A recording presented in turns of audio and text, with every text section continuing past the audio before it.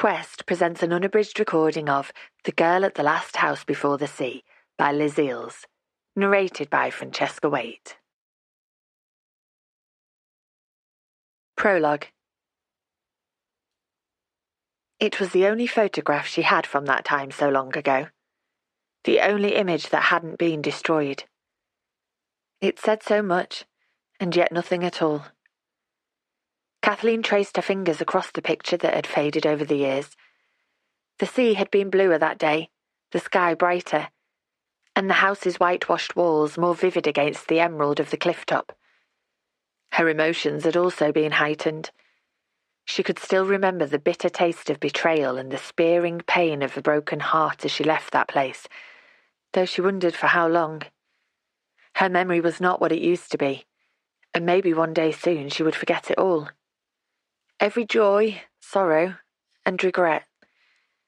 That was a day she anticipated with relief and dread in equal measure.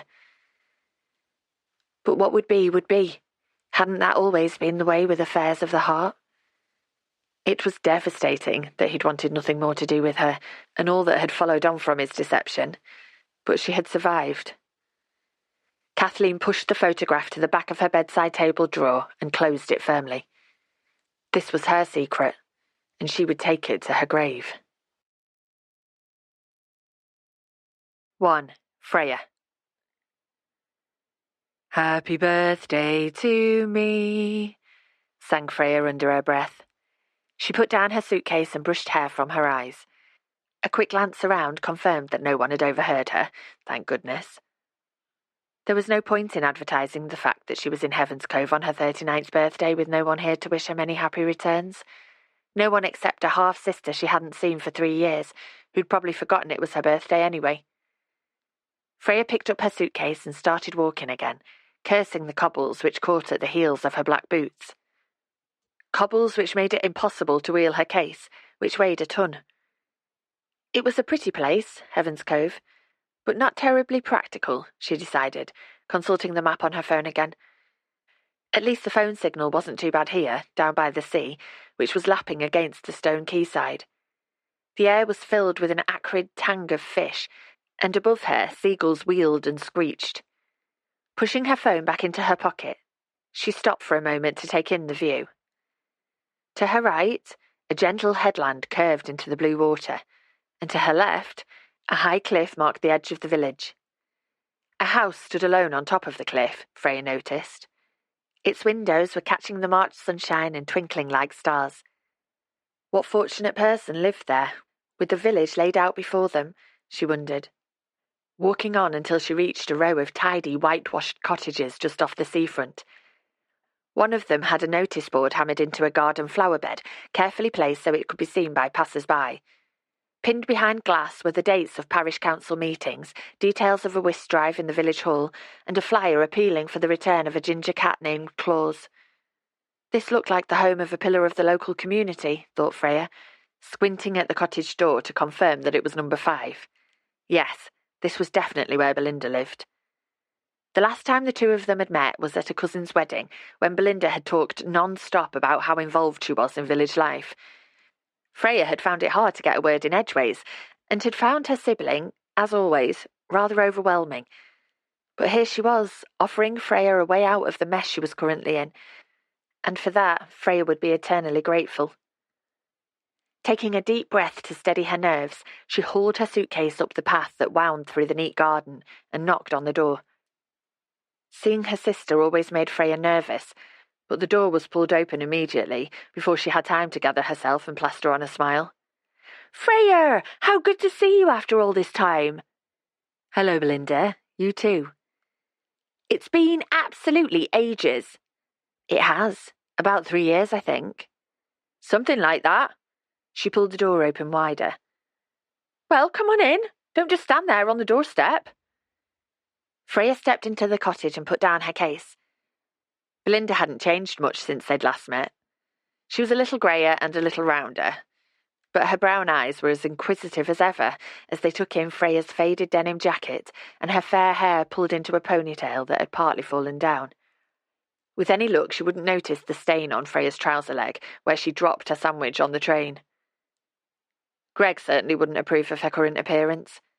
He preferred it when Freya looked polished, like one of the gems in the upmarket jewellery store he owned. And he looked at her in horror when she'd dissolved into a tear-streaked state a few months ago. Though what had he expected when their marriage was falling apart? If he could see her right now, he'd tell her that she looked a complete mess. Or perhaps he wouldn't care enough to tell her anything at all. Pushing aside thoughts of her soon-to-be ex-husband, Freya gave her sister as wide and bright a smile as she could manage. "You have a lovely home, Belinda, in a beautiful part of the country." "Thank you. Heaven's Cove is aptly named." She frowned, deep lines scoring the gap between her eyebrows. "Or it would be if it weren't for hordes of tourists descending on us daily, leaving their litter. Some of them shoplift locally, and do worse. As chair of the parish council, I felt it was my duty to speak to 2 women last summer who were sunbathing topless on the beach, which was totally inappropriate. They were rather rude to me, actually."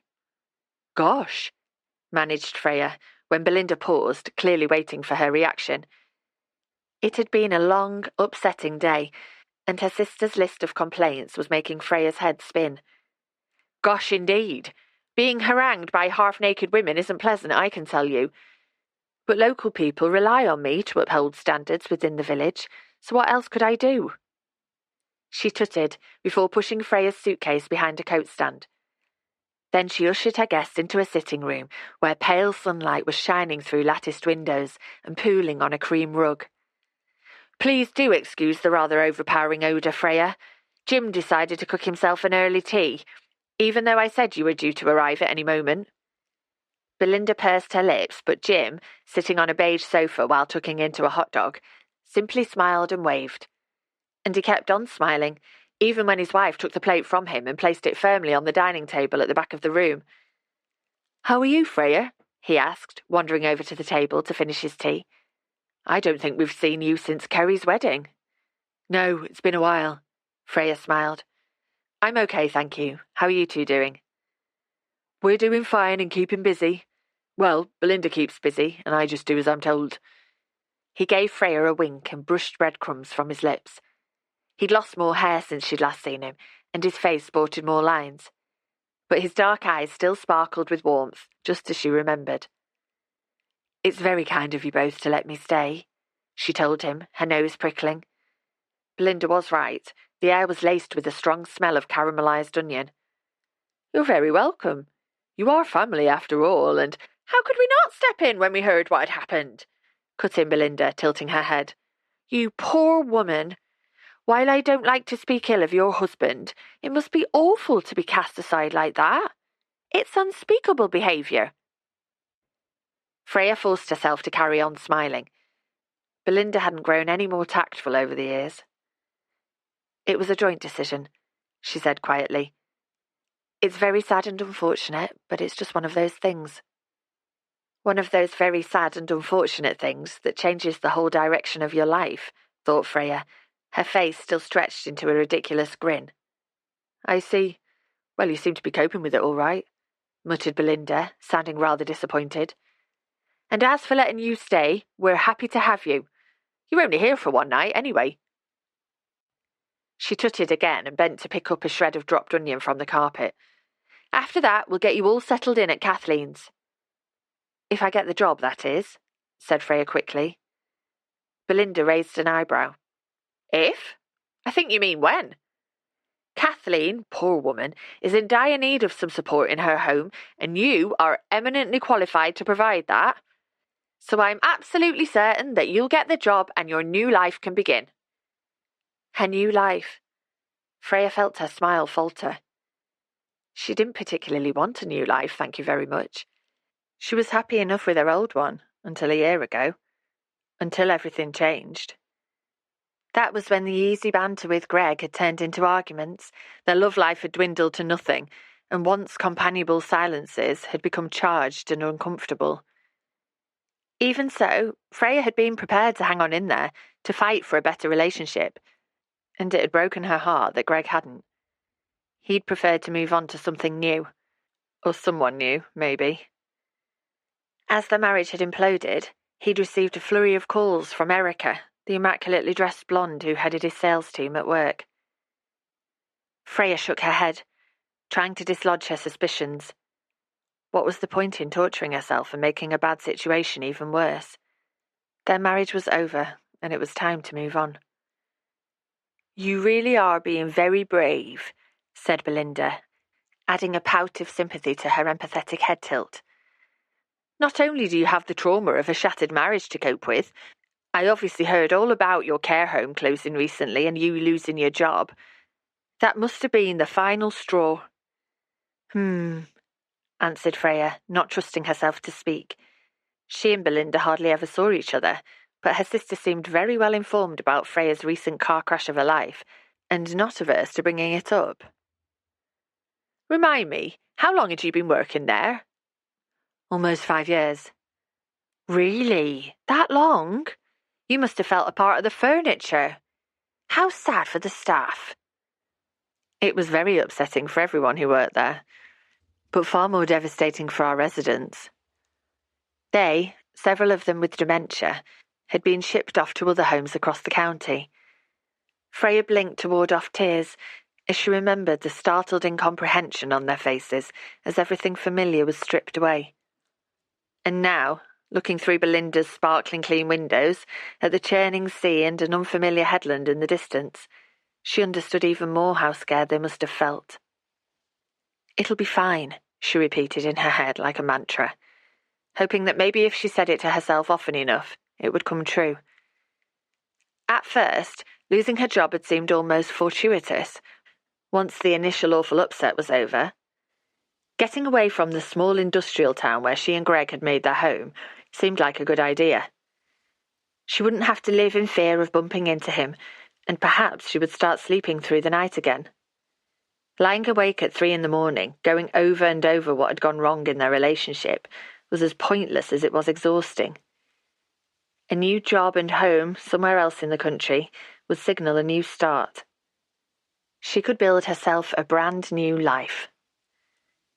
But now she was here, in an unfamiliar place with a much older sibling she hardly knew and an interview lined up for a care job that she wasn't sure she wanted anyway. Everything felt far worse rather than better. And the mantra, still swirling round her head, was doing a rubbish job of quelling the panic she could feel bubbling under the surface. The truth was, she missed Greg, and she missed the care home residents who had come to feel like family. Working at the home had been so much more than just a job to her. She'd loved listening to residents' tales of the past and had felt honoured to be entrusted with their precious memories as their lives drew to a close. Jim stared at Freya, as though he could read her mind, before giving her a sympathetic smile. He dropped ketchup down his jumper, she noticed. "Why don't you show our guest to her room, Belle? She must be tired after all that travelling." "Of course, where are my manners?" said Belinda, ushering Freya back into the hall to collect her suitcase. "You do look tired. A little peaky, in fact. But don't worry," she declared brightly as she started climbing the stairs. "I'm well known and, dare I say, respected in Heaven's Cove as a superb fixer. If something needs fixing, they call for me. So you've come to the right place and the right person to get your life sorted out. Just shout, by the way, if you need Jim to carry your case." Freya sighed quietly and followed her sister, hauling her suitcase up one step at a time. She wasn't sure she wanted Belinda to fix her. The spare bedroom was small, with a single bed taking up much of the space, but it was beautifully presented. A floral duvet cover and cream curtains contrasted with the dark beams running across the ceiling. A bath towel sat on a chair next to a pine wardrobe, and a vase of pink chrysanthemums had been placed on the bedside table. Belinda had certainly done what she could to make her sibling feel welcome, and Freya was grateful. Belinda did seem to care about her, and maybe the undercurrent of hostility she sometimes sensed from her sister was imagined and simply a case of her being oversensitive. According to Greg, Freya was too sensitive for her own good, and sometimes, she had to admit, that was true.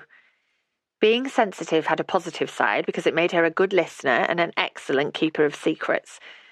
All of her life people had told Freya things, hidden things, and seemed to know instinctively that she would keep their emotional outpourings to herself.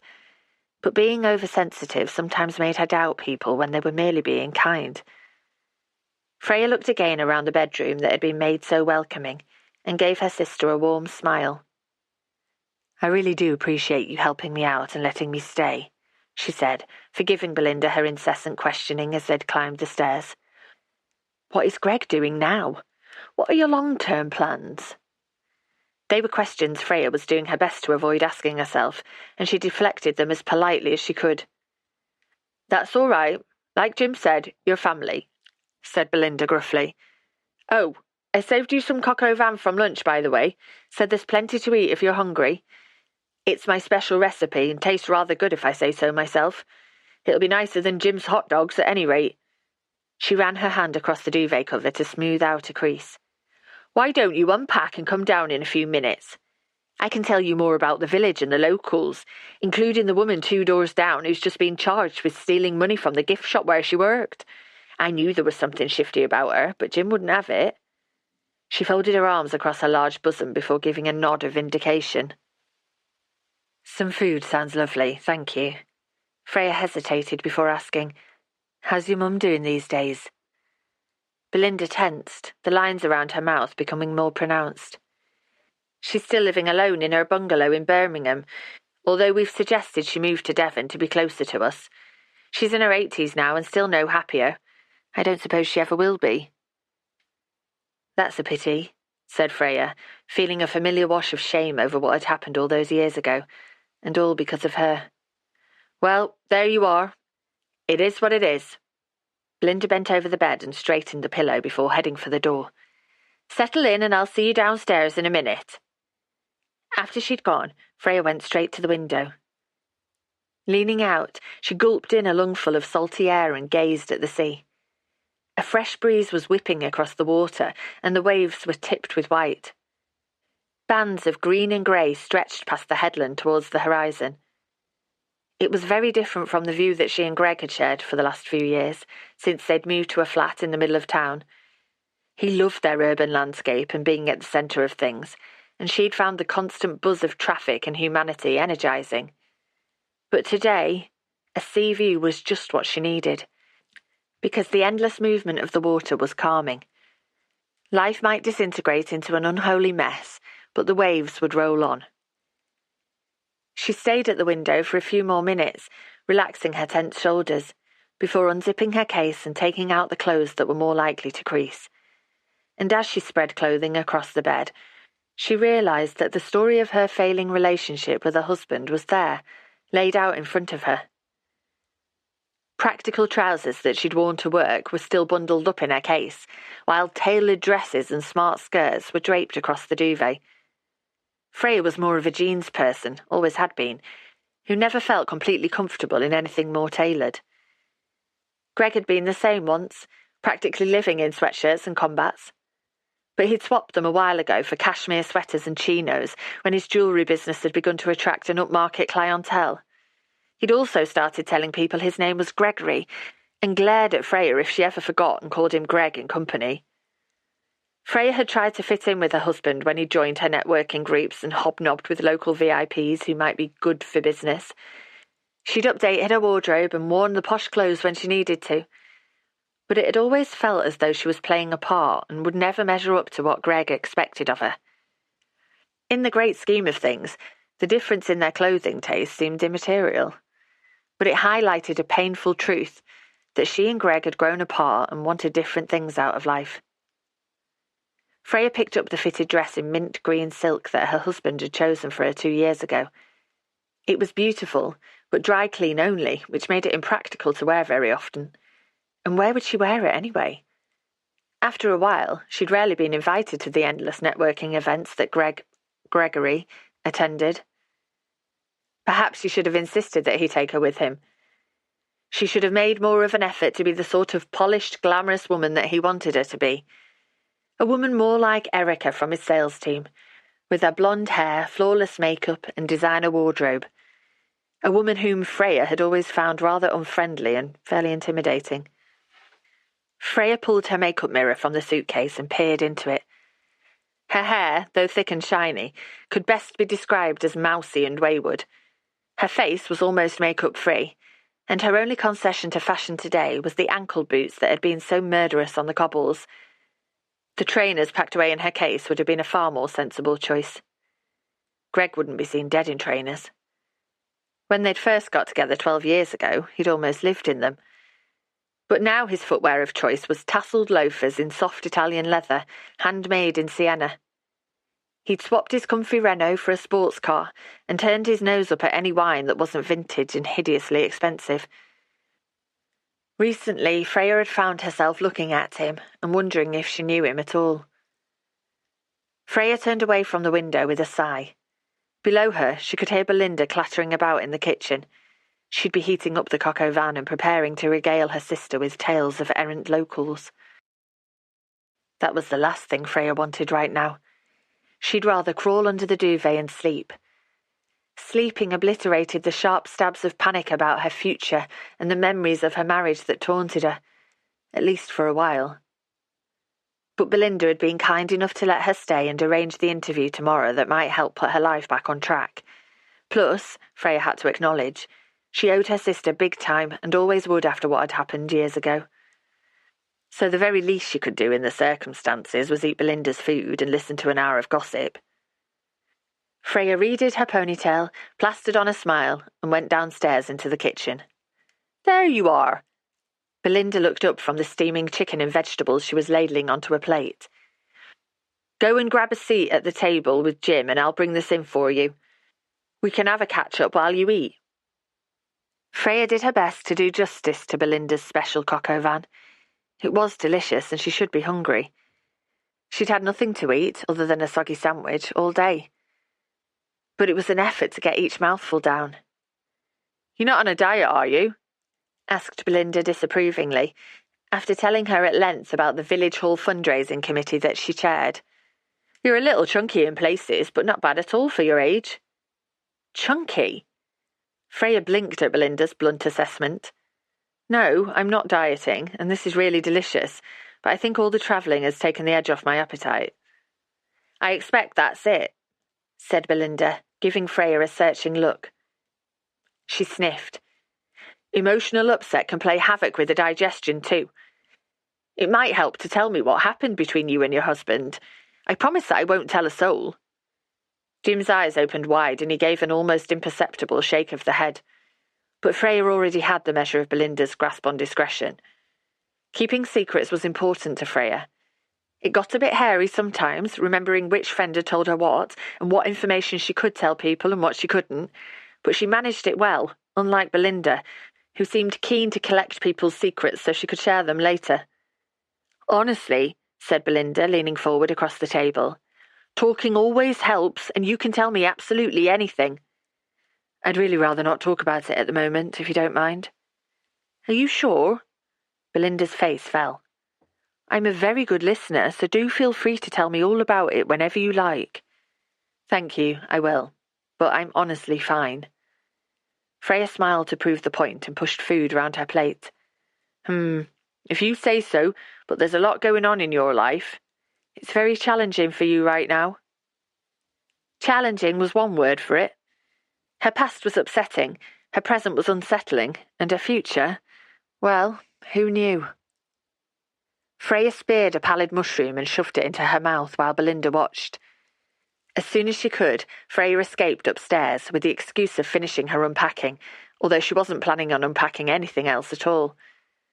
What was the point when tomorrow, if all went to plan, she'd be in a new home, living with a woman she'd never set eyes on before?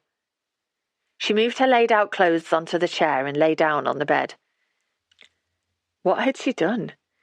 She'd left behind everything familiar to come to a tiny village in Devon on the say-so of a sister who didn't always seem to like her that much. "It'll be fine," she repeated over and over in her head. "Smile, be brave, and get on with it." A sudden tap on the bedroom door interrupted her thoughts, and Belinda poked her head into the room. "You ran off so quickly, I forgot to give you this." When she pushed the door fully open, Freya saw she was carrying a small sponge cake on a plate. "I didn't want you to think I'd forgotten or was ignoring your birthday." "Thank you." Freya swung her legs off the bed and sat up. "That's really kind of you." "Well," said Belinda, her cheeks colouring as she placed the cake on the bedside table. "We are family, after all." After her sister had gone downstairs, Freya pushed her finger into the cake filling and licked off the sickly sweet cream. Then she began to cry. What finally pushed her over the edge on such a difficult day wasn't leaving home, the pain of heartbreak, or a sense of loss. What brought her to tears was a homemade Victoria sandwich with a dripping pink handle stuck in the top.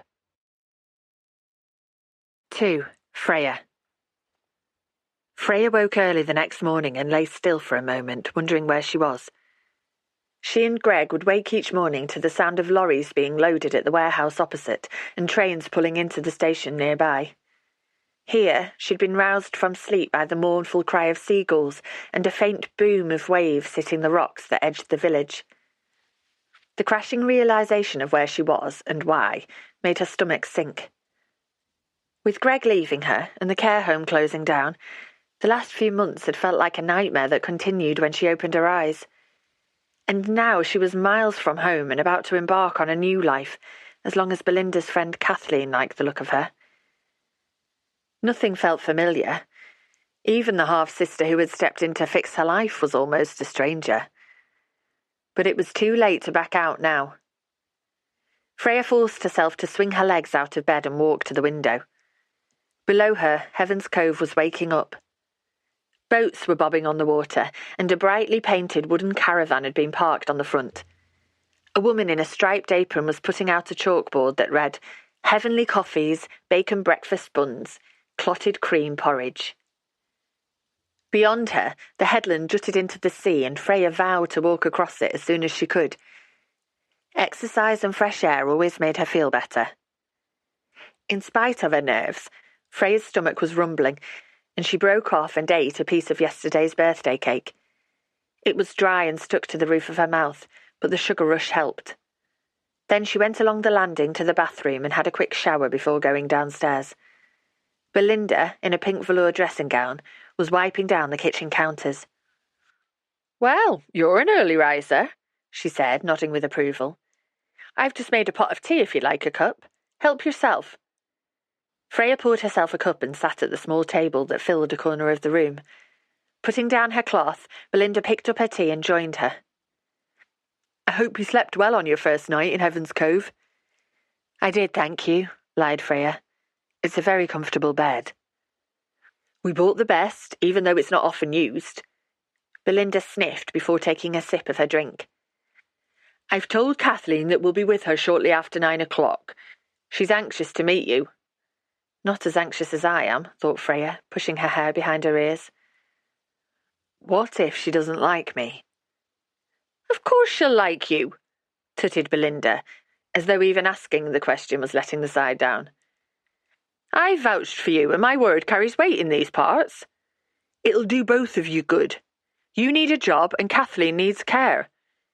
It's a perfect combination, and Kathleen will love you." Would she? It took time to build up a relationship with someone, especially if you were in their home. Freya finished her tea and dutifully ate the piece of toast, slathered in butter, that Belinda placed in front of her. "Is that what you're wearing?" Belinda frowned as she eyed Freya's clean jeans and neat blue jumper. Only Kathleen is a very traditional type. A rather dyed-in-the-wool, old-fashioned woman with high standards. And this is a job interview, albeit a fairly informal one. They're new jeans, but it's not a problem. I can change if you think that will help." "I do. After all, we're family and you don't want to let the side down. I have a reputation in the village to uphold, so you need to look smart." She laughed to soften her words, but Freya, feeling suitably admonished, slipped back upstairs to change into the mint green silk and to put on some makeup. She dabbed concealer on the dark shadows under her big grey eyes and wished she'd got round to booking the gold highlights that Greg had bought her some time ago at a posh salon. He liked having a blonde wife. But it was one more thing that had slipped as her life had changed, so her natural shade of mouse would have to stay. Greg said a member of his staff had recommended that particular salon. Erica, maybe. Freya's fingers automatically went to her fourth finger where her wedding ring used to be. She checked her mobile phone, but there was no message from Greg. No, hope you're okay, or good luck in your new life. The realization that he didn't care clutched at her heart and made her feel even more unsteady. She and Greg were definitely over. And even though she'd accepted that sad fact a while ago, acceptance didn't make his indifference towards her hurt any less. She sat on the bed and was taking deep breaths when Belinda tapped on the door and called out, "If you're ready, Freya. You don't want to make a bad impression by arriving late on what will be your first day if Kathleen wants you to start work immediately." Her first day. It was like going to a new school where you knew no one. "It'll be fine," she repeated over and over in her head as she put on a slick of pink lipstick before going downstairs. 3. Freya. Kathleen's cottage was a little larger than Belinda's, but not as well maintained. The window frames were weathered, and the navy blue front door needed a coat of paint. The building was made of the same whitewashed stone and also faced the sea, but it stood several streets back from the front and overlooked the village green, a weather-beaten war memorial, and an old church with a stubby tower. Rays of sunlight were glinting on the church windows and giving the stone a reddish glow.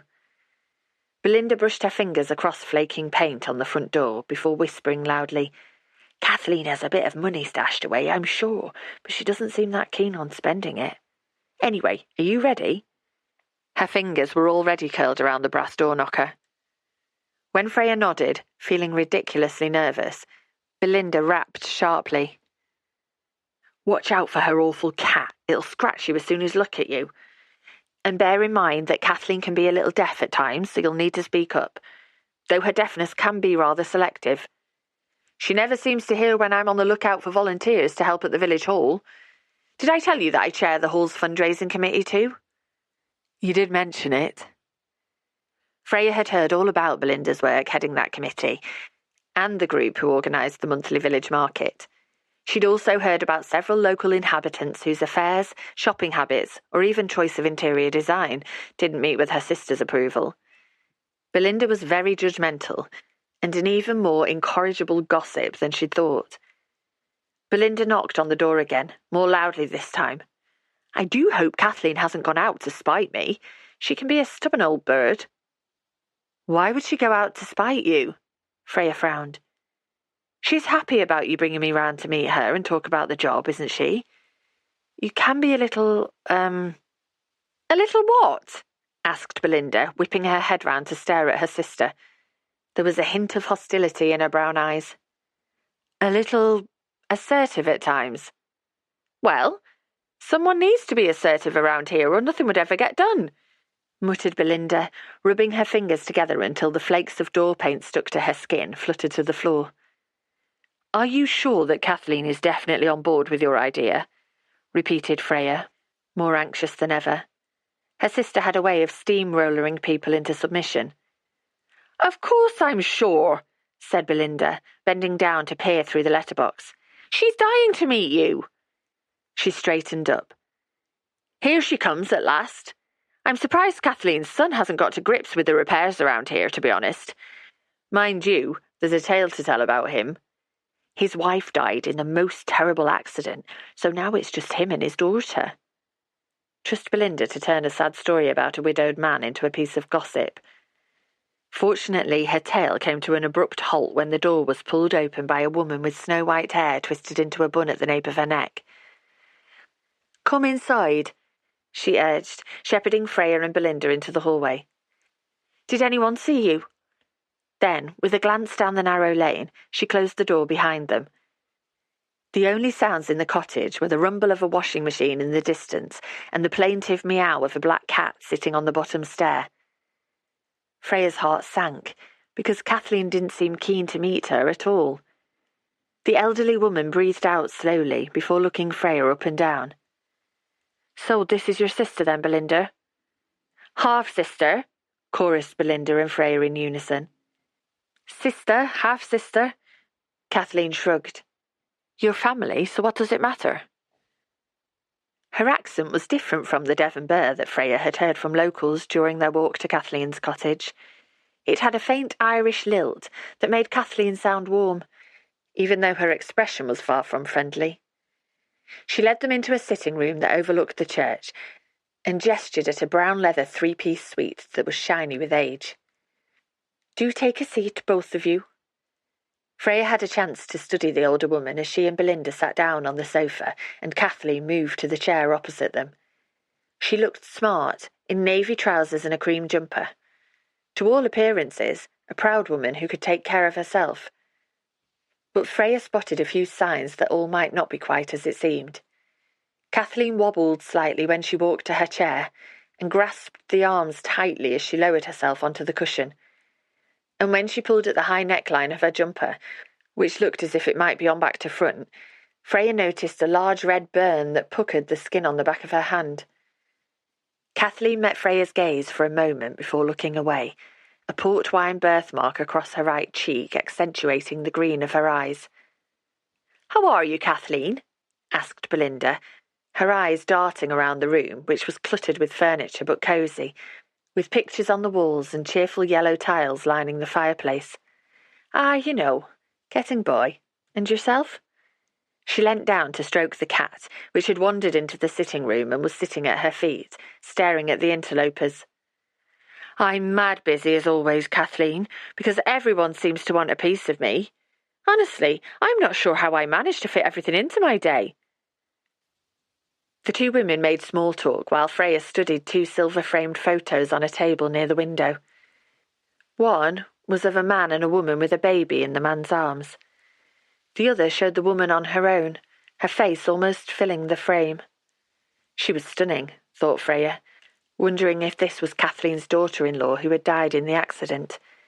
She looked full of life as she smiled into the camera, her skin luminous, her teeth pearly white, and her hair a glossy chestnut. She looked the sort of polished woman who would pass muster with Greg. "Has Belinda told you what I'm apparently in urgent need of, Freya?" asked Kathleen, cutting through Freya's thoughts. Apparently? Freya's heart sank even further. Kathleen had definitely been press-ganged into seeing her, which meant she'd come all this way for nothing, and she really needed a job right now. "Belinda mentioned that you could do with some company and support around the house," answered Freya, trying to sound upbeat. "That's right. Your sister thinks it's for the best." There was an edge to her voice that Freya recognised from the care home residents she'd encountered who were treated as children by their well-meaning relatives. Freya leaned forward. "But what do you think is for the best? That's what really matters." Kathleen paused, her head on one side. "Thank you for asking me." She glanced at Belinda, who was tapping her fingers on the arm of the sofa. "I think that, in spite of what others might say, I'm not past it yet."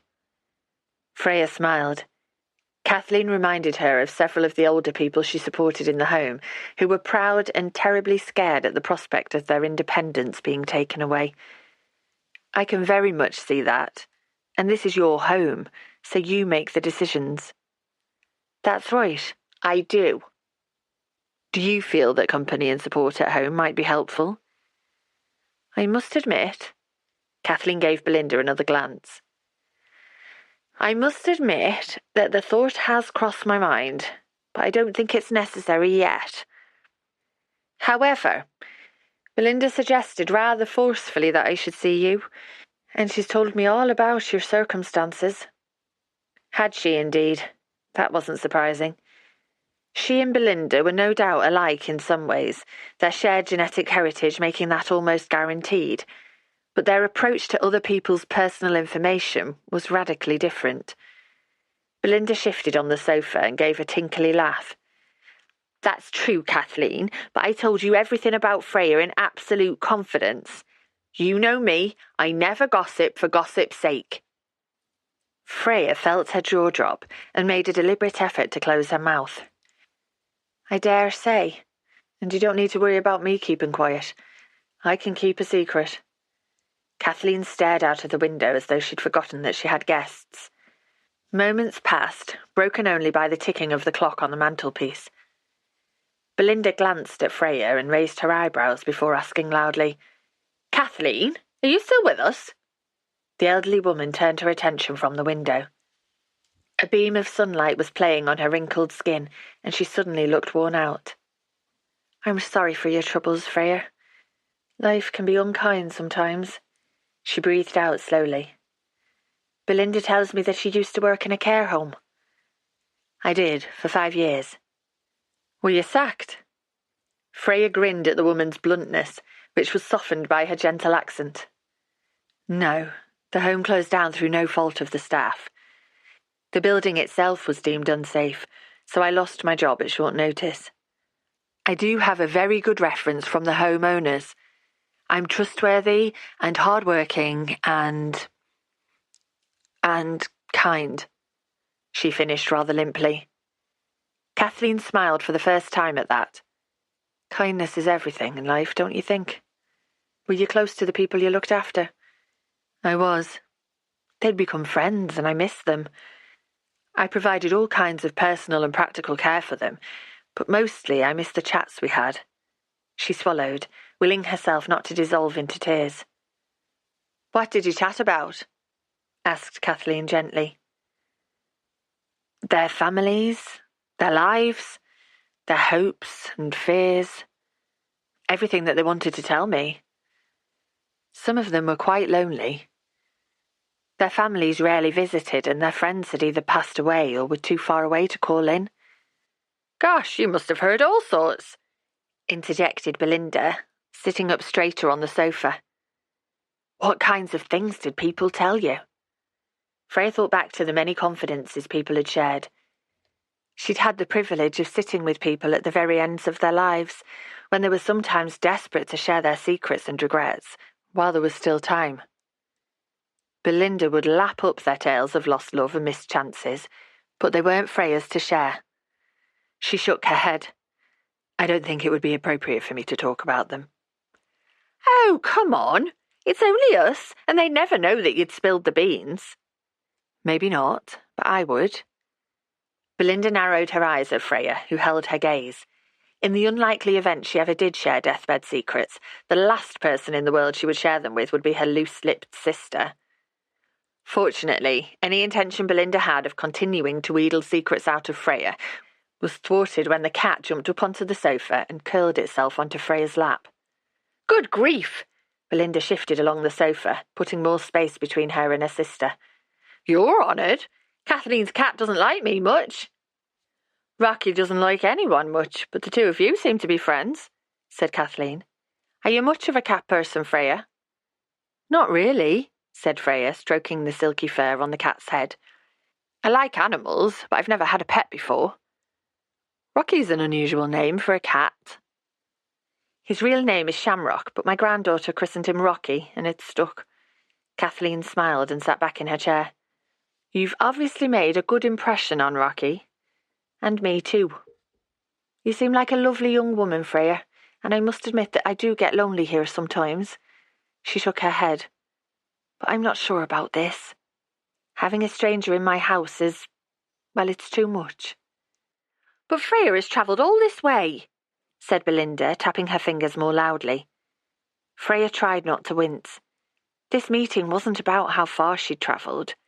It was about Kathleen and what she wanted in her own home. "I realise that," said Kathleen stiffly, "and I'm sorry for it. You were rather persuasive at the time, Belinda, and it seemed like a good idea. The solution to a difficulty. But I've had a rethink since then, and now it's happening, rather more quickly than I'd expected. I'm afraid I no longer think so. It's nothing against you, Freya, but I'm not sure I'm ready to have someone else living in my home." Belinda began to remonstrate again, but Freya interrupted her. "That's fine, Kathleen. I totally understand." She did understand, but she couldn't help the disappointment flooding through her. She didn't want to stay in this unfamiliar cottage if Kathleen didn't want her here. But the truth was, she had nowhere else to go, and no job to go to. She'd have to go home. Back to the apartment, filled with memories, that was currently on the market. I'm sure that you and I would get along, but I don't need extra help at the moment. It's nothing against you, insisted Kathleen. I realise that.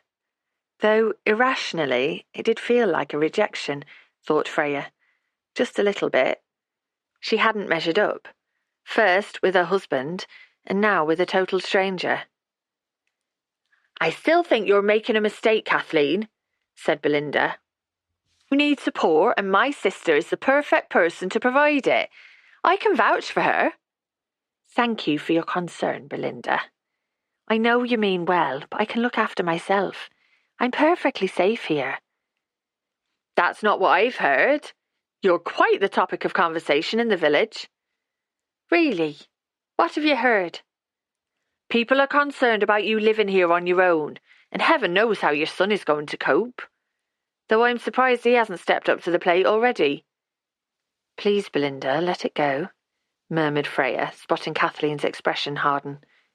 She hated her sister being so pushy and was about to insist that they leave Kathleen in peace when she noticed something strange. The room had begun to smell of burned food, and the acrid odour was getting stronger. Before she could mention it, the piercing wail of a smoke alarm cut through the room. "Oh, my!" exclaimed Kathleen, pushing herself up from her chair. "Not again!" She hurried to the door and opened it, but stopped in her tracks. "Oh, dear," she mouthed. Belinda jumped to her feet and rushed over to join Kathleen. Then the two of them stood frozen in the doorway, like statues. What on earth was going on? Freya gently pushed Rocky onto the sofa before going to have a look for herself. At first, all she could see was the hallway. A small, square space, painted white to maximise the light, with a telephone table against the wall near the stairs. But then she saw the smoke. Dark tendrils were curling from the edges of a closed door and wafting up to the ceiling.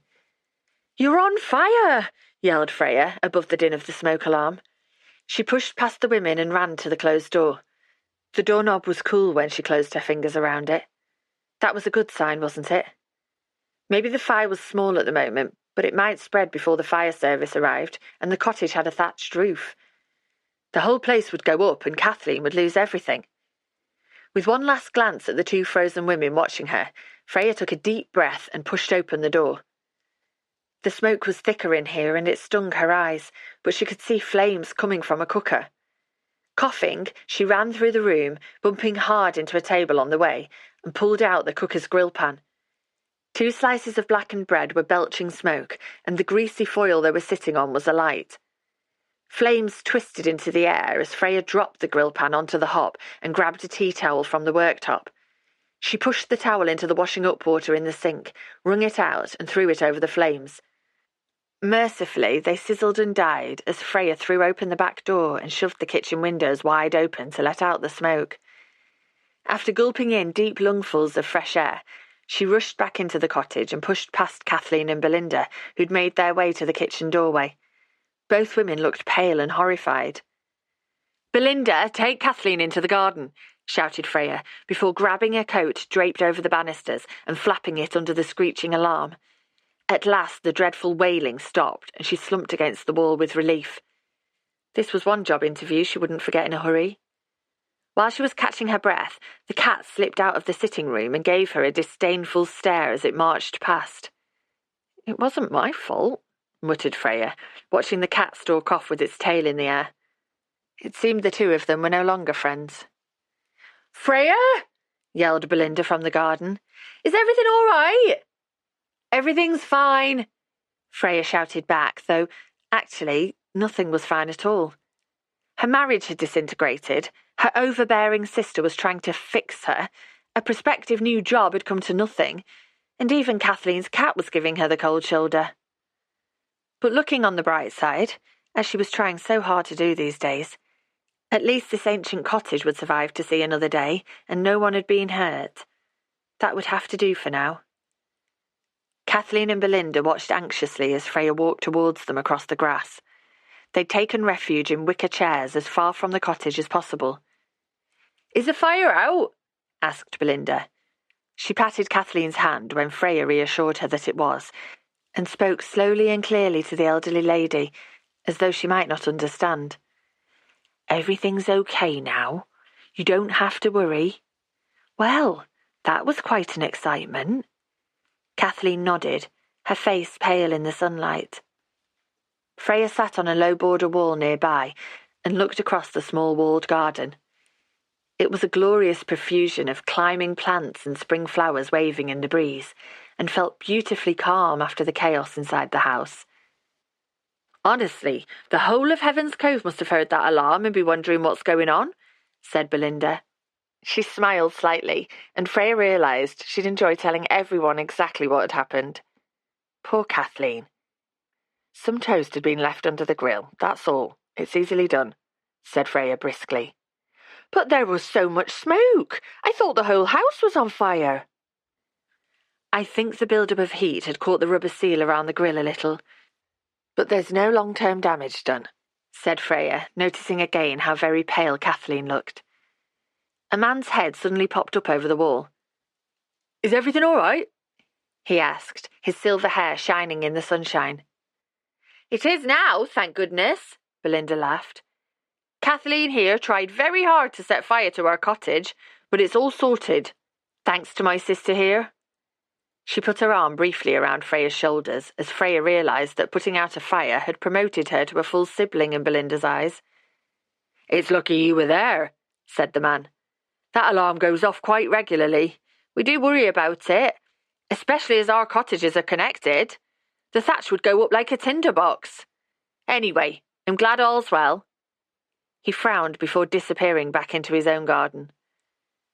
Kathleen still hadn't said a word. Freya sat beside her.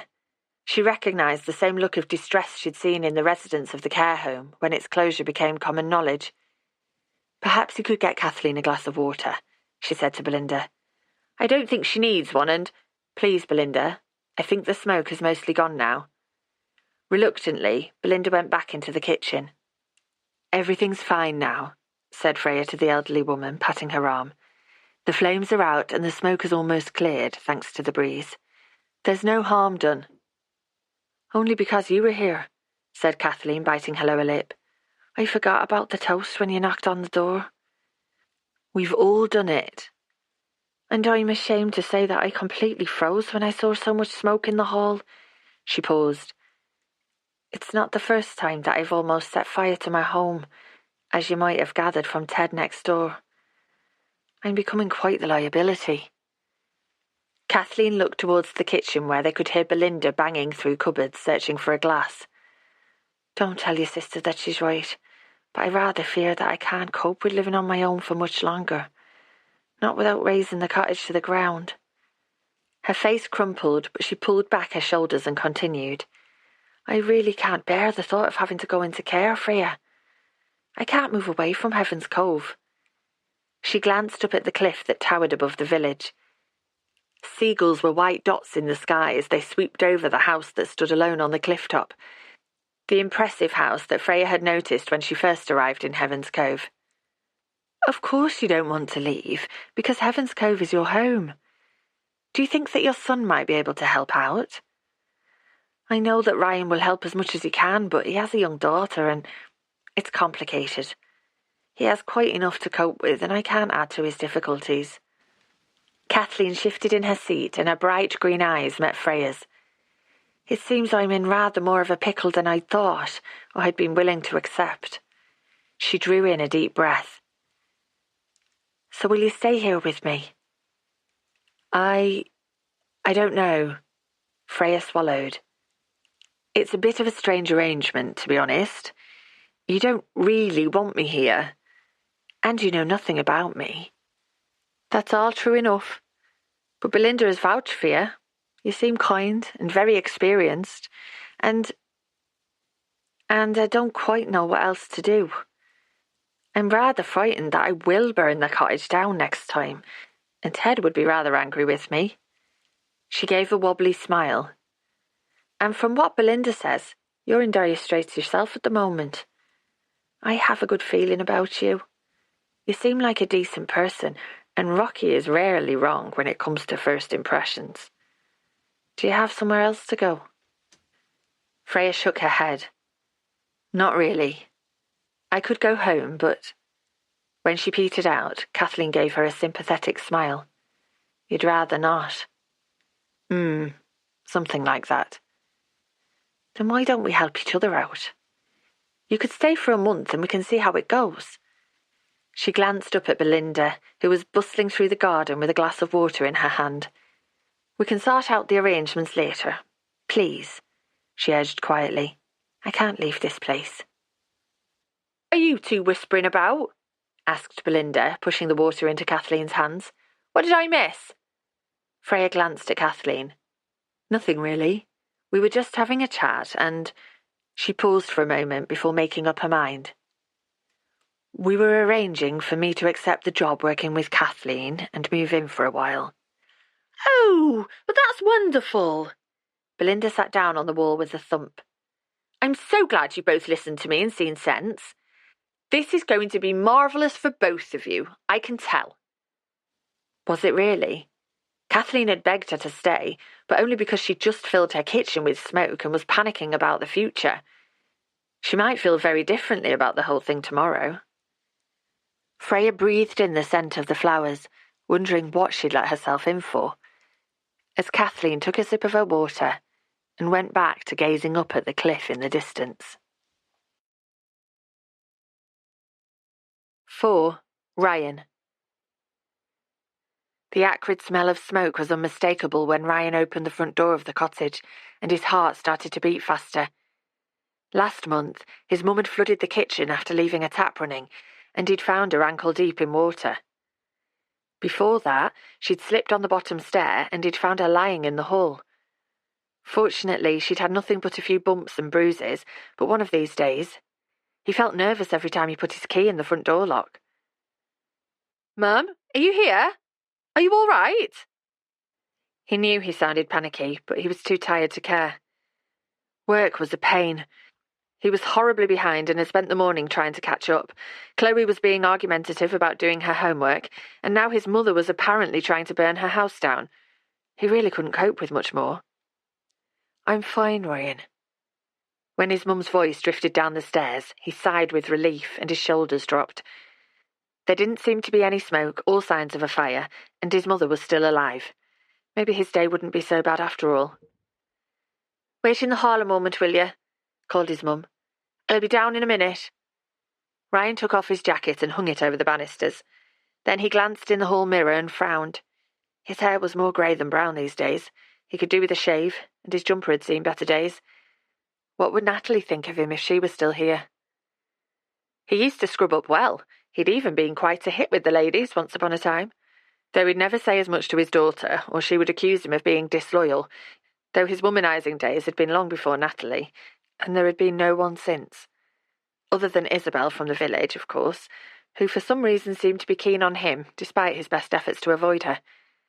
He was thinking about Isabel as he walked into the kitchen. He should really be upfront with her, rather than continuing with his rather sad avoidance tactics. But right now what he needed was a strong cup of coffee to wake him up and get him through the afternoon. He stopped abruptly when he spotted a stranger at the sink, up to her wrists in soap suds. She spun around, dripping water over the kitchen tiles and over her totally impractical green dress, which looked like silk. Silk that was now scattered with dark water spots. Who are you? He asked. I'm Freya. Was that supposed to mean something to him? He scoured his memory. Was she a friend of his mother's? No, she was far too young. And he was sure he would remember if he'd met her before, with her big grey eyes, full mouth and fair hair pulled into a ponytail.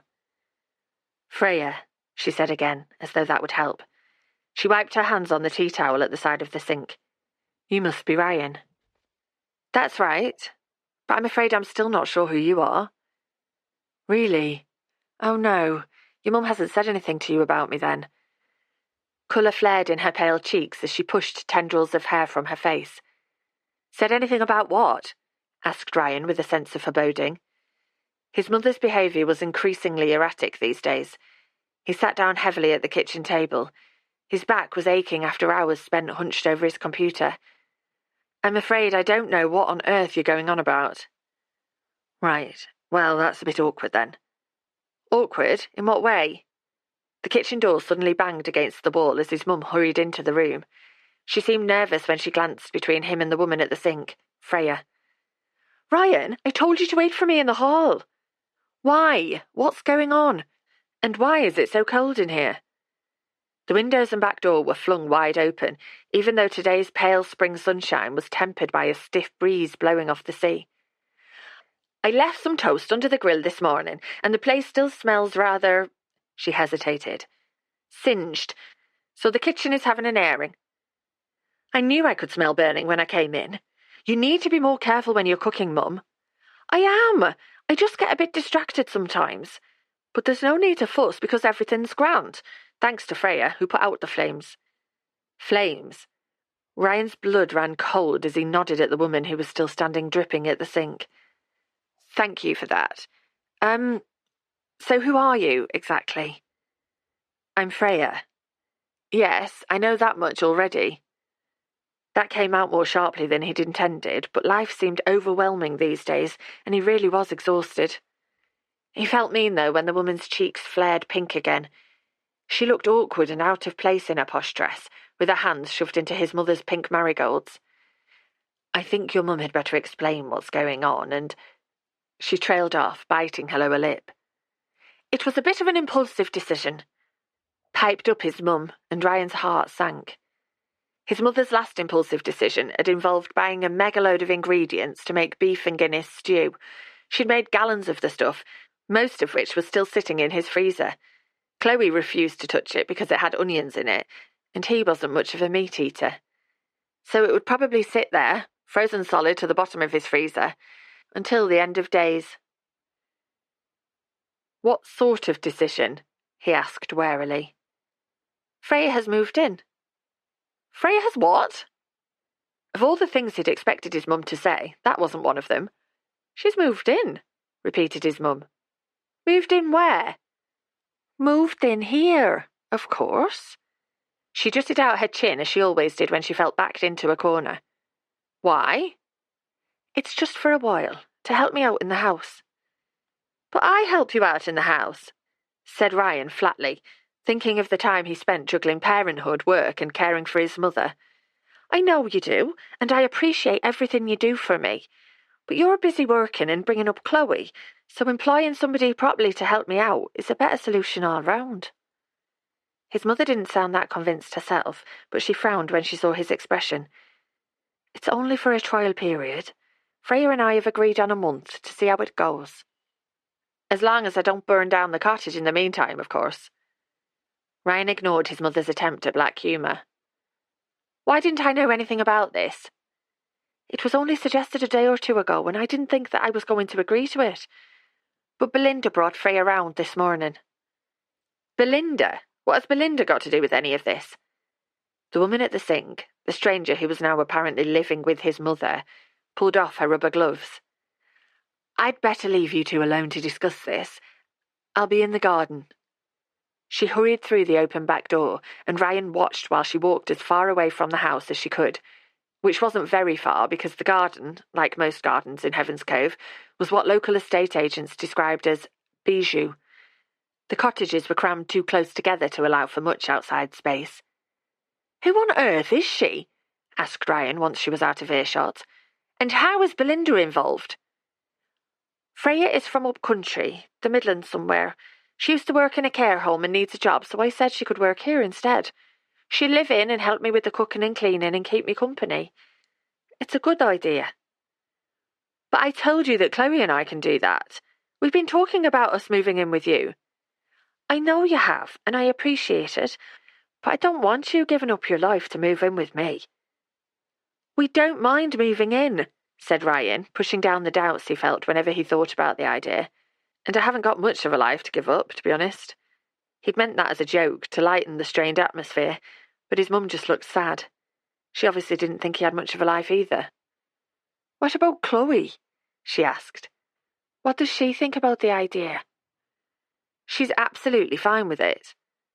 When his mum raised an eyebrow, he found it hard to catch her eye. 12-year-old Chloe had told him exactly what she thought about moving in with her ancient grandmother. "No way! My friends will think I'm a loser." "So what's Belinda's involvement in all of this?" he asked to move the conversation on. Freya is Belinda's sister. You have got to be joking. Ryan jumped to his feet and started pacing the small kitchen. This is ridiculous, Mum.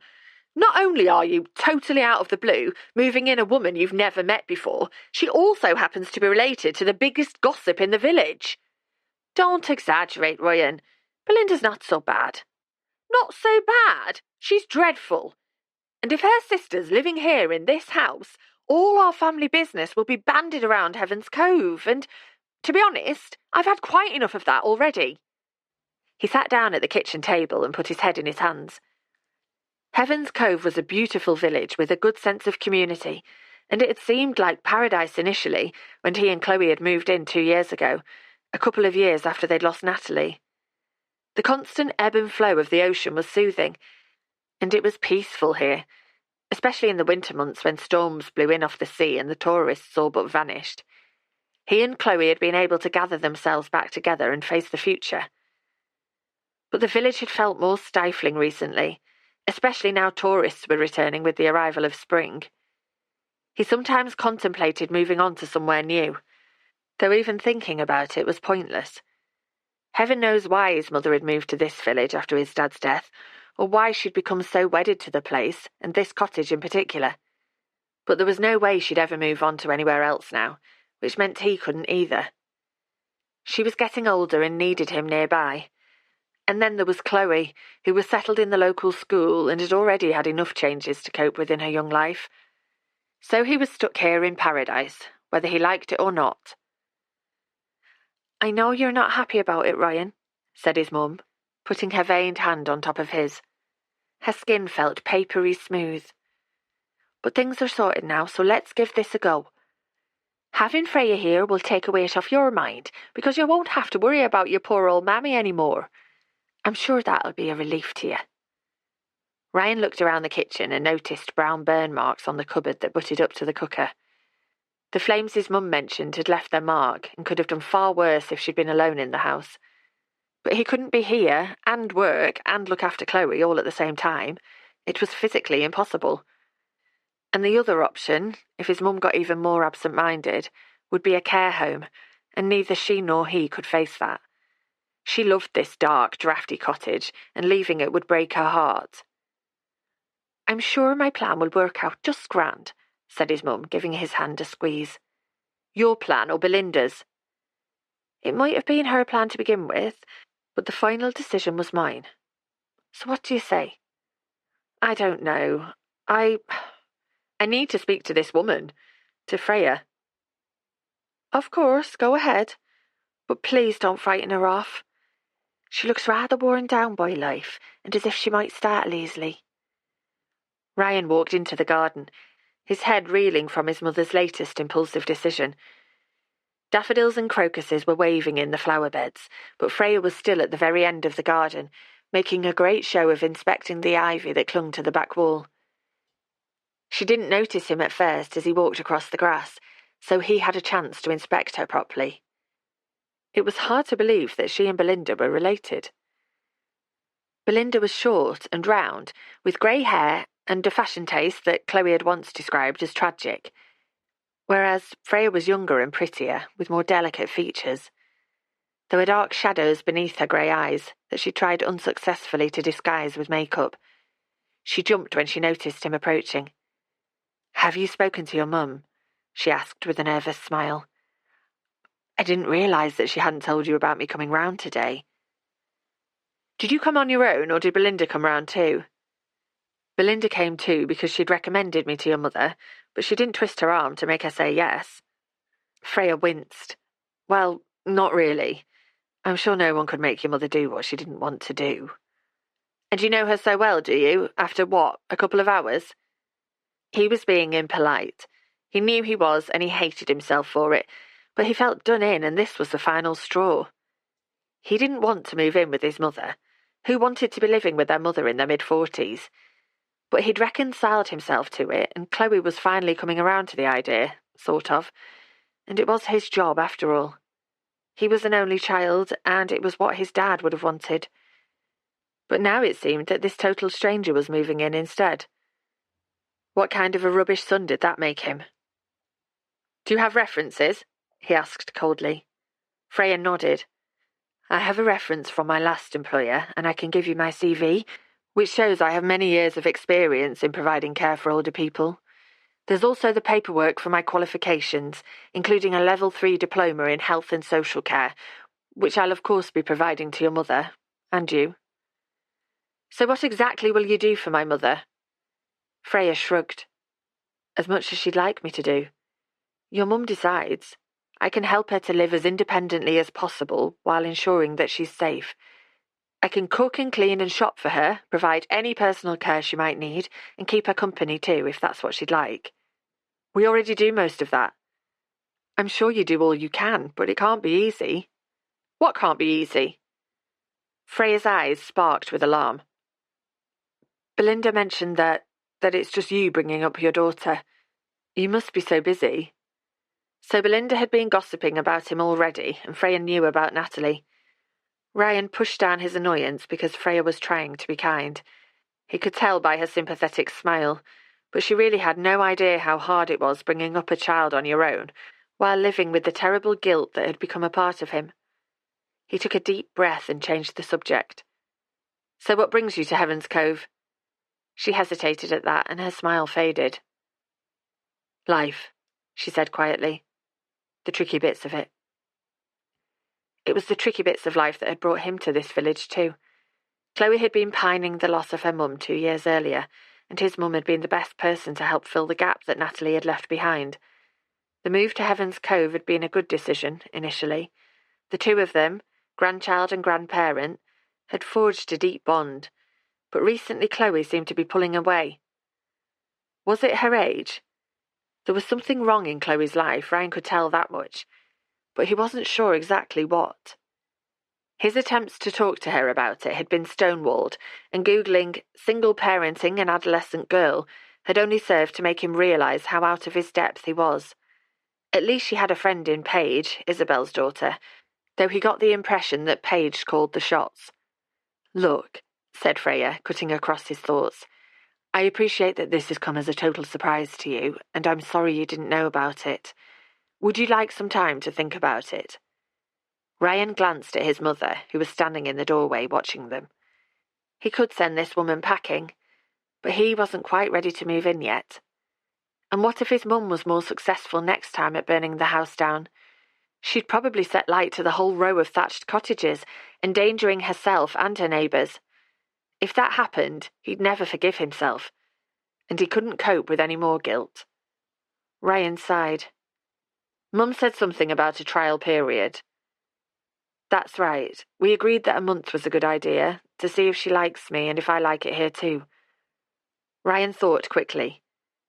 A month would give him time to firm up his own plans to move in here with Chloe, if that's what he decided. But he would need to set down a few ground rules first. I'd need to see your references and CV, and review any arrangements regarding payment and bed and board that you make with my mother. Freya nodded. Of course, I can get that to you later today. You'd better have my email address.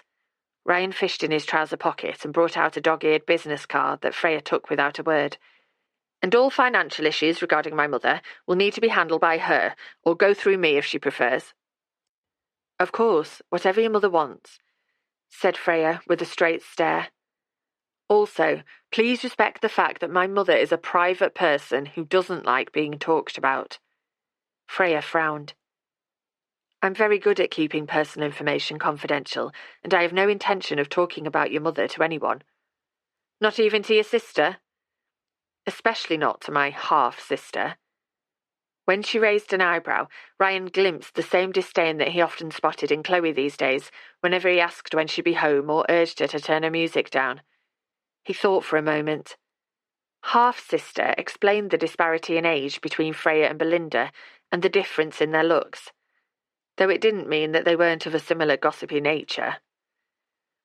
But a faint smell of burning was wafting from the cottage, and his mother was still staring at them with her arms folded. He didn't have much of a choice. He nodded. Okay, let's give it a month. 5. Freya. Freya watched Ryan go with a sense of relief tinged with curiosity. She was relieved that he was leaving. Their whole exchange had been tense, and on top of meeting Kathleen and then putting out a fire, it had almost been too much. But she was curious about him.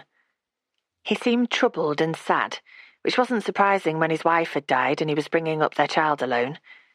Not, she supposed, that he'd been alone for long if he wanted company. He was a good-looking man, with dark hair greying at the temples and bright green eyes like his mother. She watched him as he had a word with his mum at the back door before kissing her cheek and leaving. It was a shame that Kathleen hadn't told him about this morning's interview and about employing her, which meant the whole thing had come as an unwelcome surprise. Belinda appeared to tell everyone about absolutely everything, but it seemed that Kathleen was the opposite, a woman who kept her cards close to her chest. It was the same in the care home. Most residents were an open book, and Freya soon knew everything about them and their families, sometimes far more than she wanted to know. It was hard to behave normally with their nearest and dearest when she'd been told embarrassing stories about them. But a few of the residents kept themselves to themselves. They were polite, but gave very little away. She provided intimate personal care for them, and yet knew hardly anything about their lives. "Did my son give you a hard time?" asked Kathleen, wandering over through the garden. "He's only looking out for me, and his life has been rather difficult since Natalie died so tragically." Freya shook her head. "Of course, I understand. Is that his wife in the photo in the sitting room?" "Yes, that's her. She was a beautiful soul, and perfect for Ryan in every way. He idolised her and has never got over her loss. I'm not sure that anyone else could ever measure up to her." "How did she die?" asked Freya gently.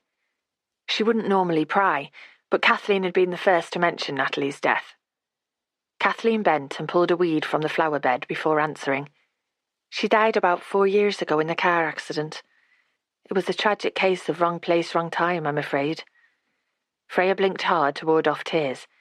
She'd been feeling emotional since arriving in Heaven's Cove, and the thought of Ryan and his daughter coping with such enormous loss made her incredibly sad. Of course he'd been abrupt with her.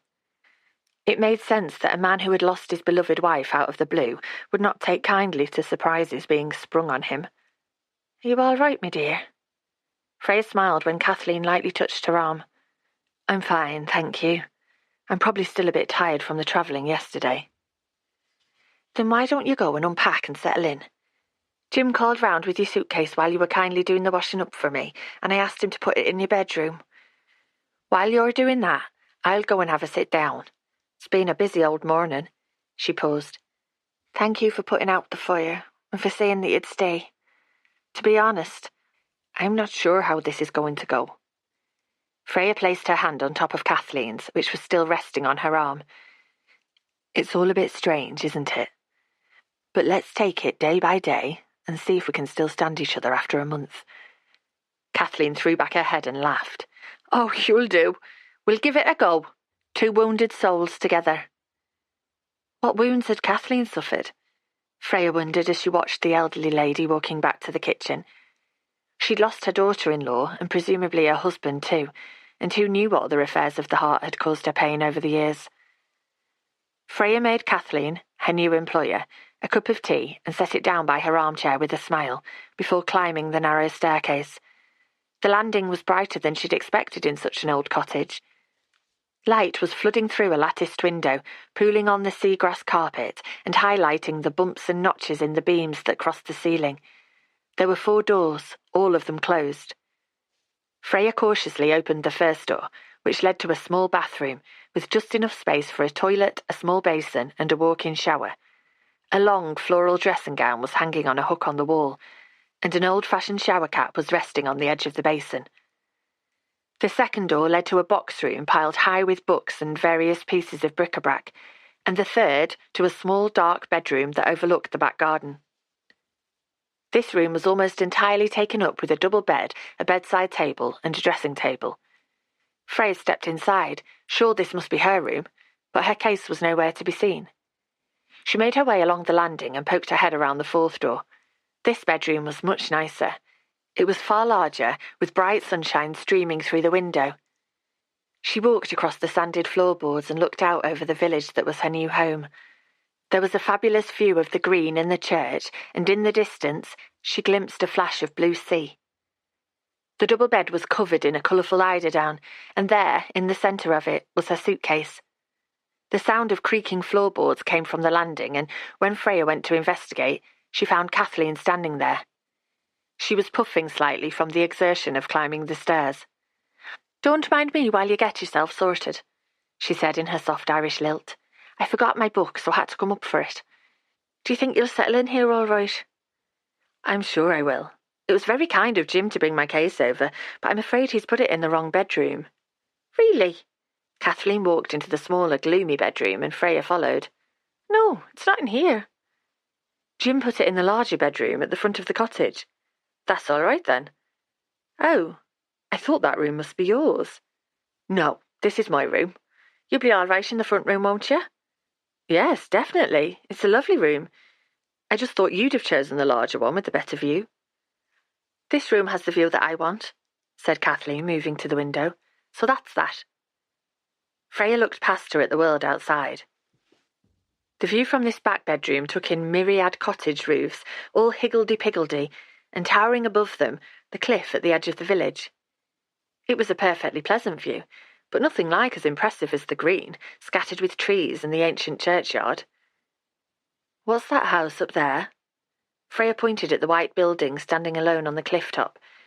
It looked like a sentinel, standing watch over the village and its inhabitants, and was starting to intrigue her. "That's Driftwood House." "What an amazing location! Whoever lives up there must have a fabulous view."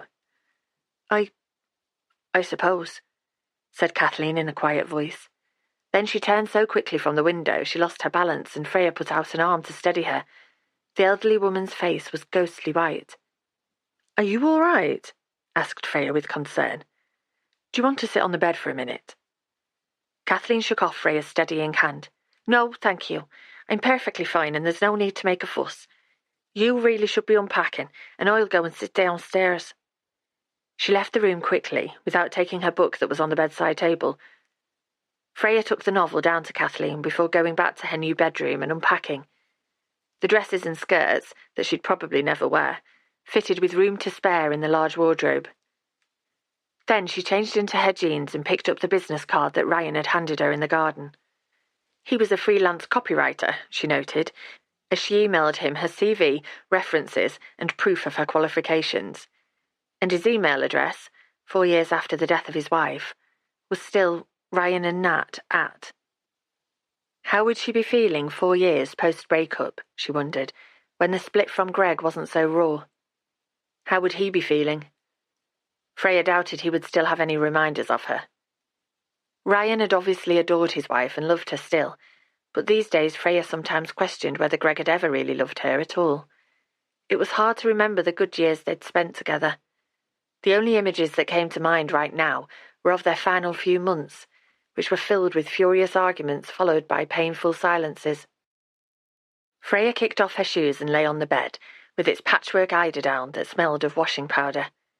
She allowed herself a few minutes of sadness about Greg, and anxiety about her new life with Kathleen. Then she gave herself a good talking to in a bid to shake off the self-pity that was threatening to overwhelm her. This was a new start, and she needed to make the most of it. She had a new job, and it was time to move on from Greg and her old life, however scary that might be. "So just get on with it," said Freya out loud, swinging her legs off the bed. The specifics of what kind of assistance she would provide for Kathleen still had to be agreed on, so she could go and chat to her about it right now, as well as check on how she was feeling after her near fall. Freya went out onto the landing, but stopped when she reached the open door to Kathleen's bedroom. On tiptoes, so as not to make the floorboards creak too much, she crossed to the window and stood looking for a moment at the house on the cliff. It seemed benign enough up there, under a pale blue sky scudded with cloud. But Kathleen had seemed spooked when Freya started talking about Driftwood House, almost as if the place scared her. As seagulls swooped and Ted next door started mowing his back lawn, Freya shook her head. As well as accusing her of being oversensitive, Greg also reckoned she had too active an imagination, and he had a point. Sometimes she read too much into situations and got the wrong end of the stick. Perhaps his relationship with Erica had always been innocent. Driftwood House was just an impressive building on a cliff, and Kathleen's sudden distress had been about nothing more than having a stranger in her home. 6. Freya. Freya closed the front door quietly and stood for a moment breathing in the briny scent of the sea.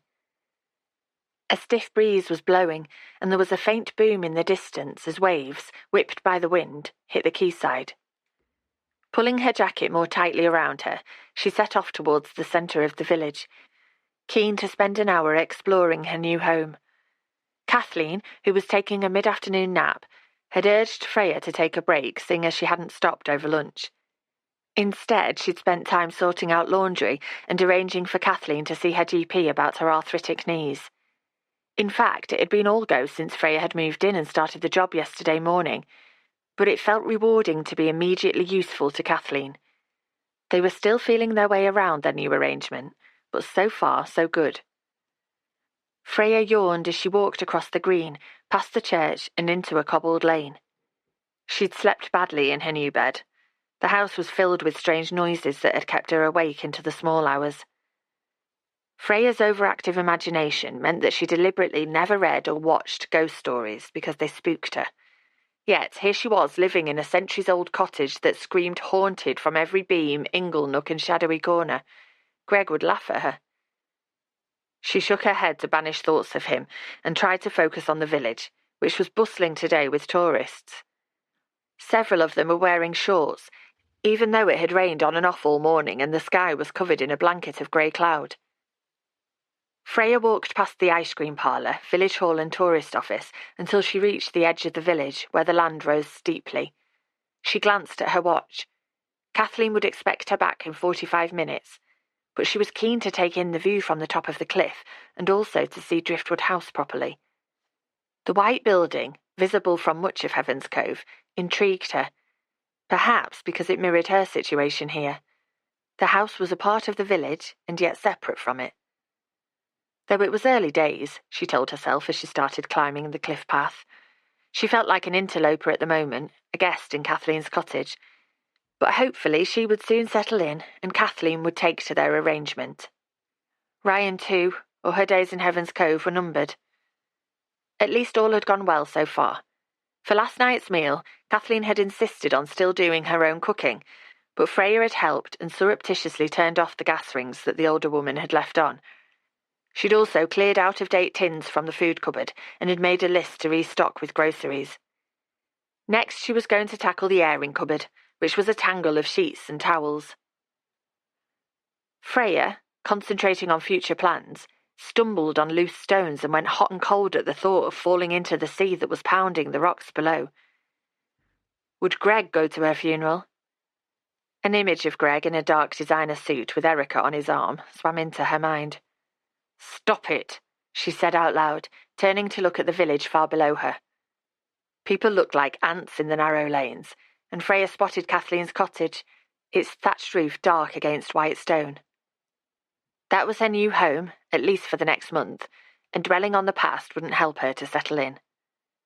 At last Freya reached the top of the cliff. It was beautiful up here.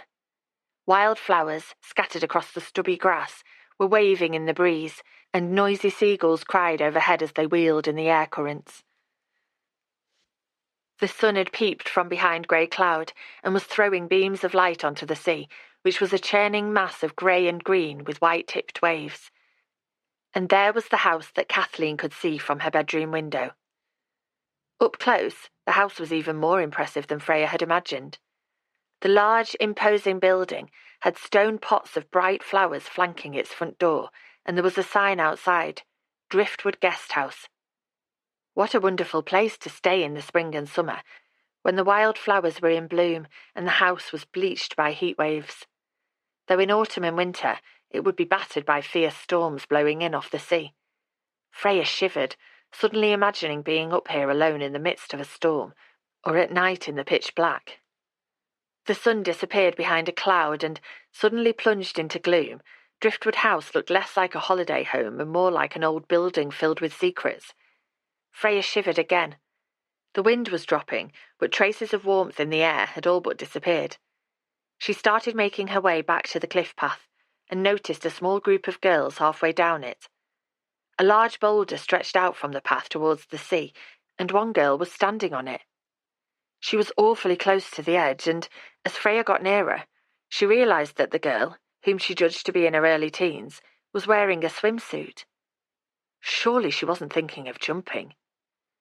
It sounded, as Freya got within earshot, as if the 3 girls with her, all in school uniform, were egging her on. "Hey," called out Freya, "is that safe?" "What do you think?" asked a tall girl, flicking her hair behind her shoulders. The 2 girls standing next to her giggled and stared at Freya defiantly. "I think it looks pretty dangerous." "What would you know? Do you live round here?" Freya glanced at the smaller girl who was still perched precariously on the cliff edge. There were goosebumps on the pale skin of her arms. "I've just moved into the village." "So you don't know anything about this place or what's safe and not safe?" said the taller girl, turning to smirk at her mates. "Everyone jumps off Clare Point. Everyone with a bit of backbone." She turned back to the girl on the cliff edge. "So are you going to do it or not?" The girl glanced nervously at the sea churning 20 feet below her. If she mistimed her jump as the waves retreated, surely the water would be too shallow to break her fall. "I really think you should at least wait for calmer weather," said Freya. When the tall girl sniggered, Freya spoke directly to the girl on the cliff edge. "Do you really want to jump?" Behind her, the other girls laughed. "Are you a boring scaredy cat?" one of them called. The girl on the boulder glanced at them over Freya's shoulder, and her mouth set into a thin line. "It's none of your business." "You don't have to jump if you don't want to," said Freya softly, moving closer. The girl's brown eyes locked onto hers, and Freya saw a flash of fear. She was scared of launching herself into space and falling into the churning water below. "Come on," called the tall girl. "Have you got the guts to do this or not? We can't stand here all day." The girl turned away from Freya and looked towards the horizon. "I don't want to see you get hurt, that's all," said Freya gently, inching closer towards her. "You don't care about me," said the girl, her words carried back to Freya in the wind. "I do care, and I don't think you should jump." The girl looked round at that. "Well, you're not my mum, so it's nothing to do with you," she said, taking a deep breath and launching herself high into the air. Freya felt her heart stop. She was too late to do anything. Behind her, the girls cheered and high-fived as the child fell through space towards the waves, her red hair flowing behind her. 7. Chloe. Right up to the moment her feet left solid ground, Chloe wasn't sure she was going to jump. "It's dangerous," said a voice in her brain that sounded very much like her dad. "You're going to die." But the yells of the girls nearby meant she couldn't think straight. And she wanted to be accepted by them, didn't she? Especially Paige, so pretty with her long blonde hair. Paige, whose mum seemed keen on her dad. What if they all ended up living in the same house one day? She needed Paige's respect or life would be unbearable. Even more unbearable than it was right now. Chloe glanced at the woman who'd appeared out of nowhere and was poking her nose in. She could give her a perfect way out of this. Chloe could step back from the edge and claim that the woman had put her off. But in her heart she knew it was too late. Paige and her friends would never let her live it down if she chickened out. "Well, you're not my mum, so it's nothing to do with you," said Chloe to the woman before turning and stepping into space.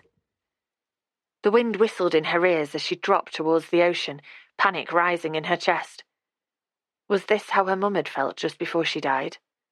Just before a lorry hit her car and crushed the life out of her? She wished she could remember her mum better. She wished she hadn't jumped.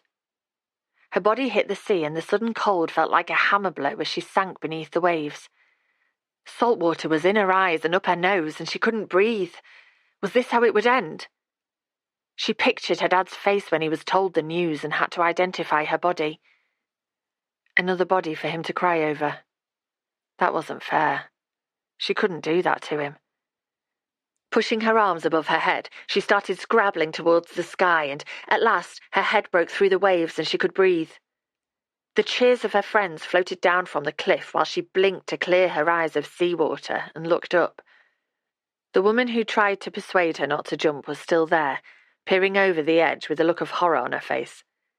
At least she cared enough to try and dissuade her, thought Chloe, swimming towards the base of the cliff and feeling a stab of shame at how rude she'd been to her.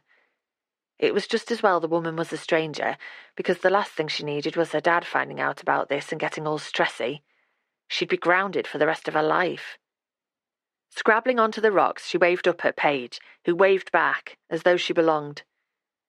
Paige had pulled a towel from her backpack and was shaking it at her. Carefully, she picked her way along the rocks until she reached a narrow path which led back up to the cliff top. The path was slippery and treacherous, but Chloe pulled her shoulders back. How could navigating a path be scary when she'd just jumped from Clare Point? She made her way back up as quickly as she could, ignoring the stones that scratched her bare feet. She shivered in the breeze when she reached the top of the cliff. The nosy woman who'd tried to stop her from jumping was still there, though she'd moved away from Paige and her friends, who were cheering her arrival. "Are you all right?" she mouthed above the girls' whooping. Then she turned and walked away after Chloe gave her a tight nod. "Gotta admit, I never thought you'd do it," said Paige, draping a towel around her shoulders before stepping back with her hands on her hips. "You've always been a strange one, and we all thought you were a coward." When the other girls laughed, Chloe tried to disguise her wince with a smile. Paige could be unkind at times, but things would be different if they were proper friends. "What would your dad say if he knew what you'd just done?" asked Paige, narrowing her eyes. "Hopefully he won't ever find out," said Chloe, trying to stop her teeth from chattering. "Though if he does," she added quickly, with what she hoped was a swagger, "he'll just have to put up with it." "Too right," Paige grinned. "You'd better not tell him, though, and we'll keep our mouths shut. It's our secret. See you later, and you can sit with us at the disco if you like." With that, Paige and the other girls wandered off down the cliff towards the village, but Chloe stayed put. She'd better dry off properly before she ventured into Heaven's Cove, or her dad would get suspicious. Chloe shivered as she rubbed her hair and body with the towel. Above her, seagulls screeched, and below her the sea pounded into the rocks that she'd only just missed as she fell through space. She'd just done something really, really stupid. Chloe knew that in her heart of hearts, and she was freezing up here. Her skin was red and pitted with goosebumps.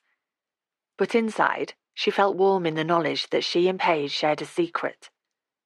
And best of all, Paige had said Chloe could sit with her at the school disco, the dance that Chloe was desperate to go to and kind of dreading at the same time. Paige wouldn't have said that unless she was happy to be friends with her and didn't care who knew it. Chloe breathed out slowly, her body juddering with the cold. Maybe things wouldn't be so bad after all. 8. Freya. Freya placed a bowl of treacle sponge on the table in front of Kathleen and closed the kitchen window. It was only early evening, and now it was mid-March, the days were starting to draw out. But grey clouds were coating the sky, and dusk was swiftly falling across the garden. "You're spoiling me. This is a real treat," said Kathleen, digging her spoon into the pudding that Freya had made before her walk to Driftwood House. "I don't think I've had homemade treacle sponge since I left Ireland, and that was such a long time ago." She stared into space for a moment, as though, in her mind, she was back in her childhood home. Freya recognised her expression. Some of the home's residents she missed so much would spend hours sitting quietly, lost in the past. Treacle sponge was always a favourite in the care home. A lot of the residents said it reminded them of their childhood. Me too, because my mum used to make it. Did you learn how to make it from your mother? Freya shook her head. No, my mum wasn't much of a cook. Not much of a mother either, thought Freya, looking through the glass at the pale outline of a crescent moon. The gathering gloom mirrored her mood. She'd felt almost anaesthetised from her troubles over the last day or two, as she'd fitted into a new home in such a beautiful village. But this evening she felt miserable all of a sudden. It had hit her that here she was, in a house that wasn't hers, with a woman she hardly knew, and no firm plans for the future. She still felt shaken as well by the girl's leap from the cliff that she'd witnessed that afternoon. It was such a dangerous thing to do, and the girl hadn't really wanted to jump, she was sure of it. She'd been egged on by her friends. Kathleen leaned forward, her eyes searching Freya's. "Is your own mammy still around? I hope you don't mind me asking, but it would be nice to get to know you a little better, seeing as we're living together now." "I don't mind at all." Freya smiled, although it was an effort. "My mum's still around, but she's in Greece." "On her holidays?" Kathleen pushed the spoon into her mouth and closed her eyes, savouring the taste. "No, she lives there, not far from Athens. She moved abroad when I was 10. Freya hesitated, myriad memories flooding her mind. I decided to stay with my dad." "I see." Kathleen's green eyes were filled with kindness. That was quite a decision to make.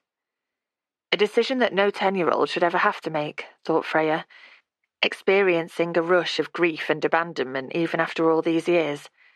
She swallowed to steady her voice. "It was difficult at the time, but Dad and I got along well. He was a good father. A father who would have fallen apart without her. She'd known, even at 10 years old, that she couldn't leave him, even though her mother could." "Where is he now?" asked Kathleen, licking custard from her spoon. "He died almost 10 years ago. He was a lot older than my mum when I was born. He'd already had one family before I came along." "Ah, I presume that's where Belinda comes in." "That's right, just Belinda. There were no other children from his first marriage, and no others from his marriage to my mum." Kathleen was quiet for a moment. 10 is such a tender age. "Did you resent your mother leaving you?" Gosh, that was blunt. Freya blinked, but Kathleen was too busy scraping her bowl to notice. "I was upset at the time," replied Freya carefully. "But she'd met another man, the man who became my stepdad, and she had plans for a new life that didn't seem to include me. Not in my mind, anyway." "That's sad. Do you get on well now?" Freya shrugged. "Well enough, I suppose, though we don't see each other very often." "Could you go and live with her now? Or nearer to her, at least?" "Maybe one day, who knows?" Actually, her mother had suggested she move to Greece after Greg left, but it had been too much of an upheaval following the loss of the man she thought she would be with forever. The rapprochement offered by her mother was too little, too late. At that time anyway, she'd craved familiarity and wanted to stay put.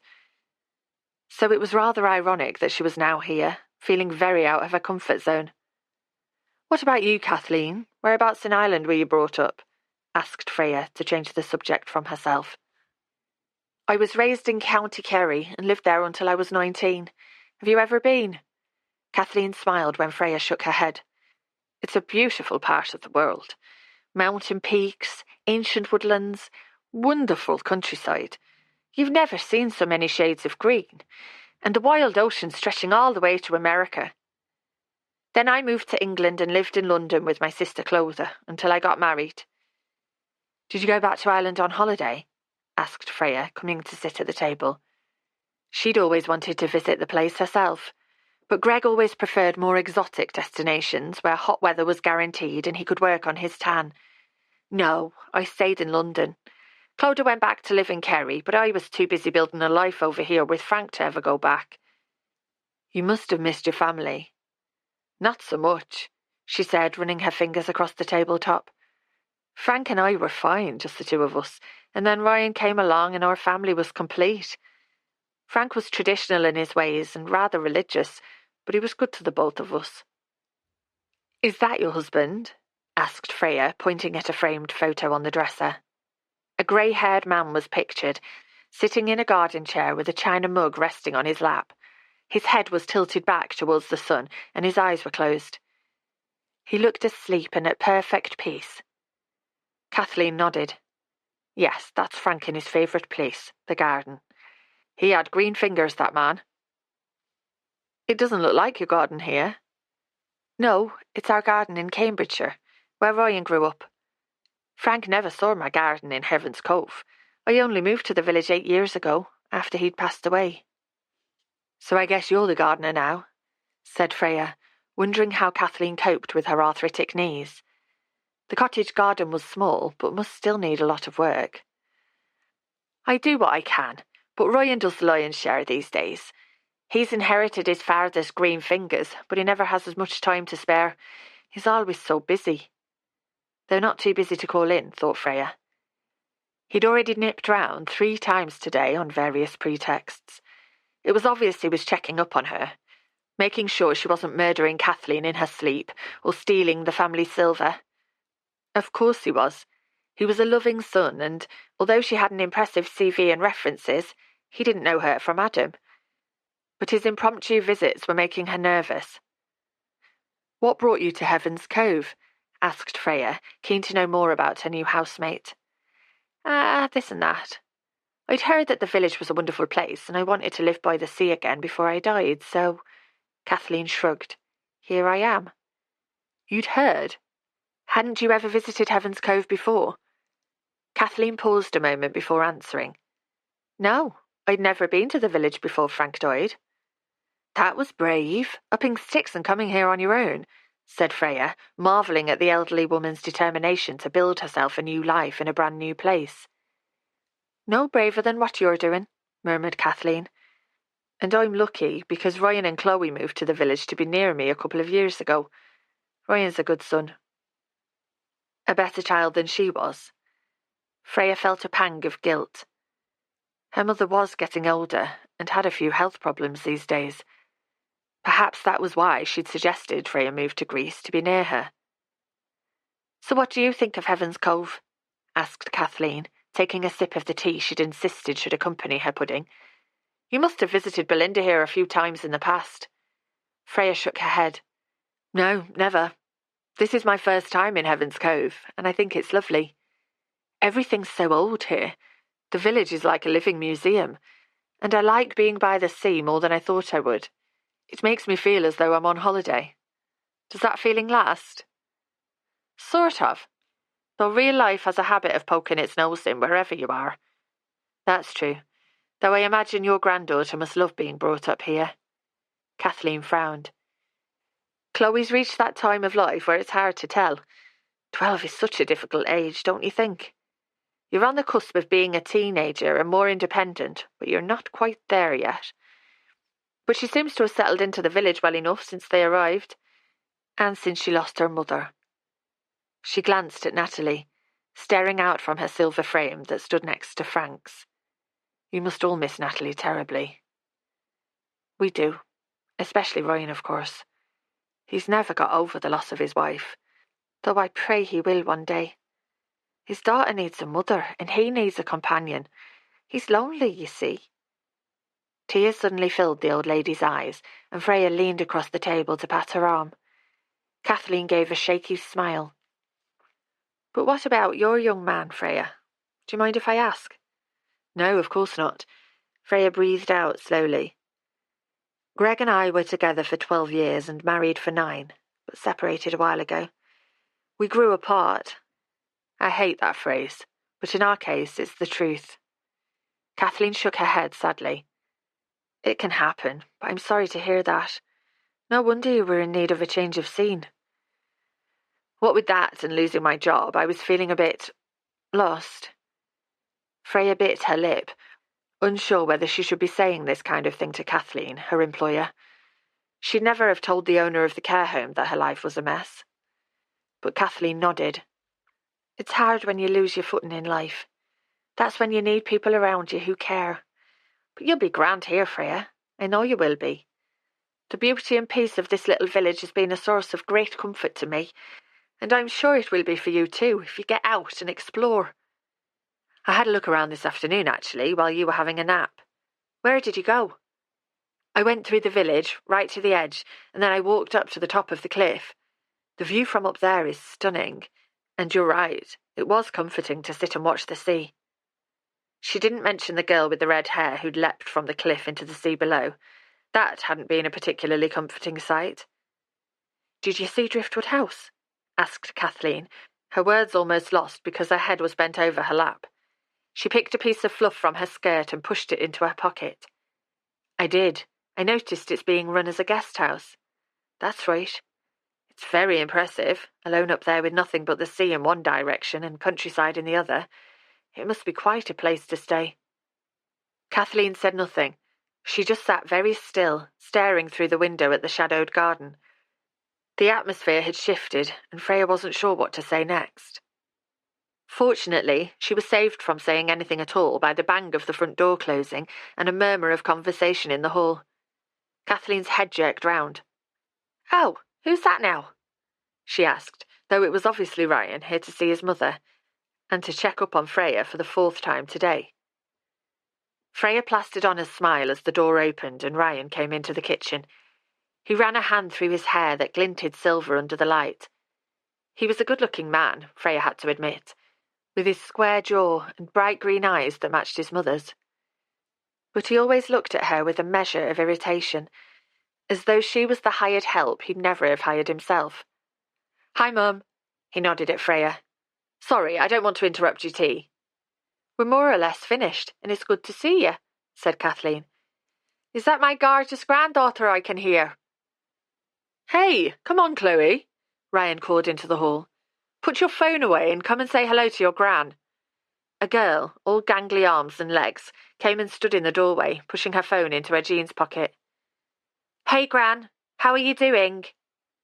She waved at Kathleen, and then her eyes fell on Freya, who had stopped breathing. It was the girl from the cliffs.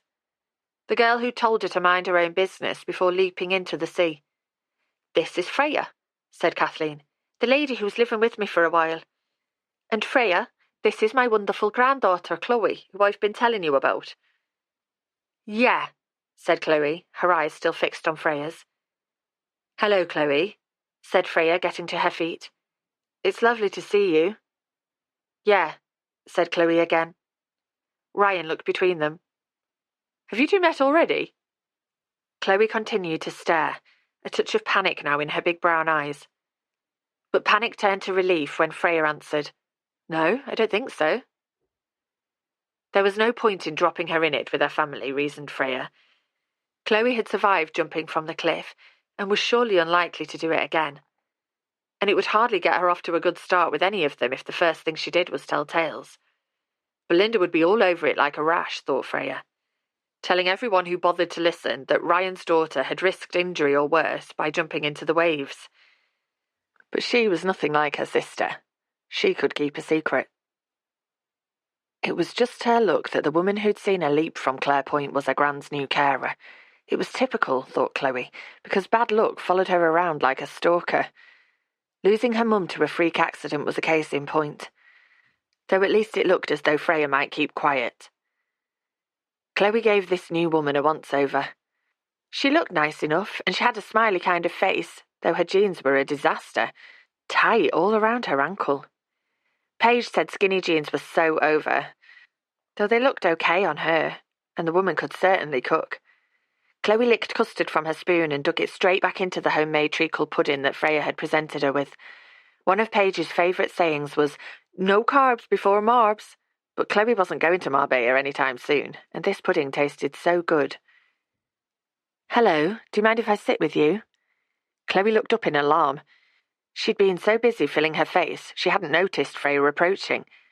They'd all moved into the sitting room, and her dad and Gran were in the corner, talking about politics or something equally boring. "No, that's fine," said Chloe, feeling fluttery. Was she supposed to say thank you for not dobbing her into her dad? She better had, or Freya might change her mind. "Thanks for not saying anything about, When Freya smiled, her eyes twinkled in the lamplight. "It's our secret, so long as you promise me that you'll never do anything like that again. It really is dangerous jumping from there into the sea. You could have been seriously hurt." Chloe shrugged. "It wouldn't matter if I was." "Of course it would matter." The woman looked shocked now. "Your dad and your gran would be devastated if anything happened to you." "They'd get over it." That sounded snarky, and it made Freya frown. "No, they wouldn't. And I'd be upset too." "Why? You don't know me." Not yet, but I hope I'll get to know you better. Did she mean it, or was she just currying favour with the granddaughter of the woman who'd just given her a job? Chloe decided it didn't really matter. Either way, Freya was being nice to her and wasn't going to tell her dad about her leap, which Chloe had no plans to repeat anyway.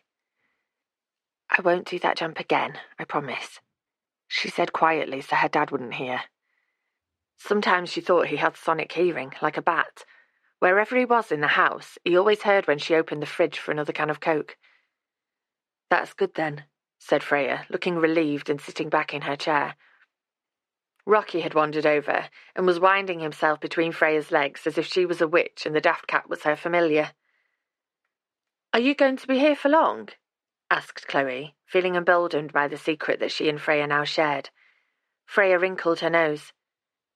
To be honest, I don't know. We both want to see how things go, but I really like you, Gran, and your dad seems nice. He's all right, I suppose.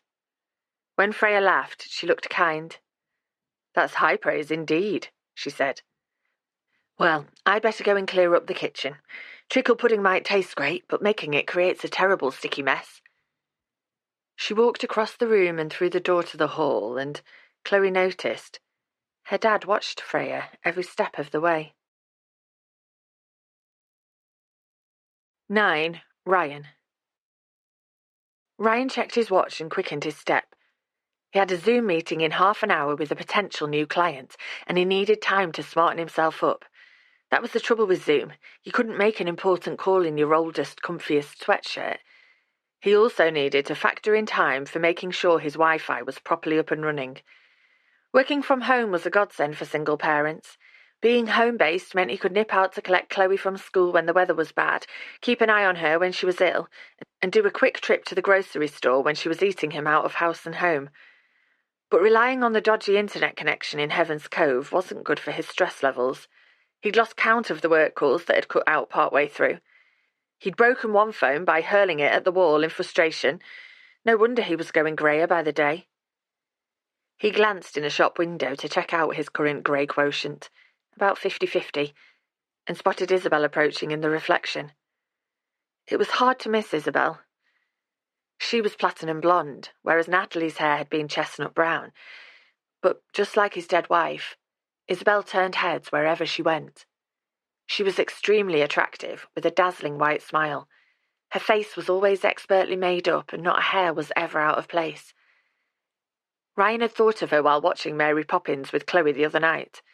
Isabel, he'd decided, was practically perfect, and she appeared to be interested in him, which was flattering, but pointless after what had happened with Natalie.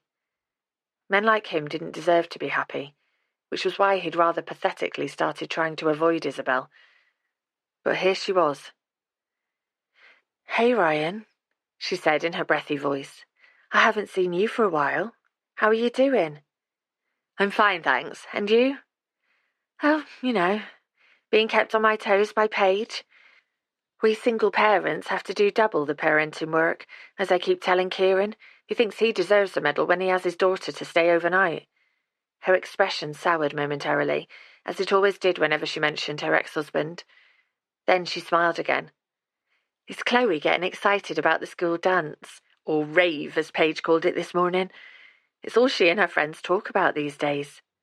Ryan nodded. She's looking forward to the disco. Let's hope it's not a rave.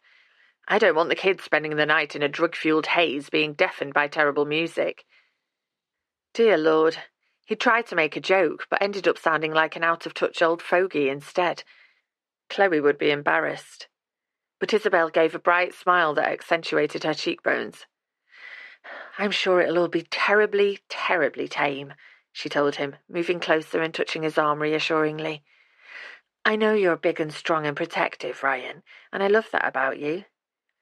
But we can't protect our girls from the big bad world forever. I guess not, said Ryan, determined to give it a damn good try.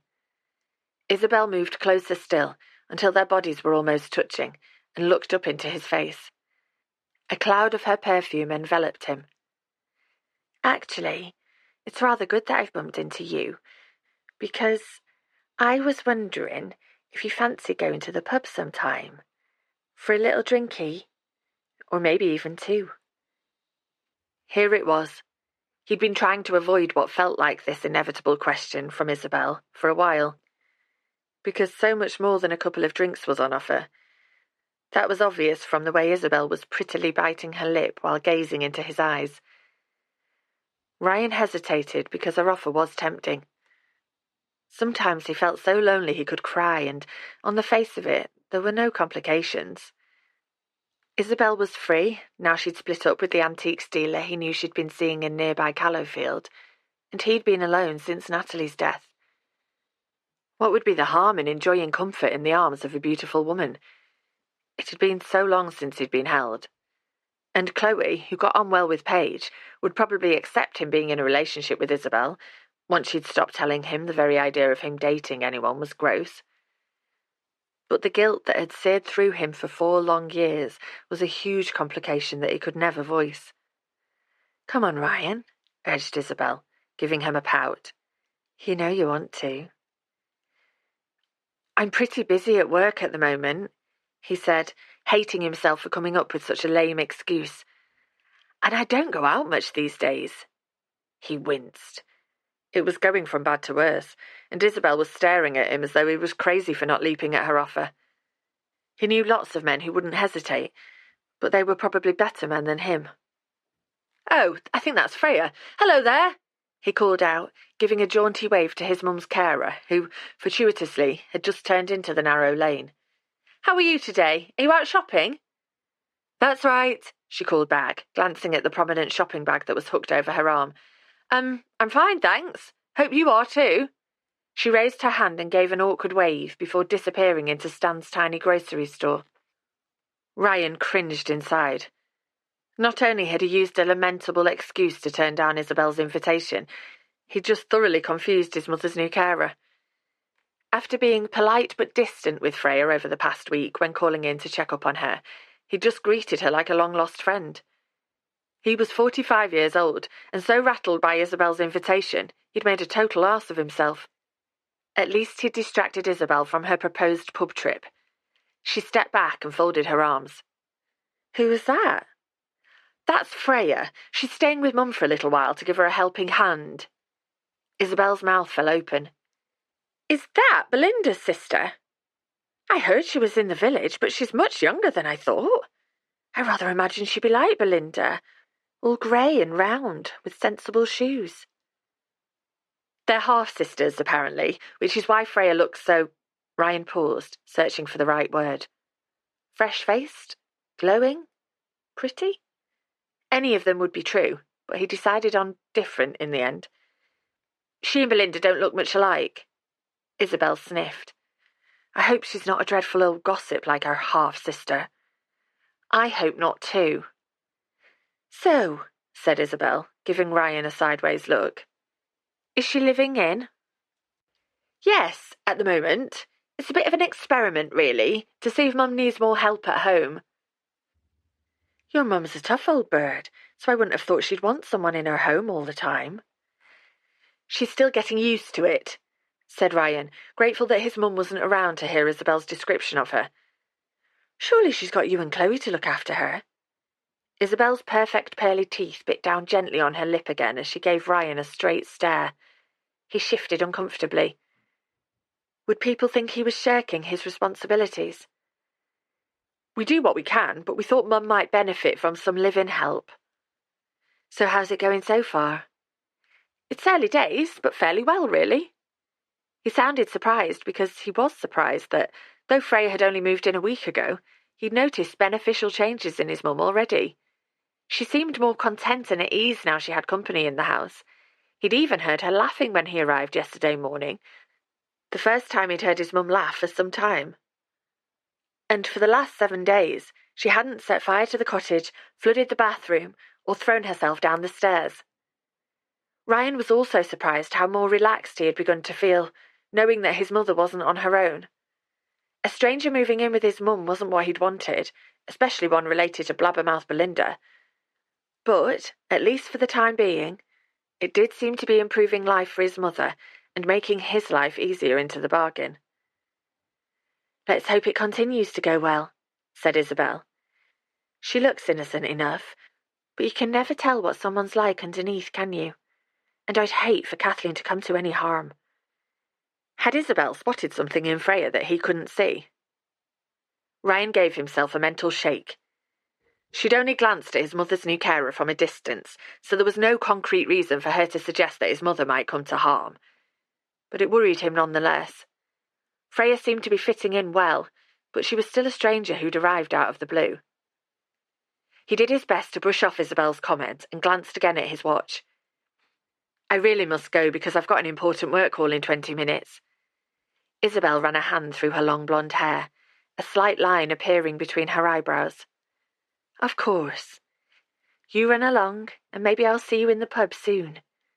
Maybe. Ryan hurried off towards home, wishing he'd never left his desk at all this morning. 10. Freya. Freya stepped down off the stool and leaned her feather duster against the wall. She was tackling the silvery cobwebs in the corner of her bedroom that taunted her at night when she turned out the light. The thought of giant spiders running across the ceiling didn't make for good quality sleep. What with that and thoughts of Greg and Erica snuggled up together somewhere, she hadn't had a good night's sleep in the 2 weeks since she'd arrived. The days were fine. She and Kathleen were settling into a routine. Freya was helping out with household tasks and was also starting to help with more personal care, such as assisting Kathleen with getting dressed, which was difficult for her when her arthritis was playing up. There had been no more cosy chats since the bonding over the treacle sponge, but the two of them were getting on well. Freya was also getting used to Ryan's still frequent visits, which weren't so bad. He was very caring to his mum, and he rarely stayed for long. Plus, he was easy on the eye, though she felt guilty that she'd even noticed, as though finding another man attractive was betraying Greg, which was crazy in the circumstances. She picked up the duster, ready to do battle with the spiders once more, but stopped before clambering back onto the stool. Freya! Freya! Someone was calling her name from the back of the house. Freya rushed onto the landing and heard the calls again, more urgent this time and coming from outside. She ran into the bathroom, peered out of the window and caught her breath. A white sheet was on the washing line, flapping in the breeze, and Kathleen was lying on the grass, a tangle of newly washed bedclothes around her legs. By the time Freya had run down the stairs and into the garden, Kathleen had managed to pull herself up and was sitting with her back to the washing line pole. Don't move, are you all right? Asked Freya, kneeling down beside the elderly woman, who was rubbing at her knees. A hole had been torn in her tights, and the edges of the nylon were stained with blood. I tripped over my own feet. What a stupid thing to do. Kathleen shook her head while Freya ran her hands along the old woman's legs. There's no need to fuss, I'm grand. I don't think I've done any major damage, but I'm afraid I can't get up on my own. You've grazed your knees, but does anywhere else hurt? Not really. I went down with a thump, but luckily I landed on the grass. She wrinkled her nose, which is wet, by the way, so it would be good to get up as soon as possible. Maybe we should get you checked over before we try to move you. We need to make sure you haven't damaged your hip. In the care home, we never moved anyone until... That was different, said Kathleen, cutting across her. No offence, but they were old dears and fragile, whereas I'm living in my own home and perfectly capable of taking care of myself. Well, she looked at Freya and rolled her eyes. More or less, with a little help. If I can just sit still in my armchair for a while, I'll be grand. I promise you. When she held up her arms, Freya put her arm around Kathleen's waist and helped her get to her feet. The elderly woman wobbled slightly and winced. Are you sure you're okay? Absolutely. It's only my knees that are stinging, and my pride. I hope Ted next door wasn't looking out of his bedroom window. Oh, I'd kill for a cup of tea. Freya helped Kathleen into the sitting room and sat her in her favourite armchair. She leaned her head against the headrest and closed her eyes for a moment. Then she leaned forward, her face screwed up in annoyance. Honestly, Freya, I'm so cross with myself. All I was doing was hanging out the washing, but I tripped on the edge of the path and fell forwards. Are you sure you didn't bang your head? No, my head's fine. It's just my knees, and my hands from where I put them out to save myself. She held out her palms, which were red and grazed. I would have hung out the washing for you. said Freya, pulling a clean tissue from her pocket and dabbing at Kathleen's bloody knees. I know you would, but you're doing so much already, I thought I'd give you a hand. Though now I've made even more work for you. When Kathleen's face fell, Freya put an arm around her shoulders. Don't worry about it. These things happen. But I'd better get you cleaned up. Before Ryan arrives, or he'll be angry with me for trying to do too much. Or angry with me for letting you, thought Freya, as she searched through kitchen cabinets for the sterile gauze and plasters that Kathleen swore were there. All the while, she berated herself for not preventing the fall from happening. If only she hadn't nipped upstairs to tackle the damn cobwebs.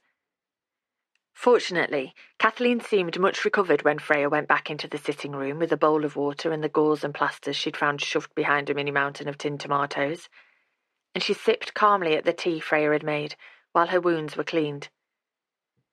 Do you have any antiseptic cream? Asked Freya, dropping the bloodied gauze into a plastic bag. I think I've got all of the dirt out of your knees, but you can never tell. Kathleen thought for a moment. I think there's an old first aid kit in the drawer in my bedroom. There might be antiseptic cream in that, though I can't swear to it. I am sorry to be causing such a fuss. Freya patted her hand. You're no fuss at all. These things happen. I'll nip upstairs and see if I can find it. Kathleen's bedroom was as gloomy as always, even on a bright day like today. Outside, the sheet that had caused so much trouble was flapping on the line, above a basket of wet bedding that was now upended in the mud. Those sheets and duvet covers would need another wash. Puffing out her cheeks, Freya went to the small dressing table and pulled open the drawer. It was crammed full of photographs. Her eye was immediately drawn to a photo of a chubby baby with a gap-toothed grin, presumably Chloe. Next to it was a colourful photo of a middle-aged Kathleen standing next to her husband. He was handsome and looked taller than the stooped man with white hair standing next to an older Kathleen in a picture frame downstairs. Freya ran her fingers across the picture, realising that she and Ryan had something in common. They'd both lost their fathers, and that was a hard loss to bear. It had been 10 years since her own father's death, but grief still had a habit of taking her by surprise. A few bars of his favourite music could move her to tears, and recently she'd cried in the co-op when the man ahead of her in the queue had on the same kind of polo shirt her dad used to wear. For one bittersweet second, she thought it was him before the reality that she'd never see her dad again had come crashing in. The young lad at the till had reddened with embarrassment when she'd handed over a £5 note, while tears dripped off the end of her nose. Freya spotted a photo of Ryan, taken some years ago, and picked it up for a closer look. His hair was longer and darker, with no hint of grey, and he looked happier. He looked handsome, like his father, and less weighed down by life. Standing beside him was Natalie, and Freya peered curiously at this woman from the past. She was so pretty with her long dark hair, and she was smiling into the camera, totally oblivious to the tragedy that lay ahead. Freya shivered as she returned the photo and closed the drawer. For all her snooping, well, what felt like snooping, there was no antiseptic cream in there. Only memories of a time before life had changed forever. She looked around the room. The only other possibility was Kathleen's bedside table, which had 2 small drawers beneath it. The top one contained a jumble of belongings, including a man's silver watch, an old mobile phone, and a pair of men's glasses whose lenses were filmed with dust. They must all have belonged to Frank, thought Freya, a lump in her throat.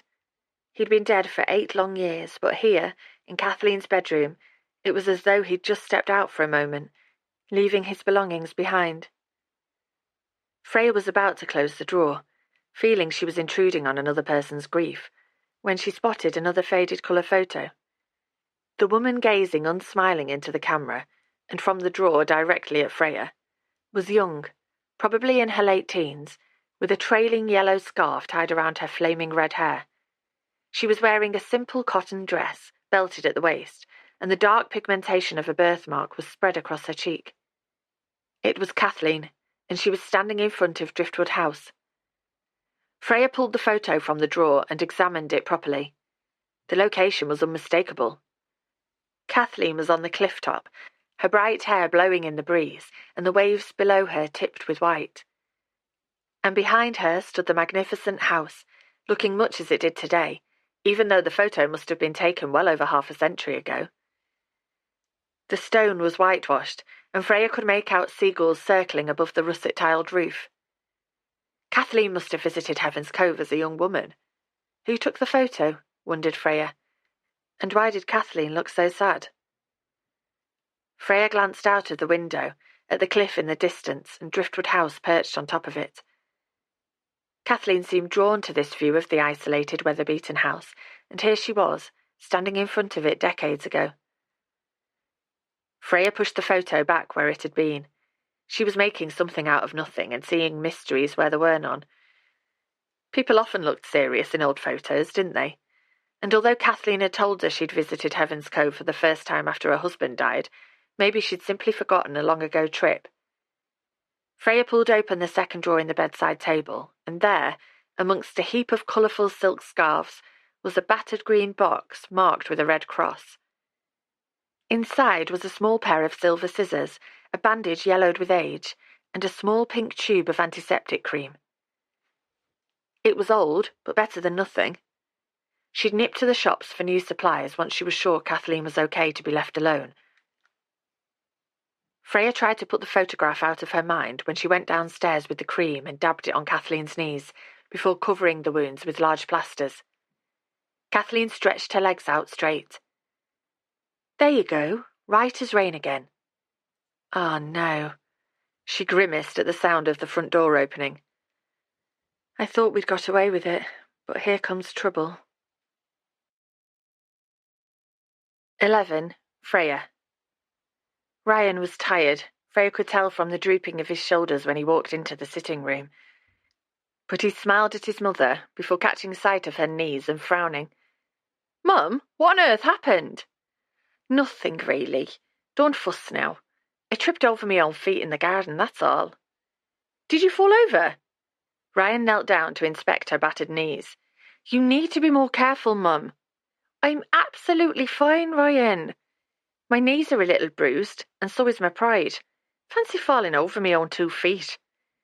You're lucky that you didn't break something. Are you sure you're okay? When Kathleen nodded, Ryan glanced at Freya. Were you there when Mum fell over? No, I was upstairs, but I heard Kathleen calling from the garden. Freya heard me straight away, and she's been absolutely marvellous with sorting me out and cleaning me up, said Kathleen briskly, but Ryan ignored her and addressed Freya again. I thought you'd moved in to stop this kind of thing from happening. Freya, feeling guilty enough already, opened her mouth to reply, but Kathleen jumped back in. Cop on to yourself, Ryan. That's not fair. Freya can't be watching over me 24 hours a day. Sure, if it wasn't for her, I'd still be lying in the garden getting cold. Or even worse, having to holler for Ted to pick me up. Just think what a fuss that would have caused. That's one small mercy, I suppose. He rubbed his eyes. Sorry, it's only 2:30, but it's been a long day already. A work appointment fell through, and Chloe's going through a particularly challenging phase. Is she all right? Asked Kathleen, shifting in her chair and wincing when she moved her legs. She's all right, I think, just secretive and abrupt, which is typical behaviour for a 12-year-old, I guess. He shrugged. If you're okay, Mum, can I get myself a cup of tea? Would you like a top-up? No, thank you. But you have a drink and a digestive. Freya filled the biscuit tin this morning, and I expect there's still tea in the pot. After making sure Kathleen was settled comfortably in her chair, Freya followed Ryan into the kitchen. He was standing with his hands on the worktop and his head bent as he waited for the kettle to boil. The tea's lukewarm, so I'm making some more, he said, glancing round. Would you like a cup? Yes, thank you. That would be great. She hesitated. Are you all right? Yeah, fine. Why wouldn't I be? The tea won't be long. While Ryan poured boiling water into the pot, Freya nipped into the garden, picked up the muddied sheets, and bundled them back into the washing machine. Then she sat at the kitchen table, wishing she'd turned down his offer of a drink. This was going to be awkward. Ryan didn't approve of her being in his mother's house. He'd made that plain enough over the last couple of weeks, and Kathleen's fall had presumably cemented his low opinion of her. She'd hoped he might be thawing a week ago, when he'd waved to her in the village. But since then he'd gone straight back to being cool and distant whenever he called in, which was still several times a day. Quite what he thought she was going to do to his mother, Freya didn't know, but he obviously felt he needed to keep an eye on things, and after today's fall, who could blame him? Ryan placed Freya's cup of tea on the kitchen table and then, to her alarm, brought his own cup to the table and sat down opposite her. Right, get in first, thought Freya, folding her fingers around the hot china. I'm very sorry about your mum's accident. I didn't realise she'd gone into the garden and was trying to hang out the washing. I'd have helped her if I'd known. I promise you I've never had a client fall on my watch before, even though many of the residents in the care home were very wobbly on their feet. However, I realise that's little comfort to you, so I promise to keep an even better eye on your mum in future.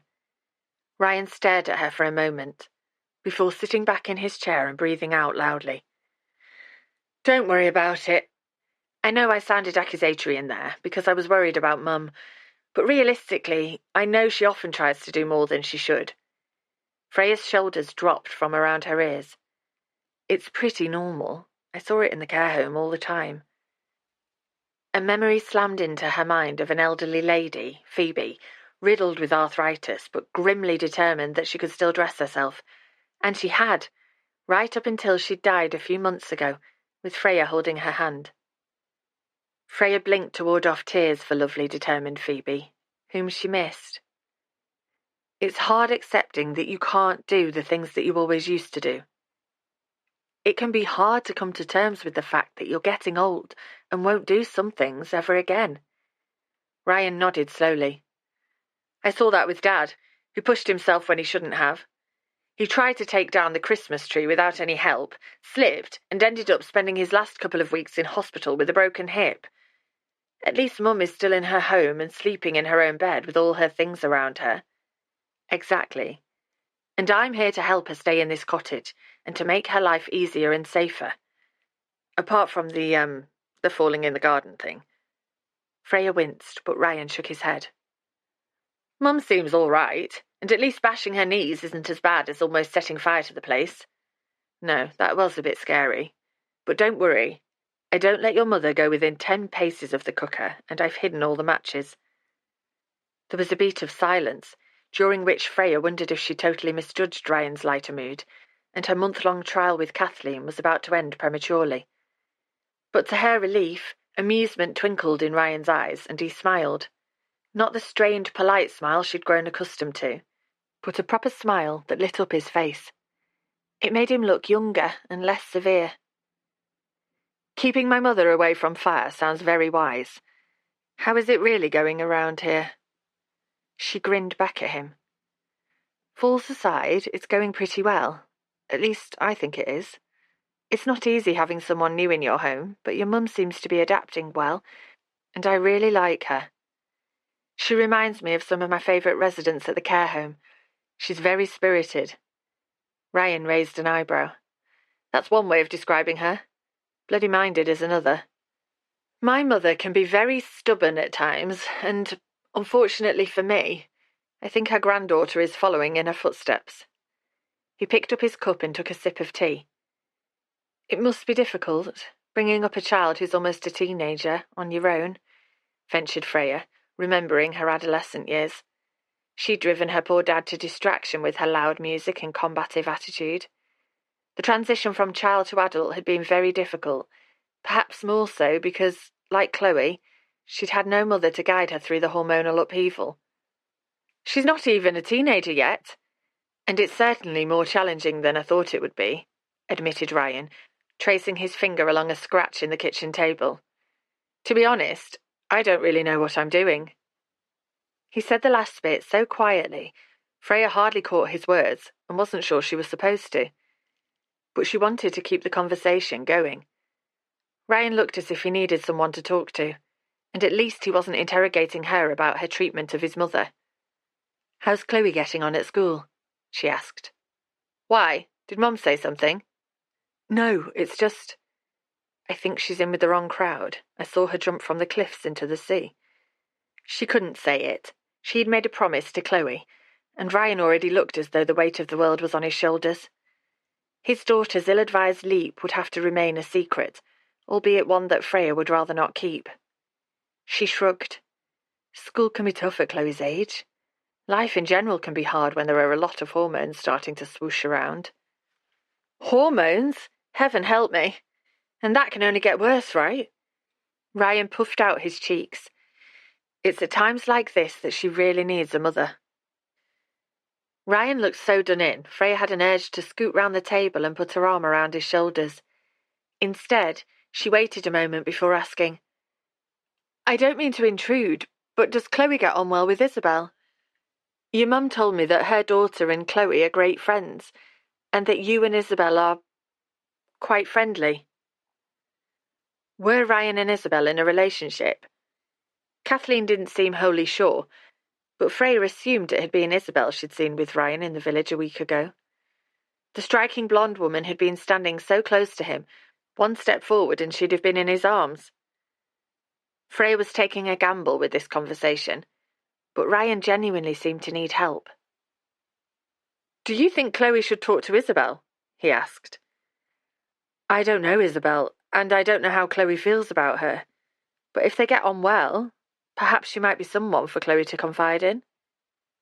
Yeah, maybe, said Ryan, not looking wholly convinced. Though I think she's more likely to talk to Paige, Isabel's daughter, about how she's feeling. They're thick as thieves. Freya hoped not, if Paige was the tall blonde girl who'd been encouraging Chloe to jump from the cliff below Driftwood House. But she couldn't say that to Ryan.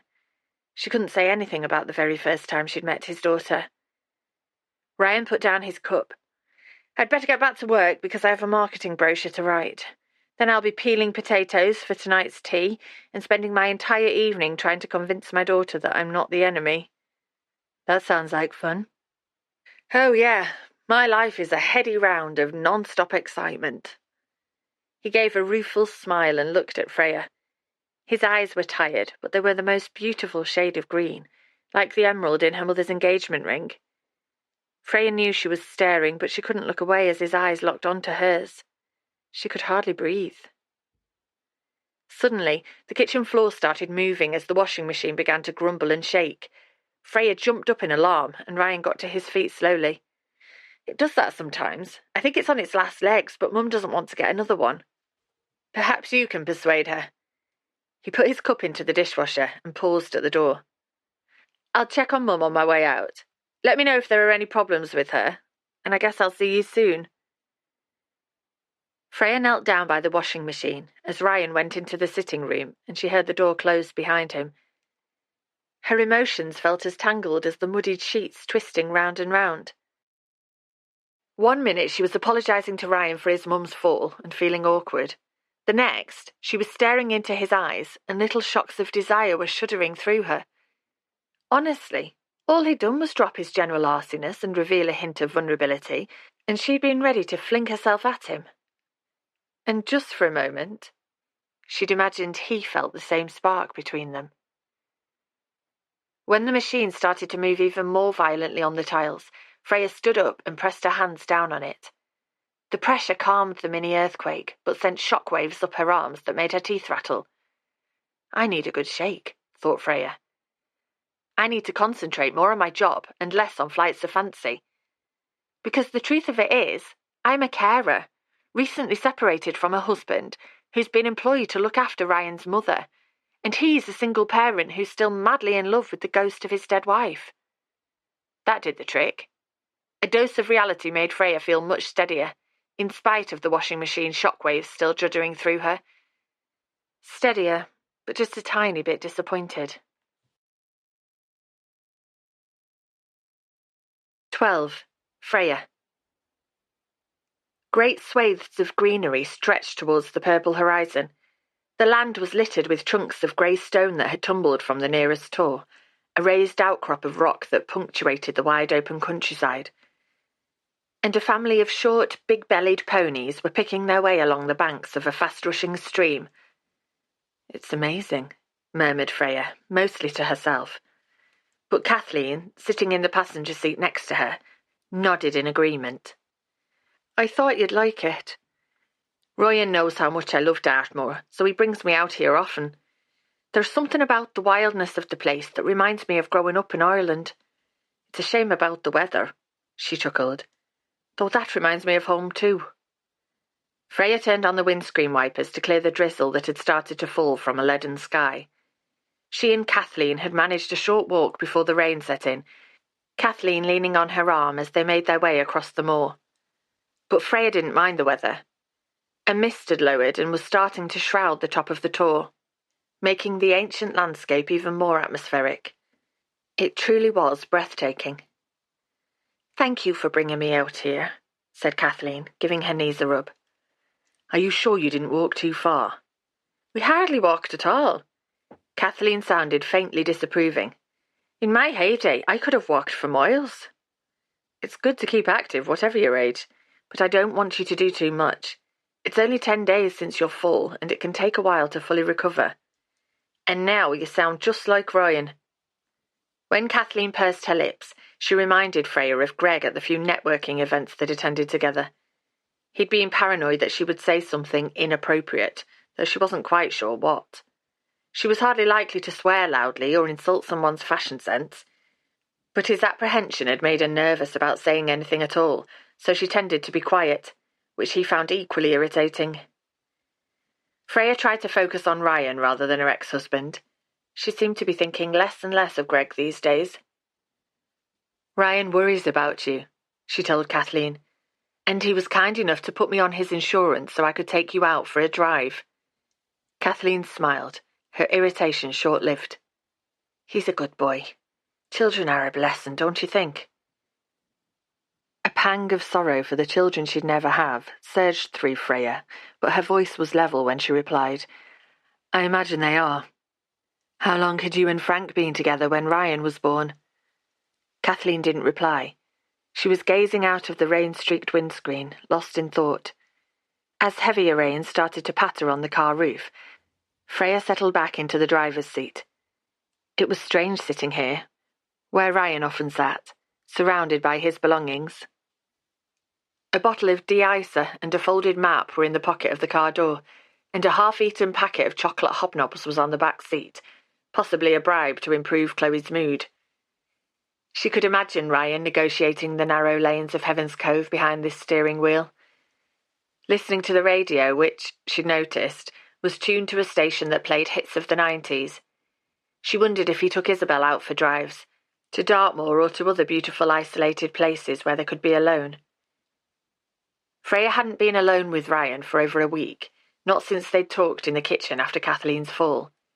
She went a bit hot and cold when she remembered that afternoon. The fact that Ryan had opened up to her was great. He'd also stopped checking up on her so much recently. But the strong attraction she'd felt towards him wasn't ideal. It was a complication she didn't need, and she only hoped that Ryan hadn't picked up on what she'd been thinking. "You can have a biscuit if you want," said Kathleen, snapping Freya out of her reverie.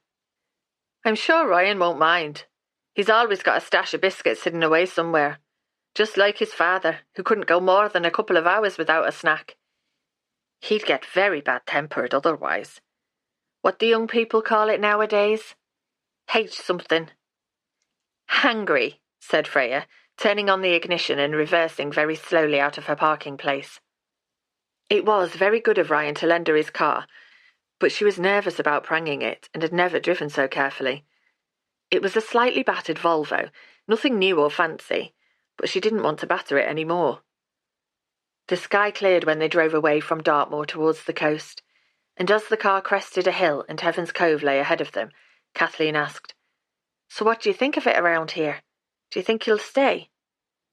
Freya glanced at Kathleen, who was staring straight ahead. The end of their month-long trial period was getting closer, and Freya had wondered if Kathleen would mention it. "Would you like me to stay?" she asked. "I believe I would. It's very helpful having you around, and I think we're muddling along pretty well." "I think so too," said Freya, pulling over to the side of the lane to let an approaching tractor trundle past. "Good. Shall we just carry on as we are then for the time being? Once the month is up, I mean." Freya smiled. "That sounds fine by me." She'd grown fond of the elderly lady over the last 3 weeks and was charmed by the pretty seaside village. She'd very much like to stay. "Excellent. That's sorted then." Kathleen gave a small nod before pulling sunglasses from her handbag and putting them on. Heaven's Cove was bathed in early April sunshine and looked absolutely beautiful. Ancient cottages huddled together, with the tower of the church poking above them. The ruins of Heaven's Cove Castle were just visible at the far edge of the village, and where the land ended, the blue sea sparkled as if it was encrusted with diamante. "Let's not go straight home," said Kathleen, sitting up straighter. "Why don't you drive up onto the headland?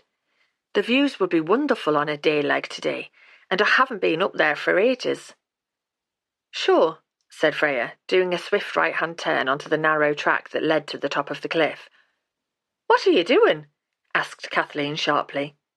Freya glanced at her passenger, who sounded panicked. "I thought you wanted to go to the top of the headland." She swore under her breath as the car lurched in and out of a pothole. "Not this headland. This is the cliff. I meant Cora Head, the headland that's over there, beyond the castle." Kathleen jabbed her finger towards the piece of land at the far end of the village that jutted out into the ocean. The headland that Freya had seen from Belinda's window on her first day in Heaven's Cove. "Sorry, Kathleen, I didn't realise. I thought you wanted me to drive up here." "No, you need to turn around. Now." Freya looked at the bumpy narrow track rising steeply ahead of them. It wasn't doing the car any good, and the rough ground that edged it looked even more likely to take out the car's suspension. "I'm not sure I can turn around." "Please, you have to." Kathleen was sounding very panicky now, but there was nothing Freya could do. "If I go to the top, I'll be able to turn around," she said, her voice wavering as the car hit another pothole. She didn't envy people staying at the guest house who had to negotiate this track frequently. It looked as if efforts had been made to repair some of the holes, but Freya expected it was a losing battle on this exposed, weather-beaten cliff. Kathleen grew quiet as the car finally reached the top of the cliff. It was even more spectacular up here than Freya had remembered. A swathe of wildflowers had bloomed since her first visit over 3 weeks ago, that fateful trip when she'd encountered Chloe and Paige, and had ended up with a secret to keep from Ryan. Then, the cliff had been starkly beautiful under a grey sky. Today, the landscape had exploded with colour. The grass was dotted with clumps of yellow gorse, tall bluebells, and violet spring squill. And Driftwood House stood alone, its walls crisp white against the azure of the sea. "It's very pretty up here, Kathleen. Do you want to stop at all, to take in the view?" Kathleen kept her eyes on her hands, neatly folded in her lap. "No, I'd rather go home now." Freya suddenly remembered the photo she'd seen of Kathleen standing in front of Driftwood House as a young woman. She'd put it out of her mind ever since, not wanting to pry. But it had definitely been her. Those striking green eyes and her distinctive birthmark were unmistakable. As Freya did a bumpy three-point turn, Kathleen didn't lift her eyes once to look at Driftwood House. She'd deliberately chosen a bedroom that overlooked this house, and the photo Freya had found showed she'd once stood in its doorway and gazed across the ocean. But now it seemed that she could hardly bear the place. Freya bumped back down the track until they reached the lane again that led into Heaven's Cove. "We can go through the village to the other headland if you'd like and take in the view from there. I'm sure it would be just as good." "No, thank you," said Kathleen primly, her hands still twisted together in her lap. "If you don't mind, I'm rather tired all of a sudden and would rather go home." Freya drove back to the cottage in silence, hardly noticing the tourists thronging the pavements. She'd misunderstood Kathleen's suggestion and had taken the wrong road to the top of the wrong cliff. It was a simple mistake that had turned out to be a terrible faux pas, though she had no idea why. 13. Freya. Freya wasn't sure what woke her. At first she thought it was the wind whistling around the church outside, or the faint boom of waves being whipped up by the breeze and slamming into the stone quayside. She slipped out of bed, padded to the window, and pulled back the curtain. It was still dark, but a pale dawn was breaking over the sea. As she watched, shivering in her pyjamas, the golden curve of the sun peeped over the horizon, spreading rays of light. The flowers that lined the plinth of the old war memorial were swaying in the stiff breeze. But it wasn't the wind that had woken her, she realised. The sounds that had disturbed her were coming from inside the cottage. small sounds that bounced off the old thick walls. Pulling on her dressing gown, Freya went onto the landing and stood still. There was nothing now, no noise apart from the faint creak of old timbers, and she was about to go back to bed when she heard it again. A sniffling sound. She listened for a few moments. Someone was crying. When Freya knocked gently on Kathleen's door, the sniffling stopped. Should she leave it and go back to bed? Kathleen had been a little quiet since they'd returned from their Dartmoor trip 2 days ago, but she seemed well enough. The traumatic visit to the top of the cliff hadn't been mentioned at all. She was holding something back, Freya could tell. But didn't most people have secrets they'd rather not share? Freya had collected dozens of them over the years, very few of them her own. She couldn't sit next to someone on a bus or in the waiting room at the doctor's surgery without hearing their life stories and secrets. There was something about her face that made people want to open up and share all sorts with her. But Kathleen was different. She rarely spoke about anything personal, including her childhood in Ireland, which was totally fine. Freya was only there to listen if people wanted to talk. She turned to go back to her room when she heard a sob that brought her up short. Kathleen was breaking her heart, all alone. Freya knocked on the door again. Kathleen could tell her to go to hell if she wanted, but she couldn't walk away from someone who was so obviously upset. There was a pause before Kathleen called out tremulously, "Come in!" Freya opened the door and poked her head around it. Pale dawnlight was peeking under the curtains, and Kathleen was lying in bed, her long white hair spread out around her on the pillow. "I'm so sorry to disturb you, Kathleen, but I heard a noise and wanted to make sure that you're all right." "I'm fine," sniffed Kathleen, rubbing a hand roughly across her cheek. "I'm sorry if I woke you. I was already stirring, and I wouldn't normally intrude, but you sounded upset. Are you feeling ill?" "No, I'm perfectly fine." There was a catch in her voice when she added, "I'm afraid I'm just being a silly old woman." "You're certainly not silly. And I reckon you're wonderfully mature, not old." The ghost of a smile flitted across Kathleen's face as she fished a tissue from beneath her pillow and dabbed at her cheeks. "You're very kind, Freya. I could tell that the first time we met. And I could tell that you're a strong woman who I'm sure will get through whatever it is that's upsetting you. I'm here if you'd like to talk, but I totally get it if you'd rather not." Kathleen ran her fingers through her long hair. "You're not like your sister, are you?" "Belinda? No, not really. At least I hope I'm not." Was that terribly disloyal to her sister? Freya felt a pang of guilt that was familiar but irritating nonetheless. Of course she didn't want to be gossipy and intrusive like Belinda. "Look, I'll leave you in peace and get back to bed, but please call me if you need anything." "I will, thank you, and it's nothing to worry yourself about, really." Kathleen hesitated. "It's the date, you see. April the 6th reminds me of someone I lost who meant a great deal to me." "I'm so sorry. Anniversaries can be very painful." Freya thought back to bereaved Clara in the care home, who would sob on the 12th of each month as it marked another month without her husband. "Every month takes me further away from him," she would tell Freya, tears in her eyes. "How can I live without him by my side?" She couldn't, it turned out. Clara joined her beloved husband less than a year after he'd passed away. Kathleen was staring at the small framed photo of Frank on her bedside table. "Is April the 6th the day that your husband passed away?" asked Freya gently. Kathleen startled and stared at Freya as though she'd forgotten she was there. Then she blinked and pulled herself higher in the bed. "That's right. Frank was getting more fragile, and then he broke his hip, which was more than his body could cope with. He died in hospital." That must have been heartbreaking.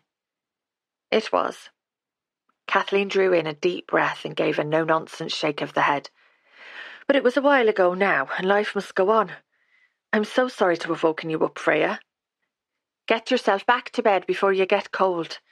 I dare say I'll drowse on and off until the sun's fully up. But," she added, just before Freya disappeared, "thank you for your concern. It's good to know that you care." Freya went back to her room and got into bed, glad to feel the warmth of the duvet around her. She felt so sorry for Kathleen, grieving alone for the man she'd lost. Losing Greg was hard enough, but at least she knew he was still breathing somewhere. He's probably in bed right now with perfect Erica, said the little voice in her brain.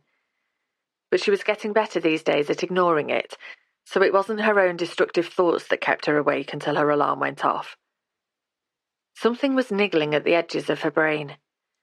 Something was off in her exchange with Kathleen. Something that Freya couldn't quite put her finger on. 14. Ryan. Ryan picked Chloe's jacket up off the floor and hung it on the coat hooks under the stairs. Then he tidied up her shoes and pushed her abandoned backpack into the downstairs cupboard. Her new skirt, bought during a shopping expedition with Paige, was still draped unworn over the banisters, and he placed it on the bottom step to take up later. It was quite short, far shorter, he was sure, than her mum would have liked. But Natalie wasn't here, and he couldn't face another row with Chloe, who seemed to take offence at everything he said these days. Once they'd been as thick as thieves. It was him and Chloe against the world from the moment Natalie died. But recently their relationship had changed. His daughter, their daughter, was far more secretive these days, and definitely more liable to throw a strop and storm off. It was normal, he supposed. She was almost a teenager, and he wasn't her mum, but that didn't make it any easier. Heaven knew how things might deteriorate once her adolescence got into full swing. He'd been quite a handful in his teens, and that was with the steadying influence of both parents to guide him. "I'm sorry I'm getting it all wrong, but what should I do?"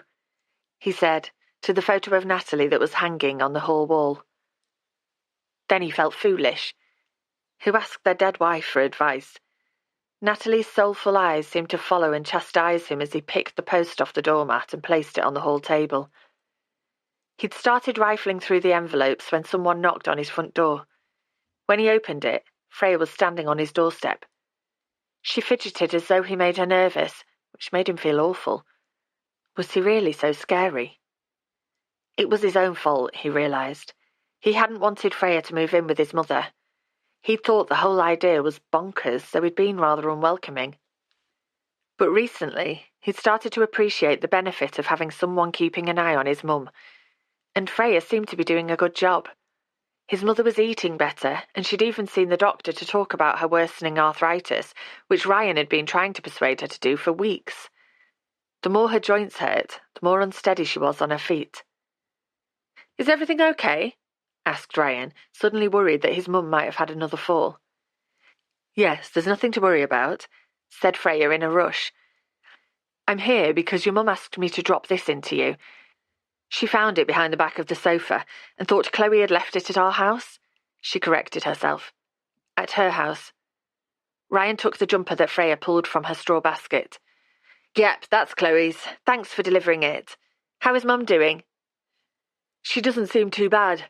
Her knees aren't bothering her too much." "I mean generally, really. How do you, as a professional, think she's doing?" Freya relaxed at that and gave a smile that made her face light up. "She has some mobility issues, as you know. The fall proved that. But overall, she's doing remarkably well. We had a nice walk up on Dartmoor a couple of days ago. She leaned on me the whole time, but honestly, it's impressive to see her up and about and keen to be active." "That's my mother for you." Ryan hesitated. "What are you doing now?" "I'm going for a walk into the village during my lunch break. Your mum's having a nap and said she didn't need me for a while." "I thought you might be heading for the beach while the sun's out." "That's a good idea. I've only managed to get to the beach twice since I arrived, and it was drizzling the first time and foggy the second, so I didn't see it at its best." "You can't beat Heaven's Cove Beach in the sunshine." Ryan drew in a deep breath of air that smelled of the sea. "Actually, I'm going to Liam's farm, which is out that way, so why don't I walk with you?" Why had he said that? Freya's expressive grey eyes widened slightly, but then she nodded. "Great. If you're going that way anyway, why not?" Ryan grabbed his jacket and closed the front door behind him. Well, this was going to be awkward. thanks to that strange moment between them when they were drinking tea in the kitchen after his mum's fall. Unless he'd just imagined it, of course. That kitchen conversation, when Freya was so warm and understanding, had been the moment when he'd started to trust that maybe she was the right person to look after his mum.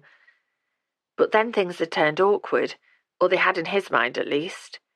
And now this walk was going to be mega awkward too. Oh well, he only had himself to blame. Ryan zipped up his jacket and strode off towards the centre of Heaven's Cove, with Freya by his side. After a while, once he began to relax, he started pointing out some of the village's highlights. Chloe loves the ice cream parlour. Pauline's tea shop does a mean cream tea, and that, over there, is the best chippy on the Devon coast. Not that we're obsessed with food in Heaven's Cove. When he laughed, he noticed Freya glance at him and smile. She looked nice when she smiled, less worn down by life. He knew very little about what had brought her to Heaven's Cove, but he recognised damage when he saw it. Someone or something had hurt Freya badly. He gave his head a slight shake. Not that it was his problem, or, indeed, his business. All he cared about was that she took good care of his mother.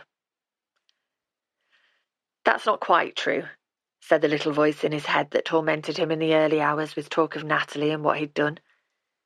He felt some kind of pull towards Freya that he couldn't explain. Whatever it was, he had to ignore it. She worked for his mother, and she didn't know what kind of man he was.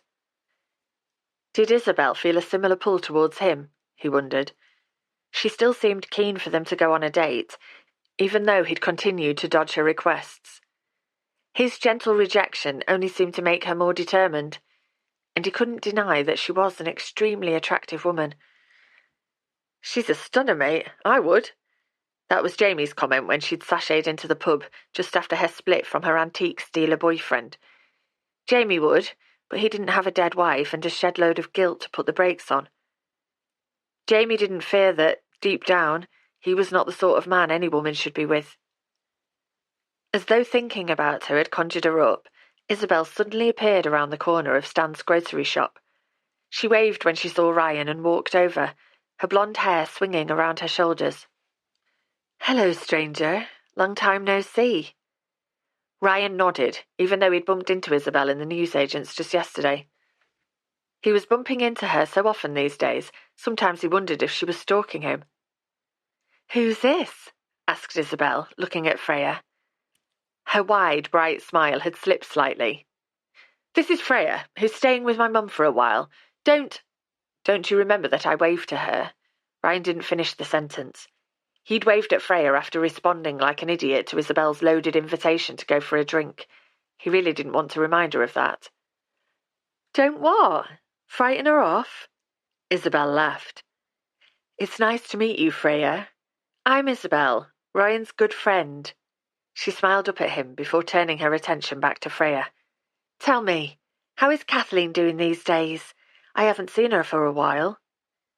"She's absolutely fine, thank you," said Freya, taking a step away from Ryan. "That's good. So you've moved in with her to, what, have little chats?" Isabel was still smiling, but Freya tensed beside him. "We do chat, and I'm enjoying keeping Kathleen company. She's an interesting woman to talk to. I'm a qualified and experienced carer, so I'm able to provide a range of care. Whatever Kathleen needs to make her life easier." "Excellent. It sounds like you're just the woman for the job." "I hope so," said Freya, sidestepping a child on a bicycle who was weaving along the pavement. "How long are you here?" Isabel glared at the child, who wobbled off obliviously. "I'm not sure." Freya glanced up at Ryan. "It depends how things go." "Let's hope that things go really well then," said Isabel, not sounding terribly sincere. "So where are you two off to?" She aimed the question at Ryan, but Freya answered. "I'm going to the beach, and Ryan was walking the same way, so he's kindly pointing out some of Heaven's Cove's best bits." "Is that right?" Isabel put her hand on his sleeve and folded her fingers around his arm. "You really are a pushover, Ryan. I don't think tour guide features in your list of responsibilities as an employer, does it?" "A pushover?" Ryan felt his hackles rise, but forced himself to answer politely. Technically, it's my mother employing Freya, not me. Of course, I should have realised that Kathleen is Freya's boss. Ryan was starting to feel very uncomfortable. There was a strange atmosphere between the two women, and he wanted to get away. But Isabel was hanging onto his arm for dear life. She raised an eyebrow. Well, I do hope you won't both be stripping off on the beach. The sun's out, but it's still pretty chilly. We don't want you getting hypothermia, Freya, when you've only just arrived in the village. Freya gave a tight smile. I only have time for a quick look at the beach because I have to get back for Kathleen. So we'd better get on, said Ryan swiftly. Right. Isabel loosened her grip on his arm. It was absolutely lovely to meet you at last, Freya. And I'll see you in the pub soon, Ryan. She gave him a wink before walking off towards the village hall. Ryan watched her go with relief. He could be oblivious. Natalie had often told him he was hopeless at reading the room, especially when it came to women. But Isabel seemed very put out by Freya's presence in the village and in his life. Did she think he was going to fall for his mum's carer? The encounter put an end to the small talk between him and Freya, and they walked on through the village in silence and onto the lane, flanked by high hedges, that led to the beach. When they reached Cove farmhouse, Ryan stopped. I'm nipping in here to pick up some veg. As you know, the beach is at the end of the lane, if you walk straight on. Oh, of course. Thanks. I'll head off then. When a pink stain flushed across Freya's cheeks, Ryan wondered if she'd expected him to go to the beach with her. Should he go with her? Part of him would like to. Hey, Ryan! Liam was waving from the farmyard. He put down the hosepipe he was using to spray the yard and walked over with his dog Billy bounding at his heels. There was a new spring in Liam's step these days, ever since he'd taken up with Rosie Merchant at Driftwood House. The two of them seemed ideally suited. Ryan often saw them walking hand in hand through the village, and he envied them that first flush of love when anything seemed possible, before real life stuck its oar in. Ryan gave himself a mental shake. He was in danger of becoming a cynical and bitter old man if he didn't watch it. Not everyone's love story ended as tragically as his. Earth to Ryan? Liam was talking to him. Sorry, what did you say? Liam laughed. I said, how are you, and are you after some of my amazing produce? I'll take some carrots and a very large cabbage if you have one. I'm still trying to get Chloe to eat her greens. Sure, there's plenty in the barn. Liam tilted his head to one side and looked at Freya. Who's this then? Are you two out for a walk? Sorry, I should have introduced you. This is Freya, who's just moved to the village. Ah, so this is the famous Freya. I've heard all about you from Belinda. Freya blinked, presumably wondering what her loose-lipped sister was going round telling everyone. She said you're staying with Kathleen for a while to help her out. Is your mum okay, Ryan? I think so, just getting older. Liam rolled his eyes. Tell me about it. My mum and dad are starting to creak a bit, and dad's getting more forgetful by the day. He said it lightly, but Ryan knew how much Liam worried about his father. Only last week, Robert had been found wandering around the village, unable to remember how to get home. It was good that Liam still lived here in the handsome farmhouse with his parents, though he spent most of his free time at Driftwood House, if Belinda's gossip was to be believed. Ryan stole a glance at Freya, who was standing on tiptoes, trying to glimpse the sea at the end of the lane. It really was hard to believe that Freya and Belinda were related. How's Rosie these days? He asked. I haven't bumped into her in a while. Liam beamed. She's great, thanks, and her business is starting to take off. Rosie is Liam's fiancée and she runs the guest house on the cliff, Ryan told Freya. He was only including her in the conversation to be polite, so he was surprised when Freya's eyes opened wide. Is that Driftwood House? That's right. Do you know it? Asked Liam, bending to pat Billy. I've been to the top of the cliff a couple of times and seen the house from a distance. It looks amazing. It really is. How old is the building? Asked Freya, sounding very interested in the place. Everyone knew Driftwood House. It was the first building you spotted when you drove towards the village from Dartmoor, and it was a landmark for local sailors. Liam shrugged. I'm not sure. Rosie would know because she's got the deeds for the place. How long has it been a guest house? Not long. Just a few months since Rosie took on the house after her mum died. Her mum lived there for years, replied Liam, his mouth lifting in amusement at Freya's enthusiasm. Why do you want to know? Why indeed, thought Ryan, wondering why Freya seemed so animated about the house that was a white smudge on the cliff from here. Freya's cheeks flushed as she laughed. Sorry to bang on about the house. I was just curious about the people who've lived there over the years. It's an intriguing place, up there on its own. Liam bent down to pat Billy again and nodded. Rosie loves it, and so do I. Mind you, the whole of Heaven's Cove is pretty special. Do you like it? I do, very much, and it's lovely to be so near the sea. Freya smiled. I'm heading for the beach right now, actually. Ryan offered to keep me company on the way. The beach is great, especially on a day like this. Liam rubbed his muddy hands down his thighs. Why don't you go too, Ryan, and you can pick up the veg on the way back? I'll have it ready for you. Ryan hesitated. He hadn't planned on accompanying Freya to the cove, but Liam had already turned and was heading towards the barn. He gave them a wave and disappeared inside. Okay. Ryan took a deep breath, not sure why he felt so flustered about spending another 10 minutes alone with Freya. Let's go and see the beach then. 15. Ryan. They walked on in silence to the end of the lane. The worn tarmac turned to sand, and suddenly they were at the edge of the cove that formed a perfect semicircle. Wow! Exclaimed Freya, looking around in wonder. That had been Ryan's reaction when he'd first seen the secluded cove bathed in sunshine, and Chloe, younger then and less cynical, had loved it too. Even now, in her grumpiest moments, she never criticised the beach. And it was gratifying to see Freya's delight when she saw it on a beautiful day for the very first time. Not bad, huh? He said, savouring the warmth of the spring sunshine on his face and glad that Freya was seeing the beach at its springtime best. The cove was particularly picturesque in spring and summer, when the sea was as blue as the Mediterranean. But it looked amazing too when winter storms rolled in and seagulls were caught in air currents as waves crashed onto the sand. Not bad, said Freya, turning towards him. It's absolutely fantastic. Her face was glowing. All traces of the defensiveness he'd spotted in her had disappeared. She looked happy and very pretty. Ryan swallowed hard. What was the point in being attracted to Freya?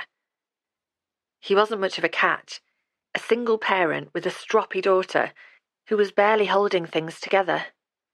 And she wouldn't be interested in him anyway. Not if she knew what he'd done. He suddenly realised that Freya was talking to him. He was making a habit of not listening properly to people today. Sorry, what did you say? I asked how long you've lived in Heaven's Cove. Only a couple of years. Chloe and I stayed living in Worcester for a while after Natalie died, but we wanted to move closer to Mum, and Heaven's Cove seemed a great place to bring up Chloe. Truth be told, he had to move. He couldn't cope with the guilt every time he drove along the winding piece of road where Natalie's accident had happened. It was a major A road that he wasn't always able to avoid. Freya nodded, still gazing at the crescent of sand and sparkling blue sea. Huge boulders had fallen from the red-tinged cliffs that rose at the farthest edge of the cove, and a few small children were splashing in rock pools looking for crabs. He'd brought Chloe here with a bucket and spade often enough, but nowadays she preferred to go into Exeter, shopping with her friends. Of course she did. She was growing up, and he missed her. He still had her loud, door-slamming physical presence about the house, but he missed her unconditional love. Once, she'd believed him capable of achieving anything. Now, more often than not, she rolled her eyes with exasperation when he did or said something that was apparently old and out of touch. Freya was looking at him strangely. She smiled, concern sparking in her grey eyes. Don't worry about showing me the beach if you've got things to do. Ryan shrugged. I'd rather be here than Zooming with my clients, to be honest, or picking Chloe's clothes up off the floor. And it was true, he realised, as Freya took off her trainers and socks and sank her toes into the soft sand. He rarely did the same these days. He rather feared that Chloe's opinion was right, and he was becoming stuffy and old. So he slipped off his shoes and socks too, and enjoyed the feeling of sand between his toes. "Shall we walk a little way?" asked Freya. "I can't be too long because I need to get back for your mum." "Sure." Together, they walked across the sand until they reached the far end of the cove. The tide was out and the boulders at the base of the cliffs, underwater at high tide, were drying in the sun. Freya sat down on a large boulder and dipped her feet into the rock pool formed by a hollow in the stone. "Brrr, it's freezing," she laughed, but continued to trail her toes in the water as Ryan sat down beside her. Without thinking too much about it, he dipped his feet into the water too, and juddered as the cold went through him. They sat in silence for a few moments, both gazing towards the tide, which was turning. Several people were scattered across the sand, but no one was braving the water, which hadn't yet been heated by summer sun. "This really is a wonderful place to bring up a child," said Freya at last. "It is in many ways. Where were you brought up?" he asked. Getting to know more about Freya seemed easier while they were together in this beautiful place. "I was raised in the middle of a city, so it was nothing like this. I had the chance to go and live abroad by the sea when I was about Chloe's age, but, well, it didn't work out." "Do you regret that?" "Sometimes. But I got to stay with my dad, so that was good." "So it was your mum who you'd have moved to live with if—" Ryan trailed off, feeling awkward, but Freya nodded. "That's right. She moved from the UK to Greece after finding the love of her life, who, it turned out, wasn't my dad." Ryan winced. "That sounds messy. So where does Belinda fit into all this?" "My dad was Belinda's dad too, and he left her mum to be with my mum, because my mum was the love of his life. Ironic, huh?" Ironic and quite a mess for Freya to navigate as a child. Ryan suddenly wanted to know lots more about this woman who had dropped into their lives from nowhere. "So what made you think of Heaven's Cove when you were looking for a job? Did you want to live closer to your sister?" "Half-sister." Freya took her feet out of the rock pool. "Not particularly, but I needed a job, and Belinda told me about your mum." "It must have been difficult for you when the care home closed down." "It was, but the home had to close. There was no other choice because the building was damaged. Cracks had started appearing in the plaster, and there was some catastrophic failure with the foundations. So me losing my job was nothing to do with the quality of my work." The defensive tone in her voice was back. "I outlined my qualifications and experience on my CV," she continued, "and I gave you a contact number for my old boss. Did you ring her?" "I did," said Ryan quickly, keen to reassure her. "And she had nothing but good things to say about you. I wasn't implying that losing your job was your fault. But with all your experience, I'd imagine finding another job would have been relatively easy. Couldn't you have got a job that was more local to you?"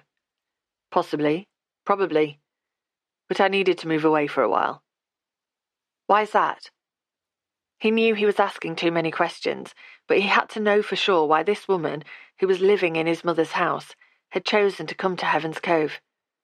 Even so, he felt like a complete heel when she turned to him, her eyes bright with unshed tears. "I wanted to get away because my marriage broke up. I was hoping for a fresh start."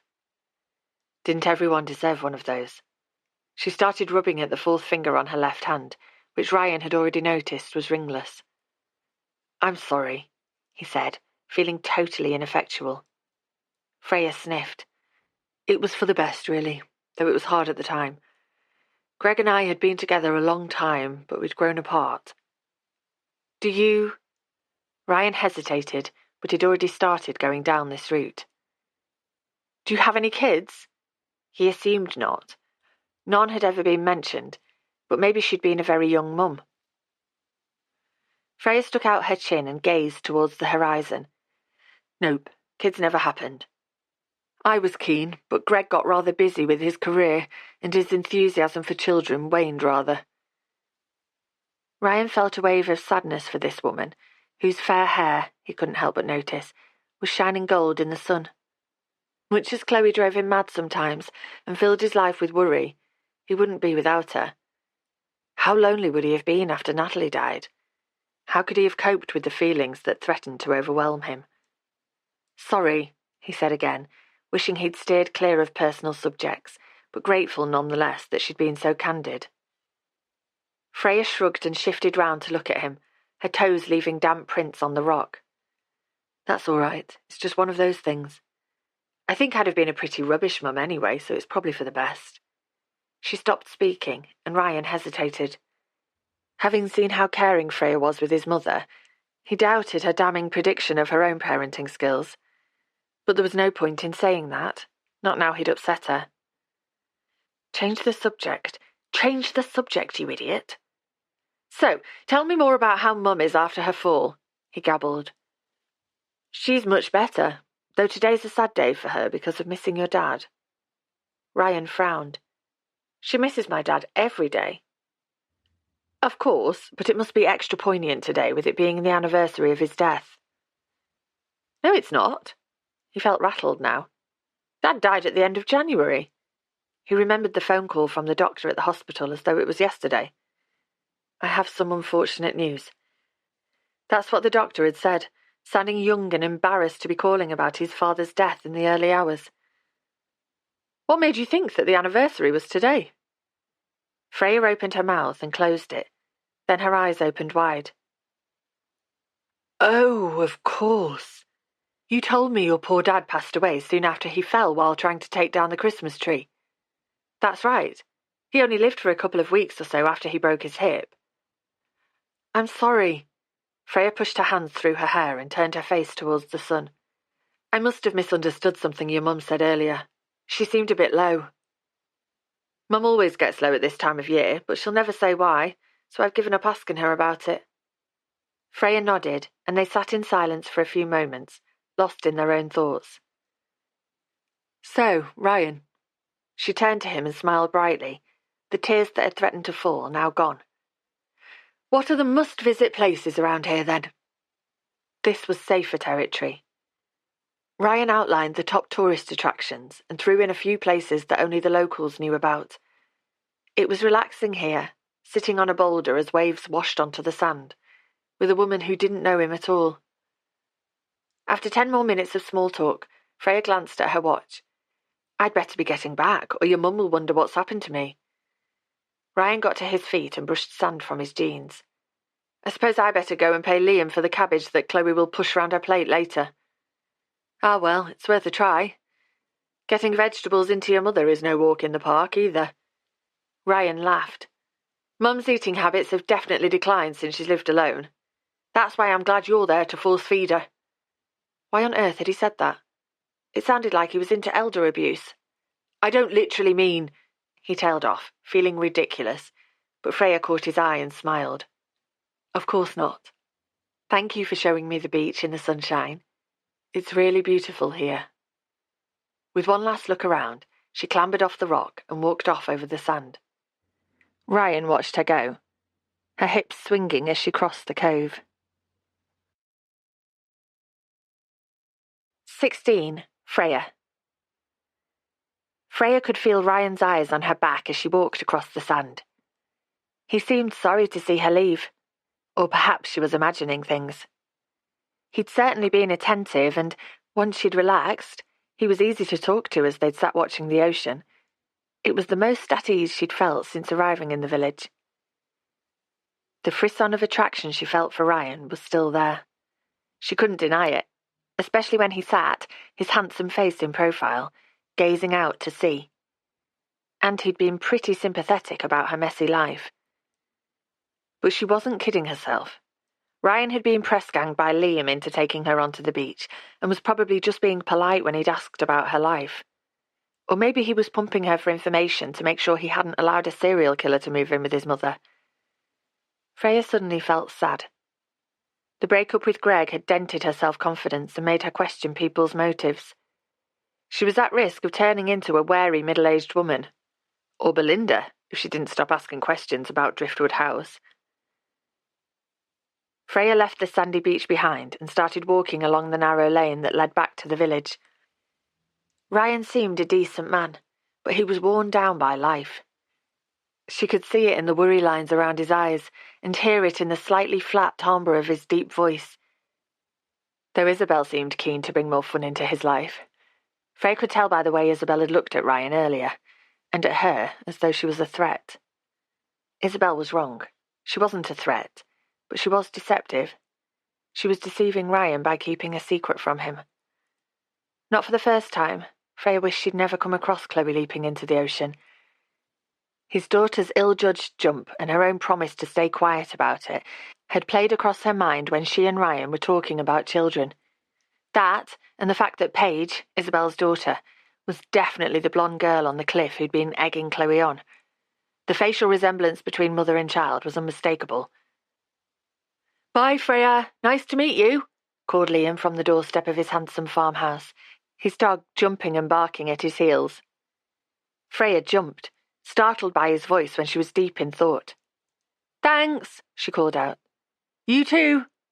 She waved, hoping that all the villagers would be as welcoming as handsome Liam. Rosie was a very fortunate woman to have Driftwood House and Liam to warm her bed. As she walked back towards the village, Freya's thoughts strayed to her conversation with Kathleen that morning. She'd known there was something off about their exchange, but couldn't put her finger on it. Now she knew for sure. Kathleen had lied to her about the anniversary of her husband's death. It wasn't a big lie, as lies went. Freya had heard worse. Among them, the lies that people often told themselves when they shared their innermost secrets with her. He'd understand if he found out. I had no choice. I'm coping with it really well. Kathleen's lie didn't hurt anyone else, but the truth clearly hurt her, and Freya couldn't help wondering who she'd really lost on the 6th of April. It was someone who could still break her heart. A lover, perhaps, who'd once lived at Driftwood House. Whatever the truth behind it, Freya felt sure that Driftwood House was involved somehow. Why else would Kathleen have kept a photo of herself standing on its front doorstep all those decades ago? And why now would she be too distressed to visit the cliff top, where the house kept watch over the village? Freya glanced up at Driftwood House, sitting alone under a grey cloud that was about to blot out the sun. What had happened up there? She wondered, as the stone walls of the isolated house were plunged into shadow. Heaven's Cove seemed a picturesque, benign kind of place, but who knew what secrets were swirling around the village? Freya was so deep in thought, walking past the castle ruins, she didn't notice Belinda until she almost fell over her. "Penny for your thoughts," said her sister, setting her shopping bags down like a barrier in front of Freya's feet. She smoothed down her sensible tweed shirt and folded her arms. "Hello, Belinda. How are you?" asked Freya, immediately feeling wrong-footed by her sister. The two of them had spent very little time together since Freya had arrived in Heaven's Cove.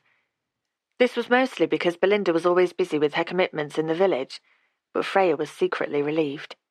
Making small talk with her sister was never particularly easy. "I'm well, thank you," said Belinda, glancing at Freya's jeans, which were smudged with sand. "What have you been up to?" "I've been having a look around." "Shouldn't you be working?" Freya groaned quietly. She'd encountered this before. People thinking that carers should be caring 24/7, with only the occasional bathroom break allowed. "I am working, but Kathleen's having a nap, so I nipped out to do an errand for her and to get some fresh air." Belinda leaned forward conspiratorially, her voice laden with sympathy. "How is dear Kathleen doing after a fall in the garden? That was unfortunate, an accident happening so soon after you'd moved in. I'm not sure that's the way to win Kathleen's heart." Freya let the criticism go, focusing instead on how Belinda could possibly know about the fall. It had happened almost 2 weeks ago now, and, as far as she knew, Kathleen hadn't told anyone about it. She seemed rather embarrassed about the whole thing. Would Ryan have said something to her sister? Probably not. Freya remembered his involuntary wince when he'd mentioned Belinda's name on the beach. "How did you hear about Kathleen falling over?" asked Freya, deciding on the direct approach for her direct sister. Belinda tapped her nose. "I have my sources. I can assure you that very little happens in Heaven's Cove that I don't know about. Belinda would be a fabulous recruit for MI5, thought Freya, deciding that Kathleen's fall would not become gossip fodder. Kathleen's doing really well, she told her sister with a beaming smile. There's absolutely no need to worry. Did she hurt herself? Elderly people break so easily when they fall over. Has Kathleen been falling a lot recently? Is she unwell? Why did Freya get the feeling her sister was trawling for juicy details? Not as far as I'm aware, she told her, adding quickly, So where are you off to? I was having a quick stroll and doing some shopping, before the rain sets in later. But I've just been summoned to the village hall because there's a problem with the boiler. Honestly, I don't know what they'd all do around here without me. You're a local VIP, said Freya, trying to be kind because Belinda, for all her puffed-up self-importance and incessant prying, had found her a job and a home with Kathleen. I suppose I am. I'm a local celebrity, if you will. Belinda gave a self-satisfied smile as Freya wondered if people, seeing them together, would guess that they were related. There was a 15-year age gap between them, and their hair and eyes were different colours. But they had the same oval jawline, and their eyes were a similar shape. Perhaps they looked more alike as children, but Freya had never seen a photo of young Belinda. Growing up, she'd often wondered about her father's first family, and worried that one day he might leave her behind too. But any questions she'd asked about his life before her were brushed aside by her parents. It was a shame, really, thought Freya. Perhaps if she and Belinda had known one another from an early age, their relationship now would be less strained. Freya's guilt might have eased, and Belinda might have lost the undercurrent of resentment, overlaid with politeness, that made the back of Freya's neck prickle whenever they were together. So how is life going at Kathleen's generally? Asked Belinda. I want to hear all about it, every little detail. Behind her, a middle-aged couple, locals presumably, spotted Belinda and crossed in double quick time to the other side of the cobbled street. The woman gave Freya a sympathetic smile when they went past. Freya turned her attention back to her sister. There's nothing much to tell. I'm still finding my feet, but all's going really well. With the whole family? Absolutely. Apart from the completely inappropriate crush I seem to have developed on my employer's son. And apart from the pact I've made with my employer's granddaughter to keep a secret from him. Freya blinked, aware that Belinda was staring intently at her, as though she knew her sister was keeping secrets. I think Ryan and Chloe are adjusting to me being there. Had Belinda heard differently? Freya breathed a sigh of relief when her sister nodded. And what do you think of our beautiful village? I think it's an amazing place. Ryan and I just went to the beach, which is wonderful. Did you indeed? The two of you? Said Belinda, raising an eyebrow while Freya kicked herself for mentioning his name and turning their trip to the Cove into potential salacious gossip. That's an amazing house up there on the cliff, said Freya, in a bid to stop Belinda putting two and two together and coming up with 6. She pointed at Driftwood House, which was again bathed in sunlight, its windows sparkling like diamonds.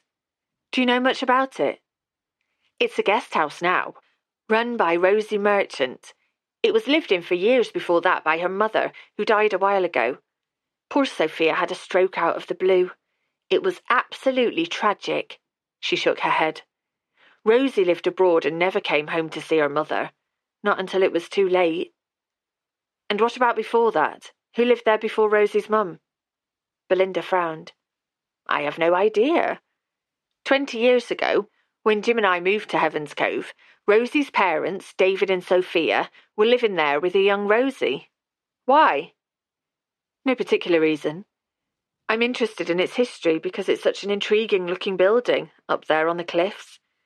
I'm interested in the whole village, really, not just the house. Did Belinda believe her? She narrowed her eyes and stared again, but thankfully didn't ask any more questions. Instead, she pointed over Freya's shoulder. A brand new Heaven's Cove History and Culture Centre is opening at the weekend in the village hall over there. Letty, the young woman who set it up, has various information about the village's history that you might find interesting. There's a grand opening ceremony on Saturday morning if you're interested in going along. Freya felt a rush of excitement at her sister's news about the centre, a place where she could learn about the history of Heaven's Cove and maybe even of Driftwood House. She was sure that Kathleen was hiding something about that lonely house on the cliff. And while she didn't want to be too inquisitive, if something was public knowledge, wouldn't that make her interest a little less Belinda-ish? She hoped so. Do you think you might go to the opening? Urged her sister. Yes, I think I probably will. Belinda smiled with satisfaction. I've been involved, of course, every step of the way. In fact, the project would never have got off the ground if I hadn't put Letty in touch with Claude, an old fisherman who lives on the quayside. I happen to know that he had a cellar crammed full of old village documents and photos. Honestly, a cold, damp cellar, and he refused to move them, in spite of me telling him they should be somewhere safer. I could tell you a few things about Claude.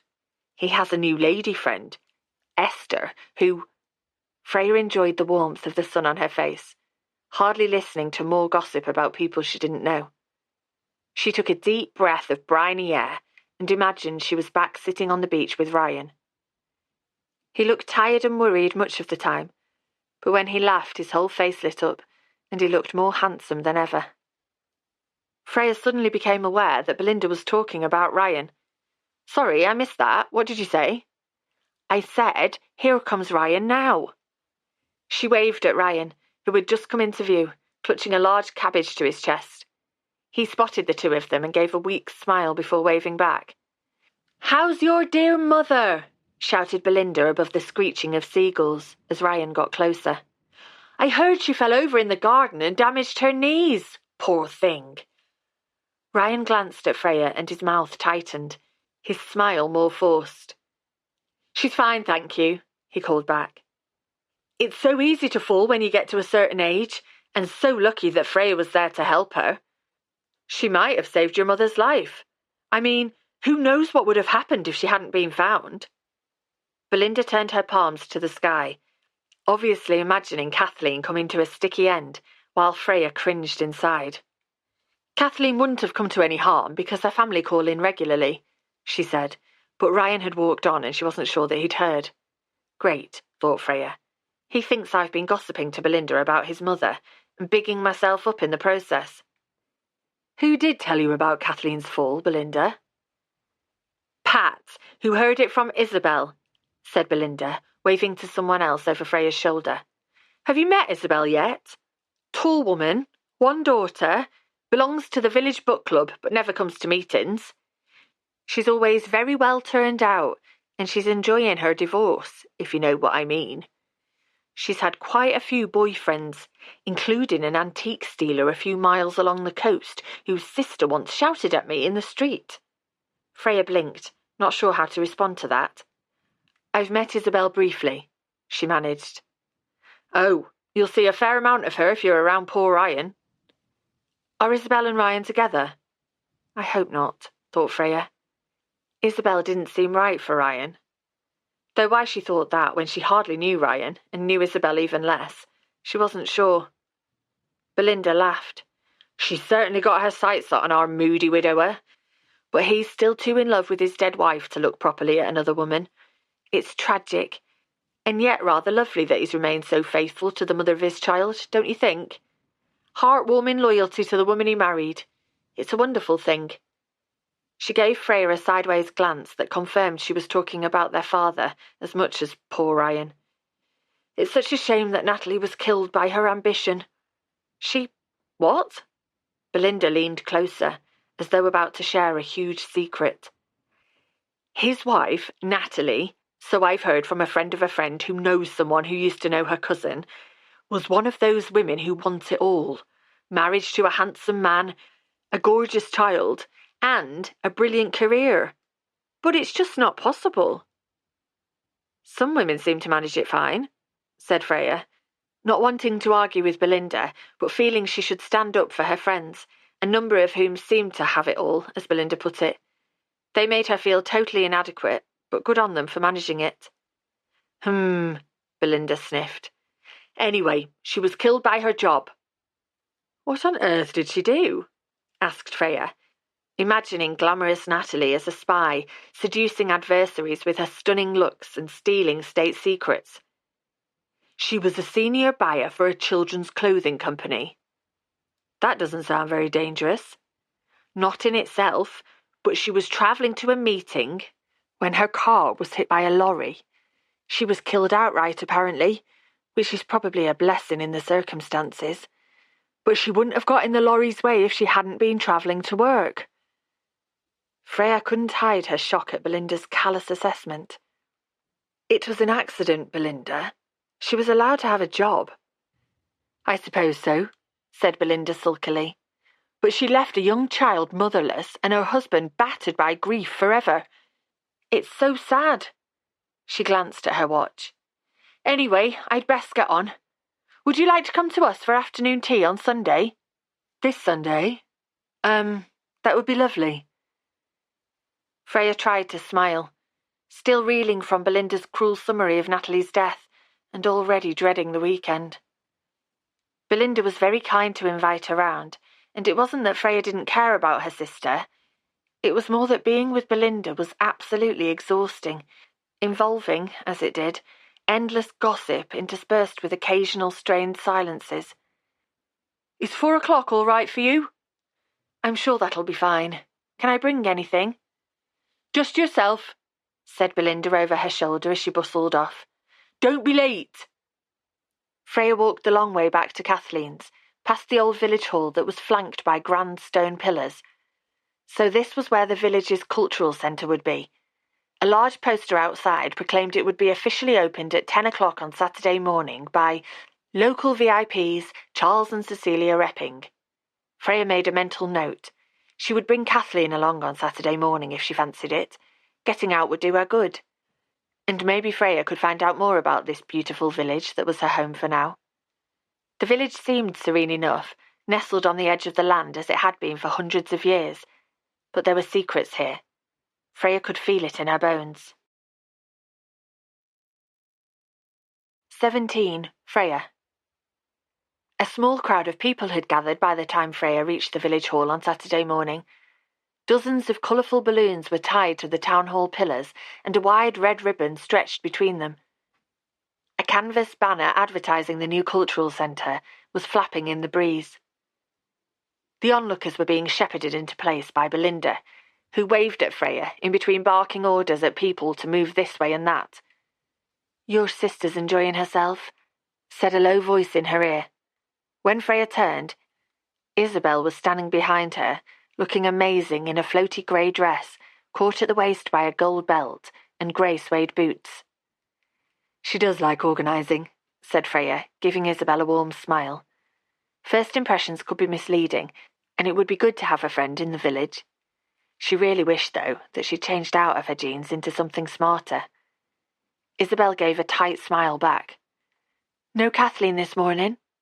No, I did ask her, but she didn't want to come. Too much to do at home, maybe.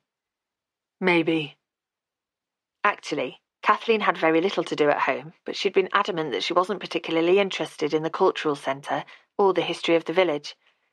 She reckoned she wasn't interested in history, full stop, even though there were several historical novels in her bookcase. Freya gave herself a mental shake. She was starting to feel like a washed-up detective, spotting clues that didn't exist. And clues to what? Kathleen not liking Driftwood House?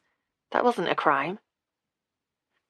I rather thought that Ryan and Chloe might come along this morning. Isabel was standing on tiptoe and scanning the crowd. Are they here? I've no idea, though I don't suppose Chloe would find this very interesting. Probably not, agreed Isabel, sounding put out. I mentioned it to Paige, but she's still in bed.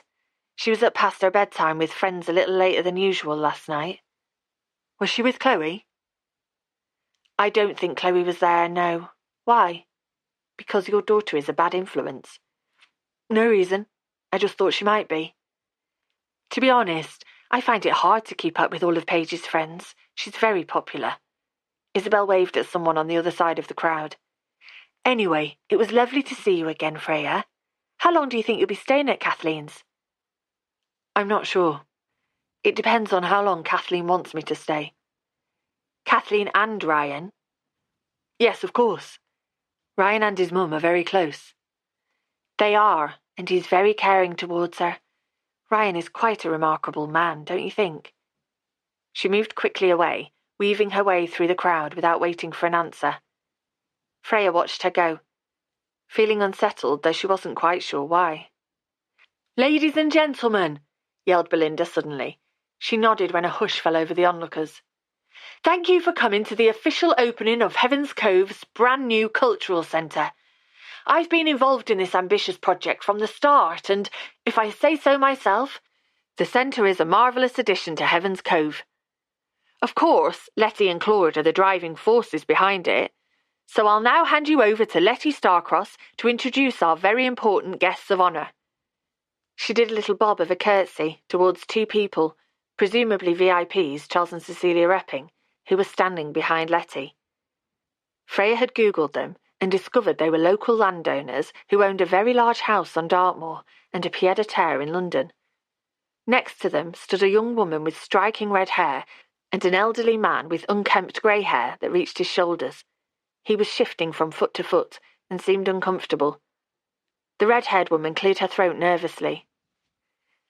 As Belinda said, thanks so much for coming today to celebrate the opening of Heaven's Cove's new cultural centre. Her accent was different from the soft Devonian burr Freya was becoming accustomed to. She sounded like Mavis, one of the care home residents who'd lived most of her life in London. For those who don't know me, I'm Letty, and I haven't been here very long, but I've already grown to love this amazing village and the people in it. She glanced at a handsome man with dark hair standing nearby, who gave her a slow smile. Letty and her dashing bystander were obviously in love, thought Freya, feeling a pang of envy. Liam and Rosie were loved up. Kathleen had enjoyed a long marriage with Frank, and Ryan was still hopelessly in love with his dead wife. In contrast, her relationship with Greg had ended in disaster, and it seemed they weren't even talking these days. Her text to him earlier in the week, to check out a few practical details about shared belongings, had gone unanswered. Freya tried to stop feeling sorry for herself and listened as Letty talked a little longer about the rich history of Heaven's Cove. Then she thanked the man with long grey hair for lending his archives to be displayed. He looked horrified when she asked if he'd like to say anything and shook his head before mumbling, "Nope, nothing." When Letty called Charles and Cecilia Repping forward, Freya got a good look at them for the first time. Charles had white hair and piercing blue eyes, and his wife, all perfectly coiffured hair and cashmere, looked incredibly sophisticated and rather out of place in Heaven's Cove. He seemed friendly enough, but his wife cast the crowd a more disdainful look. She reminded Freya a little of Isabel. Charles made a short and rather heartfelt speech about the importance of history and how it could impact on the present, before his wife took the large pair of scissors proffered by Belinda and cut the wide red ribbon. Heaven's Cove's Cultural Centre was officially open. The crowd cheered and surged forward into the hall, with Freya following. The town hall, so far as Freya could see, consisted of a large open space with a polished wooden floor, a bar that was shuttered with a silver grille, and some doors leading off.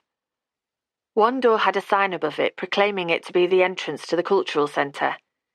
Inside was a large room filled with display cases and dozens of photos and documents in frames on the walls. Freya spent some time inspecting the photos, which were of the village from decades ago and people long gone. The pictures were fascinating and made her realise that her current problems were merely a blip along the way of life. All of these people, staring into the camera in their old-fashioned clothes, had had their own heartaches too. She hoped that they, like her, had been soothed by the ebb and flow of the sea. There was a timelessness to Heaven's Cove that was comforting. "Hello, you're Belinda's sister, aren't you?" Letty was standing in front of her. Up close, her long hair was even more of a vibrant red as it fell in curls down her back. "I am. Well, her half-sister." Freya was used to being Greg's wife, her father's daughter, but here in Heaven's Cove she was obviously Belinda's sister. She wondered how long it would be before she was simply Freya in her own right. "My name's Freya," she added, "and I'm staying at Kathleen's opposite the church." "Yes, I know." Letty grinned. "Everyone knows. Your sister is excited to have you here." Was she excited? Freya felt rather mean for being apprehensive about the tea-time appointment with her sister the next day. "I hope you're enjoying having a look around and finding out more about your new home." "I am, and this new centre is really impressive." Letty beamed. "Thanks so much. Claude had lots of fascinating information stored in his cellar, and it seemed criminal to hide it away rather than show it off to local residents and visitors to the village. I've been a bit nervous about the official opening, to be honest, but it seems to be going well." "What do you think of Heaven's Cove?" "I'm still finding my feet, but it's a beautiful village, and it has such an interesting history. I was wondering, actually." Freya hesitated when she spotted Belinda out of the corner of her eye. Wouldn't she be just as nosy as her sister if she tried to piece together the clues that were niggling at the edges of her brain? Whatever had happened here, if anything had happened here, was none of her business. But she couldn't forget the sight of Kathleen, so distressed, sobbing in the early morning light. "What were you wondering?" asked Letty. Freya thought of the old photo of Kathleen and did a quick mental calculation, taking into account her current age. "I was wondering if you had anything on show from the mid-1950s to early 60s. Is that a period you're particularly interested in?" "Yes, that and Driftwood House. It's such a magnificent house up there on the cliff." "It's amazing, isn't it? I stayed there when I first came to the village last year, and Corey and I still climb the cliff regularly to look at the view." "Oh, there he is." Letty nodded towards the handsome man who'd smiled at her during her welcoming speech. "My boyfriend." Her pale cheeks flushed pink as though she wasn't quite used to calling him that. "Anyway, if you're looking for 50s and 60s info, there are a few photos on the back wall over there that you might find interesting, but that's one of the time periods that's a little lacking, I'm afraid. Claude's mum collected lots of the photos, newspaper cuttings and documents that are on display here, but she had lots of health issues around that time, apparently, and her amazing hoarding habit was curtailed. Not for too long, though, thank goodness, or this centre would never have got off the ground. As for Driftwood House, there are some landscape photos of the village from various times that show the house on the cliff, but if you're particularly interested in it, you'd do better talking to Rosie, who owns the place. This centre is a work in progress, and I haven't had a chance to plot the history of the house yet, but she can probably tell you more." A large lady in purple-framed glasses was beckoning to Letty from the doorway. "I really need to go and mingle, but I hope you enjoy looking round. It was good to meet you." "You too," said Freya before heading for the photos that Letty had pointed out. They were fascinating. The village looked much the same as now, the same quaint stone cottages and glimpses of the sea. But the fashions of women immortalised forever on celluloid, 50s nipped-in waists and hats, 60s mini shift dresses, revealed the pictures were from another age. That and the cars, or rather, the lack of them. The tiny streets were much less clogged with traffic. Freya realised it was ridiculous, but she fruitlessly scoured the photos nonetheless for a glimpse of a young Kathleen with her sad, haunted eyes. Driftwood House was visible in a few of the other images, but, as Letty had said, it was always in the distance, standing sentinel over the village, on its lonely cliff top, as it had done for generations. Freya stepped back and stopped squinting at the pictures. While it was fascinating to see Heaven's Cove in the past, part of her was relieved that she'd found out nothing new about Driftwood House. Maybe she should just let it go, rather than letting her imagination run riot. It wasn't her job to fix whatever was bothering Kathleen. She wasn't a fixer, like Belinda. She shivered and was about to leave when Letty hurried over. "I was thinking, I've just been given some new archive material by the family of a lady who died recently. I haven't had a chance to go through it properly yet, but would you like to take a look? I think it includes some local info from the 1950s. Freya hesitated, but there was no harm in looking, surely. "That would be wonderful, thank you." Freya took the cardboard box Letty gave her and sat at a quiet table near the shuttered bar to sift through its contents. There was so much stuff in here. Photographs of places in the village that Freya recognised and some that she didn't. People probably now long gone, standing in front of the castle ruins, in the narrow lanes, and on the beach. There were a couple of pictures that showed Driftwood House in the background, but nothing that particularly caught Freya's attention. She started going through the papers at the bottom of the box, old newspaper cuttings and documents from the past. Underneath the pile of papers was a small battered book, bound in red leather. Freya opened it and stared at the small, neat handwriting inside. There was a date at the top of each page. It was a diary. The first page was inscribed with a name, Eileen Wolford, and said 1st January 1959. Freya glanced around her, feeling as if she was spying on Eileen. Surely her family didn't mean to include something so personal in this box of local history. Freya decided to scan quickly through the pages, searching for any mention of Driftwood House, but found nothing. The entries were fairly bland, about Eileen's children, Felicity and Andrew, and how she spent her days, which mostly involved housework and childcare. The diary came to an abrupt end on 30th of March, as though Eileen, busy with family life, had given up the ghost on keeping a daily record. Freya flicked again through the pages, and suddenly the word Driftwood caught her eye. There it was, in an entry she'd missed. Eileen had written just 2 sentences about the house that so intrigued her. Saw people from Driftwood in the village, which was unusual because they rarely venture out. I pity them. Chills ran down Freya's spine as she carefully placed the diary back into the box. Who on earth did Eileen pity, and why? Rather than easing Freya's curiosity about Driftwood House, Eileen's words made her quite determined to find out what secrets the house on the cliff was keeping, and what upsetting hold it might have over Kathleen. 18. Ryan. Ryan stood at the bottom of the stairs and took a deep breath before calling, "Chloe, can you come down, please? I need a word." When there was no reply, he called again, louder this time to compete with the music she was playing. "In a minute!" she yelled back, above some man rapping about the challenging women in his life. Should he be vetting his daughter's musical choices? He rather thought he should be, but it was another thing that he'd let slide. He mentally added it to the bad parent tally that was mounting up these days. When there was no sign of Chloe, he took the stairs 2 at a time and poked his head around her bedroom door. She was lying on her bed with the music at ear-splitting volume, and her window was wide open. The neighbours would be furious. He winced as the rapper spat out a swear word and moved swiftly across the room to close the window. Then he stabbed at Chloe's phone to turn off the music.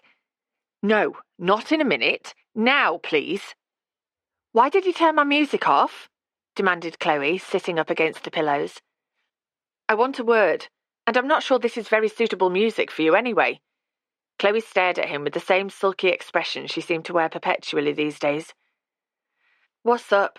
she said slowly, her finger hovering over her phone, ready to turn her music back on. Ryan momentarily contemplated ripping her Bluetooth speakers off the wall, but that wouldn't convey the grown-up parental vibe he was aiming for. He took a deep breath before speaking. "What's up? Is that I hear you jumped off Clare Point?"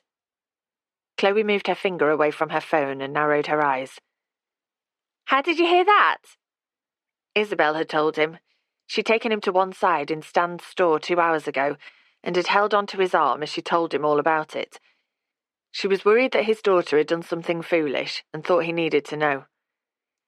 As Isabel had described the jump, he'd experienced the kind of fear he hadn't felt since they'd lost Natalie. A raw, biting fear that churned in his stomach. It took him a few seconds to rationalise that the event in question had happened almost a month ago, that Chloe was safe and well, that her idiotic pre-teen antics hadn't got her killed. But this so easily could have. Fear clutched at his stomach again and he shook his head. "It doesn't matter how I heard. Is it true?" Chloe stared at him for a moment, as though weighing up whether lying was worth it. Then she shrugged. "I only did it once." "You only did it once?" Ryan's voice was rising, and he made a conscious effort to calm down. Losing his rag wouldn't help. Once is one time too many. I can't believe you did something so dangerous. Lots of people do it, grumped Chloe, dropping her chin towards her chest. Clarepoint isn't that high up, and it was fine. I'm fine, as you can see. Which is more luck than judgment. Those rocks at the bottom are lethal if the tide's too low or you don't jump out far enough from the cliff. Do you remember that boy who was larking about and jumped from there just after we moved to the village? He broke his leg in 3 places. Yeah, but he didn't die.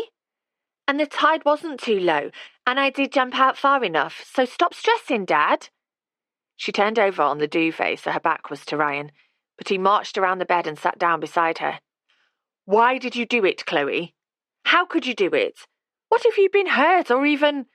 Breath caught in his throat and Ryan blinked rapidly, images of his daughter lying broken at the foot of the cliffs flooding his mind.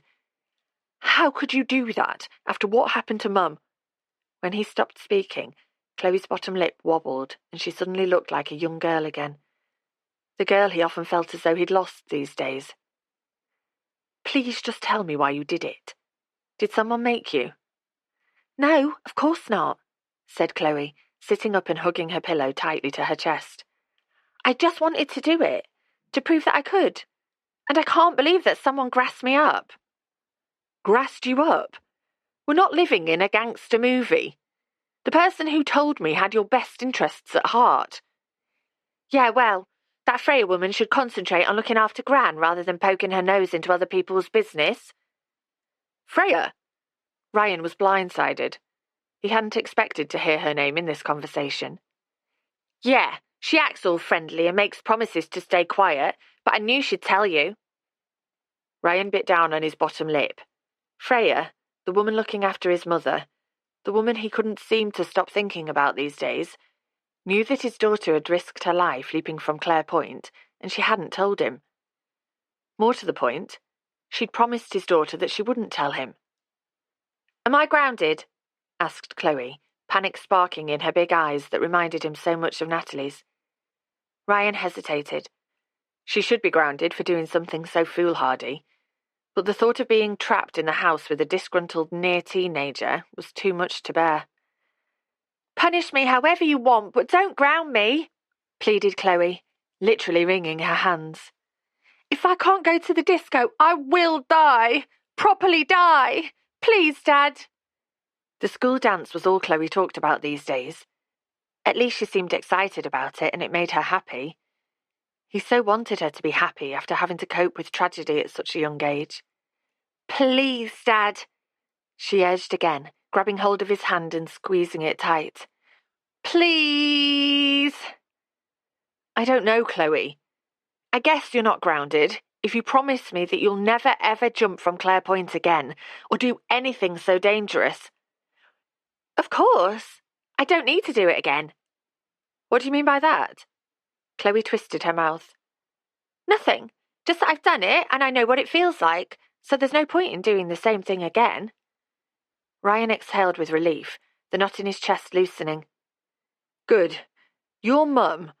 I mean, she'd hate for you to be putting yourself at risk like that. He felt like a terrible parent for bringing Natalie into the conversation to berate Chloe. It didn't seem fair when she wasn't here, but sometimes he grew tired of being the perpetual bad guy. Chloe glanced at the photo of her mother that stood on her dressing table, the last picture that had ever been taken of her and her mum together. They were making sandcastles on the beach in Cornwall, their heads spent together on their last holiday before the accident. When Ryan dipped his head, Chloe briefly touched his hair. Sorry, she mumbled. I didn't mean to upset you so much. Okay. I just want you to be well and happy, Chloe. That's all I care about. I know, and I'm sorry. I really won't do it again. Chloe paused before asking softly, Can I put my music back on now? Ryan nodded. He'd leave her music choices for another time. Another day, another battle. That's how life seemed to be these days. The music was back on before he'd even closed her bedroom door behind him. Chloe waited until her dad had gone downstairs and then turned the music down a little. Being honest, she wasn't really that keen on rap, but Paige and her friends listened to it all the time. They reckoned it was subversive, and she'd nodded in agreement, even though she'd had to look the word up online. That showdown with her dad had been intense, and Chloe felt guilty that she'd worried him, though he wouldn't have known anything about her jumping from Clare Point if Freya had kept her word. It was upsetting that Gran's new carer couldn't be trusted and would lie to her actual face. It was a shame because Chloe had quite liked her. She'd cared enough to try and stop her jumping off Clare Point, but, it turned out, she didn't care enough not to drop her in it with her dad. Chloe got off the bed, opened her bottom drawer and pushed aside socks to find the bright pink lip gloss she'd stashed there. The lip gloss that Paige had encouraged her to steal from Stan's store when his back was turned. Chloe suddenly felt very hot, imagining her dad's face if he knew she'd become a thief. He'd definitely ground her, and stop her from going to the school disco, so it was just as well Freya knew nothing about that. It was the first time that Chloe had shoplifted, and although she'd feigned bravado with Paige and her friends at the time, she'd felt guilty ever since. Stan had been kind and given her free ice cream when she'd first arrived in the village, and he'd been really proud of the new selection of makeup in his store. She'd kind of wished she'd refused to steal from him. Kristen, a new girl in their class, had refused when Paige had dared her to shoplift, and she'd paid for her defiance ever since. Paige and her friends made fun of her all the time. But Chloe couldn't help secretly admiring Kristen's bravery, and she knew that her mum would be disappointed in her if she was here.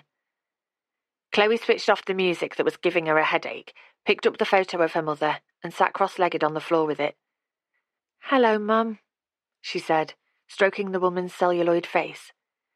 She glanced at the door in case her dad was coming back. Talking to her dead mother had to mean she was a bit weird, didn't it? It certainly wasn't the kind of thing that she could tell Paige about. It was taking every bit of energy she had to be the kind of girl who fitted in with Paige and her friends, as it was. Her mum smiled back at her as she always did. Her expression never changed, and it never would. Even when Chloe was grown up, her mother would still be a lifeless image in a framed photograph.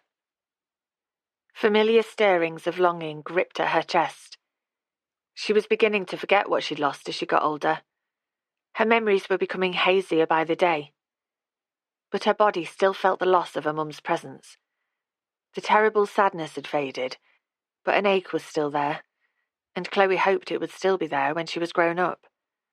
It was all that she had left of the woman who had loved her. "I wish," she said to the photo, "I wish I was more like you, Mum." Chloe went and stood in front of her mirror, holding the picture right next to her face. Her mother's hair was dark and glossy, whereas hers glinted red in the light from the window, and it was more flyaway, like her dad's. She and her mother had the same brown eyes, but their face shape was different. Her mum's was a delicate oval, like Paige's and Isabel's, whereas hers was squarer, and her cheekbones were nothing like the chiselled ones she saw on Instagram. In fact, she looked rather more like her dad, which was upsetting. He was good-looking, if the glances from mums at the school gates were anything to go by, and Isabel was definitely mooning after him, which was kind of good and kind of gross. But more than anything, Chloe wanted to be beautiful like her mum, rather than handsome like her dad. It was all such terrible bad luck. Chloe gently placed her mum back in her eternal resting place on the dressing table and lay back down on the bed. She wrapped the duvet around her, closed her eyes, and imagined that her mum was sitting beside her, gently stroking her forehead. 19. Ryan. Ryan poured himself a large whiskey and sat on his front doorstep, watching the world go by. Actually, the only people going by were tourists heading for their hotels and B&Bs after exploring the village, though it would be just his luck if Belinda wandered past. She would definitely judge him if she saw him drinking spirits this early in the evening, but let her. Being a single parent was hard work, especially when those around you were no help whatsoever. He couldn't get his head around the fact that Freya had known about Chloe's jump from Clare Point, a jump that was a potential death leap. He could imagine his daughter falling through space and being dashed on the rocks below. He tried to ignore the horrific images flooding his mind, hoping that Freya was taking rather better care of his mother than she had of his daughter. She should have told him what Chloe had done, so he would be aware that his daughter had a death wish. He shook his head and took another slug of whiskey. A death wish. He was being overdramatic. Chloe had only done what dozens of young people had done over the years. He'd probably have jumped from Clare Point himself if he'd been brought up around here. But Chloe was all he had. He was 45 years old, and all he had in his life was a stressful job to pay the bills, an ageing mother, and a daughter who would fly the nest one day. And then he'd become old and even more lonely, which was perhaps what he deserved. His thoughts strayed to Isabel, who'd made it very clear that she'd be perfectly willing to take his loneliness away. Maybe that was what Chloe needed, a mother figure in her life. And she seemed rather enthralled by Paige. Perhaps he needed to stop dodging Isabel's dating offers. Who knows, maybe he and Isabel would click and he'd end up giving Chloe a ready-made family. Ryan closed his eyes and pictured perfect, beautiful Isabel. What was he doing keeping her at arm's length? She was pushy, which could be overwhelming, but at least that showed she was keen. And he was flattered by her attention, even though he sometimes felt she saw him as a puzzle to be solved, rather than a passion to be pursued. He was trying to picture Isabel, but Freya's face kept coming into his mind. Her face turned towards him on the beach, her eyes shining like a child's when she saw the sea lapping at the sand. The shadow of hurt that dimmed her smile when she spoke about the breakup of her marriage. He'd been taken in by her, and had started to believe she was a woman who could be trusted. But now he felt disappointed and angry that she'd lied to him by omission. Honestly, what was she thinking? She'd told her nosy sister about his mother's fall when it was patently none of Belinda's business, but she hadn't said a word about his daughter putting her life in danger and leaping from Clare Point. He had to find out why.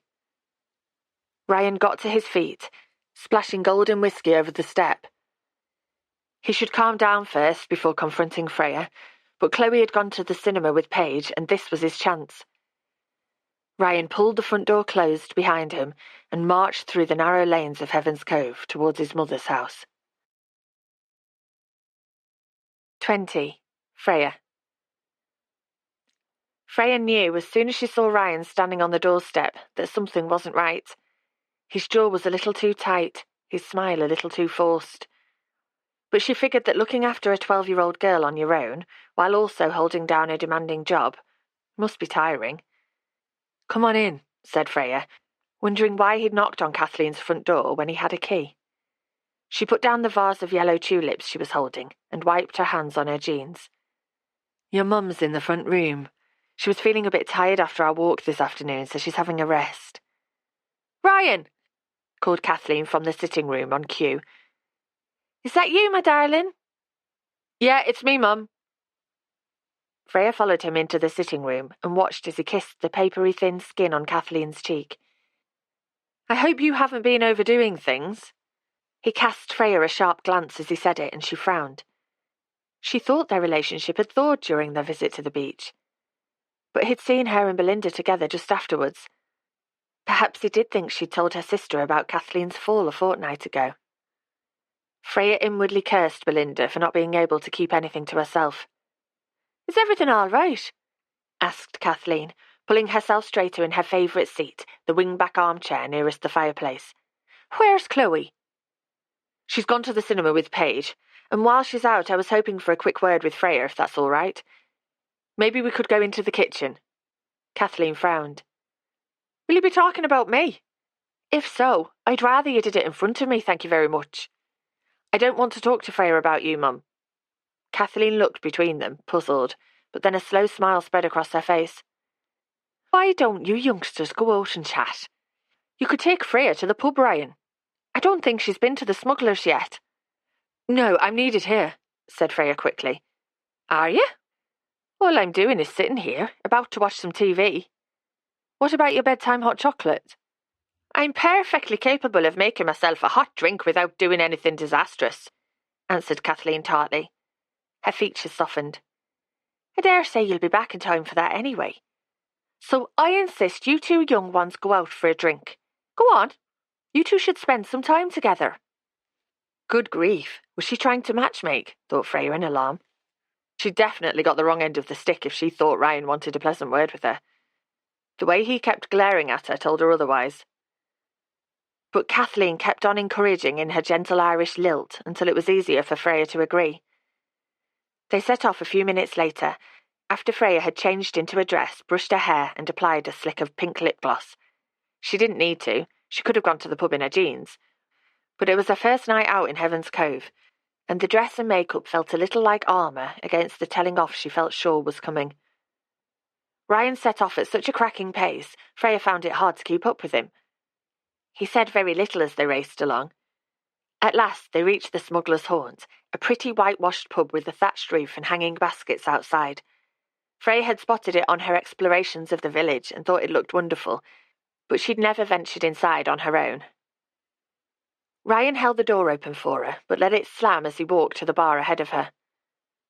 "I assume you'd like a drink now we're here?" he asked coldly, raising his hand to attract the attention of the man pulling pints. Freya frowned. Why was he being such an arse? It hadn't been her idea to come to the pub. She'd been all prepared to settle Kathleen and then have a lovely hot soak in the bath before he'd marched in looking thunderous. "A lemonade would be very nice, thank you, but I'm quite happy to pay for it." "No, you're all right. You find a seat and I'll bring it over. Maybe over there." He pointed at a table in a secluded corner of the pub, near a huge blackened stone hearth.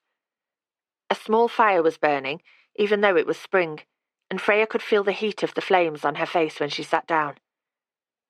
Ryan appeared a couple of minutes later with a lemonade in one hand and a pint of beer in the other.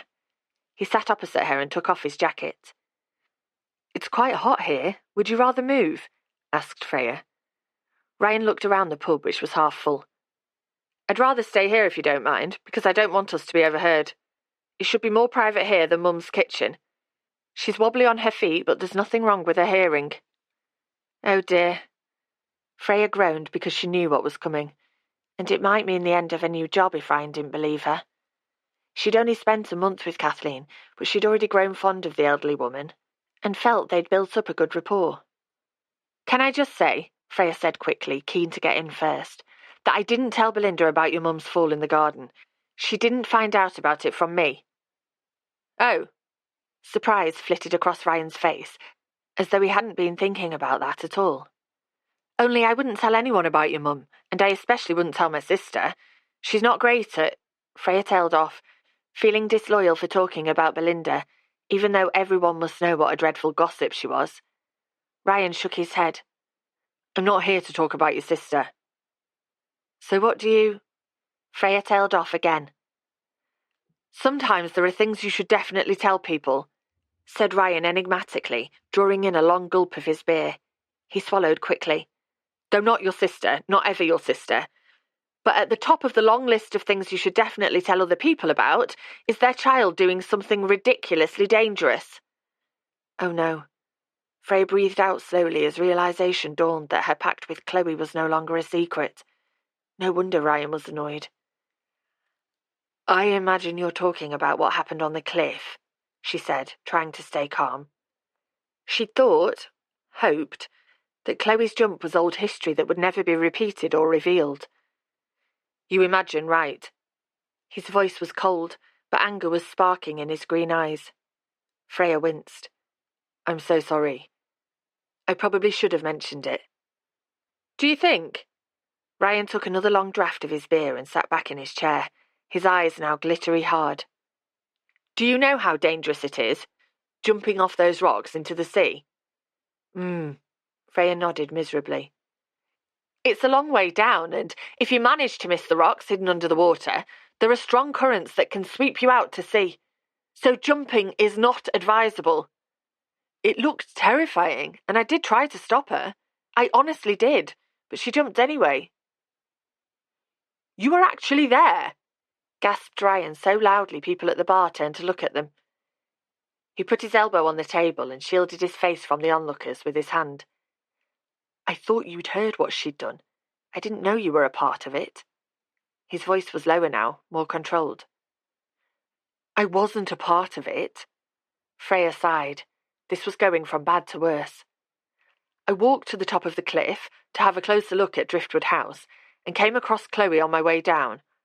She was about to jump and I tried to persuade her not to, but when she did anyway, I waited to make sure she was okay. That's all right then. Ryan's mouth had set in a thin line and Freya's stomach started to churn. She could cope with him being distracted and annoyed, but this cold, hard anger was unsettling. I was going to tell you, but Chloe begged me not to, and you have so much to cope with already. I didn't want to poke my nose in and add to the pressures in your life. Chloe solemnly promised me that she would never do it again. Even as she said it, Freya realised how pathetic that sounded. Believing that a 12-year-old would behave sensibly in the future because she'd made a promise to a virtual stranger. A promise that had bought her silence. She hasn't done it again, has she?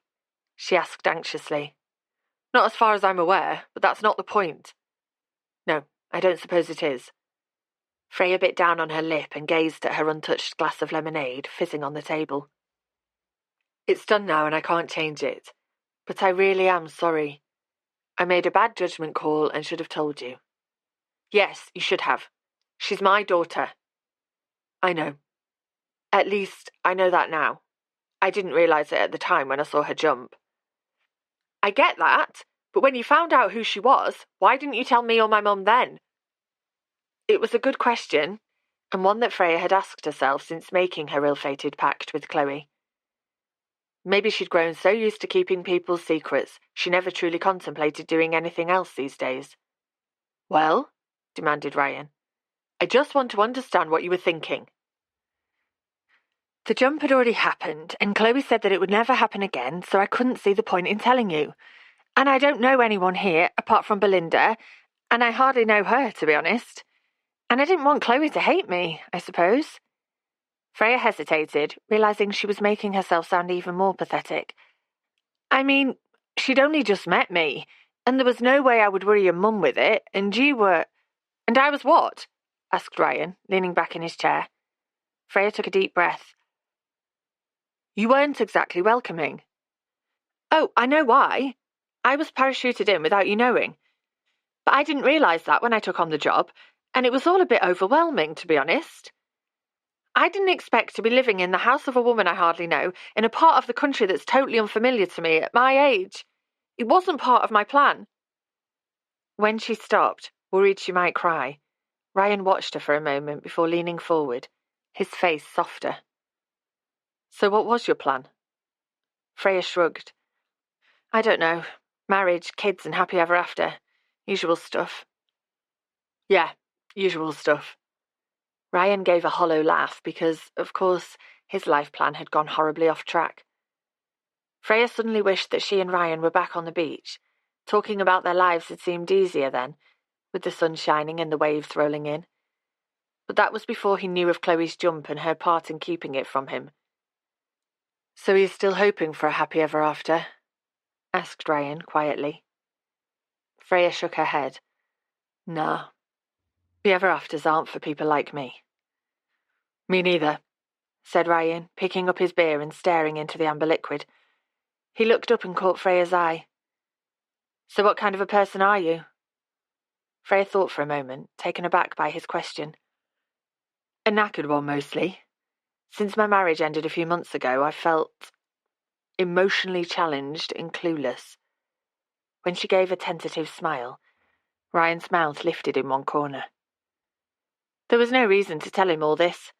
Why should he care that she'd felt pretty rubbish since Greg left?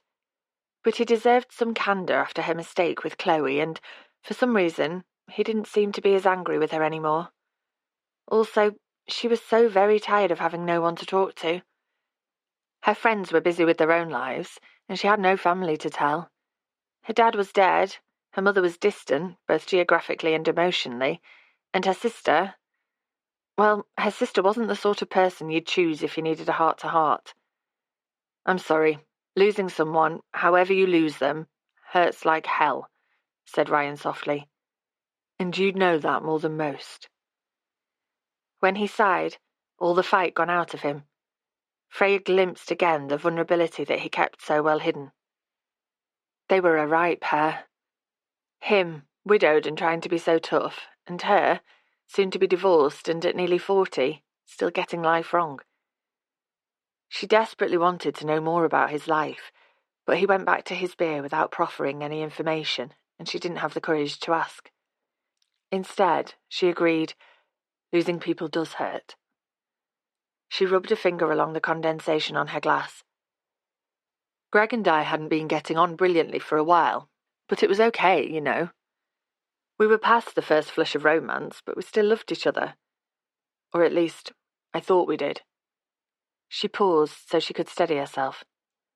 This felt like the wrong way round. People usually told Freya their secrets.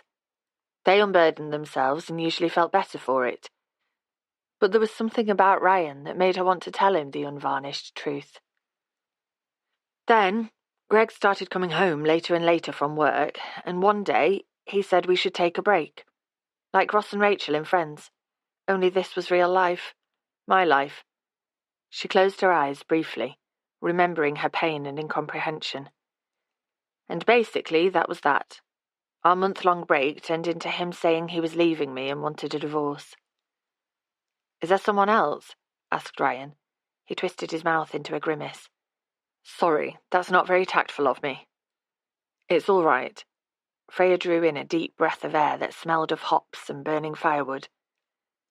He's never admitted it, but I think he's been having a fling with Erica, a work colleague who's always immaculately turned out. I did try to up my game, but... She glanced down at her crumpled linen dress and gave a wry grin. I tried to fit in with his new friends and business acquaintances and got away with it for a while, but it's hard when you're not the person they think you are. Ryan nodded and stared into the distance as though he was miles away. His defences had dropped again, and Freya could see pain etched on his features. She's also younger and more attractive than me. Ryan's gaze flipped back to Freya. I think you're very attractive. His eyes opened wide, as if the words had slipped out without his permission, and Freya felt a blush flaring across her cheeks.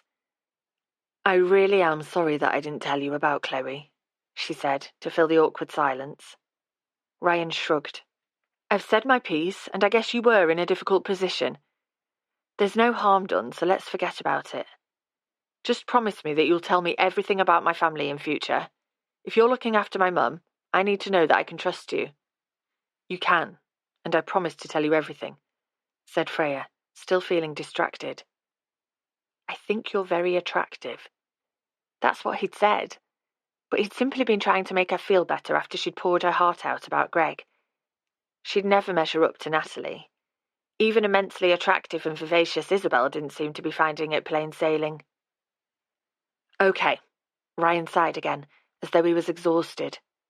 You shouldn't have to police my daughter anyway. You're not her mother. Freya took a large gulp of lemonade, wondering what it must feel like to be a mother. Sometimes she ached for the children she'd never had, and at other times, when she saw friends flattened under the daily onslaught of child-rearing, she thanked her lucky stars. Would Greg still have left her if they'd had children together? She shook her head, not willing to let herself go there. How long have you known Isabel? She asked instead. The question had just popped into her head. Ryan looked up sharply. Since Chloe and I moved here a couple of years ago. Why?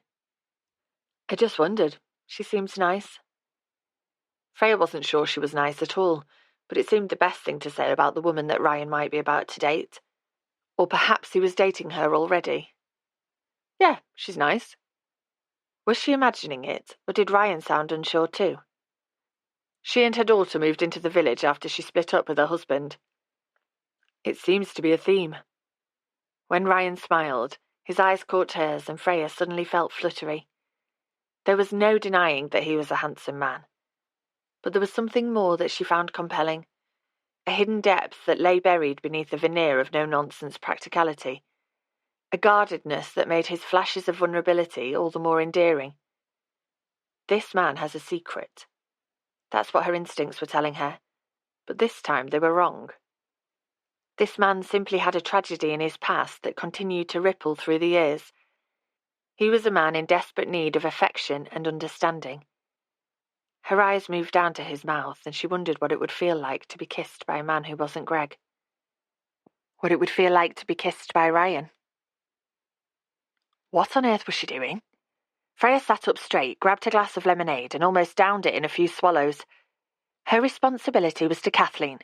She needed to take care of her, and she couldn't do that if she was distracted by a ridiculous and frankly pointless crush on her son. "Gosh, is that the time?" she said, glancing at her watch and scraping back her chair. "I'd better get back to your mum before she starts spilling boiling milk everywhere." Ryan looked nonplussed at her sudden move. "Okay," he said slowly. "Thank you for the drink, and I am very sorry that I kept quiet about Chloe. I truly am. I promise to keep you up to date with everything to do with your family in the future." "Everything?" "Absolutely everything. Scout's honour." "Don't do the three-finger scout salute, Freya." Too late, she was already doing it. She burned with embarrassment and shoved her hands into the pockets of her dress. Ryan smiled. "Thanks, that's all I ask." She left him sitting in the pub, staring into his beer, and walked briskly through the village until she reached the quayside. Slipping off her shoes, she sat on the harbour wall for a few minutes, listening to the gentle slap of waves on worn stone. The sun had just slipped beneath the horizon, but there was enough residual light to make out Cora Head, the headland that Kathleen had wanted to explore, rather than the cliffs of Driftwood House. It jutted out into the dark ocean, a solid shadow in the gathering gloom. It was beautiful here, and soothing after the last half hour. Freya's breath was coming in short gasps, and she wasn't sure if that was due to the brisk walking or her mixed emotions. She was glad that Chloe's secret was out in the open. It hadn't felt right keeping information from Ryan about his daughter, and after his initial meltdown, he'd taken it quite well. In fact, in some ways, having such a frank showdown and chat afterwards had cleared the air between them. Until that moment when she'd wondered about his kissing skills. Freya frowned, hoping that Ryan hadn't guessed what was going on in her mind. He must think she was odd for rushing off like that. What on earth was the scout salute all about? But she'd only just split up with Greg and didn't need a rebound infatuation that could make her new life here untenable. That's what it was, she told herself as she stood and brushed down her dress, which was even more crumpled now. A rebound infatuation that Ryan knew nothing about, and it would stay that way. Ryan watched Freya flee, that was the only word for it, before sitting back to finish his pint. She'd rushed away from him and he didn't blame her. "I think you're very attractive." She'd recently split up with her husband and he'd come over all flirty and inappropriate. What had he been thinking? He hadn't, that was the point. He'd brought her here to read the riot act about Chloe and had ended up feeling sorry for her, and guilty. Guilt, his old friend. He took a swig of his beer and contemplated buying another. He had to admit, if only to himself, that he'd been unkind to Freya when she'd first arrived in Heaven's Cove. Not nasty, but suspicious and cold. He knew why, of course. He was surprised by her arrival and felt bad that she was looking after his mother when he couldn't. But he hadn't taken her circumstances into consideration. He hadn't fully considered that she was hurting and lost, just like him. "Hey, Ryan," called Ollie, who was sitting at the back of the bar with his wife. "Everything okay, mate?" "Fine, thanks," Ryan called back, forcing himself to smile. "Just fancied a sneaky pint." "Please don't come and join me." "I'm heading off in a minute," he added, which did the trick. Ollie waved and went back to chatting with his wife. Ryan figured they'd have a nicer evening, just the two of them. He'd had some good nights in the pub with Ollie, but he wasn't great company right now. His thoughts turned back to Freya. He was still upset that she hadn't told him about Chloe, but at least she tried to stop the daft child from jumping. A shiver ran down his spine at the thought of his precious daughter splashing into the deep dark ocean. Another tragedy would break him, he knew that. But Chloe was fine and had promised never to repeat the jump. And Freya had promised never to keep family matters secret from him again. And there was something about Freya and the way she'd opened up to him about her marriage and her husband, who sounded like an arse, that made him trust her and want to reassure her, because her confidence had obviously taken a hit. Freya was very attractive, not in the same glamorous, high-maintenance way as Natalie and Isabel, and Erica, presumably. Her thick hair could do with a cut, and her dress looked as if she'd slept in it, but it didn't matter. Her hair curled where it hit her shoulders, her beautiful big grey eyes were full of expression, and her smile lit up her face. and her pretty, full mouth. He'd looked at her mouth as she talked about her failed marriage and wondered what it would feel like to kiss her and be kissed back. Good grief. Ryan put his unfinished pint down on the table and got up to leave. It couldn't happen. Not considering their circumstances and after what he'd done. What he'd done to Natalie. He'd reached the door when he spotted a group of women at a table near the far side of the bar.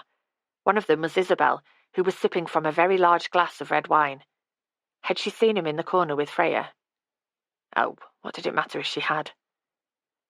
Ryan slipped out into the night and walked through the village, lost in thoughts of his past and its effect on his future. 21. Freya.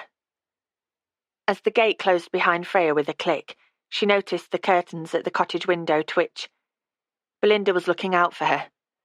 She probably spent a lot of time peering at people going past her window, which was quite sad. Freya felt a pang of sorrow for her sister.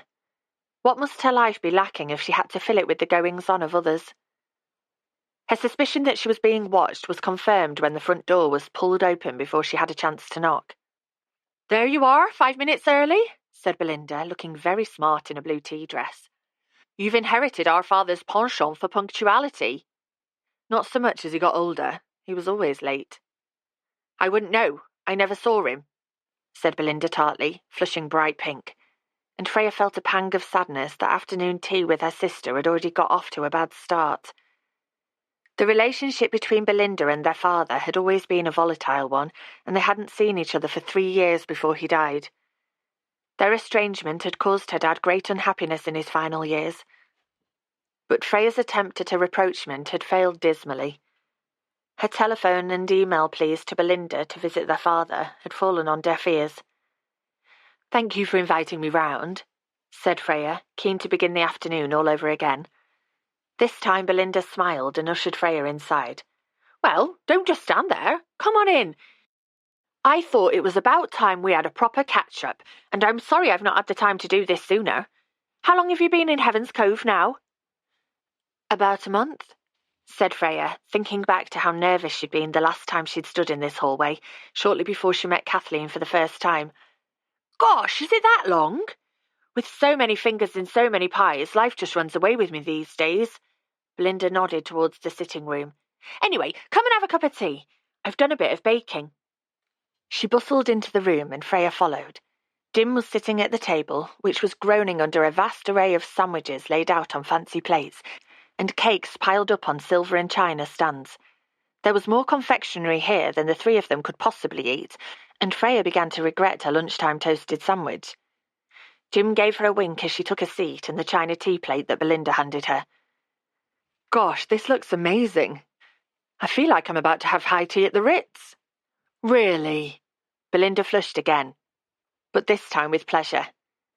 "I take after my mother, who was a talented baker, and one has to keep up appearances, even in a small village on the Devon coast.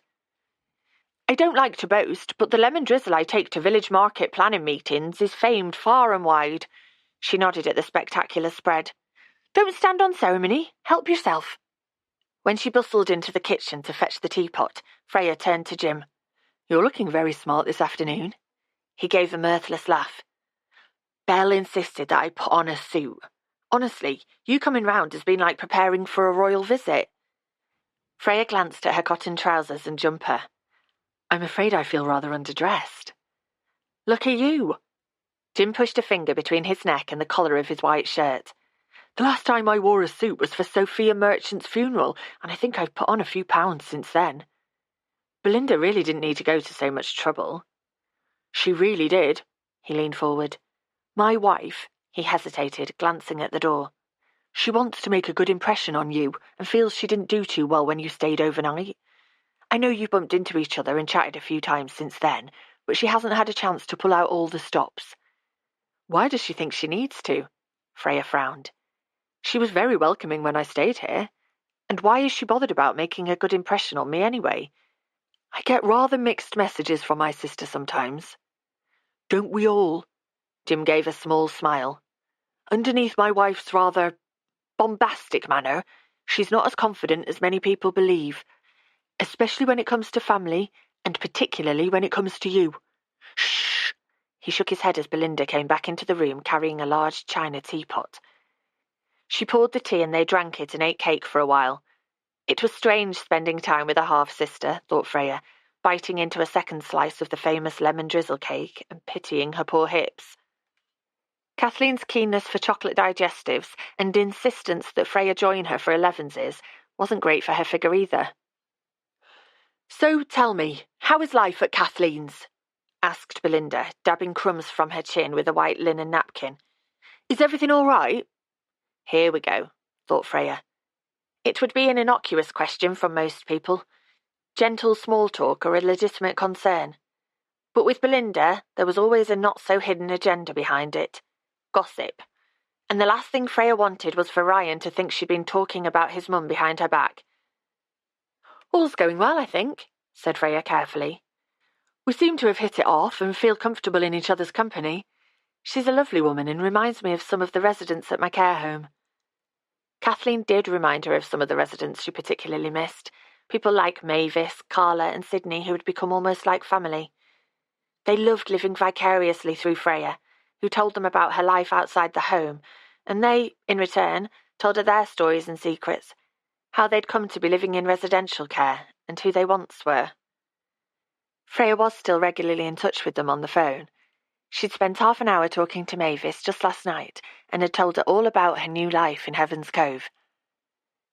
"Kathleen is a very warm woman, if a little guarded," said Belinda, "and she's determined to stay in her cottage until they carry her out in a box. It's so fortunate you were there when she fell over, in the garden of all places." "That was more than 2 weeks ago now," replied Freya, wondering how long it would be before her sister stopped asking about Kathleen's accident. "If I hadn't been there, Ryan would soon have found her, or the man next door would have heard her calling." "Ted?" "Yes, he'd soon have noticed Kathleen lying prostrate, because he's quite the busybody." Freya almost choked on her tea, and Jim took an extra-large bite of his scone, but Belinda carried on, oblivious.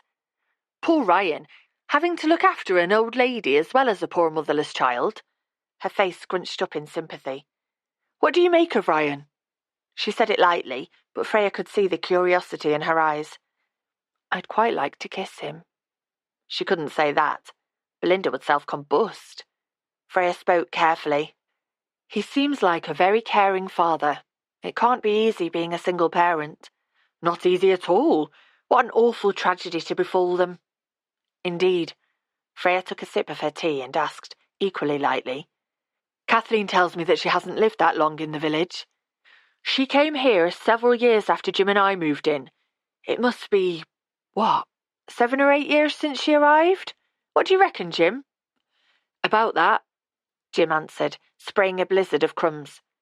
"She came here after her husband died, though I'm surprised she didn't go back to Ireland instead. It must have been very hard starting a new life in a brand new place without a husband. Though, of course, that's what you're having to do yourself, Freya." Belinda leaned over to lay a napkin across Jim's lap.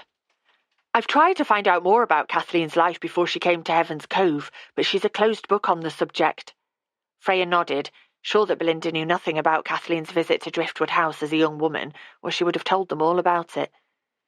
"Saw people from Driftwood in the village, which is unusual because they rarely venture out. I pity them." What would Belinda think of that strange entry in Eileen Wolford's diary? Did Kathleen, as a young woman, know the family living at Driftwood House, whom Eileen pitied so much? "A penny for your thoughts, Freya," Belinda laughed. "You drifted off there. What are you thinking about?" Freya dragged her thoughts back from the past.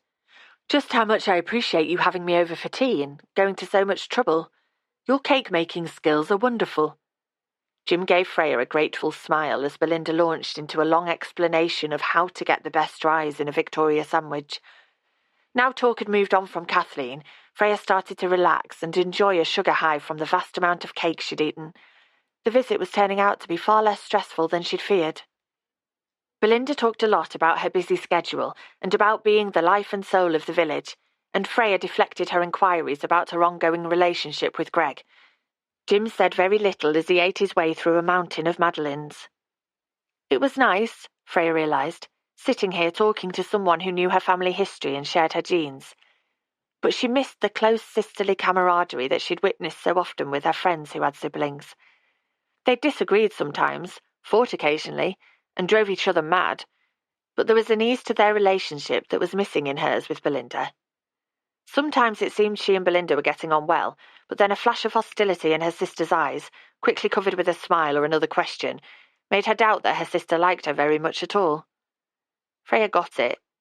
She was the unexpected pregnancy that had prompted their father to leave Belinda's mother and move in with his secretary, her mother, with whom he'd been having an affair. But it wasn't her fault, however irrationally guilty it sometimes made her feel. She hadn't asked to be born. "It's so lovely to have you here with us in Heaven's Cove," said Belinda, pouring yet more tea, and Freya kicked herself for being uncharitable.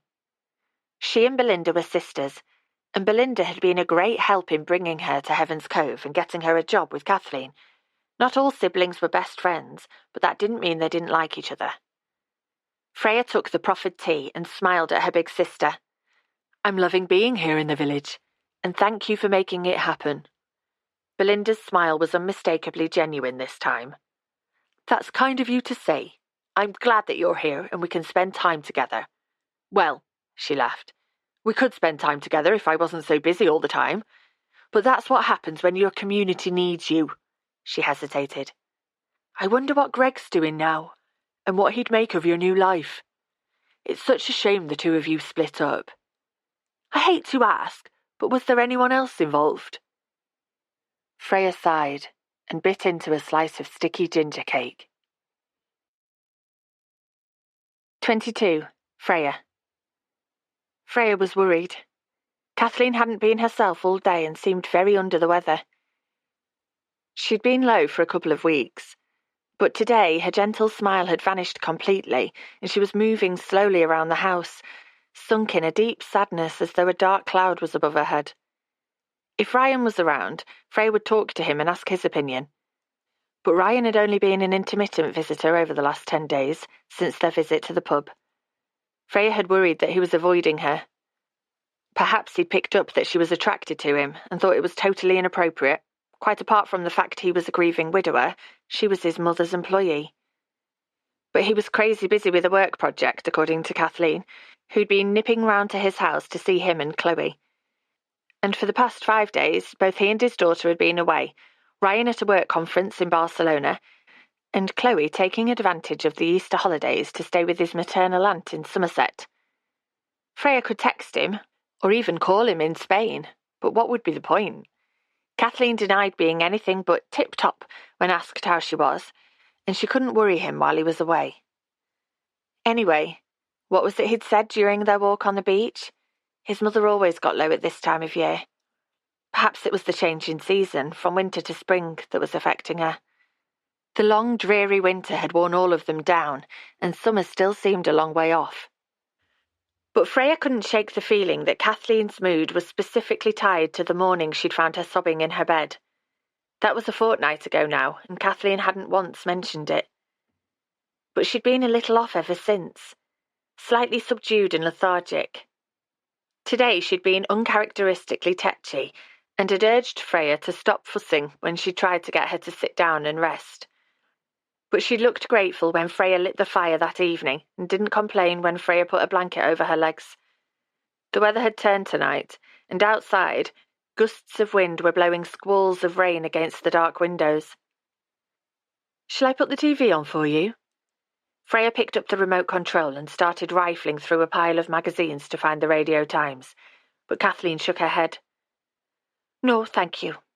I'll just sit here for a while in front of the fire." "Would you like me to stay with you?" The elderly lady gave the slightest of shrugs. "I don't mind, if you like." Freya hesitated. She'd been looking forward to reading in her bedroom and getting an early night, but she hated to think of Kathleen sitting here, miserable and all alone. Even Rocky had abandoned his mistress and was fast asleep in the kitchen. She made up her mind. "I'll stay for a bit, if that's okay." Even if Kathleen didn't want to share what was on her mind, some company might cheer her up a little. Freya closed the door and placed the stuffed draft excluder along the bottom of it. This cottage was filled with drafts that snaked around your ankles, and the storm brewing outside made the place chillier than ever. Kathleen was sitting in her favourite chair by the fire, lit by the glow of the lamp next to her. She glanced across as Freya kicked off her shoes and curled her feet under her on the small sofa. "You don't have to keep me company, you know." "I know, but I'd like to." Kathleen went back to staring into the fire, and shadows danced around the room as the silence lengthened between them. Suddenly, her head jerked up. "I know I'm being grumpy at the moment, and I'm sorry for it." Freya smiled. "That's all right. We all have bad days." "Yes, but that's no excuse for me to take it out on you. You've had a bad time yourself with the breakup of your marriage." Splitting up with Greg was hard, but it was for the best. And for the first time since her husband had swept out of their apartment, taking her heart with him, Freya truly believed what she said. She'd gained a new perspective since arriving in Heaven's Cove, she realised, and some days found herself hardly thinking of Greg at all. "Well, even if it was for the best, you don't need me being gloomy." Kathleen winced when thunder rumbled around the village. "We're in for quite a storm, I think, and it's not a night to be on your own. I may not have said it explicitly, but I do appreciate having you here, especially in the evenings. That's when I often feel most lonely." "Is that why Ryan and Chloe were thinking of moving in?" asked Freya gently. Kathleen waved her hand dismissively. "Oh, I haven't told them about the long evenings. I imagine Ryan's more worried about me raising the cottage to the ground or throwing myself down the stairs. They've been very good to me, but them moving in would be a disaster, don't you think?" "I wouldn't say a disaster," said Freya slowly, imagining a 12-year-old stomping up and down the stairs and slamming doors. "Merely an appalling mistake, then?" The ghost of a smile played on Kathleen's lips. "Don't look so surprised, Freya. I'm simply being honest. I love my son, but I have no urge to live with him at my age, and I can't see Chloe sitting in here of an evening to keep me company, can you?" "Not really." "Whereas you're paid to listen to me, so you have no choice." "I'm sure that slipping Chloe a bit of cash would do the trick." "You're probably right." Kathleen settled back in her chair as another squall of rain battered against the window. She looked so done in, Freya's heart ached. "Kathleen, I'm not sitting here talking to you because I'm paid to. I enjoy our conversations." Kathleen properly smiled at that. "So do I. You're a good listener, Freya, which is a gift. There's something about you that makes it easy to open up in your company. But I'm sure you've heard that before." "Thank you," said Freya, warmed by Kathleen's compliment. "I try to be a good listener." She grinned. "Though my friends say my main attribute is being an excellent keeper of secrets." "Do you know lots of secrets, then?" "Yes, a fair few. People seem to feel obliged to tell me things. It must be my face or something. But it does them good to talk, and I don't mind. Not usually, anyway." Freya remembered the anger and disappointment in Ryan's eyes when he discovered that she'd kept Chloe's cliff leap from him. Kathleen went back to staring into the fire as a fork of lightning lit up the room. "And who do you talk to?" she asked quietly, in the gap before a growl of thunder began. Freya waited for the noise to fade away before answering. "I talk to my friends sometimes, though they're all pretty busy these days." She paused, not sure whether to say what had sprung into her mind. It was so very personal. But sitting here in the firelight, while a storm enveloped this ancient cottage, seemed to encourage the sharing of confidences. "I also had some counselling a couple of years ago," she added, "after I had a miscarriage." "I am dreadfully sorry to hear that," said Kathleen. Freya gave a sad smile. "Me too. There hadn't been any pregnancies before or after, just the one that had opened a door to a whole new shining future, before the door was cruelly slammed shut. She and Greg had waited until their mid-30s to try for a baby, and she'd simply assumed that it would happen quickly. Her friends were all having babies, and even their tales of horrendous labours hadn't put her off. But the months came and went, with only the one doomed pregnancy to raise her hopes. She'd been terribly upset, But Greg was busy with his career and didn't seem to mind being childless that much. He didn't want any medical investigations and wouldn't even consider IVF or adoption, so that was that. The counselling had helped. "Are you all right, Freya?" asked Kathleen. Freya did her best to smile. "Yes, thanks. The miscarriage was just one of those things. One of those things that was rarely mentioned, but would forever hold a place in her heart." "I'm sorry, I didn't mean to upset you," said Kathleen when Freya went quiet, but Freya shook her head. "No, it's all right. Sometimes it's good to talk about these things, rather than trying to keep them damped down inside. Keeping painful things repressed can be so very corrosive," said Kathleen, staring out of the dark window at the shadowy branches of the tree in the garden. And she was so obviously talking about herself, Freya said without thinking, "I'm always here if talking about anything would help."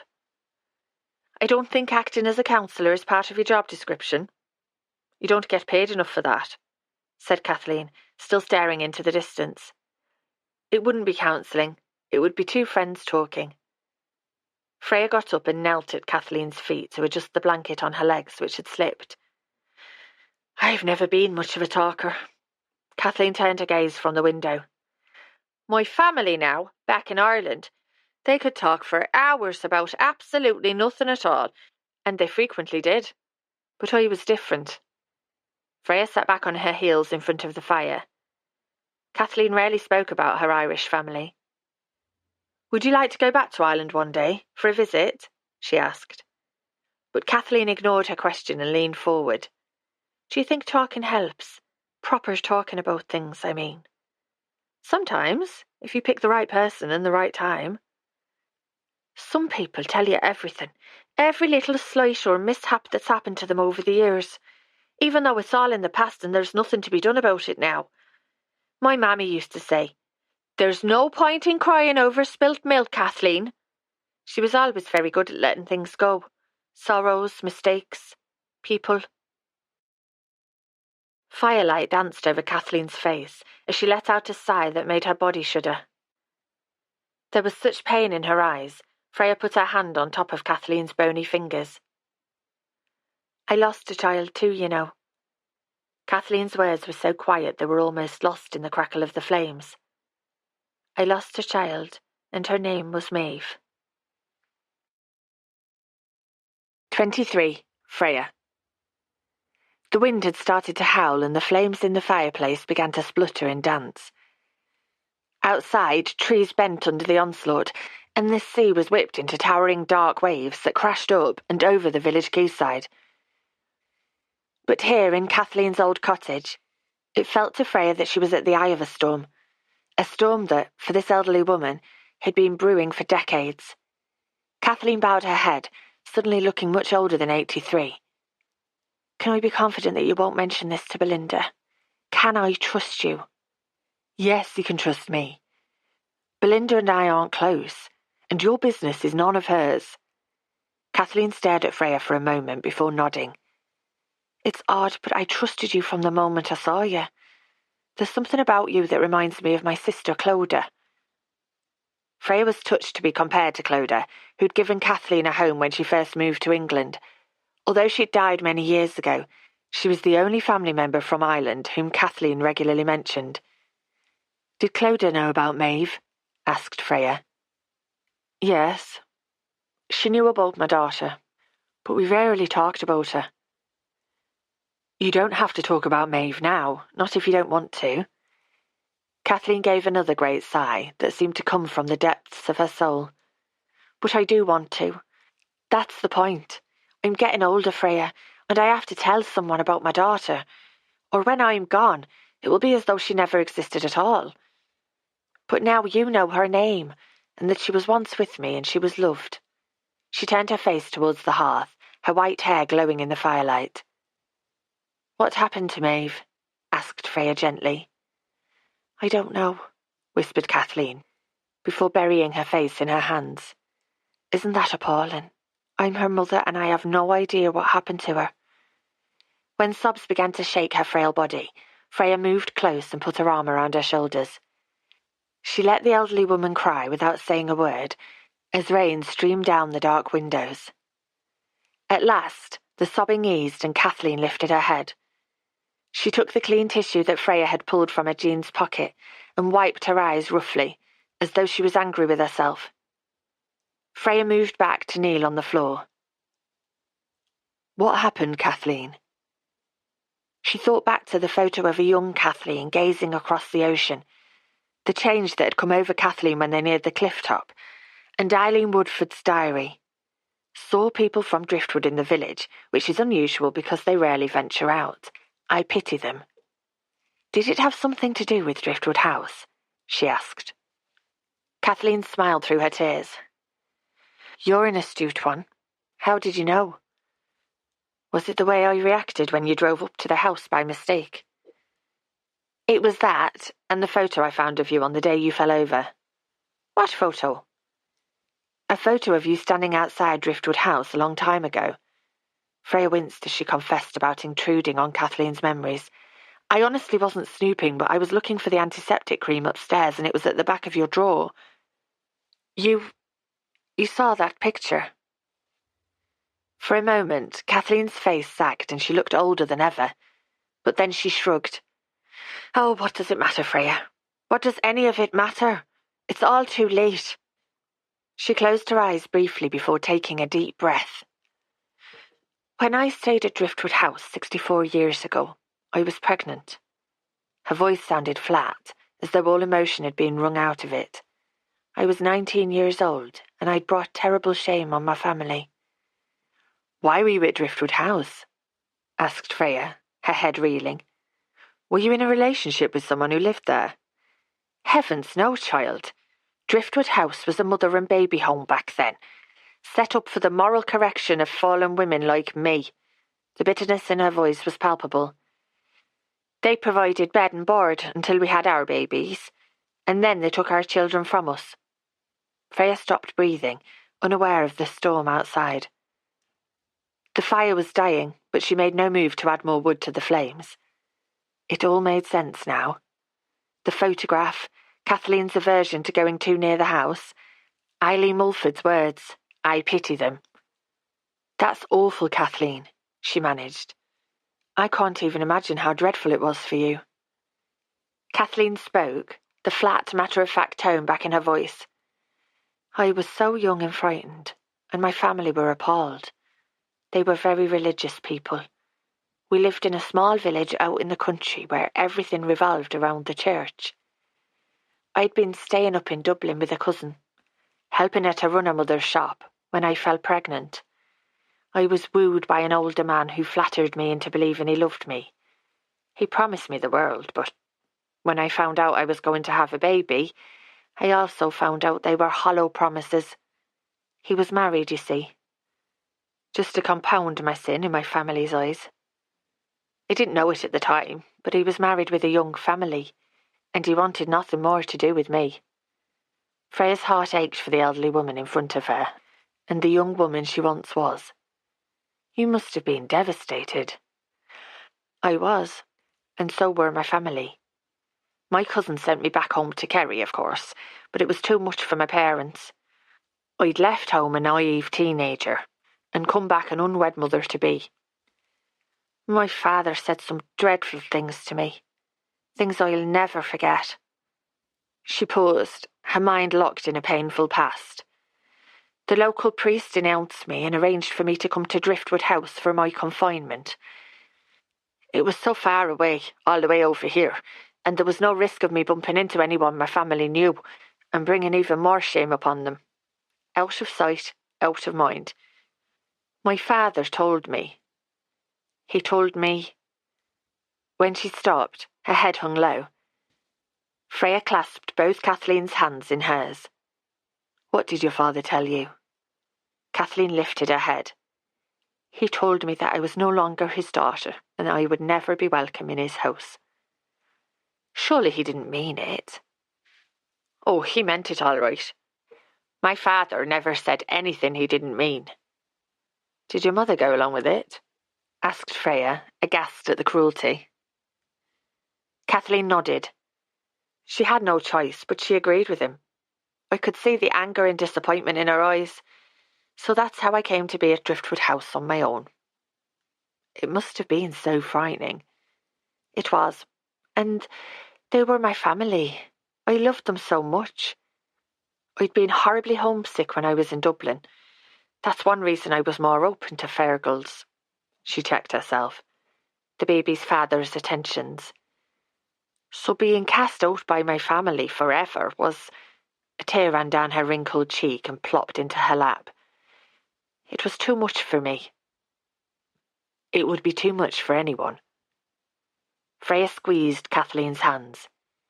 She wanted to rail against Kathleen's family for sending a terrified young woman away from everything and everyone she knew and loved. But that wouldn't help. Not now, so many years later when the damage was done. Life was difficult at Driftwood House. We worked hard doing chores and there wasn't much kindness from the nuns who ran it, Kathleen continued, as though now she'd started telling her story she didn't want to stop. We were encouraged not to go into the village, but at least we had the amazing view from up there on the cliffs. I used to sit on the grass on the rare occasions I had 5 minutes to myself and watch the ocean endlessly moving while I dreamed of a life in me and the child growing inside me. And what happened to Maeve? Asked Freya, desperate to know but dreading Kathleen's answer. I had my baby on April the 6th, at 3 a.m. It was a long, hard labour with no pain relief. I believe the pain was considered a part of our punishment. But my daughter was absolutely perfect. I called her Maeve and I loved her so much. I stayed with her at Driftwood House for 2 weeks until she was taken. The fire had died down to the glow of the embers, and the room was filled with shadows. Thunder growled in the distance as the storm, now spent, swept out to sea. Maeve was supposed to be with me for longer than that, but perhaps I was getting too close to her, too upset about what was to come. So the nuns betrayed me, and our precious time together was cut short.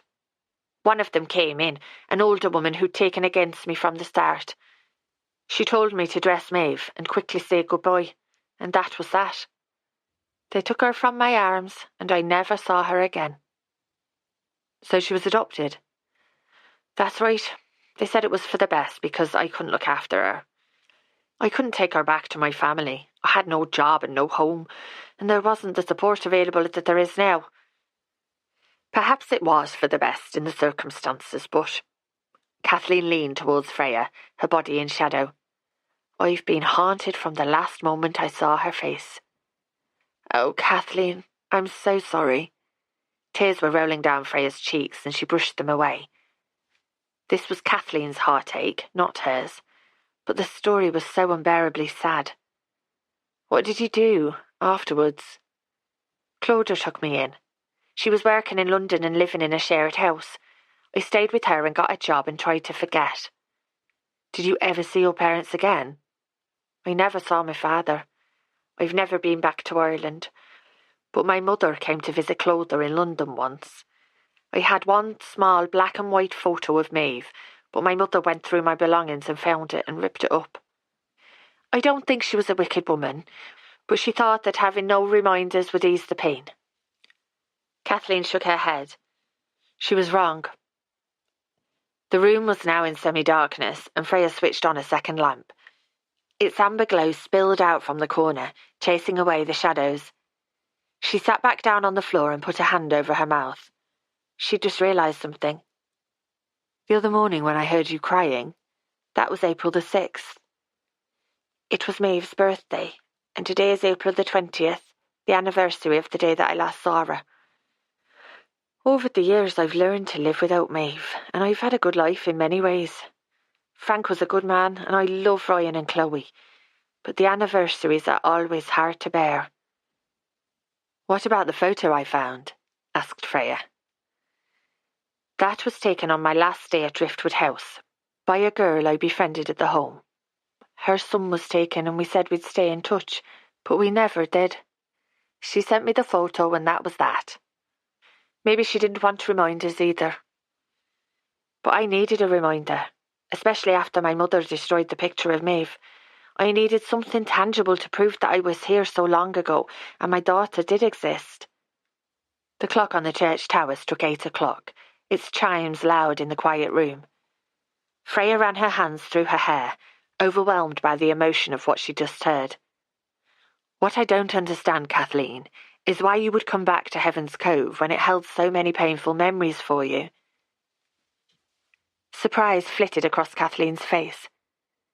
There was nowhere else I'd rather be. This was the only place I'd ever been with my daughter, the only place where I'd held her in my arms. Like the photo you found, being here made her more real as my memories started to fade. I've never been back to the house and I don't want to go there, but it's where Maeve was born. I don't know where she is now, but once upon a time she was there, at Driftwood House, with me. But she waited until Frank died to move here. He wouldn't have wanted to come to Heaven's Cove. I told him about Maeve when we were engaged, but we never spoke about her after we were married. He was a good man, but a jealous and insecure one, and the thought of me having a child with another man didn't sit well with him. That must have been hard for you. It was lonely sometimes, not being able to talk to him. But I was busy with my marriage, and then bringing up Ryan. Does Ryan know about Maeve? Asked Freya quietly. Kathleen shook her head. No, and I don't want him to know. Freya closed her eyes for a moment, feeling uncomfortable. Was this another secret she'd have to keep? I'm sure he'd understand, Kathleen. Perhaps he would, but that's not a risk I'm willing to take. How can I tell him now, after he's believed himself an only child for so long? What would he think of me? I've already lost one child and I don't want to lose the respect of another. The thought of Ryan ever reacting in that way broke Freya's heart. She knew how much she loved his mother.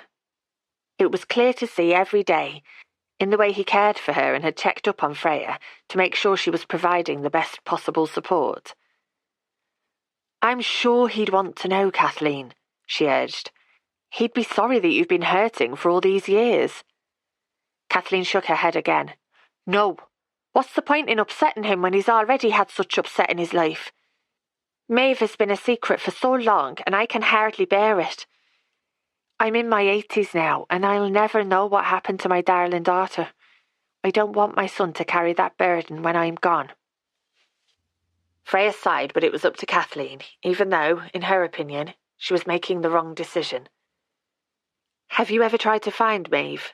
She asked. It was never the right time to look, and what if she didn't want to know me? What if her new parents had never told her she was adopted? What if she hates me? Kathleen shook her head. And now it's too late anyway. The home closed over 60 years ago. The place was run by a religious organisation that no longer exists, and I doubt they kept proper records. It all seemed a little unofficial and off the books. I have to accept that Maeve is lost for good. I suppose in coming back here, a little part of me hoped that maybe she'd try to find me. Maybe she'd come back to the village if she ever found out she was born here. But she's never come. I could help you to look for her if you'd like, Freya blurted out, desperate to do something to ease the poor woman's pain. But Kathleen shook her head again. It's too late, Freya. Far too late. I'm so sorry.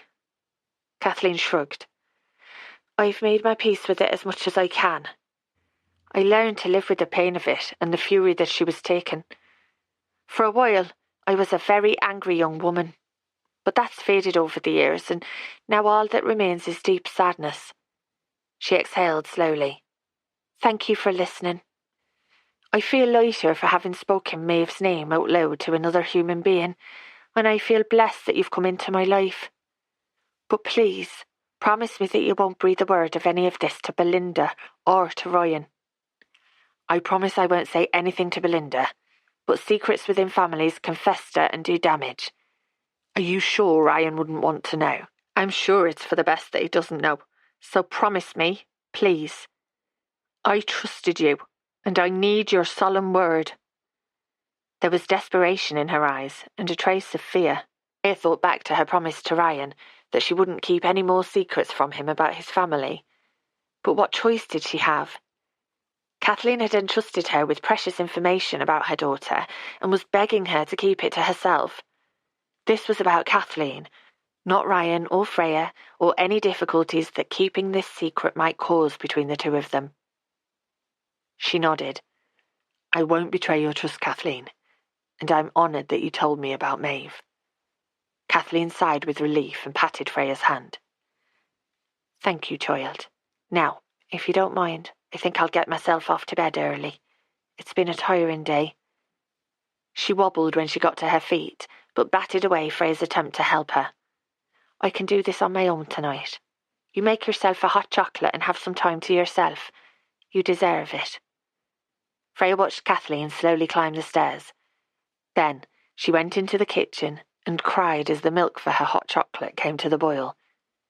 She'd shed tears over the children she'd never had, but how awful to have a child who was out there somewhere in the world, but lost for good. She felt honoured that Kathleen had entrusted her with such a painful secret, and she would keep her promise to keep it to herself. Of course she would. That's what she did. But keeping Kathleen's secret meant keeping a huge secret from Ryan. Even though she'd given him her word, after Chloe's ill-fated cliff jump, that she would never ever do such a thing again. It was impossible to keep one promise without breaking another. 24. Freya. Freya didn't sleep well. That was the trouble with being the keeper of secrets. You ended up being the keeper of all the angst that went along with them. She slept fitfully and was woken at dawn by what sounded like a baby crying. Thoroughly spooked, she got out of bed and padded onto the landing. But the wailing had stopped, and when she put her ear to the door of Kathleen's bedroom, all she could hear was gentle snoring. Before getting back into bed, hoping to snooze for a while longer, she went to the window at the back of the landing. It looked out over the garden and onwards to the cliff that overlooked the village, and there, perched on the top, stood Driftwood House. The house that drew Kathleen to it, but distressed her up close. This morning the white building looked benign in the pale sun that was peeping over the horizon. Nowadays it was a cosy seaside guest house that welcomed visitors to the village. But 60 years ago it had echoed to the cries of newborn babies and the sobs of their mothers. How cruel the system had been back then. Freya was grateful that times had changed and mothers were no longer parted from their children under duress. She could only imagine the heartache that Kathleen, and so many others like her, had quietly suffered over the years. Freya watched the sun rise higher and score the sky with streaks of pink and gold. What had become of Maeve? She wondered. Was she standing somewhere this morning looking at the same sky? Did she have a happy life? Her thoughts turned to Ryan and the half-sister he knew nothing about. She and Belinda weren't close, far from it. But Freya was glad they had some kind of relationship. She and Belinda shared the same genes and were joined together by a background that had shaped them both. Never knowing Belinda would have left a hole in Freya's life, she realised. But now Freya knew about Maeve, and Ryan didn't. Freya opened the window and breathed in the fresh, salty air. Perhaps, she reasoned, if Maeve was never going to be found, it was for the best. You couldn't mourn what you didn't know you'd lost. She shivered. The morning air held a trace of dampness which chilled to the bone. She made her way back to bed, but didn't sleep before her alarm sounded an hour later. Freya was cooking breakfast, feeling half dead, when Kathleen came into the kitchen. She'd put on a pretty dress Freya hadn't seen before, and there seemed to be a new spring in her step as she put a glass into the dishwasher and sat at the table. "Did you sleep well?" asked Freya, sliding a fried egg onto a plate. Kathleen loved a cooked breakfast, and Freya was happy to oblige. "Not at first. A beautiful moon came out after the storm had passed, so I sat for a while looking at Driftwood House. It gave me time to think about everything. Then I slept better than I've slept for a long time. Talking to you put a lot straight in my mind, Freya. I'm so glad it helped." Kathleen poured herself coffee from the freshly brewed pot next to her. The prospect of caffeine, lots of it, was all that was keeping Freya going this morning. "What about you? How did you sleep?" asked Kathleen. "Not too badly," lied Freya. deciding not to mention the sound of a baby crying. It must have been the wind whistling round the chimney of this old cottage. Kathleen took a sip of steaming hot coffee. I think I might walk into the village this morning and call in to see Ryan and Chloe. They arrived home late last night. Ryan picked Chloe up on the way back from the airport. He sent me a text first thing this morning. It's good to have them back. It would be good to have them back, thought Freya, her stomach clenching as she pictured the man with the beautiful green eyes who'd said he trusted her. It would be good if she wasn't now deceiving him. Kathleen looked up from her drink. I truly am grateful to you for listening last night. I hadn't realised quite how much I needed to tell someone about Maeve. She stumbled over her daughter's name as though she was unused to saying it out loud. My daughter is no longer a secret, and I feel lighter and so much better, especially as you're going to help me. Help you? Freya put the plate filled with egg, bacon and beans in front of Kathleen and stepped back. Help you with what? With finding Maeve. You offered to help me find out what happened to her. I thought you said you didn't think that was a good idea, said Freya slowly. I did, but I had a change of heart as I sat looking at Driftwood House last night. Telling you about my daughter made me realise how much I do need to find out what happened to her. It'll be easier now Frank has passed on and my parents are long gone. I don't want anything from my daughter. I don't expect anything at all. But I need to know, before I go to my grave, that she's had a good life. You can understand that, can't you? Yes, of course I can. Freya was aware of a niggling headache starting above her right temple. But what if you find out something you'd rather not know? That's a risk, and it's a risk I've never been willing to take. But I'm old now, Freya, and it's time to know the truth, whatever that truth may be. It's haunted me for long enough, and I honestly don't think I can bear it any longer. Kathleen put down her knife and fork. I know it's a lot to ask, but will you help me? I don't have anyone else to turn to, and you young people are so much better with the internet. Perhaps there's a trace of Maeve somewhere. Freya turned off the hob and dropped the frying pan into the sink, her mind whirring. She'd offered to help find Maeve because she couldn't bear the thought of Kathleen being separated from her daughter, a child she'd been forced to give up, unlike Freya's own mother, who had chosen to leave her child behind. Kathleen's heartache was stirring up painful memories from Freya's own life that she'd thought long buried. But Freya couldn't turn Kathleen down. She looked so anguished. Pushing her shoulders back, Freya nodded. Yes, I can help you search for Maeve. But what about Ryan? He should be told if you're actually going to look for his half-sister. Kathleen's mouth set in the stubborn line that Freya was starting to recognise. Absolutely not. Not unless there's something that's worth knowing. We might never find my daughter, and I don't want to cause upset for no reason. He's an adult, Kathleen, who's already coped with one of the worst things that life can throw at you, so I'm sure he can cope with this. Kathleen shook her head. You didn't see him after Natalie died. He was a broken man, and he's never been the same since, even after all this time. So I won't have him losing someone else. It wouldn't. Kathleen stopped speaking as the front door slammed. Mum, where are you? Called Ryan from the hall. You can't tell him, insisted Kathleen, grabbing hold of Freya's arm and gripping so tightly it hurt. Please, you promised me that you can keep a secret. Oh, she could keep a secret all right, but the heft of this one was almost too much for her. Secrets held power, the power to surprise or delight, to hurt or harm, because they were so often bound up with primal emotions. Kathleen's tragic secret was laced through with love and fear and shame.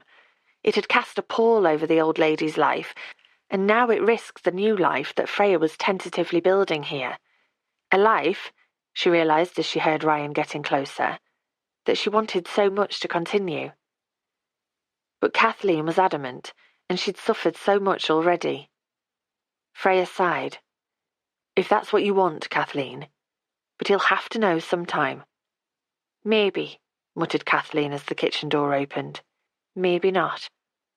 There you both are, said Ryan, walking into the kitchen, closely followed by Chloe. A newspaper-wrapped parcel was under his arm.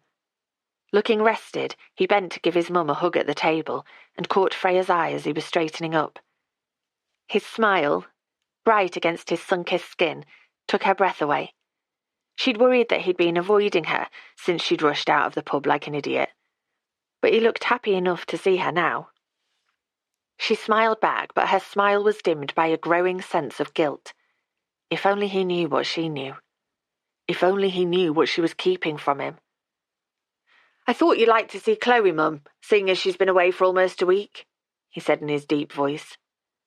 "You thought right, and it's lovely to see you too. How was your conference?" "It was pretty boring, to be honest, but Barcelona was fantastic, and I can't wait to go back. Have you ever been?" He'd addressed his question to Freya, who shook her head. "You must go one day." An image of Ryan taking her hand and leading her through the ancient back streets of Barcelona popped into Freya's mind, and she battered it away. Everything was getting far too complicated. "What about you, Chloe? Did you enjoy your time with Auntie Sarah?" asked Kathleen. "Was all right, I suppose," muttered Chloe, who was loitering in the doorway.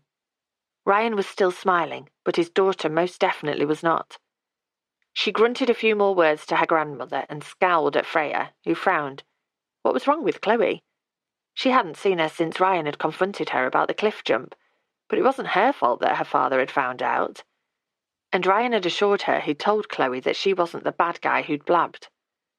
Freya's shoulders slumped. She wanted so much to fit in with this family.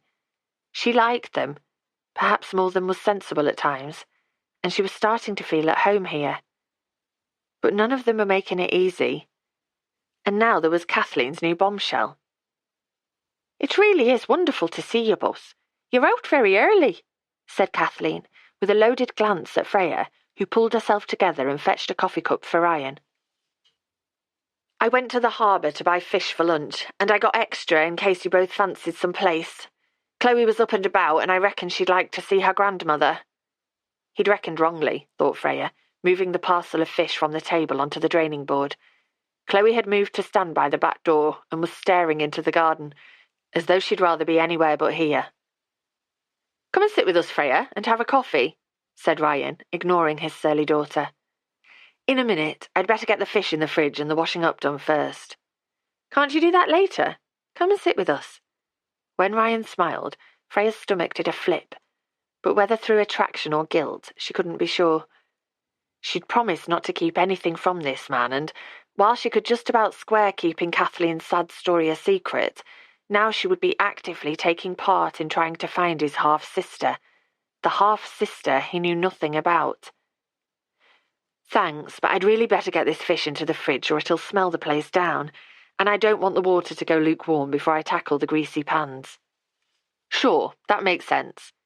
Ryan turned back to his coffee, but not before Freya had caught a flash of disappointment in his eyes. But even if he liked her now, he certainly wouldn't when he found out what she was doing. Though maybe he'd never know. Freya would help Kathleen to look for Maeve, but if her lost child was never found, Ryan would be none the wiser. Freya was ashamed when hope surged through her. Ryan would only remain oblivious to what was going on if Kathleen never discovered what had happened to her daughter. And that was too high a price to pay. Even if Maeve had completely vanished, could Freya keep quiet about a woman who should be so important in his life? Freya had come to Heaven's Cove in search of a fresh start, but life right now seemed more complicated than ever. Her headache had started banging, and Chloe was still scowling at her from the back door. Freya opened Kathleen's medicine cupboard in search of paracetamol and surreptitiously downed a couple of tablets while Ryan was telling Kathleen about his trip to Spain. Chloe spotted what she was doing and narrowed her eyes, but said nothing. Freya got herself a coffee and sat down at the table, only half listening to Ryan and Kathleen's conversation. She was beginning to wish she'd never got up at all this morning. 25. Chloe. Honestly, Freya had such a cheek.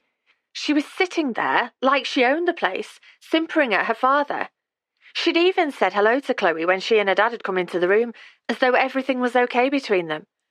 But she was a liar who told tales about her jumping from Clare Point after she promised that she never would. Her dad had told her he didn't want to say who'd grassed, but it wasn't Freya. But he would say that, wouldn't he? No one else knew except Paige and her gang, who'd never have said anything. Her dad just didn't want her causing a fuss with his mother's new carer. Chloe, standing next to her grandmother's back door, started drumming her heels against the wooden frame, and the disapproving glance her father gave her made her drum even louder. She was so tired of being told what to do. She was tired of being shipped off to an aunt she hardly knew so her dad could go to stupid Spain. But most of all, she was tired of feeling. She wasn't sure quite how she was feeling these days. Everything seemed very confusing, but she knew she didn't like it. Chloe, love, do you think he could be a bit quieter over there? Her grandmother's words pierced Chloe's bad humour, and, with a loud sigh to signal her displeasure, she set her feet firmly on the vinyl tiles. They'd become marked over the years, and the kitchen was shabby. Nothing like Isabel's new modern kitchen with its sleek lines. That was like a celebrity kitchen on MTV. This one was more like a shabby kitchen in the boring dramas that her dad watched. Chloe sniffed. The place her dad had dragged her out to buy this morning was in the fridge, but the kitchen still smelled of fish. Fish and burned toast and old lady. Chloe gnawed at the inside of her cheek, feeling guilty. Her gran was always kind to her, and Chloe loved her, but she seemed a lot older and more gaga these days. So much so she needed Freya to move in and look after her. Chloe gave Freya another scowl for good measure and was rewarded with a frown. Good. She knew what she'd done, and she had a headache if the pills she was popping were anything to go by.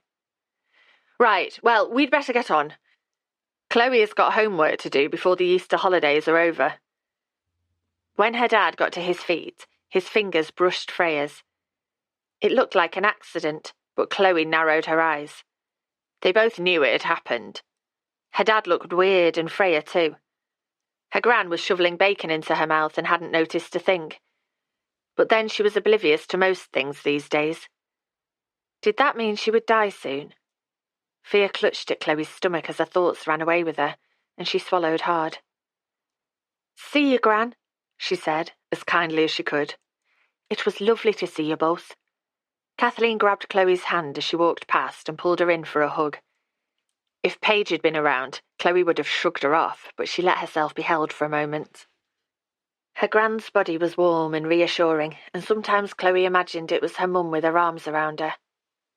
Her mum wouldn't make her go out for walks and get stressy about her doing her homework, or freak out about her jumping from Clare Point. Actually, Chloe wasn't 100% sure about that, but she liked to think that her mum would be more laid back than her dad. Her mum would fight her corner. Her mum would understand why nothing made sense sometimes. Chloe felt tears prickling her eyes and pushed away from her gran. Sometimes it was best not to think about what you were missing. "Nice to see you too," she muttered, following her dad out of the kitchen, being careful not to look at Freya at all. Outside, the wind had picked up and it was freezing, even though it was supposed to be spring. Chloe began to regret not wearing her thick coat, but she shook her head when her dad asked if she was cold. It was only when he'd advised her to wear a thick coat that she decided to wear a thin jacket instead. Deep down, she knew that was foolish. She knew she was the one suffering for it, not her dad.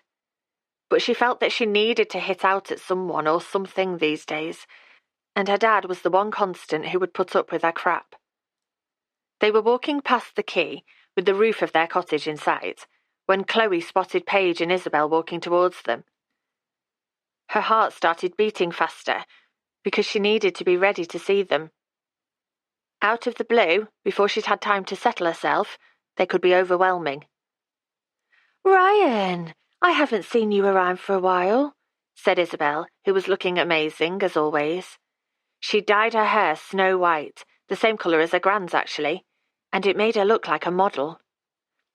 "I've been to Spain for work. There was a conference in Barcelona." "I didn't know that." Isabel's reply made Chloe blink because she so did know that. Chloe had told Paige about it a week ago, while Isabel was there too. It looks as though Spain really suited you. A tan makes you even more devastatingly handsome. When Isabel winked at her dad and touched his arm, Chloe fought down the conflicting emotions that were tumbling through her. She liked to imagine having Isabel as a stepmother and Paige as her sister. That could happen, couldn't it? And it would be pretty cool. Mostly. But Jade at school said her mum called Isabel a flirt and a gold digger, which didn't sound good. And Chloe didn't want her dad to be hurt, even though he was, totally annoying all the time. "How's Freya?" Isabel's question took Chloe by surprise. Why was she asking about Gran's carer? Her dad looked a bit taken aback too. "She's fine, I think," he answered. Isabel smiled. "That's good. I wondered how she was settling in and thought something might be wrong. Last time I saw you both, you were deep in conversation in the smuggler's haunt." Chloe glanced at her dad, who hadn't mentioned anything about taking Freya to the pub. He smiled back at Isabel. "Everything's fine. Mum suggested that Freya and I have a quick drink while we discuss some family stuff. Trust Gran to suggest something lame like that." Isabel felt the tips of her long fingernails with her thumbs. "So it was kind of a work meeting?" "That's right." And how are you, Chloe?" asked Isabel, breaking into her thoughts. "Fine, thank you," mumbled Chloe, feeling caught out. She often felt uncomfortable around Isabel, she suddenly realised. Maybe it was because her perpetually flawless makeup and shiny white blonde hair was such a contrast to Chloe's skin, which was increasingly spotty these days, and her hair, which looked lank even when it was freshly washed. "Where are you two off to?" trilled Isabel. "We're heading home. We've been to see my mum." Chloe winced because that made it sound like she was a little child who'd been visiting her gran. "Now, what I really want to ask is, what do you like with sheds, Ryan?" asked Isabel, fluttering her long eyelashes. That was a bit left field, thought Chloe, and her dad obviously agreed. He frowned. Sheds? Only mine lost part of its roof in that dreadful storm last night, and I wondered if you might be able to patch it up for me, to stop the rain coming in. I would ask my ex, but unlike you, he doesn't have the muscles for it." Her tinkly laugh went straight through Chloe. She was definitely flirting with her dad, which was both gross and exciting. Gross because she couldn't imagine her dad kissing anyone, and exciting because if Isabel did hook up with her dad, that might give her brownie points with Paige. She looked at Paige, but she was staring at her dad, with an amused expression on her face. He was wearing his weird yellow jumper again, the one the colour of mustard, and there was a hole in the shoulder. A hot rush of shame flooded through her, making her cheeks burn. She was ashamed of her dad, and ashamed of herself for feeling that way. "I guess I could come round and have a look at it," said her dad. "Wonderful! And don't forget that I'm happy to help Chloe get ready for the school dance, which is fast approaching. Only a fortnight to go." Her long nails caught in Chloe's hair, when Isabel ran her hand across her head. "You want to look your best, don't you, darling? A school disco, how exciting! At my school discos, we used to snog in the corner with the fit boys from the upper six." Snog? No one said snog anymore. Chloe winced inside, but her dad was smiling. "So it's a date, Chloe. We'll see you on dance day at 6 o'clock? Chloe hesitated. Did Paige want her company? She didn't look too unhappy about it, and help with getting ready was much needed. She had a new dress that she'd chosen from a shop in Exeter, while her dad hovered self-consciously outside the changing room. But it didn't look that nice. No doubt Paige would look stunning. She'd shown them a photo of her dress, which was silver and sparkly with little spaghetti straps. "You can get ready at home if you'd rather," said her dad, giving her arm a squeeze. But Chloe had made up her mind. "That would be great, thanks." Maybe Paige and Isabel could make her sparkle too. 26. Freya. It had seemed like a good idea at the time, but now Freya wasn't so sure. Having found nothing relevant online about Driftwood House's past, going to the house itself seemed like the obvious next step. But Kathleen had insisted on coming, and she was looking more nervous by the second. "Are you sure about this?" asked Freya, for the third time since they'd left the house in Ryan's car. They'd just trundled up the shockingly potholed cliff road and were parked with Driftwood House in front of them and the sea all around. "I can take you back home, or you can sit in the car and wait for me." Kathleen looked out of the passenger seat at the water, which was grey with white-crested waves, and shook her head. "I want to do whatever is necessary to find Maeve. I've had no involvement in her life since the moment she was taken from me, so this seems the least I can do." She shifted in her seat and stared directly at the whitewashed building in front of her. "I've been drawn to this building for decades, and terrified of it too. When we took Chloe out for picnics, I always suggested the beach or Dartmoor or a different headland. There are too many memories up here. But it's time to face my fears, don't you think?" "Maybe. Maybe not." Freya gently touched Kathleen's shoulder. "It's not a defeat if you wait here for me. I can go to the house on my own and see what information I can find." She crossed her fingers because going on her own would be better. Not only would it be less upsetting for Kathleen, it would also give Freya some breathing space. Since she'd agreed to help find Maeve 5 days ago, Kathleen had asked on the hour every hour if there was any news, and her face fell every time when the answer was no. But Kathleen took a deep breath and pulled her shoulders back. "I know you're trying to do what's best for me, Freya, but I've avoided this for long enough. I need to lay my ghosts to rest, so let's get on with it, shall we?" A blast of wind swirled around the inside of the car when she pushed open the door and levered herself out of the passenger seat. Freya watched her walk off slowly across the cliff towards the house. She admired Kathleen for facing up to her demons, but what can of worms might she be about to open? She thought again of Ryan, blissfully unaware of what was happening here, high above the village. He would hate her involvement in it. Freya, shaking her head, got out of the car and followed Kathleen. A large sign said Driftwood Guest House, and even on a grey day, the house looked welcoming. It was surrounded by wild flowers scattered across the cliff top. The view was magnificent. The village was tiny far below, and the sea stretched as far as the eye could see. Freya recognised the front door from the old photo she'd come across in Kathleen's bedroom. The heavy wooden door was weather-beaten and looked original. She imagined the younger version of the woman beside her, imagined her standing right here, her heart broken and aching for her child. The child she wouldn't see for 60 years, or perhaps never again. Freya placed her hand on Kathleen's arm to steady her, and knocked on the door. "How long has this place been a guest house?" she asked, hoping to ease Kathleen's nerves while they waited for the door to open. "Not that long. Only since last summer. Rosie inherited the house after her mother died last year and decided to take in paying guests. According to your sister, the business has been doing well, though I dare say it's been quieter over the winter months. When storms roll in, it can get very bleak up here." Freya shivered, imagining black storms sweeping in from the sea and engulfing the house, along with the pregnant women and grieving new mothers inside. The door was suddenly pulled open by a young woman in jeans and a sweatshirt. Her clothes were covered by an apron, and there was a white streak of flour on her cheek. "Hello," said the young woman, a note of surprise in her voice. "Kathleen, how lovely to see you up here." She glanced at Freya and frowned. "Is everything okay?"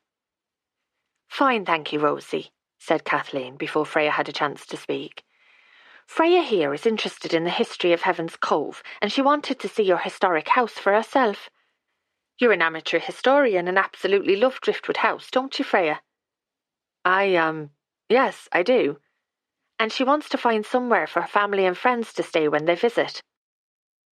"That's right," Freya nodded, wondering when Kathleen had become so proficient at lying. She always blushed an unflattering shade of fuchsia when she told untruths, but Kathleen's skin remained pale. Maybe keeping a secret for decades had taught her how to lie well. "It's nice to meet you, Freya," said Rosie, wiping her hands on her apron. "I've heard a lot about you." "Been talking to Belinda, have you?" muttered Kathleen. Rosie grinned. "Look, why don't you come in and have a cup of tea?" She pulled the door open wide. "I've just put some cakes in the oven because I've got a full house of guests from tomorrow, and I was about to take a break." "That would be lovely, if you're sure," said Freya, stepping into the hall. "Definitely. Come on into the kitchen." Rosie walked away, across the light, bright hallway with its black and white floor tiles. Freya looked back at Kathleen, who was still standing on the doorstep. "Do you want to go back to the car?" asked Freya gently. Kathleen shook her head, her jaw tight, and stepped across the threshold. She looked around her at the hallway with its wide staircase and a grandfather clock in the corner. "This looks much the same," she murmured, her eyes on the door that Rosie had just disappeared through. "So much the same." She cocked her head as though listening to an echo of the past. "Would you ladies prefer tea or coffee?"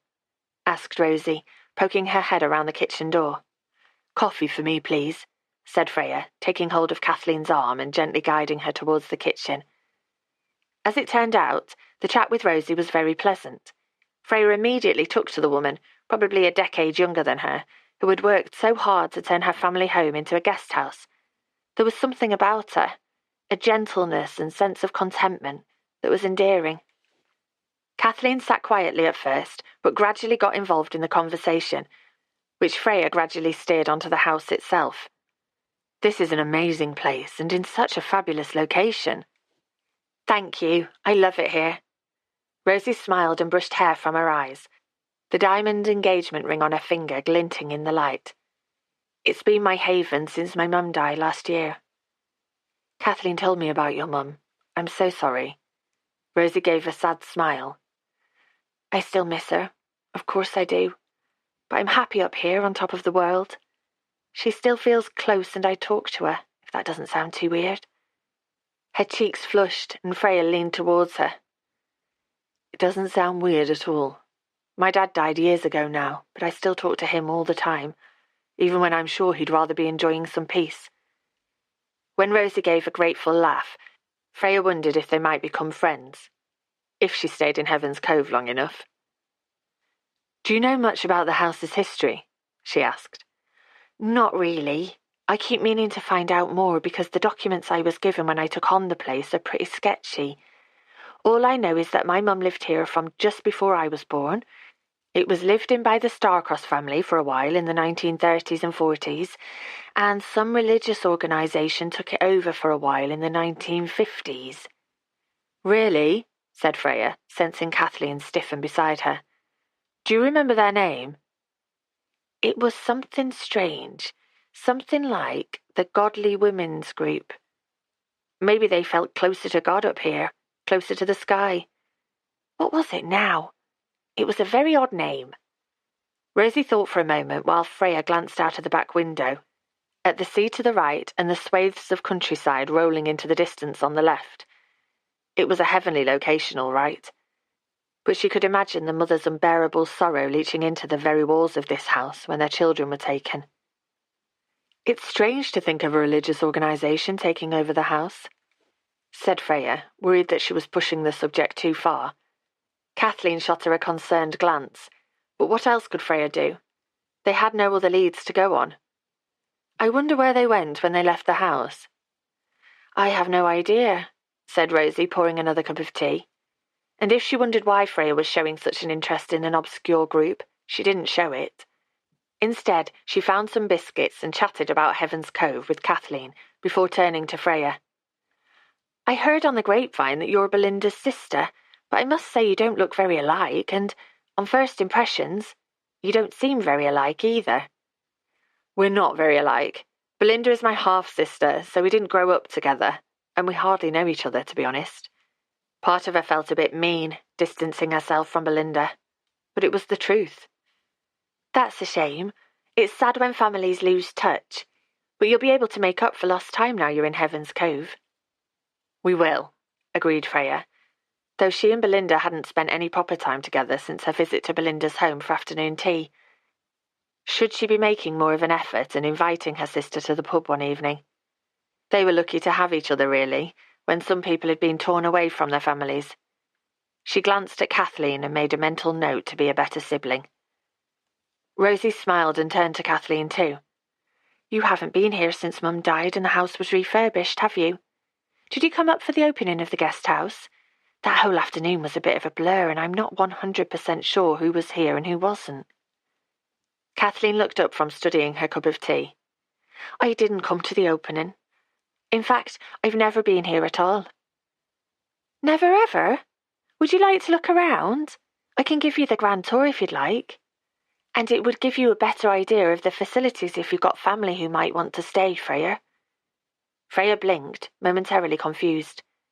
She'd forgotten that was the reason Kathleen had given for her interest in the house when they'd arrived.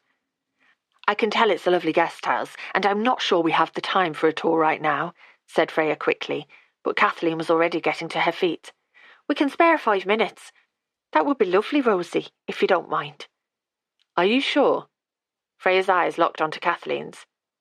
You said you had things to do in the village this afternoon. I'm quite sure, she replied with a straight gaze.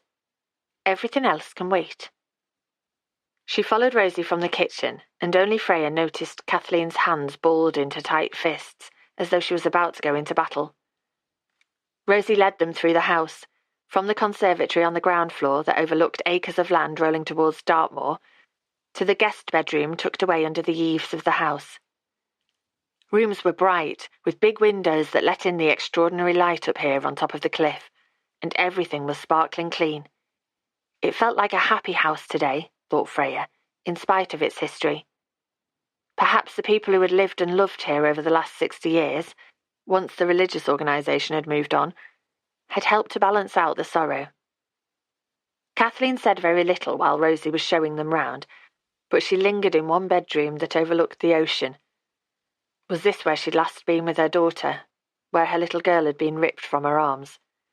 A glint of tears in her green eyes gave Freya her answer. The bedroom was warm and welcoming, with paintings on the cream walls and a colourful quilt across the single bed. But Kathleen shivered as though she'd slipped back through time and saw the room as it once was. Rosie had moved on to the landing, and Freya joined her and made small talk about the village far below, giving Kathleen time alone with her memories. They chatted away about nothing much at all, while, a few feet away, an elderly woman relived the heartbreaking moment that had haunted her life. Rosie broke off from telling Freya about the village's monthly market when Kathleen walked slowly out of the bedroom. Are you okay, Kathleen? She asked, a furrow appearing between her big brown eyes. You look very pale. Do you need to sit down? When Kathleen didn't answer, Freya linked her arm through the old lady's and caught hold of her hand. I expect you're tired, aren't you? You said you didn't sleep too well last night, and lack of sleep can catch up with you. That's right, I had a terrible night, awful, agreed Kathleen, giving Freya a grateful glance as she grasped onto the white lie. In fact, I'd better get you home so you can have an early lunch and maybe catch 40 winks this afternoon. That might be best, but thank you for showing me around your lovely home, Rosie. It's quite different from how it was. Rosie glanced at Freya, and there was a beat of awkwardness. How did Kathleen know how the house had been before, if this was her first ever visit? Please don't say anything. Freya didn't believe in telepathy, but maybe Rosie caught the plea in her gaze because she smiled kindly at Kathleen. I've enjoyed having you both here, and I hope you feel better after your nap. Broken nights are such a pain. Kathleen gulped in a lungful of fresh air when she and Freya stepped out of Driftwood House, as though she'd been holding her breath since they'd arrived. She started walking across the flower-strewn grass, but before Freya could follow her, Rosie put a hand on her arm. Can you wait a moment? She asked, going to a large chest in the hall, opening the bottom drawer and taking out a black ring binder. She quickly leafed through its contents. Ah, I thought it was in here, and I almost got the name right. Look. She pushed the binder into Freya's hands. It was open at a yellowing list that someone had typed out on an old-fashioned typewriter, the sort that Freya's mum had used when she first became a secretary. It was a list of past owners and tenants at Driftwood House. Freya ran her eye down the list. There were gaps, but there, listed from 1957 to 1960, was the Godly Society for the Support and Education of Young Women, the first clue that could lead them to Maeve. She repeated the name in her mind to make sure it was lodged in her memory, though it wasn't a name she was likely to forget due to the sheer hypocrisy of it. The support and education of young women. It was a sick joke. Freya bit down the anger that was bubbling up inside her and handed the binder back to Rosie. That's quite a mouthful of a name. Thanks for checking. Rosie shrugged. You're welcome. I thought the list might be in here, and you seemed keen to find out more. She wanted to ask why. Freya could see it in her expression. Rosie knew there was more to this morning's visit than met the eye, but she was willing to help anyway. Freya decided that she liked Rosie very much indeed, and Liam was a very lucky man. Freya ran across the cliff top to catch up with Kathleen, who was doggedly walking towards their car. The wind had dropped, but grey clouds were massing on the horizon, and a bank of mist was rolling in across the sea. A lone seagull swooped low over Freya's head. Rosie seems lovely, said Freya. She is. She lived abroad for a long time, but came home after her mother's death. She's engaged to a local farmer. Liam, isn't it? I met him briefly when Ryan showed me the beach. He seemed like a very nice man. He is. He was a bit of a Jack the lad once upon a time, but he's settled down now, and he and Rosie make a wonderful couple. They'd reached the car, and Freya opened the passenger door and helped Kathleen inside. Then she slid into the driver's seat, but didn't turn the ignition. The rolling sea mist had obliterated the horizon and almost reached the land. Freya shifted round in her seat towards Kathleen. Were you okay going back to Driftwood House? I was worried about you when you came out of the bedroom. I felt wobbly when the memories came rushing back. I thought I knew every little detail, but there were things I'd forgotten over the years. When I was back in that room, I could feel the weight of Maeve in my arms again and remember her milky smell. It was so long ago, but it felt like it was happening all over again. She stared through the windscreen at the impressive house in front of them. It was hard, I won't lie, but I'm glad I went back to Driftwood House again. I've been staring at it from my bedroom for the last 8 years. It's been the first thing I've seen in the morning and the last thing at night. It's almost been taunting me. But now I feel like I've laid that particular ghost to rest. Though it's a shame Rosie didn't know the name of the organisation that ran the mother and baby home. I can remember so much about that time, but the name is gone. I wouldn't be surprised if your mind hadn't deliberately blanked it out. The whole thing was so traumatic. Maybe. Ah well, it's gone for good. And so is Maeve. For one fleeting second, Freya considered not telling Kathleen that she now knew the name of the organisation that had mistreated her so cruelly. She could keep the lid on this can of worms. Maeve would remain a secret and no one would get hurt. No one apart from Kathleen, who would go to her grave not knowing if her beloved daughter was alive or dead. Freya took hold of Kathleen's hand. I've got something to tell you. As we were leaving, Rosie showed me a list of people who used to own Driftwood House. For 4 years in the 50s, it was the Godly Society for the Support and Education of Young Women. Kathleen blinked once, twice, then she pulled in a deep lungful of air and smiled. That's it, she said, her eyes shining. So, now can we find out what happened to Maeve? Perhaps, but it was a long time ago. I'll see what I can find out about them and if they kept records. Freya paused. Before I go any further, are you quite sure you want me to delve deeper into this? Kathleen looked through the windscreen at Driftwood House, which was starting to blur in thick sweeping curls of fog. The roof was a ghostly outline between land and sky, and the windows were grey and blank. I'm sure, she said softly. And are you still sure that you don't want to tell Ryan what's going on? I'm very sure about that too. I don't like keeping secrets from him. Kathleen gently pulled her hand from Freya's and linked her fingers in her lap. Neither do I. And I know I'm putting you in a difficult position, but this might come to nothing and then he'll never need to know about Maeve. Or what I did. She kept staring out of the window into the mist. I'm sorry, Freya, that you've been dragged into such a tricky business, But please don't say anything." "All right, if that's what you want." With a heavy heart, Freya did a 3-point turn over the scrubby grass and started bouncing down the pitted track towards the village. The car lights caught tendrils of mist twisting in the air ahead of them. Behind them, Driftwood House was swallowed by fog and disappeared completely. 27. Freya.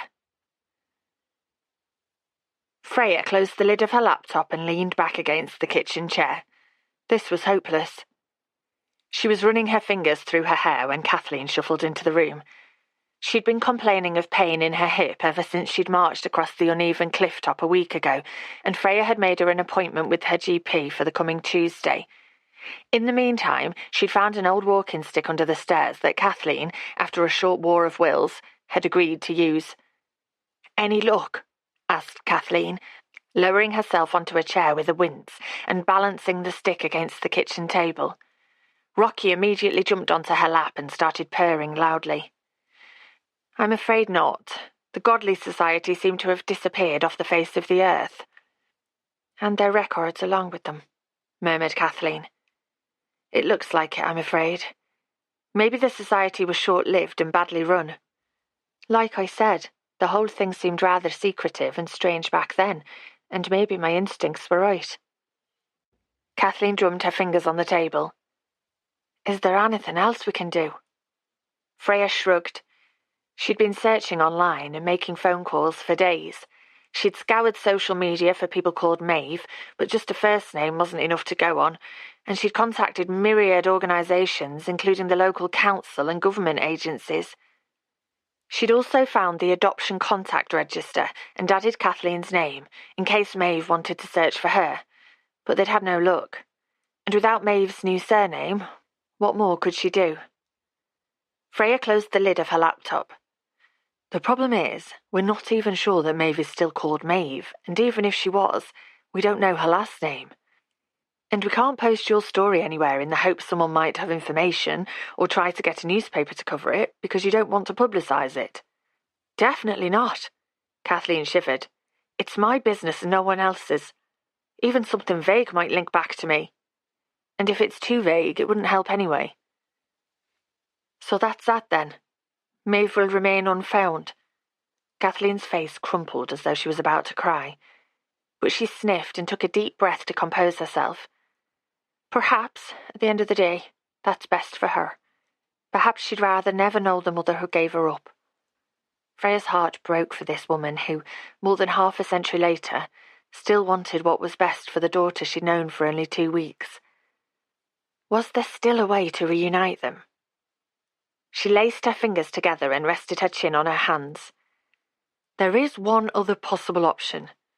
From what I've read online, some people seem to use a detective agency or tracing agency that reunites families, but that would cost money." Kathleen stared at Freya for a moment. "How much money?" "I'm not sure. I can find out if you're interested. Some of them provide an intermediary service too, to act as go-betweens if people are found, but there's no guarantee that they'd find Maeve. They probably wouldn't, but at least I'd have tried everything I could. I have some savings, and what am I saving my money for? Ryan and Chloe will benefit from the sale of the cottage when I'm gone." Kathleen thought for a moment. "I'd like you to go ahead with it. If that's what you want, I can make a few calls to see how it works." "Thank you. I don't know what I'd do without you." Kathleen put her hand on Freya's before pulling it away sharply. "Oh, I can't have any agency names popping up on my bank statement. I don't want anything linking their name with mine. Would you be able to pay for the search and I can reimburse you?" Freya closed her eyes briefly. It sounded like a perfectly reasonable request. But Kathleen's determination to hide any evidence of their search meant she was getting increasingly involved in what felt like a deception against Ryan. "That'll be okay, won't it?" urged Kathleen. And she sounded so desperate, Freya nodded. 3 days later, an agency had been found. A very pleasant employee had spoken on the phone to Kathleen, bank payments had been set up on Freya's account, and the search for Maeve was almost underway. Freya reread the email from the agency, confirming the arrangements, and tried to make sense of her conflicting emotions. She was excited for Kathleen that they might be closer to finding her long-lost daughter, and desperately worried that they would. There was no guarantee of a happy reunion. And what would Ryan think when he found out about his half-sister and of Freya's involvement in her return? I promised to tell you everything. That's what she told Ryan in the pub. And they'd got on better ever since. Chloe was still sullen on the infrequent occasions that she called in, but Ryan was warmer and seemed to seek out her company. The end of her month-long trial in the job had come and gone more than 3 weeks ago, and Freya felt entwined in Kathleen's life. Rather too entwined, in some ways. Freya read the email for a third time and clicked send on her return email, instructing the agency to go ahead. The search for Maeve was on, and who knew what the consequences would be? 28. Chloe. It was the day of the school dance, and Chloe could think of little else. She'd washed her hair this morning, and the toothpaste she dabbed on her chin last night seemed to have done the trick. The angry spot she discovered with dismay was far less red. She gently touched it to see if it felt less sore. Chloe! When Chloe spotted Isabel and Paige walking towards her, she resisted the urge to dodge into a side street. She couldn't risk Paige thinking she was nervous around her and telling the girls at school, or, even worse, not letting her sit with her tonight. Chloe had banished her scaredy cat tag by jumping from Clare Point, and she really didn't want to have to do that all over again. Chloe! Said Isabel again, as if she was surprised to see her there, even though Chloe was only 2 streets from home. Hello, Isabel. Chloe smiled at Paige, whose smile in return seemed half-hearted. Had Chloe upset her in some way? She thought she was making headway with their friendship, but Paige could blow hot and cold. It was very confusing. How are you? Asked Isabel. Are you excited about the school disco tonight? She gave Chloe a brief look, up and down. You're looking very nice. There was definitely a slight hesitation between very and nice, Chloe decided, her stomach plummeting. Why had she chosen to wear shorts this morning? A chilly breeze was blowing off the sea.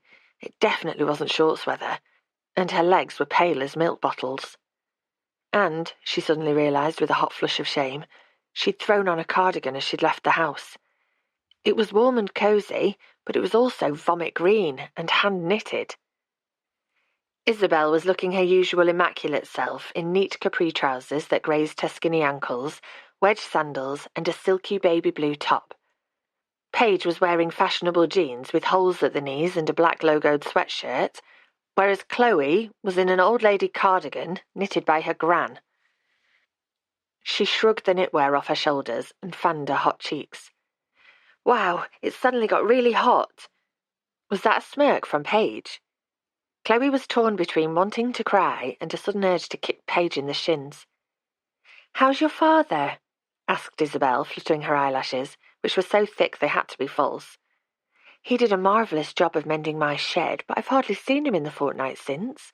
I'm beginning to think he's avoiding me. She laughed as though that would be ridiculous. He's all right, I think. He's gone round to see Gran, but I didn't feel like going. So where are you off to? Chloe thought frantically. She was actually heading for the beach. She liked to sit on the sand and enjoy the gentle slap of the waves nearby. It gave her time to think about things and made her feel calmer. But would that sound a bit lame to Paige? I'm on my way to the ice cream parlour, she lied. It was obviously the right answer because Paige nodded. Sometimes the older boys from their school hung out there, so it was deemed an appropriate place to go. Are you still coming round to ours before the disco to get ready? Asked Isabel, studying her nails, which were long and polished letterbox red. Chloe swallowed. She thought, hoped, just a tiny bit, that Isabel had forgotten her offer. But she did need some help with getting ready if she wasn't going to end up a laughingstock with Paige and her friends. If you don't mind, that would be good. You're welcome. Paige will be glad of the company. You girls can get excited together, isn't that right, Paige? Yeah, definitely. When Paige gave her a smile, a proper one this time, Chloe felt warm inside. She would bond with Paige this evening, and the dance would be amazing. Her mum would never see her in a new dress, but Isabel and Paige would. And who knew? Maybe Isabel would be her stepmom one day, and she and Paige would be sisters. If her dad did more about it, that is. Sometimes Chloe thought he wasn't really interested in women anymore because of what had happened to Mum, but he seemed to be interested in Freya. Stupid Freya would ruin everything, thought Chloe, and she'd started acting weird and dragging her gran into her weirdness as well. The two of them were looking at Freya's laptop the last time Chloe called in, and her gran had slammed down the lid as though she'd been looking at porn or something. "We'll see you after 10 then," said Isabel, walking off and gesturing for Paige to follow her. Chloe watched them go, imagining what it would be like to have them as a stepfamily, if Freya kept out of things. Though, to be honest, she wasn't sure she really wanted what she feared Freya would ruin anyway. Everything was very confusing, and being a 12-year-old girl was totally pants, she decided. 8 hours later, Chloe was staring at herself in Isabel's magnifying mirror, and Isabel was standing behind her with a thoughtful look on her face. "Let's see what we can do here." Isabel picked up a lock of Chloe's hair before dropping it abruptly. "It's a shame we haven't got the time to sort out your hair colour." Chloe burned inside with shame. Some of the people at school made snarky remarks about her red hair, but she'd never heard an adult be nasty about it before. "Don't worry," said Isabel, picking up a huge makeup bag and unzipping it. "Makeup can work wonders. It'll certainly cover up the spots that are under the skin on your chin." Chloe ran a finger self-consciously along her jawline. "And I'll certainly do my best to make you look like your poor mum. I saw her photo when I dropped off the jacket your dad left behind after mending my shed, and she really was a stunner. I don't look anything like my mum." Chloe was hoping that Isabel might contradict her, but she nodded. "It's a shame, but never mind. We'll see what we can do."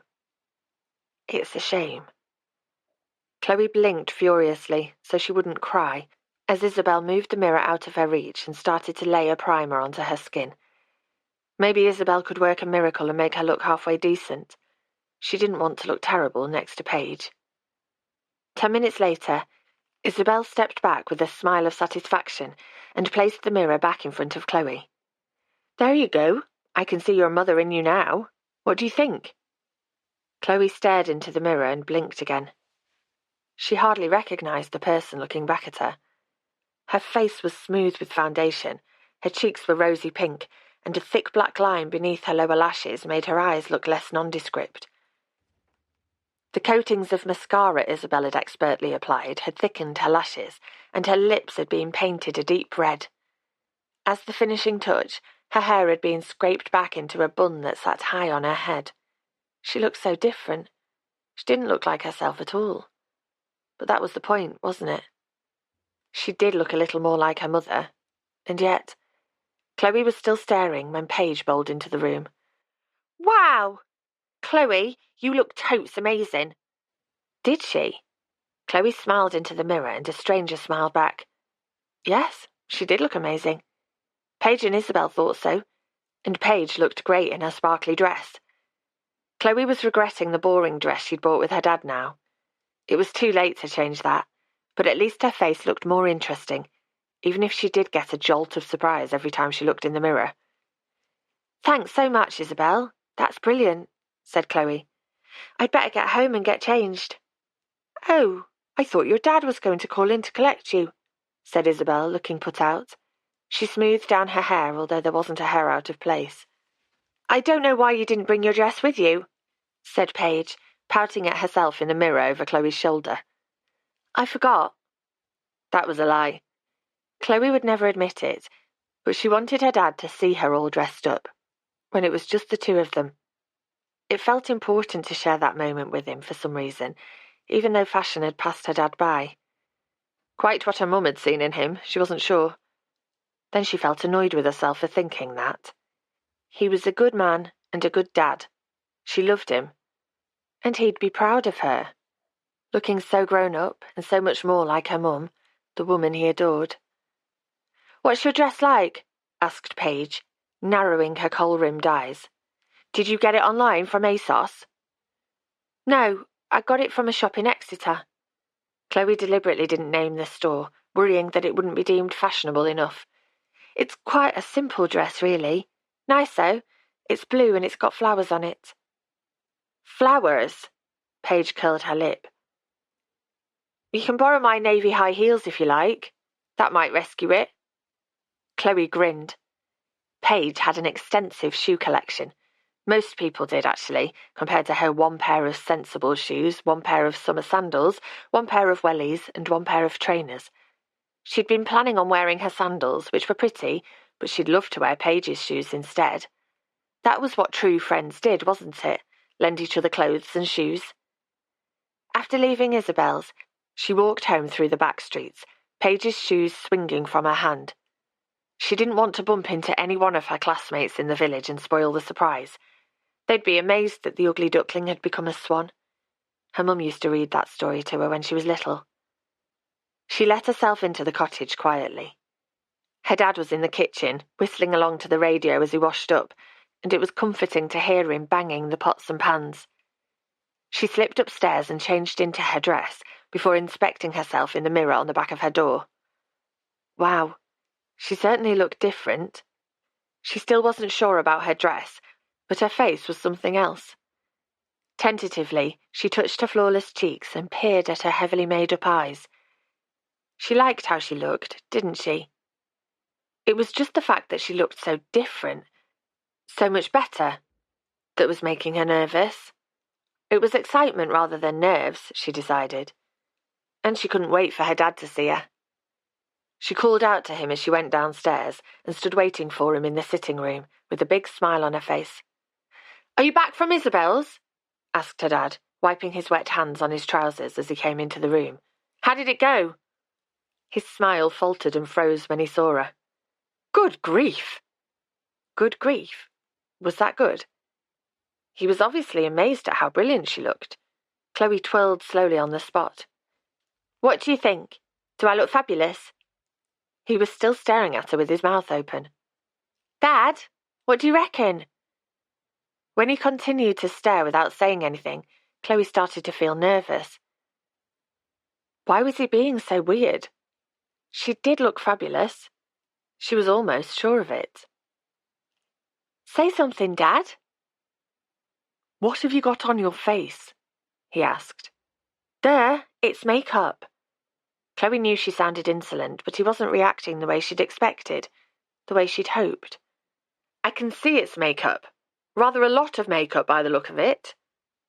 "Not really." Chloe shuffled her feet into the carpet. "Isabel and Paige said I look nice.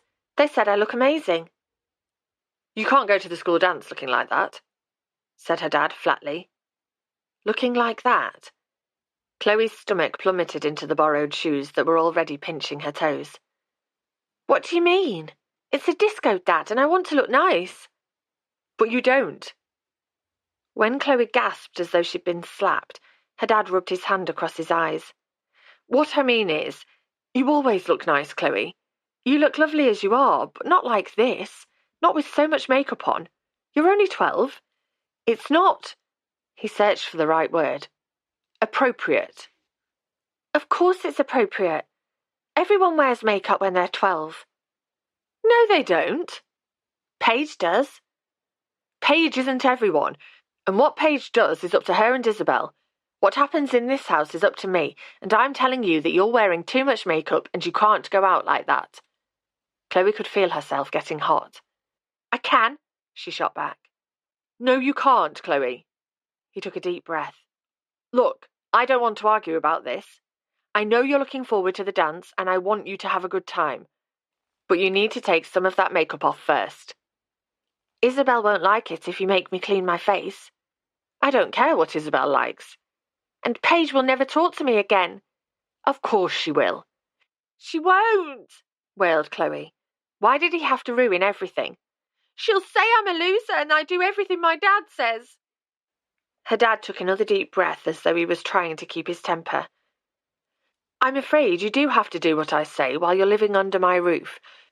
But you'll still look wonderful if you take some of the makeup off. No, I won't, shouted Chloe, resisting the urge to stamp her feet. That was what she did when she was a toddler, and it would only justify her dad's argument that she was too young for makeup. Please don't shout, Chloe. Let's talk about this like adults. Chloe put her hands on her hips. 1 minute you want me to be an adult, and then you say I'm a child. You can't have it both ways, Dad. It's not fair. And the only reason you don't like my makeup is because I look like Mum. You don't look anything like your mother. Tears sprang into Chloe's eyes as she looked at the photo of her mum on the mantelpiece. So even her dad thought she looked nothing like her beautiful mother. Even her dad thought she was ugly. Chloe! Her dad sank onto the sofa and patted the seat next to him. I'm sorry. I'm not handling this very well. Please let's sit and discuss it. I know you don't want us to argue over this. Well, you're wrong, shot back Chloe. You don't know anything about me, nothing at all. I wish Mum was still here. She'd understand. In fact, I wish you'd died instead of her. She hadn't meant to say that, and she watched with horrified fascination as colour drained from her dad's face. She thought that was just a saying, something people used to explain how upset someone was. But her dad's face really had changed colour. He looked chalk white, as if he'd seen a ghost. Suddenly the house seemed full of people who were no longer there, and the room was stifling. She had to get away. With a sob, Chloe turned and rushed into the hallway. She wrenched open the door and ran into the street, her stupid shoes that didn't fit properly slipping and sliding on her feet. And she kept on running, as her dad called to her through the open sitting room window. 29. Freya. When Freya heard the front door slam, her heart started to beat faster. It was either Ryan or Chloe, both of whom provoked a maelstrom of bittersweet emotions these days. Chloe's visits to her grandmother were increasingly rare, and Freya missed her. She felt surprisingly protective of the girl who was growing up without a mother, just as she had. But when their paths did cross, Freya often ended up wishing they hadn't. Chloe was so surly, and obviously resented her being in her grandmother's home. Her relationship with Ryan, on the other hand, had improved, and she looked forward to his visits now. He'd often sit and chat for ages about this and that, and she loved watching his handsome face as he got more animated and started flinging his arms around. That's his Irish heritage, Kathleen had told her. My family couldn't communicate if they sat on their hands. My brother Kiernan was the worst. He once knocked a full point over the local priest when he was in the middle of one of his tall tales. She didn't say if it was the same priest who'd denounced her when she was pregnant, but Freya sincerely hoped it was. Kathleen had started talking more about her life in Ireland since sharing her secret about Maeve, and Freya loved the stories. Just as she loved spending time with Ryan. Or would have, if she wasn't drowning in guilt as the search for Maeve went on. It was Ryan who bowled into the kitchen, and her breath caught in her throat. He was wearing a baggy Aran jumper in soft cream that Greg would dismiss as scruffy, but it suited him perfectly. He was tall and craggily handsome, and secretly vulnerable.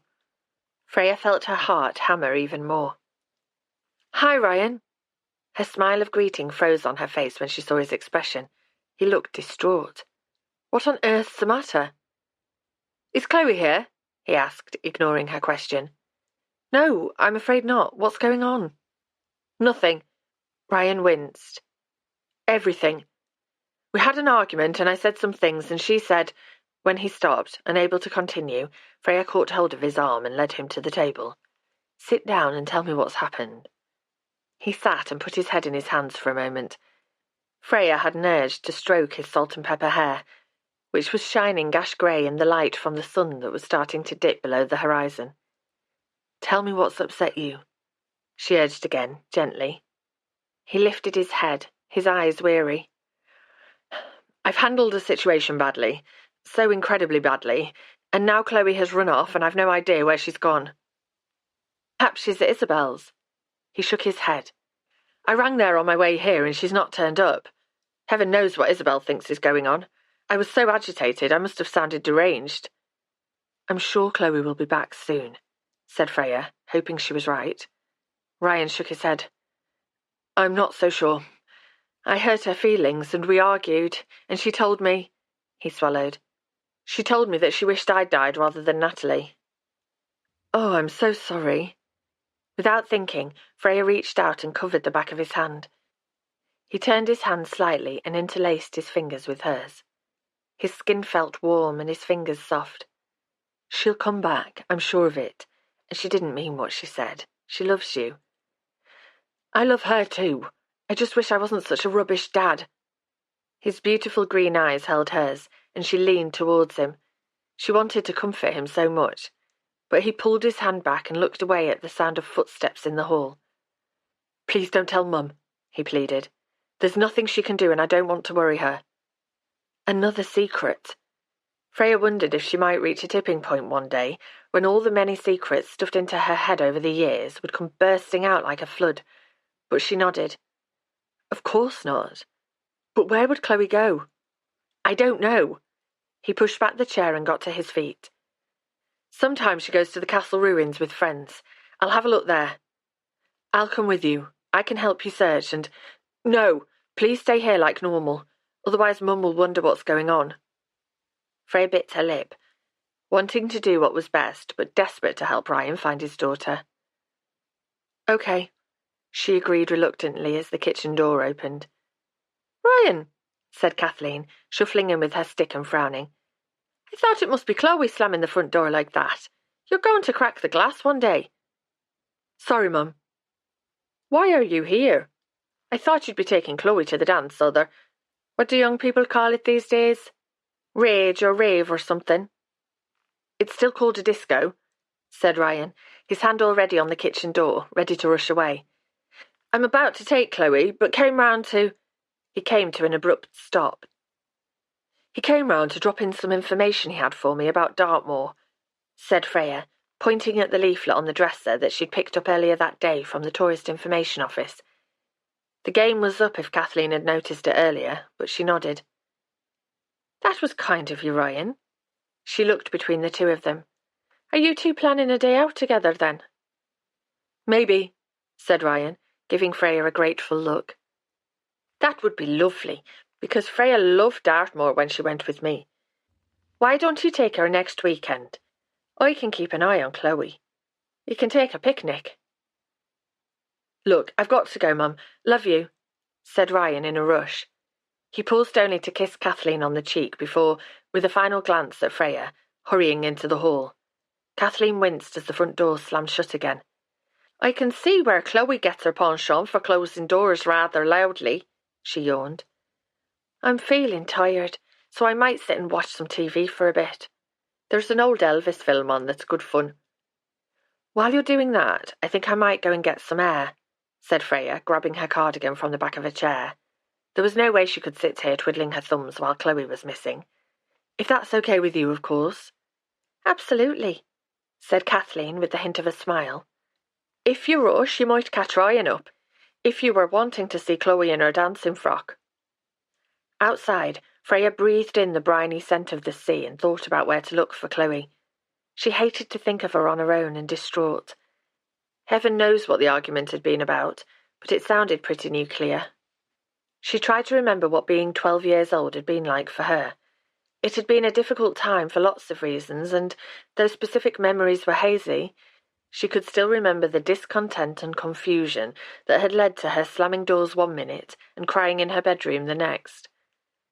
Being 12 wasn't much fun, especially if you were missing a mother. Pulling her cardigan tightly around her, against the wind, Freya set off into the village.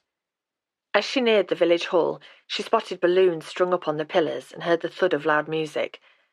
A huddle of youngsters was outside, waiting to be checked in for the dance. The girls in their party dresses and boys in smart trousers and white shirts made Freya feel sad.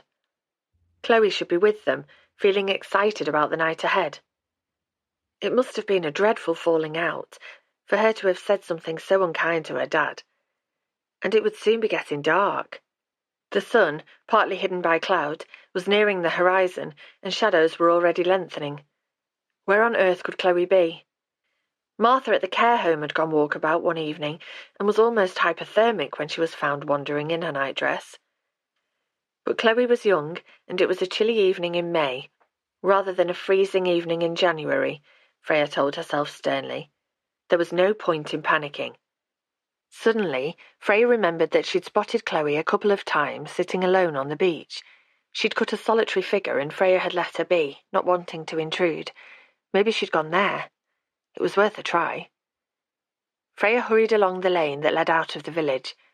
Lights were coming on in Liam's handsome farmhouse as she rushed past, and spits of rain licked at her face. By the time she reached the edge of the cove, the wind was picking up and gritty grains of sand were whipped into her face.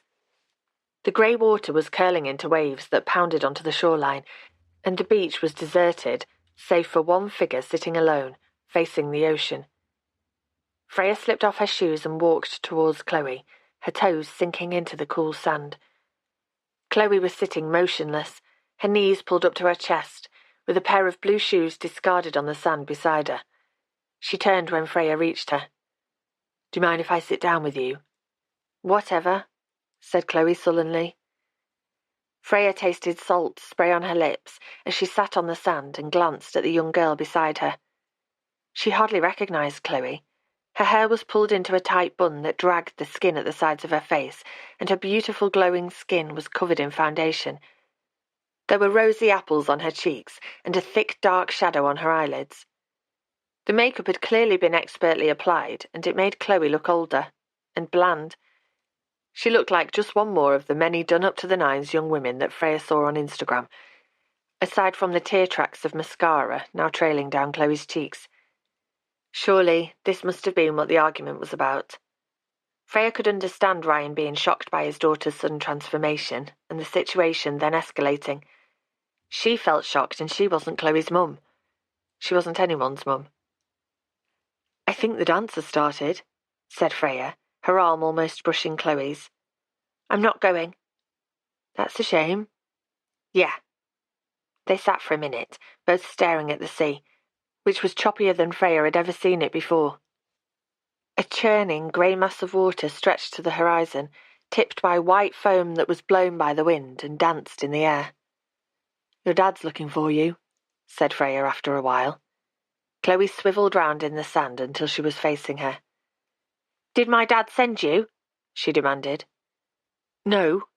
He's out looking for you because he's worried about you, but he doesn't know you're here." "How did you know?" she asked, narrowing her coal-lined eyes. "I've seen you here a couple of times, sitting on your own." "I don't like being spied on." "I wasn't spying, Chloe. I sometimes walk to the beach myself to spend time on my own, and I just happened to see you." Chloe stared at Freya for a moment, before picking up a handful of sand and letting it trickle through her fingers. "I like to sit and think sometimes, and it's peaceful here." "It is peaceful, especially when the weather's not so good and there aren't loads of tourists about." "Yeah. The girls who've lived here forever don't really appreciate the sea. Paige says it's boring and she only comes to the beach when it's hot and sunny. But I like it best when there's no one else here and the sea is wild. It makes me feel closer to nature and people." She clamped her lips together, as though she hadn't meant to say so much, and stared back at the ocean. "Does it make you feel closer to your mum?" asked Freya gently. Chloe nodded, her bottom lip wobbling. Freya shuffled closer until their arms were pressed together. "It's hard missing your mum, isn't it? I know a little how it feels." That caught Chloe's attention. "How do you know?" she demanded. "Is your mum dead too?" "No, my mum's still alive, but she left to go and live in Greece when I was 10 years old." "Did she leave you behind?" "She did." Chloe thought for a moment. "Greece is like ages away." "It's about 1,500 miles away. I used to get my dad's big atlas book out and work out the distance from where I was to where my mum was, and it's a long way." "That must have been horrible," said Chloe, flinching when a screeching seagull swooped above her head. The sun was obscured by thick grey cloud, and the bird was a dark shadow in the lengthening gloom. Freya swallowed as she nodded, feeling an old rush of hurt and pain. The memory of her mother choosing to leave her behind was one she rarely dwelled on these days, but it was suddenly there, in the forefront of her mind. Although the choice was as much hers as her mother's. Her mum, madly in love with a man from Greece who she'd met at work, was leaving her dad and wanted to take Freya with her. But Freya, seeing the devastation on her father's face, just couldn't leave him behind. By insisting she would stay with him, she'd hoped her mother would change her mind and stay with them both in England. But her plan had spectacularly backfired. "Why did she go to Greece?" asked Chloe in a small voice almost drowned out by the crash of the waves. She wanted to marry a man who came from there and live with him instead. Her mother had left to start a new life, and their mother-daughter relationship had never fully recovered. Her mum had married the Greek man after divorcing Freya's father, and Freya had gone over for the wedding. But the trust between them had gone, along with Freya's easy confidence in the world. If one of the people you loved the most could disappear from your life like that, the world must be a very scary place. Chloe must be scared. When Freya put her arm around the young girl's shoulders, Chloe leaned into her. "What was your argument with your dad about?" Freya rested her cheek against Chloe's soft hair. "He went totally ape about me wearing makeup to the disco, and then he said I looked nothing like my mum." "Ah, I see." Freya paused for a moment before asking, "Who did your makeup?" "Isabel," answered Chloe, sniffing as a large teardrop plopped onto the sand. "She said she was trying to make me look more like my mum." Freya felt in her pocket for a clean tissue and handed it over as she tried to control the anger bubbling up inside her. What on earth had Isabel been thinking? "Do you like my makeup?" asked Chloe, lifting her head. Her eyes were red-rimmed with crying, and black eyeliner had joined the mascara sliding down her face. "To be honest, it probably looked better before you got upset." "Probably." Chloe scrubbed her hands furiously across her face, spreading black trails further across her cheeks. "I think what your dad was trying to say was that you don't need to wear lots of makeup." "I do. I need to look like my mum." "Why?" Freya took hold of Chloe's shoulders. "You look like you, and I'm sure that's what your mum would want." "I don't want to look like me." "Really? I'd have killed for lovely thick auburn hair when I was your age. It's really eye-catching, especially when it glints a fierce red in the sun. It looks so much better than my mousy mop." Freya tugged at her hair, which was being whipped around her face by the wind. "I don't like being different. I'd rather be like Paige, but she thinks I'm an idiot." "Do you want to be like everyone else? That sounds pretty boring to me." "You're not like Paige, and that's fine. You don't need her approval to be who you are. Just be yourself and stand tall and proud." "Too much." Freya winced inside at her rallying cry, but Chloe gave a small grin. "I still think I look better with makeup on." Was that a question or a statement? The slight rise in intonation at the end of her sentence made Freya think the former. "A little bit of makeup for a special occasion is fine, but you don't need a lot. In fact, too much makeup detracts from your fabulous features." Chloe gave a laugh laced with disbelief. "I wish." "No, honestly. You have the most amazing cheekbones." Freya ran a finger lightly across the girl's cheek. "And your eyes are a beautiful colour." "They're brown," said Chloe flatly. "They're more amber, with flashes of deep green, and your skin absolutely glows. I've noticed it before." "You're just saying that." "I'm really not. I wouldn't lie to you, Chloe." Chloe's eyes darkened. "You said you wouldn't tell Dad about me jumping off Clare Point, but you did." "No, I didn't. I didn't say a word to your dad about it. Well, not until he tackled me about it in the pub, but he knew all about it already." "Is that what you thought? That I'd gone back on my word and told your father?" Chloe nodded. "Is that why you've been a bit off with me lately?" Chloe nodded again. "I thought you'd lied and told on me." "Well, I promised that I didn't. Even though I wish I'd never said I'd keep it quiet in the first place. Your dad wasn't very happy with me when he found out about Clare Point from someone else, and realised that I'd known all along."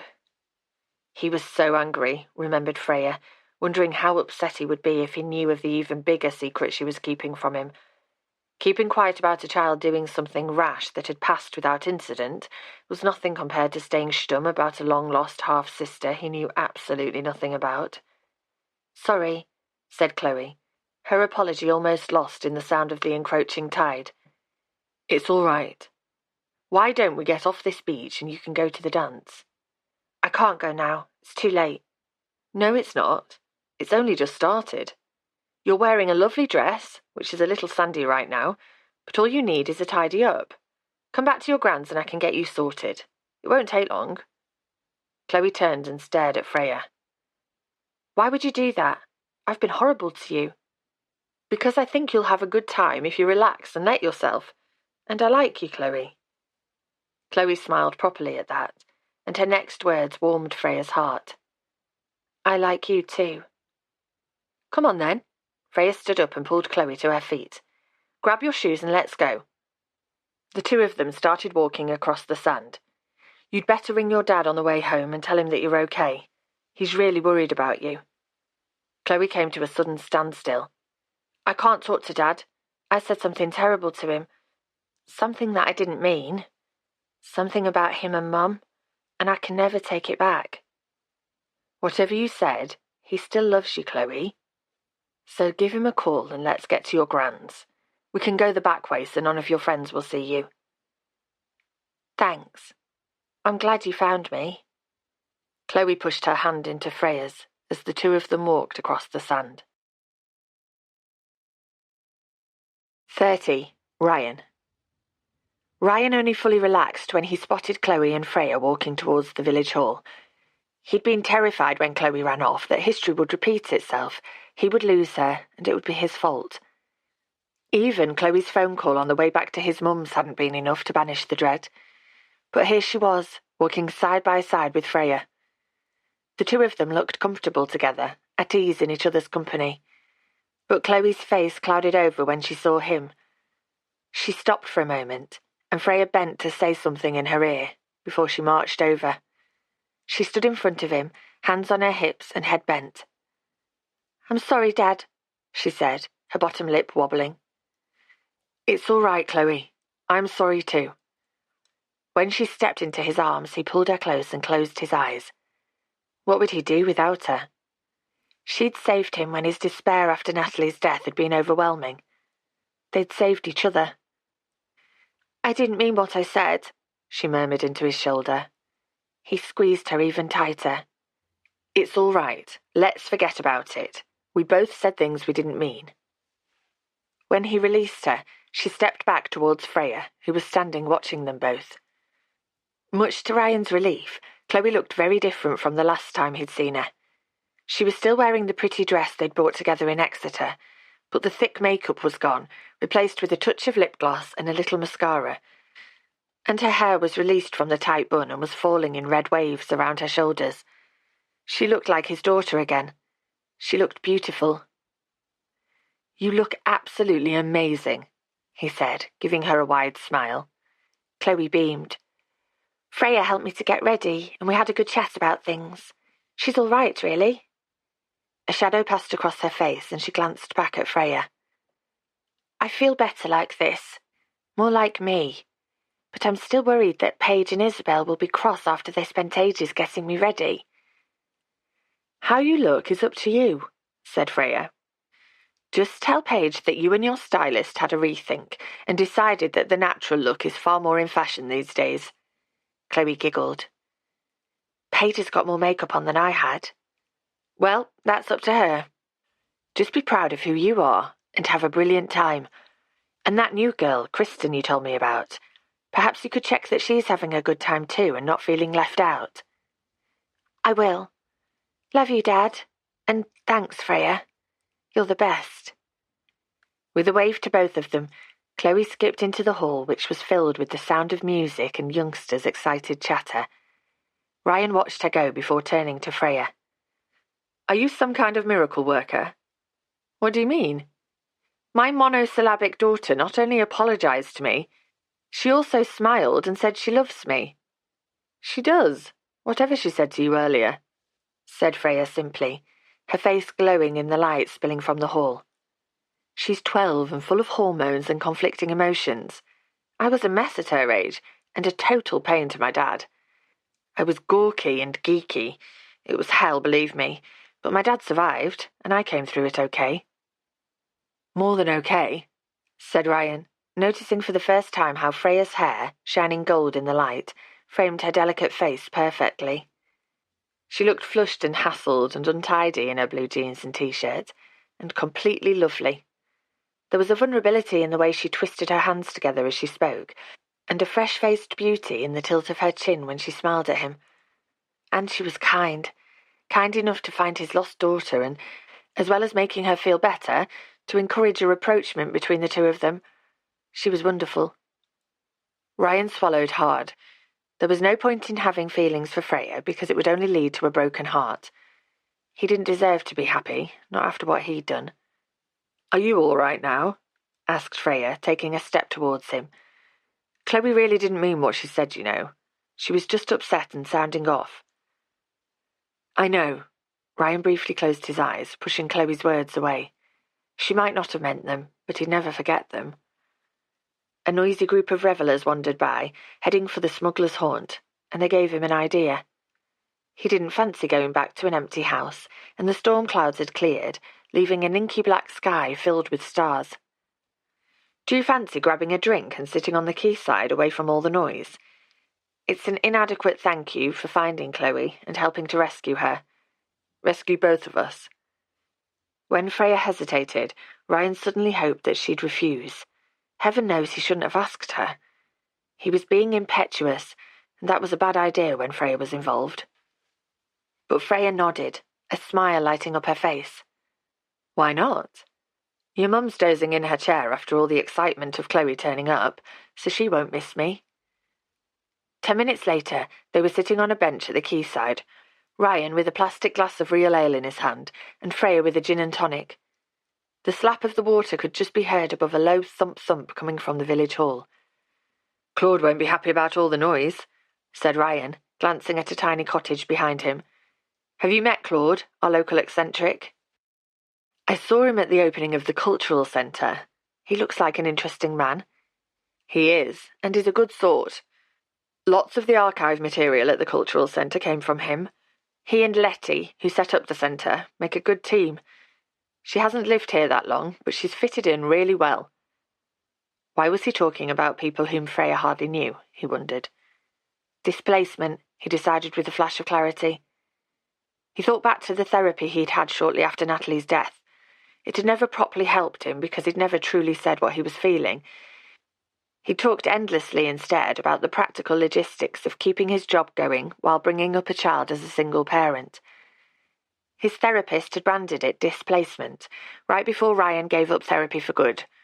What was the point when he already knew what was bothering him and it could never be changed? He made an effort to refocus and raised his glass. "Here's to you, Freya. Thank you for finding Chloe and for knowing how to make her feel better. Thank you for persuading her to wipe off all that awful makeup. And thank you for helping my mum. I haven't seen her so happy in ages." He shrugged. "I misjudged you when you first arrived. I was offhand and suspicious and possibly a little pompous, and I'm sorry about that." "No apology needed." Freya placed her half-drunk gin on the floor at her feet. "To be honest, I rather misjudged you too." "Let me guess. You thought I was a grumpy old man." Freya twisted her mouth. "That wasn't exactly what I thought. It's what Chloe thinks, or so she tells me. That and wishing I was dead rather than her mother." He gave what he hoped was a sardonic smile to take the sting out of her words. She really didn't mean it. She was just... When Freya hesitated, Ryan touched her arm. "She was just what?" "She was upset that you said she was nothing like Natalie." He winced. "Did I say that? I can hardly remember what I said, to be honest. Of course she's like her mum. I see Natalie in her every day, in the way she walks and talks, and I'm so glad about that. I was just horrified by what Isabel had done to my daughter's face." "You'd better get used to it. No doubt Chloe will wear lots of makeup one day." "And that'll be fine when she's 30. "Nah, maybe 40. Ryan smiled, feeling comfortable with Freya. Far more comfortable than he'd ever felt with Isabel, who always seemed to have some hidden agenda. She always wanted some DIY jobs done, or she was angling for a lunch invitation, or needing advice. Isabel had a polished facade and he wasn't sure who she really was, but with Freya, he got the feeling that nothing was hidden. Every hurt she'd ever suffered was there in her big grey eyes for all to see. He suddenly hated everyone who had ever hurt her over the years, and, being spontaneous again, he leaned forward and brushed his lips across her cheek. Her hand flew to her face, to where he'd kissed her. "Why did you do that?" she asked, staring into his eyes. "I don't know. To say thank you?" When Freya didn't move, her hair gleaming under the harbour lights, he lifted his hand and brushed her fringe from her eyes. He could hear his heart beating, as feelings and longings he thought he'd put aside forever washed over him. Just one kiss. Would that be so wrong? He'd done a terrible thing in his past, to Natalie, but surely he didn't deserve to be unhappy forever. "Hello! What are you two up to, sitting out here in the dark?" Isabel's loud voice made him jump. "Is the room on there for another little one?" Without waiting for a reply, Isabel plonked herself down on the end of the bench next to Ryan, and her thigh, in tight black trousers, pressed hard against his. "We were discussing Kathleen's care," said Freya levelly, shuffling further along from Ryan. "Is that right?" Isabel's voice, heavy with sarcasm, made Ryan wonder what she'd actually seen. Perhaps it was just as well that she'd arrived when she had. What had he been thinking? Kissing Freya, even on the cheek, wasn't a good idea. She hadn't moved away when he touched her hair. But even if he hadn't totally misjudged the situation and she wanted him to kiss her, it wasn't fair on her because she had no idea what kind of man he was. He couldn't take a relationship any further, and she deserved better after her failed marriage. "Did you find Chloe in the end?" asked Isabel. "Is she at the dance now?" "Yes, she's there," Ryan answered. "You sounded rather upset when you called to ask if she was still with me and Paige." "We'd had an argument about how much makeup she had on and she stormed off for a while." "Really?" Isabel sat back with her arms folded. "Gosh, Ryan, you're not an old fuddy-duddy who objects to makeup, are you?" "I don't mind makeup, and it was good of you to help Chloe get ready, but she had rather a lot on for a child of 12, don't you think?" He tried to keep his voice level. Isabel had been trying to help, and the fact that it had all gone disastrously wrong was his fault, really, for handling the situation so badly. "What do you think, Freya?" asked Isabel. "Where do you stand on makeup? I've noticed you hardly wear any, so I'm guessing you're not a fan." Was that a subtle dig at Freya? She shrugged next to him. "I can understand Chloe wanting to wear makeup. I was the same at 12. But I don't think she needs to wear too much. Her natural beauty shines through." Isabel sniffed. "So you obviously found her in the end, after her walkabout." "Freya came across her at the Cove and persuaded her to go to the dance," said Ryan. When he smiled at Freya, Isabel leant across his legs, her breasts brushing against his chest. "That was kind of you, Freya. Looking after Kathleen and Chloe too. You're an absolute treasure and certainly worth your money. You're becoming so much more than the paid help." Ryan bristled on Freya's behalf, but before he could say a word, she got to her feet. "And as the paid help, I'd better get back to Kathleen," she said levelly. "She likes a hot chocolate around now, and I often have one with her. Goodbye, Isabel." She nodded at Ryan. "Bye, Ryan. I hope Chloe has a lovely time at the dance." "I'll walk you back to Mum's," he said, about to get to his feet, but she shook her head. "No, thank you. It's not far. You stay here with Isabel." "Thank you for everything," he called after her, but she'd already disappeared into the darkness without looking back. Annoyance surged through him. "You were quite rude to Freya there." "Was I?" asked Isabel, pouting as she looked up at him with her big blue eyes. "I was complimenting her, actually. I called her a treasure, which she obviously is. I think you're still a little overwrought after what happened with Chloe. It's hard, I know, but you need to move with the times and accept that Chloe and Paige are growing up." Ryan shuffled along the bench. He didn't really feel like talking to Isabel after the way she'd spoken to Freya. But she was right about one thing. Chloe was growing up, and the thought terrified him. How could he keep her safe when she was out on her own in the world? How could he protect her from being hurt like Natalie? He steadied himself before asking, I know the girls are getting older, but it's good to let them be children for as long as possible, don't you think? I guess so. Honestly, heaven only knows how you'll react when Chloe brings home her first boyfriend. I don't envy him. Isabel laughed before tilting her chin towards the night sky. Look at all those lovely twinkly stars up there. It really is incredibly romantic out here. And with that, she flung her arms around his neck and pressed her lips hard against his. Ryan pulled away, breathing heavily. Stop, Isabel.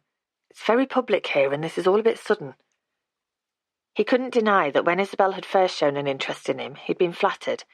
And it was very romantic here, with the inky sky scattered with stars and waves washing gently against the quayside. But this wasn't what he wanted. Sudden? Do you really think so? Isabel's mouth lifted in one corner. You've been attracted to me for quite some time, Ryan. You can't deny it. You're a very attractive woman, but you feel guilty about your wife, Isabel interrupted, rolling her eyes. Look, it's lovely that you were so devoted to Natalie.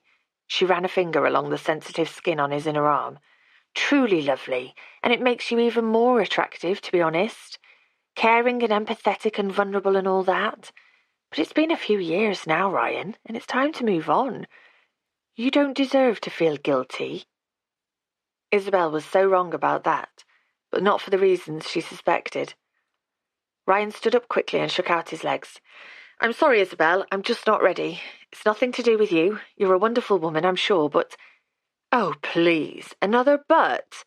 Isabel sounded rather put out, but then she smiled, her lipstick smudged from their kiss. Of course, I understand. You need a little more time, but you should know that I'm not the type to give up so easily. She made him sound like a challenge, a man who didn't succumb to her charms, a puzzle to be solved. Having rejected me so cruelly, will you at least walk me home? She asked, pouting prettily. Of course, said Ryan, because what else could he do? There was an awkward atmosphere between them now, and he was still bristling at Isabel's rudeness to Freya. But he couldn't leave a woman alone in the dark when she'd asked for his company. He was a mess, but he wasn't a total heel. Isabel linked her arm through his as they walked past the village hall that was still pulsating with music and through the cobbled streets. He left her at her front door and walked back to his cottage, his mind filled with thoughts of Natalie, Isabel, and Freya. 31. Freya. Freya woke early, roused by the screeching of seagulls on the thatch above her. Pale dawn light was creeping beneath her curtains, and a glance at the clock on her bedside table showed it was only 6 o'clock.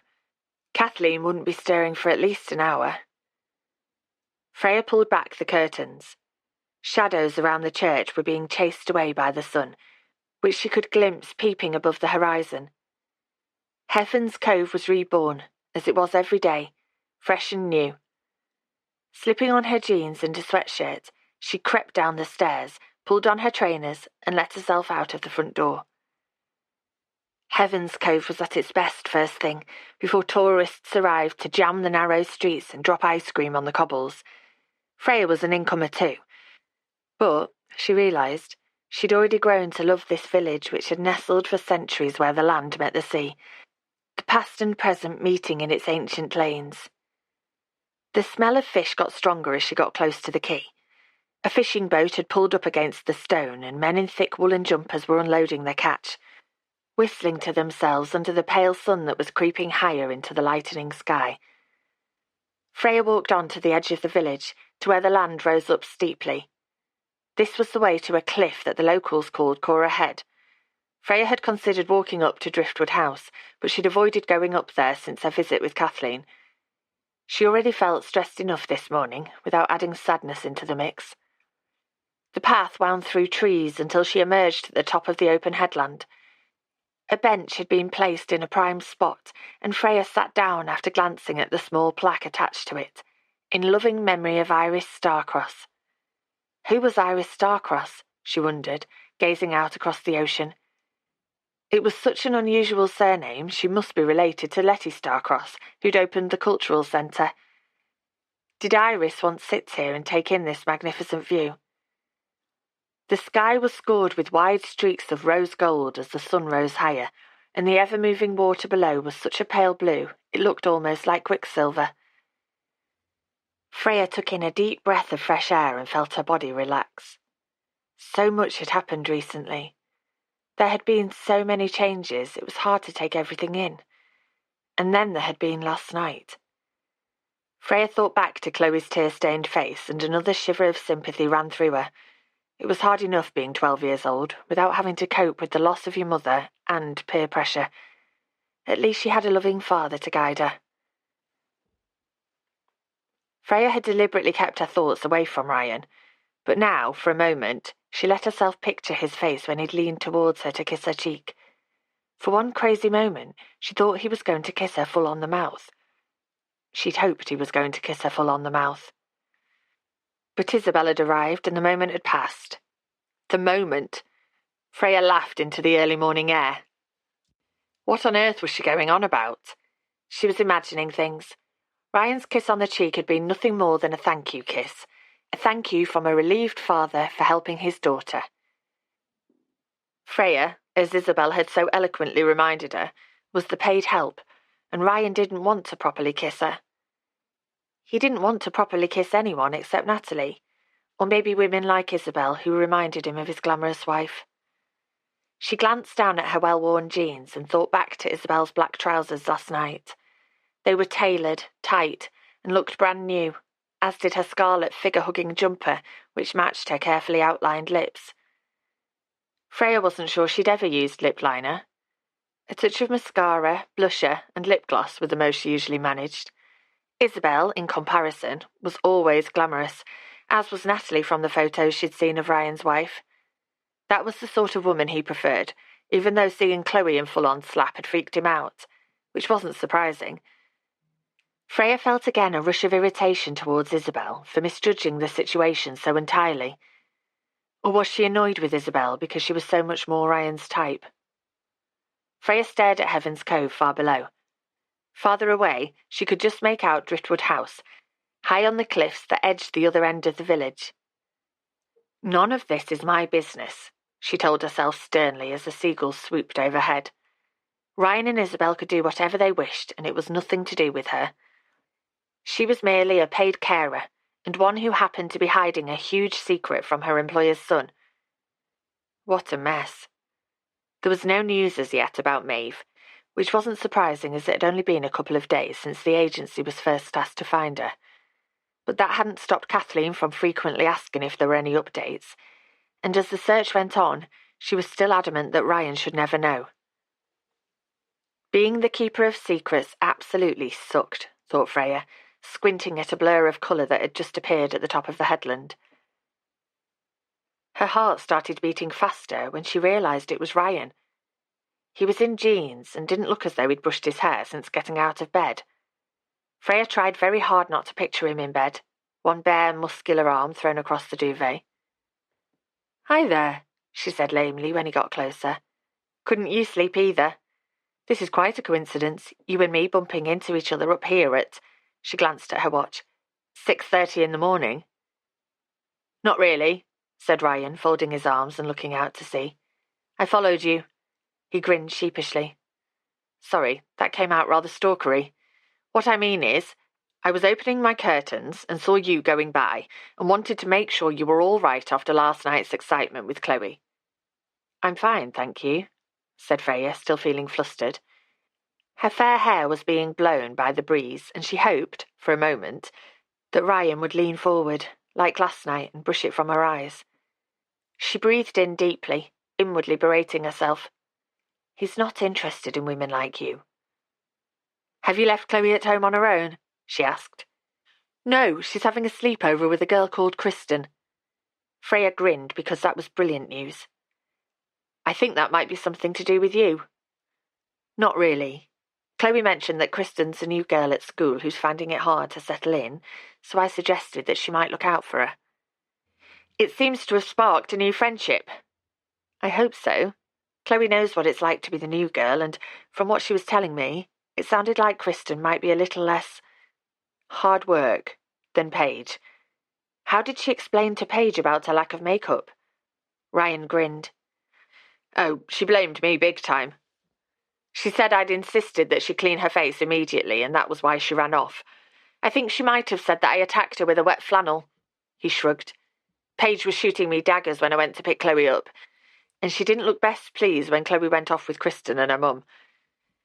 Though she probably thinks Chloe can't bear to be at home with such a dreadful dad. He smiled again, but the pain in his eyes caught Freya off guard.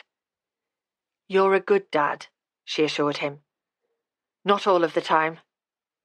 You're doing the best you can. It's not always good enough, though, is it? He gave a mirthless laugh. Pay no attention to me. I have a horrible tendency to feel sorry for myself sometimes. That's not surprising. You've been through a lot. So have you. Freya smiled. I don't think a broken marriage equates to losing your wife in such a tragic way.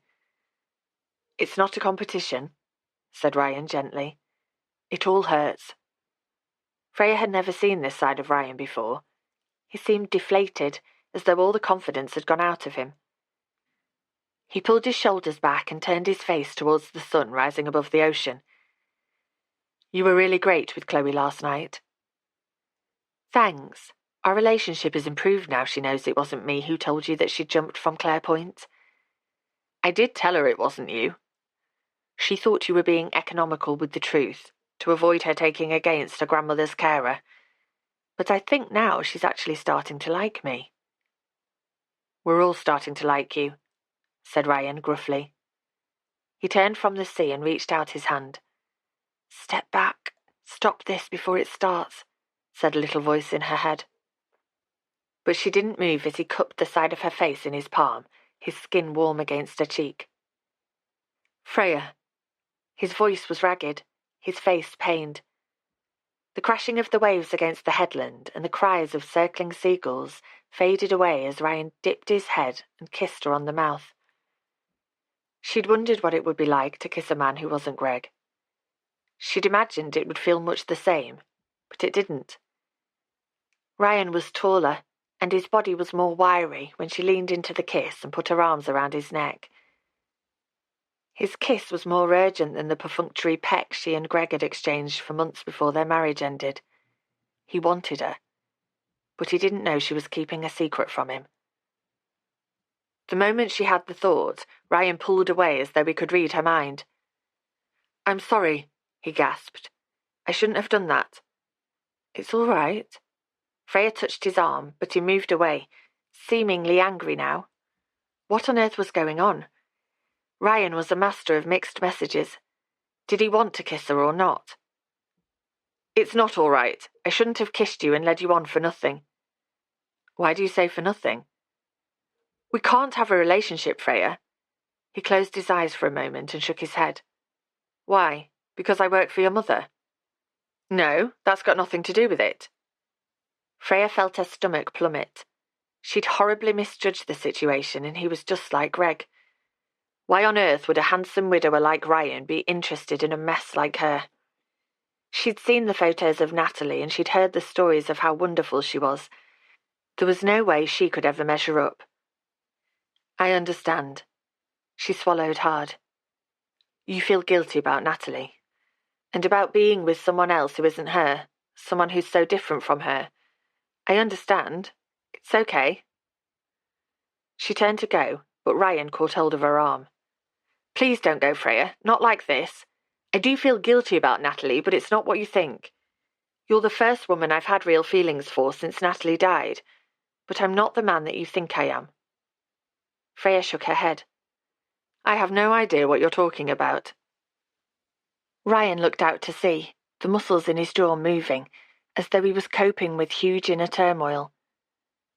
Can I trust you? He asked. Freya heard an echo of his mother saying the very same words to her and shivered. She was already keeping more confidences than she could cope with, but Ryan looked so troubled. "I can keep a secret," she told him, just as she'd told Kathleen before him. "What about your sister? What about Ryan's sister who's out there somewhere?" Freya shook her head to get rid of the thought. "Belinda is my half-sister, and I don't tell her anything, believe me. She and I share a father, but that's all. I don't share secrets with her, I promise you." Ryan walked to the edge of the land and looked down at the waves pounding into the rock below. Freya moved to stand beside him. "The reason I feel so guilty all the damn time is because—" He closed his eyes briefly, and when he opened them again, they shone with tears. "Natalie is dead because of me." Freya's breath caught in her throat. That was the last thing she had expected Ryan to say. "How can that possibly be true?" she asked gently. "Your mum mentioned. She said it was an accident." He sighed. "Yes, that's what everyone says. It was an accident, pure and simple. A tragic accident. She was driving to work and the sun was in the lorry driver's eyes when he pulled out into the path of her oncoming car." "If it was an accident, how could you possibly be to blame?" Ryan began to tap his foot on the grass. Tap, tap, tap, as though his agitation was too much to contain. "Natalie and I had argued before she left the house that afternoon, and she was upset. So upset that her concentration was shot to pieces. Who's to say that she wouldn't have anticipated the danger and seen the lorry earlier if she'd had her mind fully on the road? It's hard to anticipate a lorry pulling out in front of you. You don't know that it would have made any difference at all." "That's the point. I don't know, and it's the not knowing that's killing me." "What had you argued about?" Ryan paused, his face a mask of pain. "I just told her that I wanted a divorce." Freya could hardly believe what she was hearing. "Ryan, I don't know what to say. From what your mum's told me, I thought you were so happy together." Ryan smiled sadly. "Natalie had many wonderful qualities, but Chloe and Mum have an idealised version of her. She and our relationship, the way we were together, have become almost perfect in their minds, and I've gone along with it. That's the last thing I can do for her.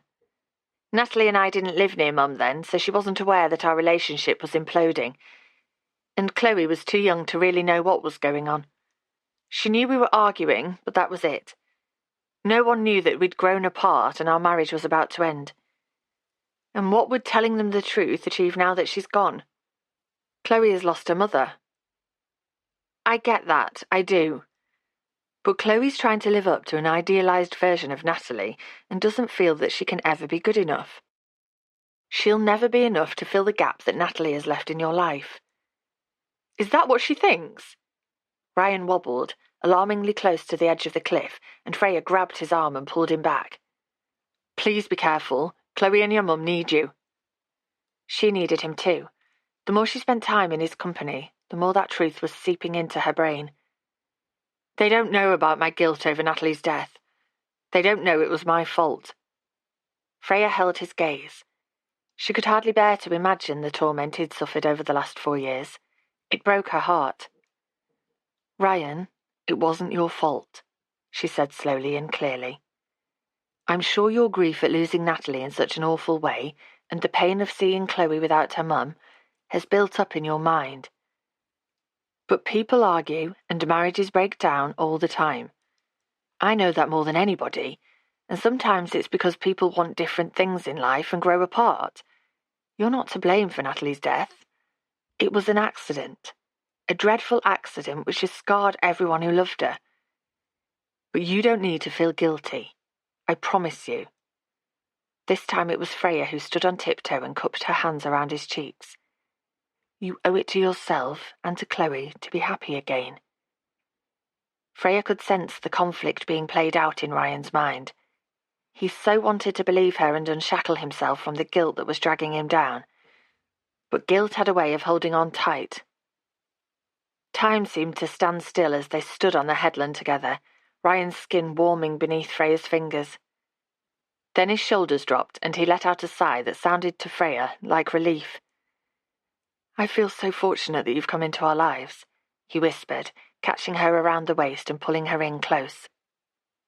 This time his kiss was soft and gentle, and she melted into his body, feeling tingles down to her toes. He pulled away from her. I didn't mean to tell you the truth about my relationship with Natalie, but you have a way of drawing out people's secrets. It's a gift. A gift or a curse. Ryan smiled, but Freya's smile in return was forced. In all the emotion of the last few minutes, she'd managed to ignore the big family secret she was guarding. He told her about Natalie, and she so wanted to tell him about Maeve in return, but it was Kathleen's secret to tell. Freya had given her word not to tell a soul, and she couldn't break her promise. But keeping that promise meant there was an invisible wall between her and Ryan, a wall built of deceit. She needed time to think. Freya glanced at her watch. The sun had risen higher in the sky, and the village was starting to wake up. Cars, looking like matchbox vehicles, were negotiating the narrow lanes, and tiny stick-like figures were thronging on the quayside. I'm sorry, but I have to get home before your mum gets up. She'll wonder where I am. Ryan hung his head. Do you think badly of me now? He looked like a small child who'd done something wrong, and Freya's heart and resolve melted. Of course I don't think badly of you. I feel sorry that you've lived with guilt that's so unwarranted for such a long time. You're not a bad man, Ryan. Quite the opposite, in fact. You're a wonderful dad and son. And brother. It was on the tip of her tongue, but she couldn't betray Kathleen's trust. She was in too deep and couldn't get out. So, what about us? Ryan lifted his head and held her gaze. I don't want to complicate everything, he winced. Let's be honest. I am complicated, and you're coming out of a marriage, and you're vulnerable, and you deserve better. I shouldn't have kissed you, but it's all I've wanted to do for a while now. Freya's mind was a whirl of emotion. This complicated, lovely man wanted her. I thought you and Isabel. She's very keen on you, and... Freya trailed off when Ryan shook his head.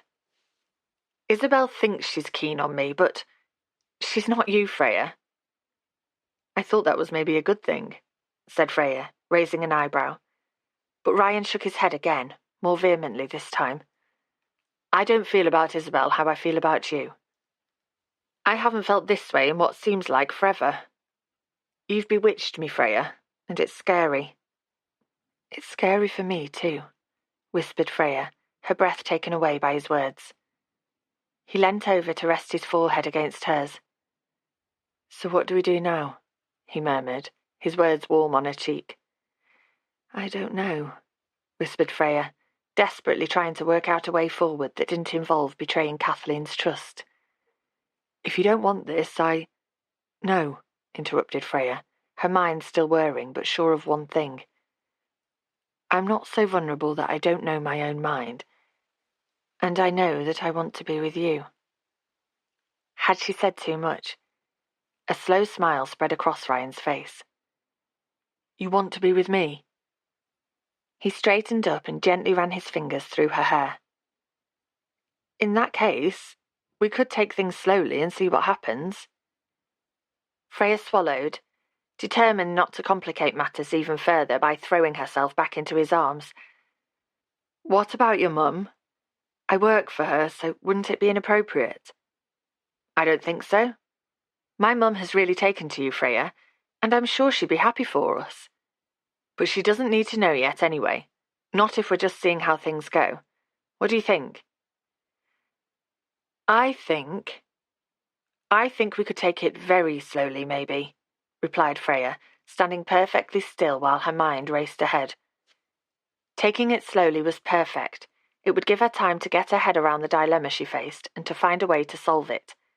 She looked at the handsome, vulnerable man who'd just opened his heart to her. She so wanted to solve it. Ryan nodded. The sky above him scudded with wisps of white cloud. Let's see how this goes, then.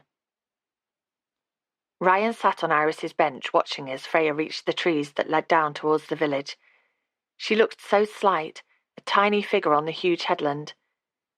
She turned briefly to wave at him, and then she was gone. He turned his gaze towards the sea and stretched out his legs. He could still taste Freya on his lips and feel her in his arms. Tears prickled the corners of his eyes. It had been so long since he'd felt this way.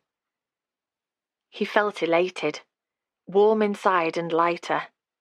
The guilt he'd carried for so long was still there, but it had eased. Telling another person, trusting Freya enough to tell her, had robbed it of its power. She hadn't recoiled from him or condemned him. Instead, she'd let him kiss her, and she'd kissed him back. She'd told him he wasn't a bad man, and her understanding and acceptance had redeemed him. She'd brought some peace into his life. A red fishing boat chugged into view, and he watched as it approached the harbour, screeching seagulls following in its wake. Ripples spread across the sea until the water looked like silver silk being ruffled by a gentle breeze. The sun was catching cottage windows in Heaven's Cove, making them sparkle, and the sky was turning from milk white to china blue. Everything looked brighter. Even the grass growing at his feet was a more vibrant shade of green than he'd ever noticed before. Ryan looked around him, feeling as if he was waking from a long sleep. He was still scared that this feeling was fleeting, scared that whatever he and Freya might have would peter out rather than grow.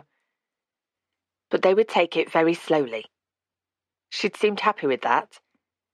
And whatever happened, she'd given him this precious gift. Even if only for a little while, the world around him was ablaze with colour, and no longer a guilt-ridden grey. 32. Freya. Freya gazed out of her bedroom window at the village green that was edged with primroses and red campion. Beyond the patch of greenery stood the church whose clock chimed on the hour day and night.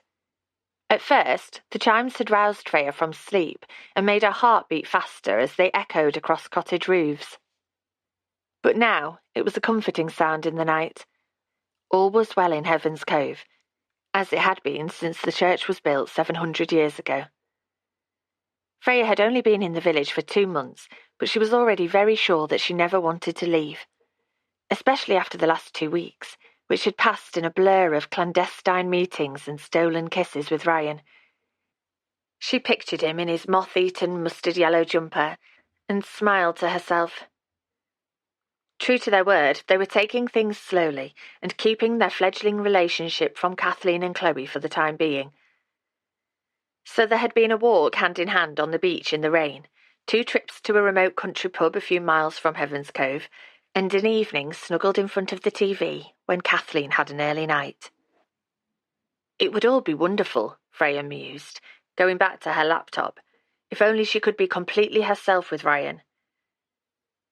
But with the search for Maeve ongoing, and him none the wiser, she was always holding a part of herself back. "So this is where you've been hiding?" Freya jumped up from her desk, startled by her sister, who had suddenly appeared on the landing. "I didn't hear you arrive," she said, closing the lid of her laptop. In between daydreaming about Ryan, she'd been browsing information about mother and baby homes and was feeling shaken by the sorrows she'd uncovered. "Kathleen saw me walking up the garden path and let me in," said Belinda, marching into the room. "I thought I'd say hello, seeing as you bailed on our trip to the pub last night." "I'm sorry I postponed, but I had a headache and needed an early night." "Don't blush or she'll know you're lying," Freya told herself, though she feared it was too late. She had bailed on Belinda and didn't like telling untruths, but their visit to the pub last week hadn't gone too well. Her sister's barbed comments about Freya's mother and their shared father had grown wearying after a while. So the prospect of spending 2 hours in Ryan's company last night instead had been too enticing to turn down. She still felt guilty, though, and Belinda looked far from convinced. She said, pursing her lips before her eyes settled on a piece of paper poking out of a folder next to the laptop. "What's this?" Freya muttered a curse under her breath. She'd printed out some information about adoption and mother and baby homes while the search for Maeve continued. She pushed the paper back into the folder, but not quickly enough to escape Belinda's eagle eye. "You're not thinking of adopting, are you?" she asked, wrinkling her nose. "I don't mean to be rude, but you're a bit long in the tooth. Polly in Sheep Street adopted at about your age. Her little boy is 4 now, and Polly looks dreadful. Totally washed out, poor woman. I was looking at an interesting article, that's all, said Freya, feeling for poor exhausted Polly. An article about adoption? That's right. And what's this? With a shiver of horror, Freya realised that she'd left a printout about mother and baby homes on the bed, along with the old photo of Kathleen standing on the cliff top. Freya made a grab for the photo, but Belinda was there first. The woman had lightning reflexes when she sensed gossip in the making. She held the picture up to her face while Freya tried to grab it from her. Heavens! Is that... It's Kathleen as a young woman! The birthmark is unmistakable. And is that Driftwood House? Freya snatched the picture from her and shoved it, together with the printout, into the folder. Belinda turned to Freya, a strange look on her face. You're being very peculiar this morning. Oh, good grief. Our father didn't have more children, did he? Are we awash with adopted brothers and sisters out there? Freya hesitated, tempted to lie again. But Belinda already had a poor opinion of their father, and it didn't seem fair to malign him with fathering lots of unknown siblings. As far as I'm aware, you and I are Dad's only children. Are you sure? No, I'm not sure. Freya thought her dad had been faithful to her mum throughout their marriage, but he'd been unfaithful to Belinda's mother in the first place, so he knew for sure. But you're not looking for siblings? No, I'm not. And I have no reason to think that there are any other siblings out there. It's just you and me. Thank goodness for that. Belinda let out a sigh of relief, but then frowned. So if that's the case, why are you so interested in mother and baby homes that went out with the Ark? And how come Kathleen was in that photo? Was she here in Heaven's Cove years ago? She kept that quiet. Her eyes opened wide. Oh, I see. What do you see? Demanded Freya, feeling panicky. Belinda went to the door and, after looking up and down the landing, closed it quietly. Are you doing this for Kathleen? She whispered. I don't know what you're talking about, said Freya, opening the desk drawer and pushing the folder inside it. Cold dread was seeping through her. I always thought there was something strange about Kathleen, said Belinda, sitting down heavily on the bed. Something a little off. She was sad about her husband dying, of course, but I always felt there was something more. Her daughter-in-law being killed in a car accident, perhaps, gabbled Freya, going hot and cold because Belinda knew. The biggest gossip in Heaven's Cove knew Kathleen's deepest secret.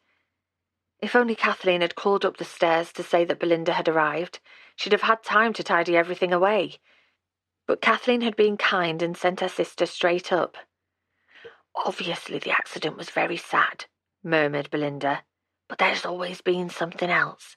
I have a nose for these kinds of things. A nose for other people's tragedy. Belinda drew a sharp intake of breath. There's no need to be unkind, Freya. No, sorry.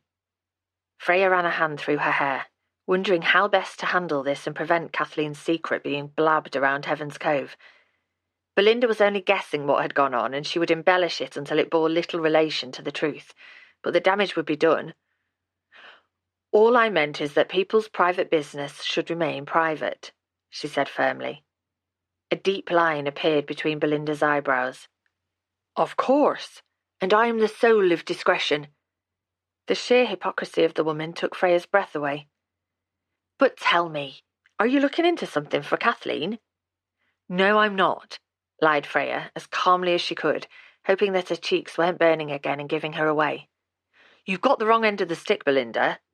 It's nothing, and you can't go around making wild claims all over the village. I wouldn't dream of it. Any unfounded gossip would hurt Kathleen, and I don't believe you want to do that. Belinda stared at Freya for a moment before shaking her head. I care a great deal about Kathleen and wouldn't want to do anything to upset her. And if you say there's nothing in what I'm surmising, I'll believe you and won't mention anything about it. When Freya continued to stare, she shrugged. Not to anyone. You promise? If I have to, she huffed. Properly promise, added Freya, Not wanting to push the point, but desperate for reassurance that her gossipy sibling wasn't about to start blabbing about Kathleen's heartache all over Heaven's Cove. If Ryan heard about it from someone in the pub, a shiver curled itself around Freya's heart. "Of course I properly promise," said Belinda, looking seriously put out. "How old are we? 10? I promise from one sister to another. Though," she wrinkled her nose, "if there's nothing in it, it really wouldn't matter what I said, would it?" She raised her hand when Freya opened her mouth to speak. "Okay, I'll keep it to myself." She raised an eyebrow. "Even though it isn't anything at all." Freya tried to smile, but she was still feeling panicky. A secret adopted child was gossip gold to Belinda. Poor Kathleen would probably have given birth to triplets by the time her sister was through with it. "So when are you going to be free to meet up?" asked Belinda, flinging the door open wide now she realised that Freya wasn't about to spill any beans. "I'll have a word with Kathleen and see when she doesn't need me. You will remember that you've solemnly promised not to say anything to anyone about Kathleen, won't you? It's absolutely nothing." She was overdoing it. She knew she was. But Freya was panic-stricken at the thought of betraying Kathleen's trust and Ryan finding out that way. "You're implying that I have the memory span of a goldfish, Freya. I won't say anything about—" She put the next word in air quotes. "Nothing. But can I say that the truth is written all over your face? You're absolutely hopeless at keeping secrets." Belinda really had no idea, thought Freya wryly. Her sister paused in the doorway. "You've grown quite fond of the old lady, haven't you?" "I have, and that's why I don't want her to be hurt by anything." "Oh, do stop labouring the point. I won't mention anything to anyone. And don't leave it too late to arrange an evening out with me. I am in demand, you know, what with fundraising for the village hall ongoing and raising awareness of the new cultural centre and chairing the parish council." Freya sensed a way to claw back some ground from Belinda. "Flattery got you everywhere, right?" "You're like a mini-celebrity in Heaven's Cove," she told her, trying to sound upbeat. "I suppose I am," Belinda purred, as Freya had known she would, her attention diverted. "Well, I'd better leave you to finish all the top-secret things you were doing. I'll see myself out." 33. Freya. Once Belinda had swept from the room, Freya sat slumped at her desk with her head in her hands. She thought life couldn't get more complex. Keeping Maeve a secret from the man she was falling for was complicated enough.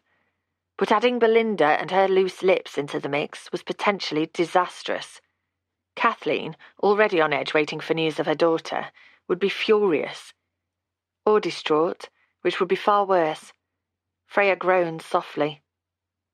The cheerful yells of youngsters playing at the tiny primary school around the corner floated in through the open window. And she heard the front door open and close when Kathleen went to have lunch with a friend in a village cafe. But Freya didn't lift her head until her mobile started ringing, jolting her back to life.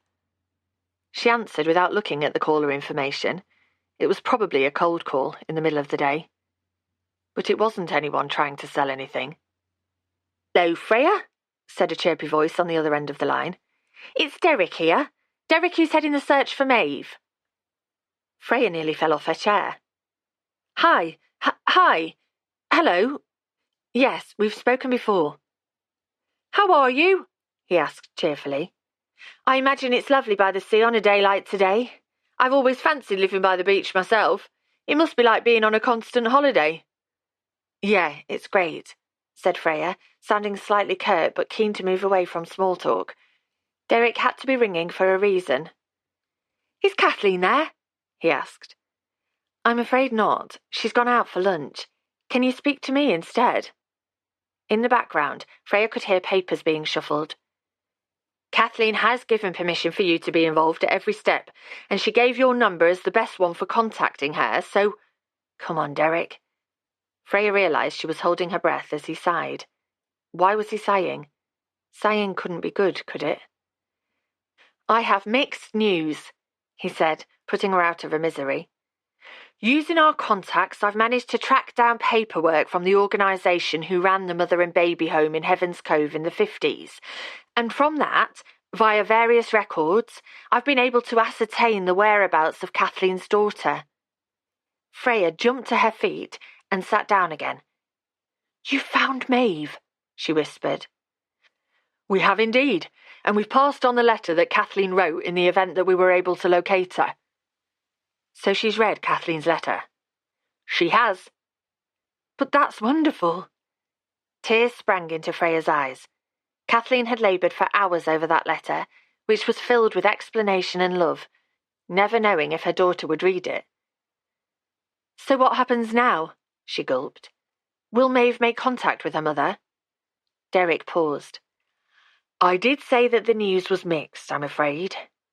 Maeve has received the letter and spoken with our intermediary, and she says she bears no ill will towards her birth mother, but she doesn't want to pursue any contact at this time.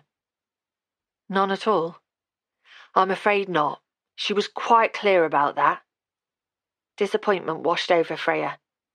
Kathleen's daughter had been found, but she and her mother would never meet. At least I can tell Kathleen that she's alive. She most definitely is.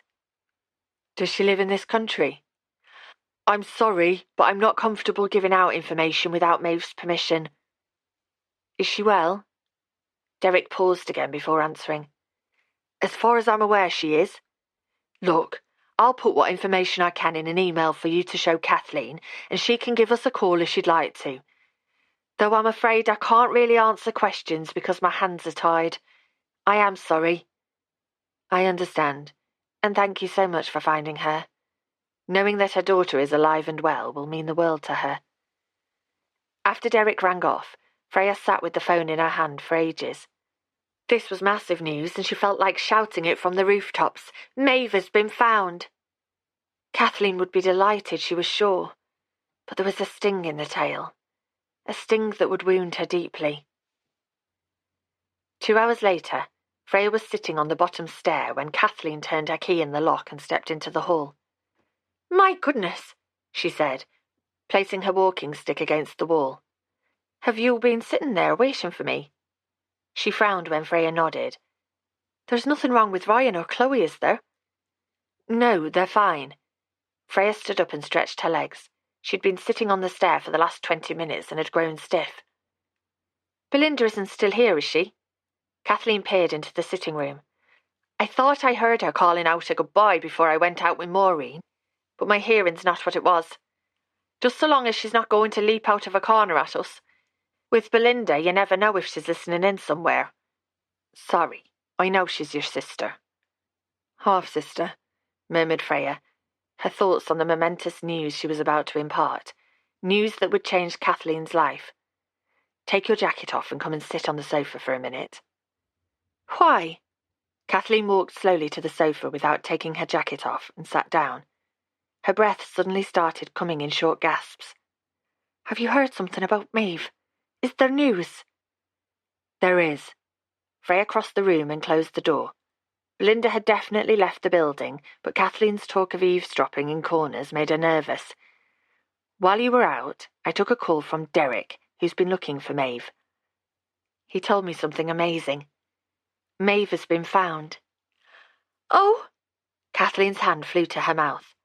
When she said no more, Freya sat beside her. Are you all right? I'm fine. Kathleen didn't look fine. Her skin had blanched and her hands were trembling in her lap. Freya covered Kathleen's hands with hers. Is she well? Asked Kathleen quietly. Is she happy? I don't know much, I'm afraid, but Derek said that she's well and she's read your letter.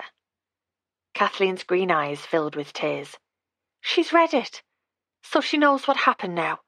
She knows that I didn't give her up because I didn't care. She knows, Kathleen. She knows exactly what's happened and how heartbroken you were and still are. She knows that you've always loved her. Kathleen hung her head, breathing deeply. After a while, she asked softly, Is her name still Maeve, or did her adoptive parents change it? I don't know for sure, but Derek called her Maeve, so I assume that her name's still the same. I hope so, murmured Kathleen. Her name was the only thing I was ever able to give her. She turned to Freya, her face transformed. She looked younger and full of hope. "But this is marvellous, isn't it? My daughter's been found." Freya took a deep breath, hating that the rest of the news she had to tell would destroy that hope. "I'm afraid it wasn't all good news," she said gently. "Maeve has read your letter, and she said she has no bad feelings towards you, but she doesn't feel able to meet you." Kathleen's face fell. "Not ever," she whispered. "Not at the moment, but this must have all come as quite a shock to her. Maybe she'll change her mind in the future." "And maybe she won't, or she'll change her mind when it's too late. I'm 83, Freya. Time isn't on my side." "I know." Freya stroked the old lady's hands, feeling helpless. "We know nothing about her life and the sort of woman she's become, but if she's anything like you, she'll want to do the right thing. The right thing for me or for her. Maybe they're the same thing." Kathleen gazed into the cold fireplace. "No, the right thing for Maeve is to get on with her life, don't you think? The only life she's ever known, without me in the background upsetting the apple cart. I've only ever wanted the best for my daughter, and if that's what Maeve wants, then it is for the best." She turned back to Freya, her face resolute. "I know that Maeve is alive and well, and I know that she's read my letter. That's enough, Freya. That has to be enough." "You're amazing, Kathleen. Do you know that?" said Freya, on the verge of tears herself. "Come on, my girl." Kathleen was now the one to pat Freya's hand. "Don't upset yourself. This is good news. I can rest easy and be at peace knowing that both of my children are safe. And I know now that I was right not to say anything about her to Ryan." "Is it still right not to tell him?" "I'm sure of it. How can I tell him that he has a sister after all these years, but he and she will never meet or have any kind of relationship? I want to save him from that. It's knowledge that will eat away at him. Just as it would still eat away at Kathleen, for all her fine words about being at peace with Maeve's decision." Freya bit her lip. Perhaps Kathleen knew best. What Ryan didn't know couldn't hurt him, and it couldn't hurt Freya's love affair with him. A wave of relief washed over her. She was falling hard for Ryan, and he seemed to feel the same way. She would always know about his sister, but she could keep Kathleen's secret search and the part she'd played in it from him. She'd feel guilty for all time, of course she would, but it was for the best. Kathleen was right, and everything would be fine. A dreadful thought hit Freya. Everything would be fine, just so long as Belinda kept her promise to keep quiet. 34. Ryan. Ryan looked up from the box file and ran his fingers through his fringe. "Are you sure you paid the plumbing insurance, Mum? And the house insurance too?" Kathleen looked up from her knitting. "I'm not sure. I can't remember everything." She sounded curt, which was very unlike her. Ryan frowned. She'd been rather out of sorts for a few days, tired and distracted. He'd found her last night, sitting in the dark, staring into space. "Is everything all right, Mum?" he asked. She didn't pause from her knitting. "Absolutely fine," she replied, as she always did. If her arm was hanging off, she'd never complain. His mother was made of stern stuff. Sterner than him, he often thought. Her needles stopped clicking. "Isn't there anything about the insurance in the file?" "No, afraid not." Ryan puffed out his cheeks at the reams of documents thrust into a battered manila folder. "Your filing system could do with an update." Maybe insurance payments were being made via direct debit, he thought, opening the laptop he'd brought with him and logging into his mother's bank account. She preferred to go into a bank in the nearest town rather than bank online, but he had her login details and she relied on him if she got into a financial muddle. She also relied on him for repairs around the house, but the latest plumbing issue was beyond him. A professional was needed, perhaps even a new boiler, and there was no point in her paying out if her insurance would cover it. "Hey, Ryan, I didn't hear you arrive." Freya walked into the kitchen with the washing basket balanced on her hip and picked up the peg bag. Ryan glanced at the woman he couldn't stop thinking about. He could hear his own heartbeat pounding in his ears. "Hi, Freya. I've called in to help Mum sort out the plumbing," he said, keeping his voice steady for his mother's benefit and resisting the urge to leap from his chair and pull her into his arms. They hadn't told anyone of their burgeoning relationship yet, not even his mum. They were still taking it slowly, although taking it slowly was slowly killing him. That would be great. Freya dropped the peg bag on top of the wet clothes. The water temperature is very unreliable. It went freezing cold when I was in the shower this morning. That must have been a nasty shock. It was. Freya raised an eyebrow as she smiled. I'm surprised you didn't hear my screams. Their eyes locked as Ryan tried not to imagine Freya in the shower. He swallowed and glanced back at his laptop. Whose idea had it been to take it slowly in the first place? He clicked onto his mum's current account and started going through recent outgoings, glancing every now and then through the open back door into the garden. Freya was out there now, hanging out his mother's washing. She'd grown so fond of Freya. What would she do without her? What would he do? Ryan had lots of work to finish, and he'd promised Chloe that he'd pick up the ingredients for a chicken curry. But he was happy here, with Freya popping in and out of the kitchen.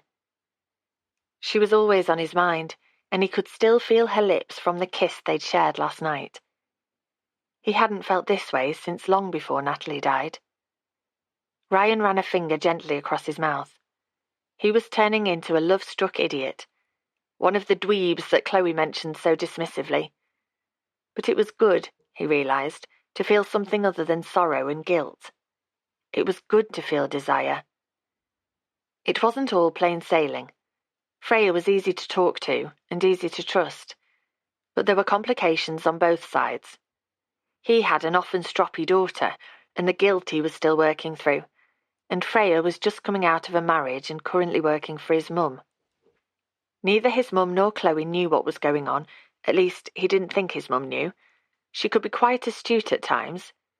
He glanced at her, but her head was bent over her knitting needles. It was best they didn't know for now.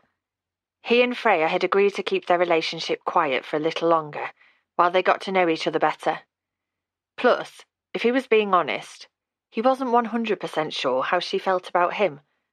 She always looked happy to be with him, but sometimes she seemed distant, as though she was holding something back. He stopped scanning through his mother's account and watched Freya while she pegged out a sheet and stood back to admire the clean washing blowing on the line. Something about her took his breath away. Sometimes, when she caught his eye and gave him a smile, he found it hard to breathe. And when she looked upset, he wanted to wrap his arms around her and chase away everything bad in the world. This amazing woman had appeared out of nowhere. A few weeks ago he didn't know she existed, and he'd managed without her. But now his life was changing for the better. You know nothing about her. That was what Isabel had said about Freya when she'd called by to drop off Chloe yesterday. He hadn't mentioned her, but Isabel had given her opinion all the same. I feel I have to say something because I'm worried about you and your mother. She's pushed her way into your family. Don't you think it's a little suspicious? He'd defended Freya and made it crystal clear he didn't want Isabel spreading rumours about his mum's carer around the village. But Isabel could be a loose cannon, so who knew what she was saying? He really didn't want Freya hurt by idle gossip. Ryan went back to his laptop and found what he'd been searching for amongst the debits on his mother's account. Here it is. You paid the plumbing insurance 6 weeks ago, so I'll give them a call. Whatever you think is best. There it was again. His mother sounded flat and not right. The low mood she often suffered at this time of year should be lifting by now. She'd seemed much better a few weeks ago. He was about to close down the banking website when his eye was caught by a payment made by his mother a couple of weeks or so ago. It was a sizable sum, and it was paid directly to Freya. Ryan frowned. Freya's bed and board were included in her roll with his mum, and she also received a monthly payment. That was being paid regularly into her account, but this sum was extra. He looked back through his mum's accounts, and his breathing quickened when he noticed another payment to Freya. Is everything all right? His mum put down her knitting and stared at him. You've gone a funny colour. He tapped his fingers on the table. What are these payments to Freya? She has to be paid, Ryan.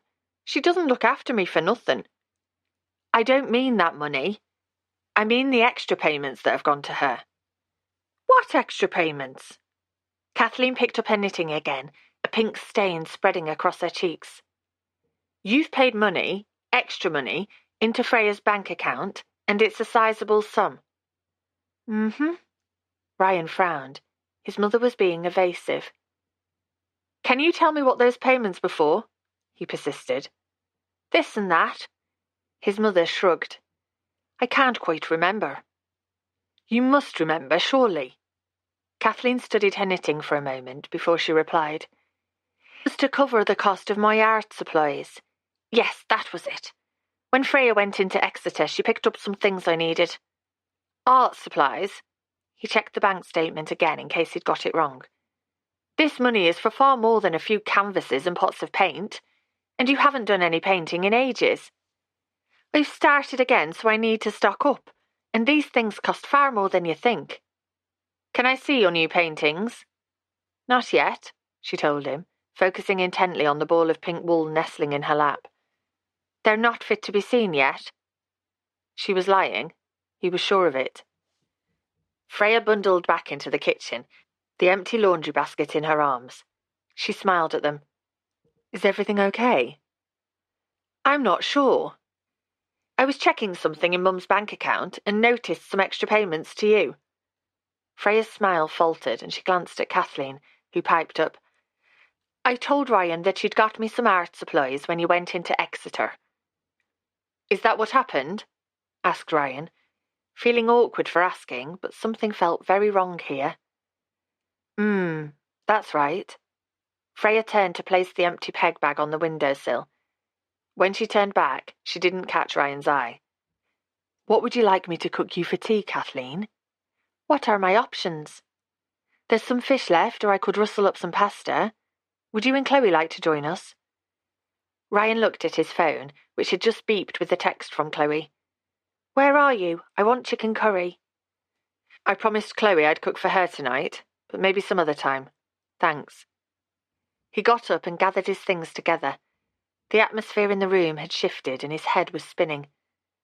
On the way home through the narrow lanes, questions tumbled through his mind. Why was his mother being so secretive and paying out money to Freya? The two of them had shared a look when he'd questioned the finances. Was there something between them that he wasn't aware of? And the worst question of all, did Freya have some sort of hold over his mother? You know nothing about her. Isabel's words sounded in his head. I'm worried about you and your mother. She's pushed her way into your family. He dismissed Isabel's suspicions at the time.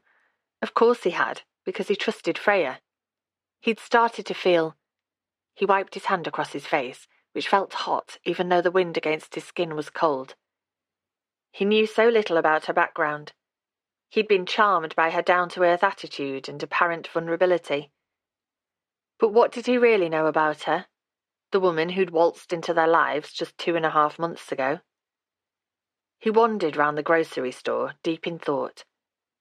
Then he let himself into his cottage and put away the chicken and spices he'd bought. When's tea going to be ready? Chloe shouted down the stairs. I'm starving. Not long, he shouted back, but he sat down at the table rather than starting to cook. He told Freya the truth about his relationship with Natalie. He'd let down his guard and trusted her with things he'd never told anyone else. But had he got things horribly wrong? 35. Freya. Freya was polishing the sideboard in the sitting room.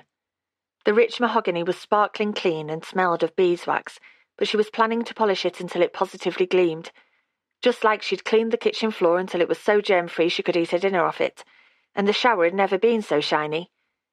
She had to keep busy because Ryan knew. He knew that something odd was going on. He was suspicious yesterday about the money Kathleen had paid into her account. Of course he was. Art supplies, indeed. Kathleen's made-up reason had been laughably inadequate, though laughing was the last thing on Freya's mind. The thought that Ryan might suspect she was fleecing his mother made her go hot and cold. Keeping occupied was the only thing stopping her from marching round to his house and telling him everything she knew about Maeve. That and Kathleen's pale face when Freya had said again this morning that Ryan should be told. Kathleen was still insistent that her son was better off not knowing that he had a sister out there somewhere. They'd argued in the end because both of them were tired after hardly sleeping. Freya kept picturing Ryan's puzzled face checking Kathleen's bank account whenever she closed her eyes, and Kathleen was done in by Maeve's rejection, even though she'd never admit it. Her polishing arm was starting to ache, but she kept on going, trying hard not to cry. There was no solution she could see that ended well. If she said nothing, Ryan would suspect her of stealing from his mother. He would sack her and hate her. But if she told him the truth against Kathleen's wishes, she'd be betraying the elderly woman's trust, and he would still hate her for keeping the truth from him all this time. Either way, keeping secrets had messed things up big time. Freya stopped manically polishing when there was a rap on the door that echoed through the cottage. "It's the post," called Kathleen, coming down the stairs. "I saw Alan coming up the road." Freya got to the door before Kathleen, and when she opened it, Alan was standing on the doorstep, his knobbly knees poking beneath the hemline of his shorts. "Afternoon, ladies," he said cheerily. "I've got a recorded delivery letter here for you. Are you going to sign for it, Kathleen?" Kathleen signed her name in spidery writing and thanked Alan, who went off whistling tunelessly. She turned to Freya, the large cream envelope in her hand. "Who would send me a recorded delivery letter? The postmark is—" She peered at it closely. "I can't make it out." She suddenly thrust the letter at Freya, her green eyes huge in her pale face.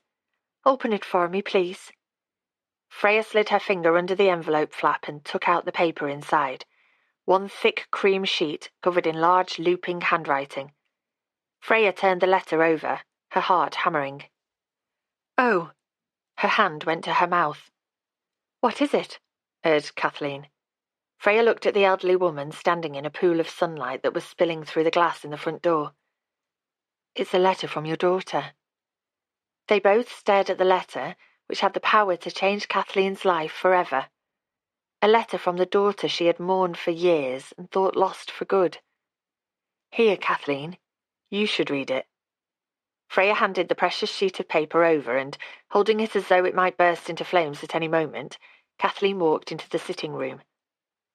Freya sat on the bottom stair, giving Kathleen some privacy, and her thoughts turned, as they often did, to Ryan, who was unaware of the potentially life-shattering letter his mother was about to read. "Freya, please come in here," called Kathleen, her voice querulous. When Freya went into the sitting room, Kathleen was standing by the window. The sheet of paper was still in her hand. "I can't read it," she said, holding the paper towards Freya. "I'm too scared about what it might say. Can you read it to me? Please." Freya took the letter and started to read aloud, Kathleen wincing as though every word hurt. "Dear Kathleen, this is a hard letter to write. At first, when I was contacted to say you were looking for me, I felt overwhelmed and, being totally honest, not sure that I wanted to be in touch. I was told by my parents from an early age that I was adopted, and I often wondered about you. But as I got older, I assumed you had another family and had moved on with your life, and that I should do the same. I thought you must have forgotten about me. But now I've heard about the circumstances of my adoption and have had time to take it in, I know that my story is very different from the one I'd imagined. I'm so sorry that you had to go through such heartbreak as a young woman, and I want to reassure you that I had a very good adoption and was brought up by a loving family. I hope that will bring you some comfort. My mum sadly died 5 years ago, but my dad is still alive and well, and I have an older sister who, like me, was adopted by our parents. I'm married to a wonderful man called Robert, and we have 2 grown-up daughters, Tara and Holly. I'm told that you'd like to meet me. I'm not sure whether that would be a good idea, but my daughters have suggested that you might like to write to me. If you would, my address is at the top of this letter. I see that you live in Heaven's Cove in Devon. I visited Heaven's Cove once, about 7 years ago, when Ryan and I were touring Devon. We sat on the village green and had a picnic. It's a beautiful village.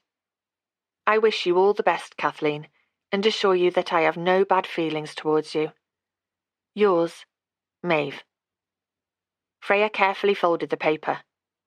That's a lovely letter, Kathleen. What do you think? Kathleen shook her head. Maeve was in Heaven's Cove 7 years ago. I must have been here in this cottage while she was sitting just there, in front of the church. She looked out of the window. And I never knew. But now you do know that she's alive and she's well. And she sounds happy. She has a lovely family, and you have 2 more grandchildren. And she has no bad feelings towards me. Kathleen's eyes shone with tears. I know that's what Derek told us, but I didn't quite believe him. But this is proof, isn't it? My daughter doesn't hate me, Freya, for what I did. She understands that you had no other choice. But she doesn't want to meet. Not yet. But she says you can write to her. That's a start, isn't it? A chance to find out more about each other and build bridges.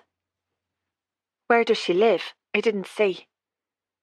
Freya looked again at the letter and smiled at the symmetry that linked these 2 women. Maeve lives in Ireland, Kathleen, not far from Dublin.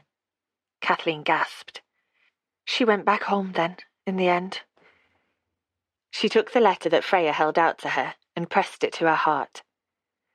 Oh dear, she said suddenly, moving away from the window. Ryan and Chloe are coming up the street. They're back from their trip to Exeter already and they're coming here. Freya's heart began to flutter. That's a good thing. You can tell Ryan about Maeve now that she's been in touch. I don't want to tell him yet, said Kathleen, shaking her head. Freya groaned quietly. But you have to, surely. Even though telling Ryan the truth was unlikely to end well for her. While Kathleen's confession would explain the mystery payment she'd made into Freya's bank account, it would also reveal Freya's part in keeping Maeve's existence from him. But whatever the consequences, he deserved to know the truth at long last. Freya tried again. I know it's hard, but Ryan is Maeve's brother, and he should know what's going on. He should know that she exists. But Kathleen's mouth had set in that familiar stubborn line. No, I'll wait to see if Maeve will agree to meet me before I say anything. And I can't see Ryan like this. Can you tell him that I'm lying down or something? I don't think. Please, said Kathleen, as they heard the front door open and Chloe's voice floated into the room. Gran, where are you? You can't keep this from him forever, urged Freya in a desperate whisper. I know you're scared about telling him. I know it's been a secret for so long it's hard to say the words, but it needs to be said. He doesn't need to know yet, retorted Kathleen. Perhaps if Maeve does agree to meet me, he can be told then. A stubborn old bird. Wasn't that how Belinda had described Kathleen before their first meeting? She'd been right on the money, Freya decided, stepping into the hall and closing the sitting-room door behind her. Ryan and a sulky-looking Chloe were standing at the foot of the stairs. Is everything all right? She asked. How was Exeter? Did you enjoy it? Her voice sounded overbright, and Ryan gave her a questioning glance. We spent a couple of hours there, but Chloe got bored. That's because it was pretty boring, Dad. Boring seems to be your favourite word these days. He turned back to Freya. Where's Mum? I thought I might take her out for a drive, seeing as I took the day off for Chloe's inset day. Chloe can go and see Kristen, which is what she really wants to do. This was so awkward. Freya hated lying. I think your mum's lying down at the moment. Shall I bring her along to yours once she's up and about? She shouldn't be long. Is she feeling unwell? No, nothing like that. She's fine. Totally fine. Stop speaking, urged the voice in her head. Just tired, she finished, wishing the ground would open up and swallow her. Okay, said Ryan slowly. We can go home and unpack the picnic we never had. Apparently Chloe doesn't eat meat anymore. Meat is murder, said Chloe, skipping up the stairs towards the bathroom. I won't be a minute. The bathroom door slammed shut behind her, and silence fell over the cottage. Ryan looked at his feet. Dark shadows beneath his eyes that were dim in the gloomy hallway. He was tired. Neither of them spoke, and the silence lengthened. Look, he said, glancing upstairs at the closed bathroom door. Before Chloe comes back, I need to know what's going on between you and my mother. Only there was this money thing yesterday, and I thought I saw Mum looking out of the window when we came up the road, and I don't know what to make of you, Freya. I thought we had something.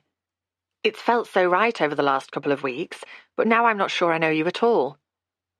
He folded his arms across his chest as Chloe, who'd just appeared at the top of the stairs, opened her eyes wide. Being the keeper of secrets was definitely a curse, thought Freya.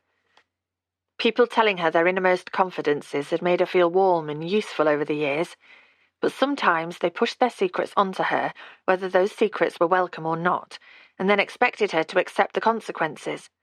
It was time to stop. "Come with me," she told Ryan, walking towards the closed door to the sitting room. "Your mother has something to tell you." 36. Ryan. The first thing Ryan noticed was that his mother wasn't in bed at all. She was standing at the window, looking out into the distance. A rush of disappointment flooded through him as he realised that he had seen his mother at the window, and Freya had been lying. The second thing he noticed was the look of surprise on his mother's face when she turned round and saw him, even though she must have heard him and Chloe in the hall. There was a peculiar charged atmosphere in the room, and no one said a word. It was as if the room was frozen in time. Ryan had stumbled across something of great magnitude. He could feel it, but he had no idea what was going on. He hoped his mother hadn't had another of her impetuous ideas. The spell was broken by Chloe barging into the room behind him. "Hello, Gran. What's going on? Freya said you were in bed, asleep. Are you all right? You look like you've been crying. And there's no loo roll in the bathroom." Ryan peered closer. His mum's eyes were red-rimmed. "What's going on, Mum?" he demanded. "And what's that?" He nodded at what looked like a letter his mum was clutching to her chest. Suddenly, Freya brushed past him and walked into the centre of the room. "You haven't told him," she said, "but you need to." An echo of Freya arriving to look after his mum sounded in Ryan's head. His mother hadn't told him about that until she had to. Was there someone else she was planning on moving in? And what was Freya's involvement in whatever this was? Why was his mother putting money into her account? Freya took hold of his mum's arm. "Kathleen, sit down by the fire, and Ryan, sit on the sofa. You two need to talk." She raised her hand to silence his mum, who had started arguing. "There have been too many secrets in this house for far too long, and, quite honestly, I'm not prepared to be in the middle of it all any longer. So start talking, and we'll all face the consequences." His mum sat as she was told. "Sit down, Ryan, love," she said flatly. Ryan could feel his heart beginning to hammer in his chest. Why did he need to sit down? The last person to advise him to sit down had been the police officer who'd arrived on his doorstep to break the news of Natalie's accident. He said the same to his mother as he'd said to the ashen-faced police officer all those years ago. "I don't need to sit down. Just tell me, whatever it is." His mother sighed and glanced at her granddaughter. "Does Chloe need to leave?" he asked, wondering what on earth his mother was about to say. "No, this affects Chloe as well, so she should stay. Perhaps I should have told you a long time ago, but I never felt I could. I didn't want you to hate me too." "Hate you?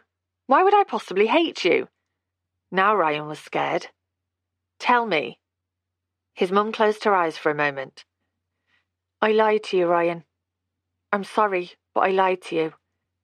I came to Heaven's Cove when I was a young woman." He didn't know that, but what did it matter if she'd visited the village many years ago? Ryan shrugged. "Okay." "I came here to stay at Driftwood House for a few months when I was a young woman." "I see," said Ryan, though he didn't see at all. So she'd had a holiday in the village when she was younger. So what? Driftwood House wasn't a guest house back then. "Did you know the people who owned it? Is that why you stayed there?" "No." His mother took a deep breath. "All those years ago, Driftwood House was a mother and baby home." "A mother and baby home? Why were you staying in—" Ryan stopped, his mind racing. "What exactly are you saying?" "I'm saying that I was there to give birth." Ryan shook his head, hardly believing what he was hearing.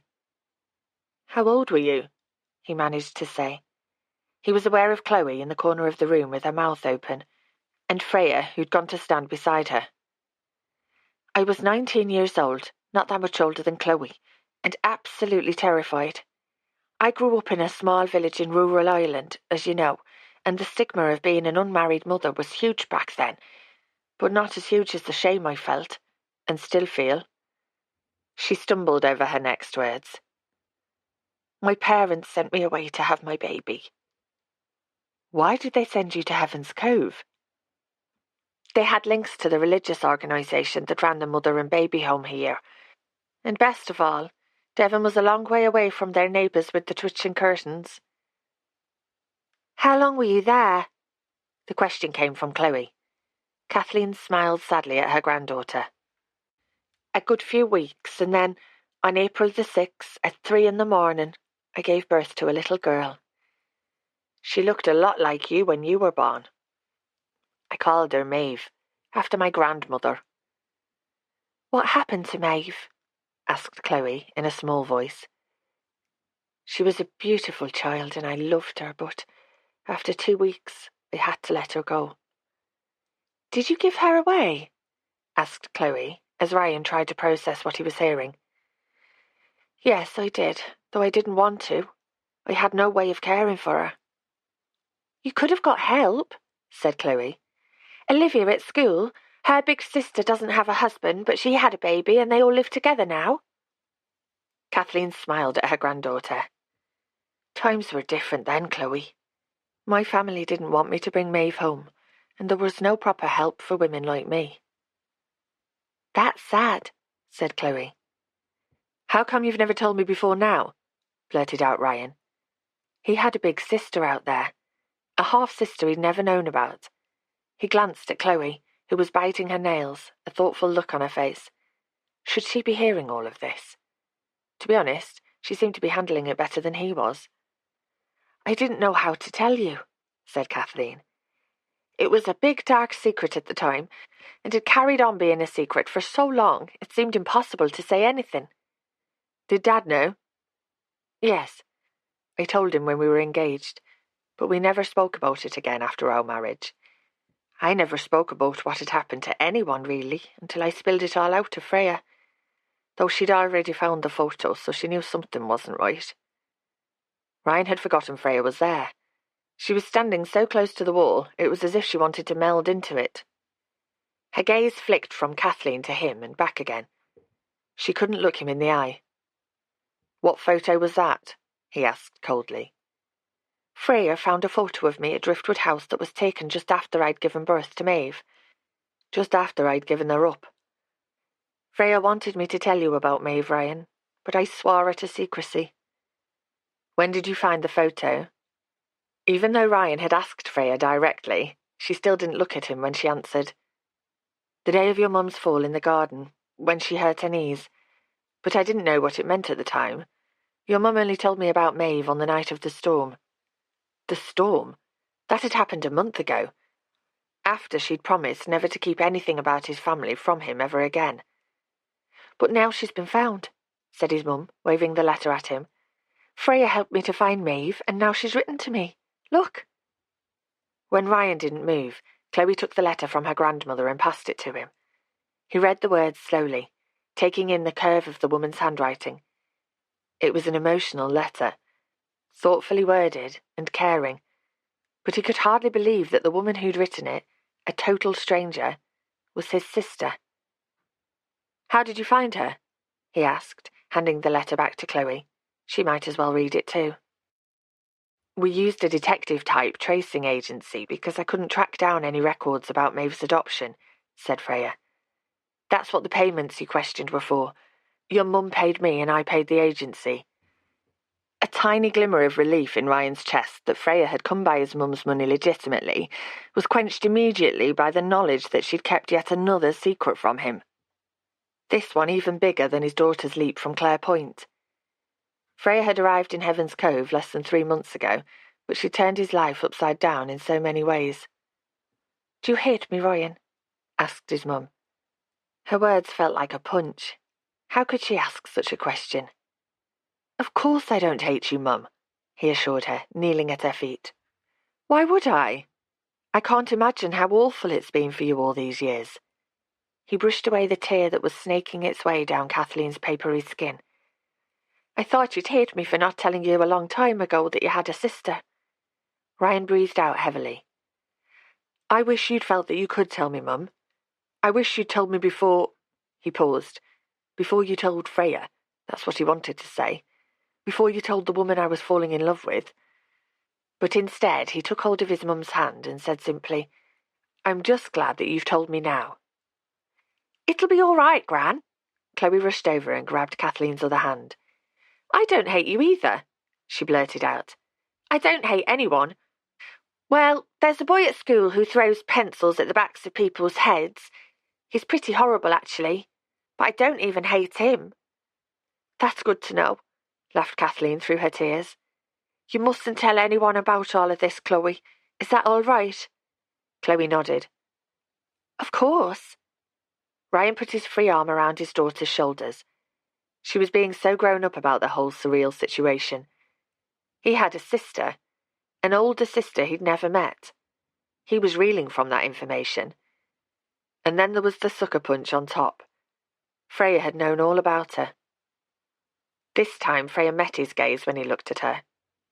She was still standing by the wall, with her hands clasped together and her eyes huge in her pale face. He had an urge to put his arms around her and rest his head on her shoulder, to seek comfort from the woman he trusted. But everything was different now. Do you think you could leave us alone? He said, his voice sounding flat and cold. We have a lot of family business to discuss. Of course. She swallowed and blinked quickly, as though she might cry. I'll go upstairs. When she went into the hall, Ryan followed her and closed the sitting room door behind him. It might be better if you go out for a while, actually. If you'd rather. She turned to face him, anguish etched across her features. Ryan, she said quietly, can we talk, please? I don't think there's anything more to be said. Please, let me explain. The longing in her eyes would have broken his heart if it wasn't broken already. He beckoned for her to follow him into the kitchen. Explain what? He asked coldly. Why you lied to me? I didn't lie. It's just weasel words, Freya. He lowered his voice, remembering that sound carried in this small cottage. You didn't lie to my face, but you lied by omission. You kept a huge family secret from me after you promised to tell me everything. And I told you everything. When his voice faltered, Freya took a step towards him. Your mum begged me not to tell you. Freya was crying now, but he had to harden his heart. He couldn't let her slip under his defences again. I don't care. You and I, we... But there was no more we, not after this. He shook his head. I can't do this. I have to go and talk to my mother. He turned on his heel and hurried back into the sitting room. A few moments later, he heard the front door open and close as Freya walked out of the cottage and, he realised, out of his life.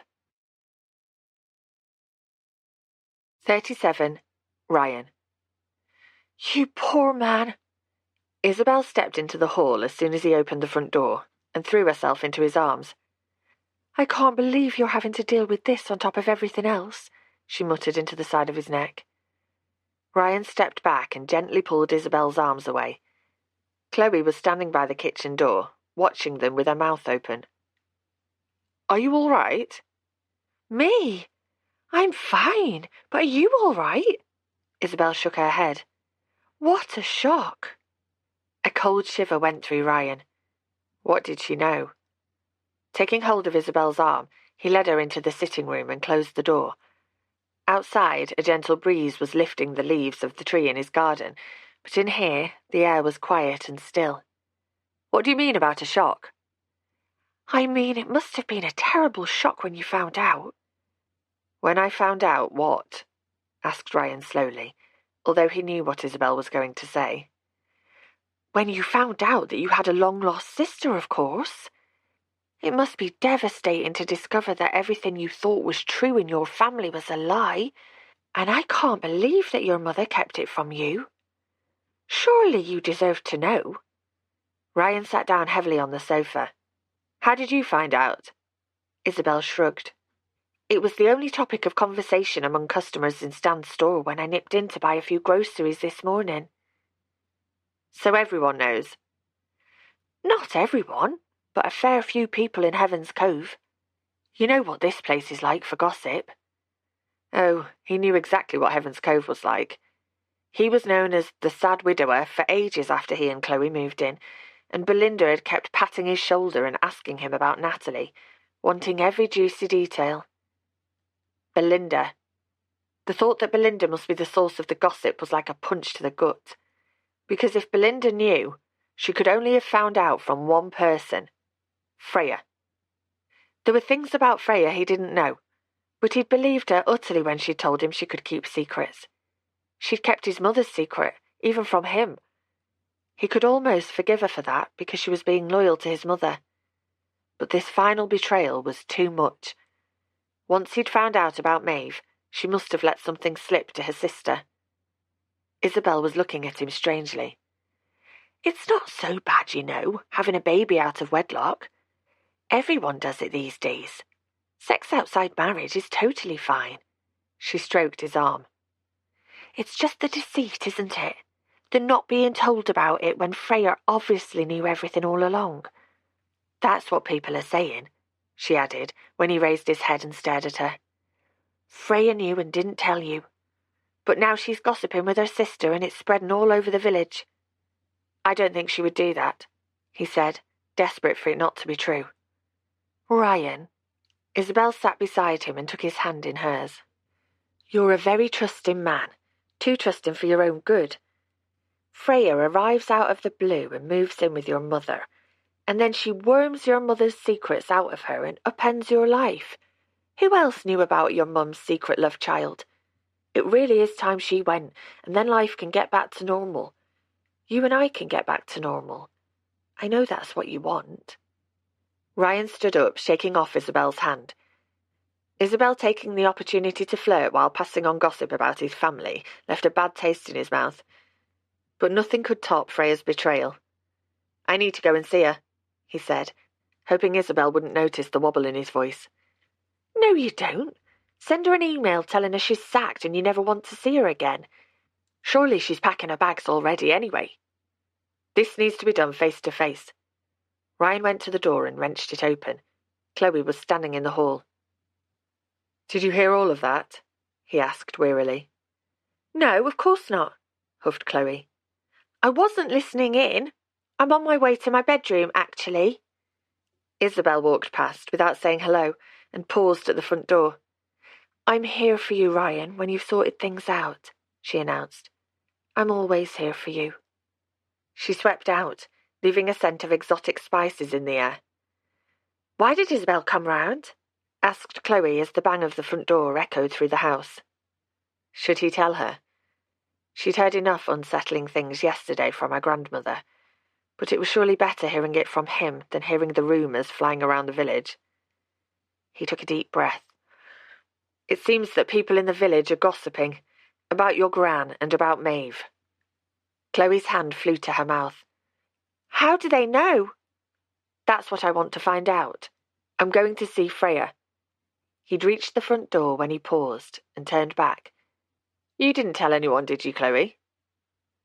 No, of course not. You made me promise not to. It's just... I didn't tell anyone, all right? Chloe was almost shouting. It's just that I trusted you and... I didn't say anything, okay? I swear on Mum's life. When her bottom lip began to wobble, Ryan felt guilty for distrusting her, even for a moment. He knew his daughter far better than Freya, who had, as Isabel so rightly pointed out, arrived out of the blue and upended his life. He pulled his daughter to him and gave her a tight squeeze. I'm sorry, love. Will you be all right on your own for half an hour while I go to Grant's? Yeah, I'll be fine. Chloe let herself be hugged for a moment before stepping away. But I don't think you should go. Seeing Freya won't do you any good. I don't want you to go, Dad. Ryan hesitated at the front door. Maybe Chloe and Isabel were right. Thankfully, he hadn't seen Freya when he'd called round to check on his mother this morning, and he didn't need to see her now. He could send her an email terminating her job, and she would leave without him ever setting eyes on her again. His mother wouldn't be happy about it, but he and Chloe would move in with her instead, and soon it would be as if Freya had never set foot in Heaven's Cove at all. "Come on, Dad, just stay here," urged Chloe. Ryan shook his head. "I need to speak to Freya face to face. This won't take long." 38. Freya. Freya was at her bedroom window when she saw Ryan approaching the cottage. She was glad he was coming round to speak to his mum again. Kathleen was relieved that her secret was out and had forgiven Freya for forcing her hand, but she was still upset that Maeve didn't want to see her. Ryan must be all over the place too. Finding out about his long-lost sister must have come as such a shock. And then there was her betrayal on top. That's why she was keeping out of his way. He'd made it very clear yesterday that their relationship was over. Freya blinked away her tears and glanced at her half-filled suitcase on the bed. She'd be so sad to leave this place, but she'd made a total hash of everything. Kathleen didn't want her to go. She said she felt lighter now that Ryan knew about Maeve. But Freya knew she couldn't stay. Ryan would adjust to the idea of having a sister, and he'd forgive his mother for not telling him. That was the kind of good man he was. But how could he forgive her for breaking her promise and keeping such momentous news from him? Secrets and promises. They'd been her downfall. Ryan had reached the house and she heard a murmur of voices in the hall below her. It was good that they were talking. Perhaps Ryan could help Kathleen to build bridges with his sister. Perhaps one day there would be a happy family reunion. Not that she would ever know. Freya went back to folding dresses that she'd never worn into the case and tried to imagine her return home, back to the empty apartment that was still on the market. Greg would think she'd failed at starting a new life without him, as indeed she had. She froze, bent over the suitcase, when she heard footsteps coming up the stairs. Kathleen's slow, light tread was familiar, but there was a heavier tread alongside it. Ryan was coming upstairs with his mother. Was he coming to see her? What was the point? It would only be painful for both of them. Freya closed the suitcase and sat on the bed, trying to steady herself as the footsteps got closer. There was a soft knock on her door. "Come in," she said quietly. As Kathleen and Ryan walked inside, Ryan's eyes flicked to the case and then back to her. "There you are," said Kathleen, her face creased with anguish. Freya got to her feet, worried that such an emotional time was proving too much for a woman in her 80s. "Are you all right, Kathleen? Do you need to sit down? You look like you've seen a ghost." "Everyone knows," she said shakily. "Everyone knows? What do you mean?" "Maeve, my daughter, is the talk of Heaven's Cove," said Kathleen, sitting down slowly on the bed. "Isabella's just told Ryan all about it.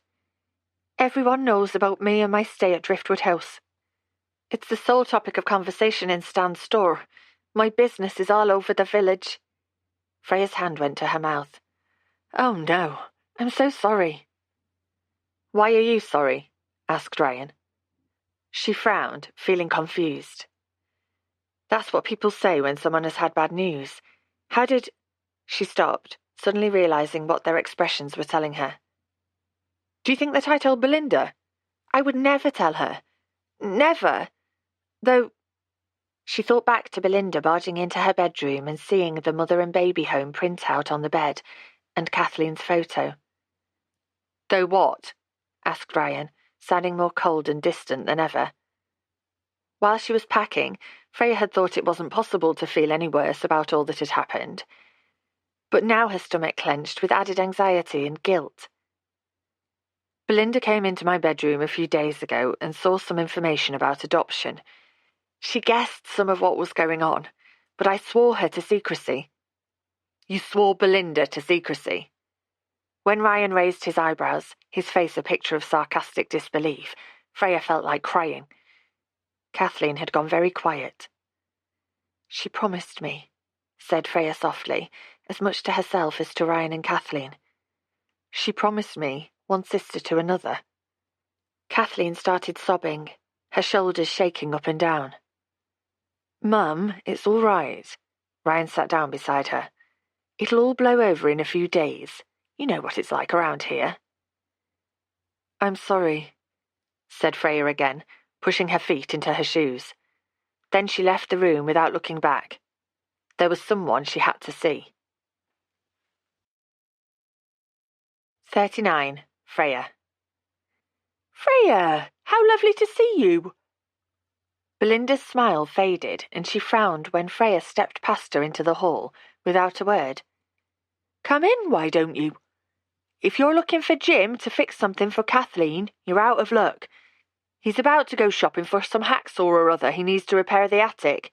Honestly, these old cottages look quaint and charming, but they're an absolute money pit when it comes to maintenance." She paused when Freya stood looking at her. "Is something the matter?" Oh, something was definitely the matter. But now she was here, Freya didn't know where to start. She'd rehearsed a speech all the way from Kathleen's cottage, but nothing quite summed up the gravity of what her sister had done. "You're being very peculiar," tutted Belinda. "Are you all right?" "Not really," Freya managed. "Oh dear, is Kathleen all right?" "She's upset." "Really?" Freya despised the eagerness in Belinda's voice when she urged, "You'd better come and sit down and tell me all about it." "Why on earth would I tell you anything?" Belinda's frown grew more pronounced. "You're not making any sense, Freya. Are you unwell?" "No, I'm not unwell. I'm simply tired of you interfering in other people's lives, in my life. You shouldn't do it, Belinda. People get hurt." That wasn't as eloquent as the speech she'd rehearsed, and she just blurted it out, but it summed up the anger Freya was feeling. "I don't hurt people," bristled Belinda, taking a step back. "What exactly are you saying?" Freya tried to calm down because losing her temper wouldn't help. "I'm asking if you told people that Kathleen was searching for her adopted child. I know you put two and two together and knew what was going on." "I did put two and two together because it was pretty obvious. Kathleen seemed agitated and you went all cloak and dagger when I saw the article you were reading, and then there was the photo. But I promised you that I wouldn't tell a soul." Freya shook her head. "You did promise, that's true. But I know you, Belinda, and I've been told that you can't keep anything to yourself." "Then you've been misinformed because I kept Kathleen's secret as I said I would," said Belinda icily. "If that's true, how on earth did half the customers in Stan's store this morning know all about it?" "Someone must have told them." "Exactly. And that someone wasn't me. It must have been someone else." "But no one else knew. No one who would have risked Kathleen's happiness by spreading it around the village." "So are you saying that I'm lying?" Freya shrugged. "I'm saying that you just can't help yourself, Belinda, because you're a dreadful gossip. You have to be the centre of attention with the juiciest information to share, the head of the committee, the person with her fingers in every pie. You're self-centred and judgmental, and you have a bad word for everyone." Freya stopped, breathing heavily. She hadn't meant to say all of that, but she couldn't bear Belinda's constant gossiping and low-level antagonism any longer. This time, her sister had gone too far. This time, she'd hurt people that Freya cared about and had helped to turn Ryan even more against her. Freya bit down hard on her bottom lip to stop herself from crying. "And you're little Miss Perfect, are you?" Belinda pulled herself up tall, her nostrils flaring. "Let's drop the pretence and stop playing happy sisters, shall we?" "If you like," countered Freya, with more confidence than she felt. "The truth of it is, you ruined my life. When Dad walked out on me and Mum, it was the worst day ever. We thought he'd miss us and come back, but then you came along, and that was never going to happen. At least your mother disappeared out of our lives when she ditched Dad and went abroad, but you didn't. I couldn't believe it when you stayed with him." Freya blinked. Belinda was going way off topic, but that wasn't surprising. Their relationship had always been a powder keg, just waiting to be ignited. "Wow. I got the feeling you didn't like me much, but I didn't realise quite how much you resented me." "You stole my father," said Belinda bitterly. "What do you expect?" I didn't steal anyone, and it was a long time ago, countered Freya, but Belinda's face had crumpled into a scowl. It doesn't matter how long ago it was. You feel guilty about it. I can see it in your eyes sometimes when we're talking. That's because you make me feel guilty by telling me your mum has never recovered. You seem to forget that I was only a child in all of this. So was I! Belinda was almost shouting now, and Jim suddenly appeared at the top of the stairs, carrying a hammer. Is everything all right? He asked, looking between them with a puzzled expression. What's going on? Belinda continued as though he wasn't there. I was a young teenager when Dad walked out, not much older than Chloe, and left with a mother so depressed she could hardly get out of bed in the morning. I didn't realise it was that bad. No one did. No one cared. Mum's never been the same since, and I'm the one who's left still picking up the pieces. I'm sorry, I truly am, but it doesn't take away from the fact that your gossiping ruins people's lives, said Freya, torn between sympathy for her sister and anger about what she'd done to Kathleen. Belinda, what have you been saying to people now? Asked Jim. He sighed loudly as he walked down the stairs, trailing dust from the attic. Absolutely nothing. I did as Freya asked and kept Kathleen's secret quiet, though I might as well have shouted it from the rooftops if I'm going to be blamed for telling people anyway. You both believe me, don't you? Jim glanced at Freya. When both of them said nothing, Belinda shook her head. I see. My own husband and sister think I'm a dreadful gossip and a liar to boot. At least I know where I stand. With that, she turned and marched into the sitting room, slamming the door behind her. What has she done this time? Asked Jim quietly, placing the hammer on the hall table. Freya shrugged. It was all around the village anyway. She told people that Kathleen was looking for the baby daughter she had when she was a young woman, the daughter she gave up for adoption. Oh, Lordy. Jim briefly closed his eyes. How did she know about it? I was helping Kathleen to find her daughter, and Belinda saw some information about it when she was in my bedroom. I asked her to keep it to herself, but keeping quiet is hard for my wife. Jim puffed out his cheeks. Are you quite sure it was Belinda who spread the gossip? It couldn't have been anyone else, Jim. I'm sorry. Jim nodded. Is Kathleen very upset? Kathleen and Ryan are upset, and so am I. I feel responsible for Kathleen's news being the talk of the village. You're not responsible, Freya. Jim bowed his head for a moment.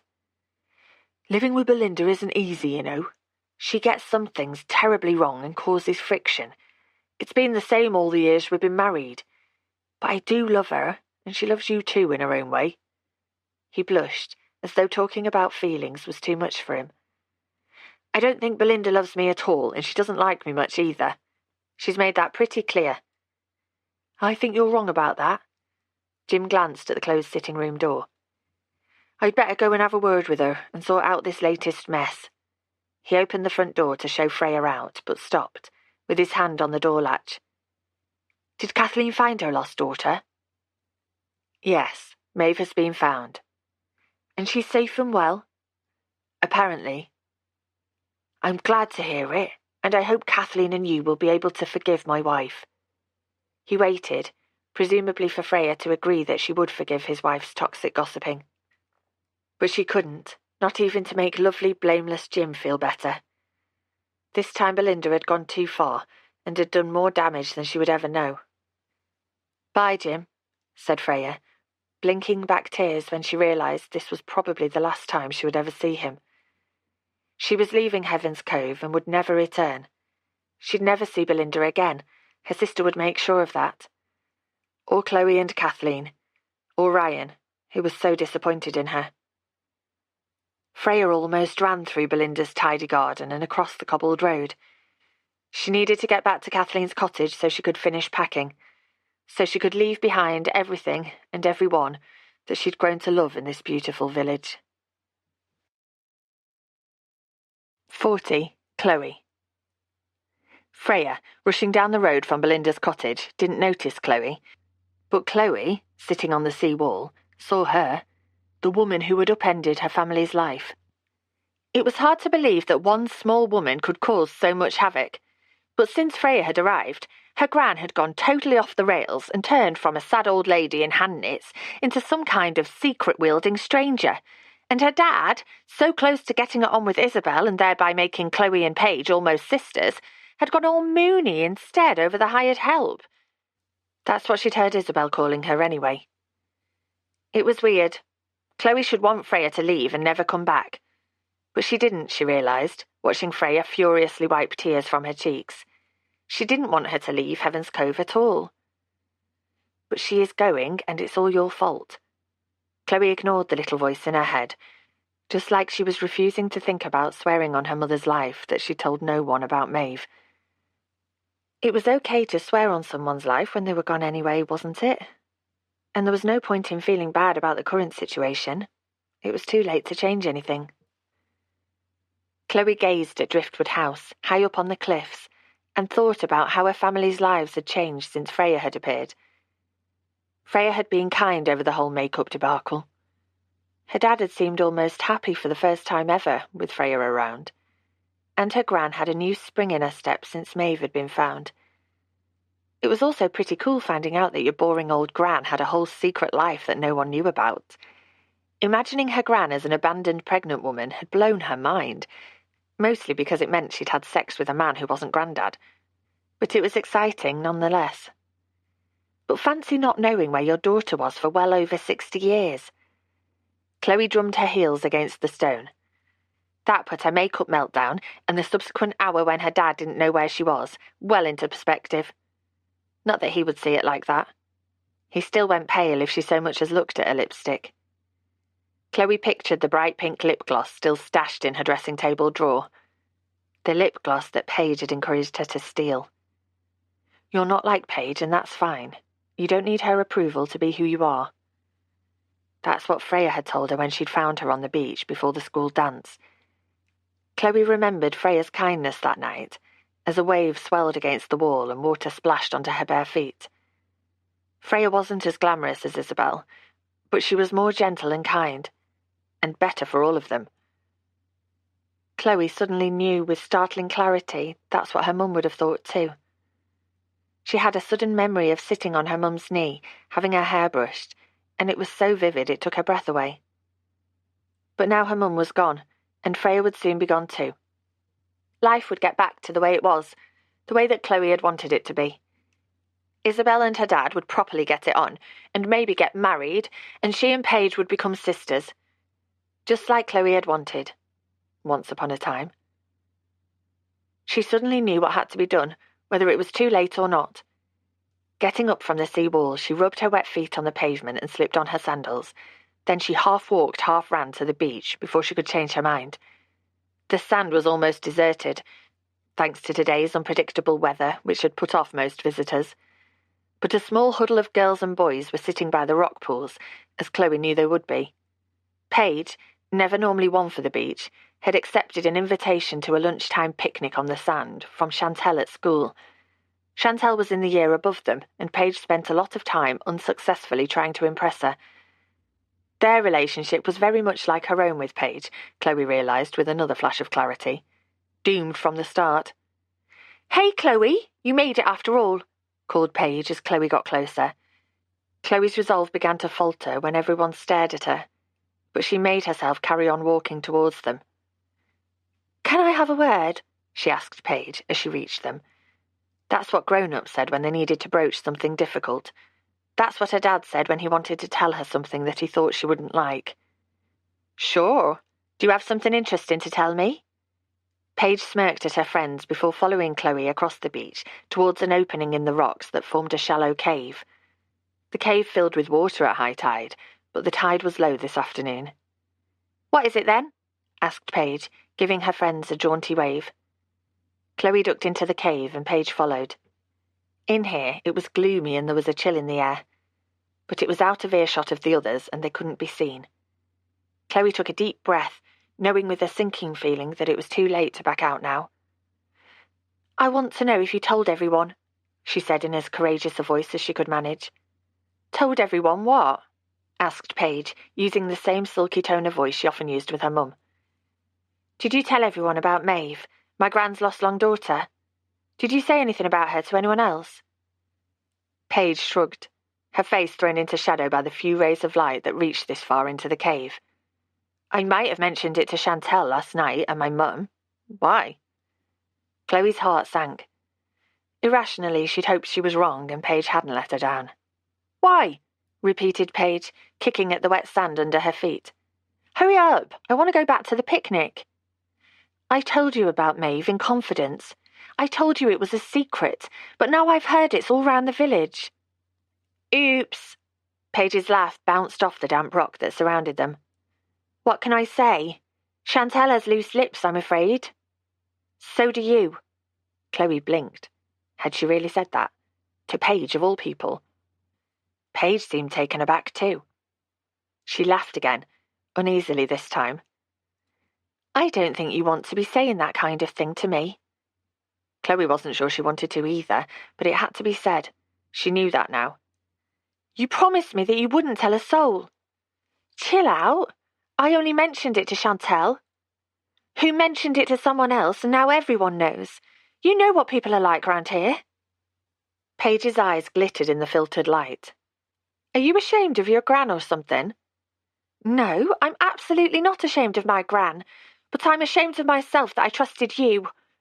Well, that won't happen again. Chloe stopped speaking. She had the most peculiar sensation that she was standing outside herself, watching as she burned everything to the ground. Paige took a step closer. Don't you want to be my friend anymore? There was a sneering tone to her voice. I'm not sure that I do. But who'll be your friend if I'm not? No one likes you, you know. Chloe blinked at that, but kept going. Kristen likes me. Oh, poor little Kristen who cried when she lost her pen. Boo-hoo. Paige balled her fists and rubbed them beneath her eyes, her face twisted and ugly. Chloe took a deep breath. Kristen's new to the school and finding things difficult, but she's very kind and I like her. I'm kind. No, you're not. You're not kind to Kristen or to me or to anyone. Yes, I am. No, you're really not. Chloe pushed past Paige and emerged from the cave, blinking in the light. Paige called after her. Hey, wait up! But Chloe kept on walking across the sand, her breath coming in short gasps. Behind her, she could hear Paige shouting, Hey, come back here now, Chloe. I said come back. We can still be friends. Chantel and her gang by the rock pools stopped what they were doing and stared. But Chloe kept on walking as Paige called out again across the sand. There would be hell to pay for this, no doubt, but it felt good to be who she really was for a change. Though, she realised with a sickening churning in her stomach, if she thought calling out Paige was hard, the next bit would be even harder. 41. Freya. I don't want you to go, said Kathleen, pushing out her bottom lip. I don't care what Ryan says, and I don't care if people in the village know about Maeve now. Not really. She's been a secret for long enough, and you didn't tell them anyway. Freya sighed. This was hard enough as it was without Kathleen begging her to stay. She'd grown so fond of Kathleen over the last few weeks, but the elderly woman would be better off without her. She stopped filling her suitcase and turned to Kathleen. I didn't tell anyone about Maeve, but Belinda did, and she only knew about her and what was going on because of me. If I hadn't been here, she wouldn't have come into the house and seen the information that tipped her off. And if you hadn't been here, I would never have found Maeve in the first place, retorted Kathleen, folding her arms. I want you to stay, Freya. I know, and thank you. I'd like to stay too, but it's too difficult. I can't be in the same village as Belinda. It wouldn't be fair on either of us. And I also can't be... She paused, her throat tight. You can't be in the same village as my son. Kathleen shook her head.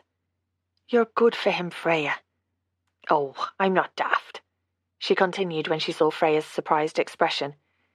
Anyone with half a brain can see that you two have been...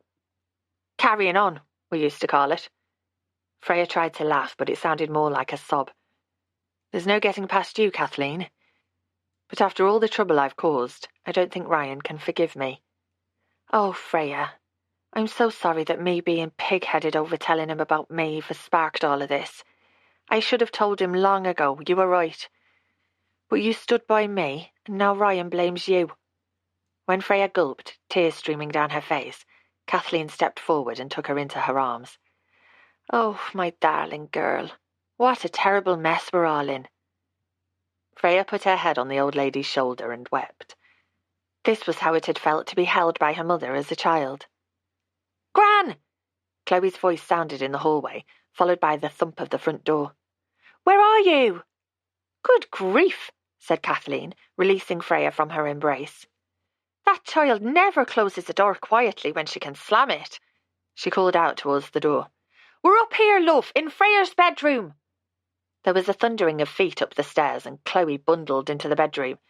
She looked at the suitcase on the bed and folded her arms. "You can't leave," she said. "You have to stay here with my gran and me and my dad." Freya shook her head. This was making everything so much harder. "I'm sorry, Chloe, but I have to go.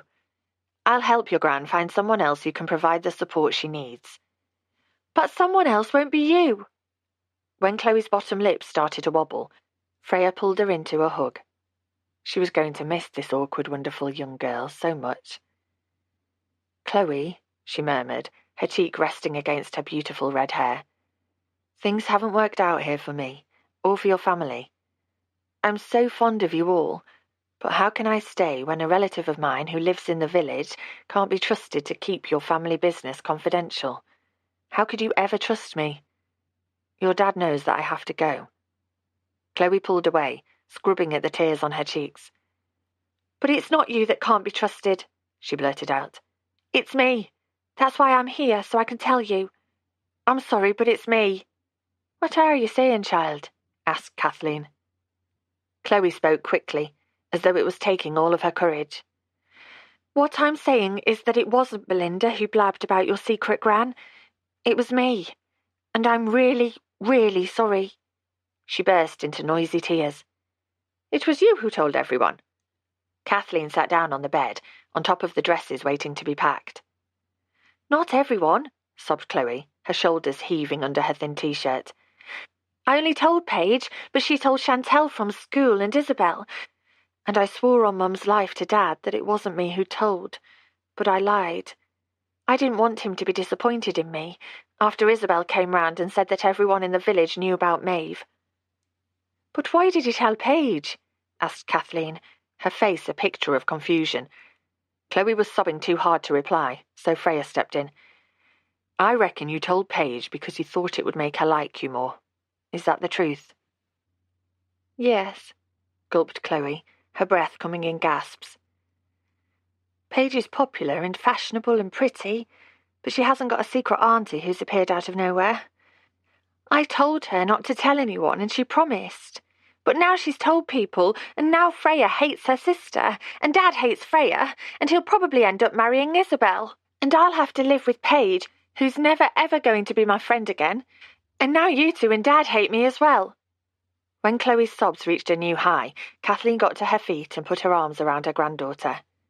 "I could never hate you, my darling girl," she murmured, with such tenderness that Freya's eyes began to fill with tears again. "I could never hate you either," said Freya, stroking Chloe's shoulder. "It's all right. You made a mistake and trusted the wrong person." "I know, and I told her that. I told her I didn't want us to be friends anymore. She should have known that Chantelle wouldn't keep it to herself." "Chantelle? Or Isabel?" wondered Freya, thinking back to Isabel's barbed comments to her. Perhaps she'd realised that Freya was an obstacle between her and Ryan. If it was Isabel, she'd struck the fatal blow to any relationship that Freya and Ryan might have been able to salvage. "I'm so sorry, Gran," gulped Chloe. Kathleen patted her granddaughter's back. "Ah, don't upset yourself, child. There's nothing to be sorry about. Maeve has been a secret for far too long. Maybe it's time everyone knew about her, because I love her too, like I love you and your dad and your granddad." "And you don't hate Freya anymore?" "I never hated Freya. Dad hates her now." Chloe's words were like a spear to Freya's heart. Kathleen gave her a sympathetic smile. "Your dad doesn't hate Freya. But thanks to me being pig-headed, it's all gone wrong. See? Adults make mistakes too and have to live with the consequences. Having a baby wasn't a mistake, was it? What, Maeve? Kathleen kissed the top of her granddaughter's head. No, she was never a mistake. Even though I acted like she was a shameful secret for years. I feel more at peace now I've told the people I love all about her. She kissed Chloe's head again. Will you tell your dad that you told Paige about Maeve, so he doesn't blame Freya? He'll be so upset and disappointed that I lied to him. So don't tell him, said Freya, staring out of the window at the church and the green which had become so familiar to her over the last couple of months. I have to tell him, said Chloe, her voice muffled against Kathleen's shoulder. No, you don't. Not if it will upset him. But he'll go on thinking you're the reason everyone knows Gran's secret. I'm leaving later today anyway, so it makes no difference what your dad thinks of me. So just go home, give him a hug, and tell him that you love him. Freya had thought she was through with secrets, but this one was healing rather than corrosive, and it was one last thing she could do for Ryan and Chloe, a small penance to say sorry for making such a mess of things. What do you think, Gran? Asked Chloe, a hint of hope in her voice. I don't think Ryan needs any further upsets or disappointment, said Freya. Do you? Kathleen's eyes met Freya's over the top of her granddaughter's head. He's already had his fair share, that's true enough. But surely you could stay in Heaven's Cove if you knew the truth. Freya hesitated. She so wanted to stay. But discovering that she'd known about Maeve had destroyed Ryan's trust in her, and she couldn't bear to go back to the cool, distant relationship they'd had when she first arrived in the village. He wouldn't want her looking after his mother now, anyway. Freya shook her head. I don't think so, Kathleen. Life here has become far too complicated. You see that, don't you? I do, but I'm sad that you helping me to find Maeve has led to this. It is sad, agreed Freya, blinking back tears. But whatever's happened, I don't regret helping you to find your daughter. You needed to know that Maeve is alive and well. When Kathleen stretched out her hand, Freya took hold of it. She was going to miss this wonderful, feisty woman, too. So do I need to tell Dad what really happened, or not? Asked Chloe, pulling back from her grandmother. Kathleen shook her head. Freya's right that it's probably kinder to leave things as they are, if she's leaving anyway. You didn't mean for Paige to tell anyone. I love you, Chloe. I love you too, Gran. Chloe burrowed back into her grandmother's arms, and it was such a tender family scene, the tears in Freya's eyes spilled over and ran down her cheeks. How she wished she had close family like this.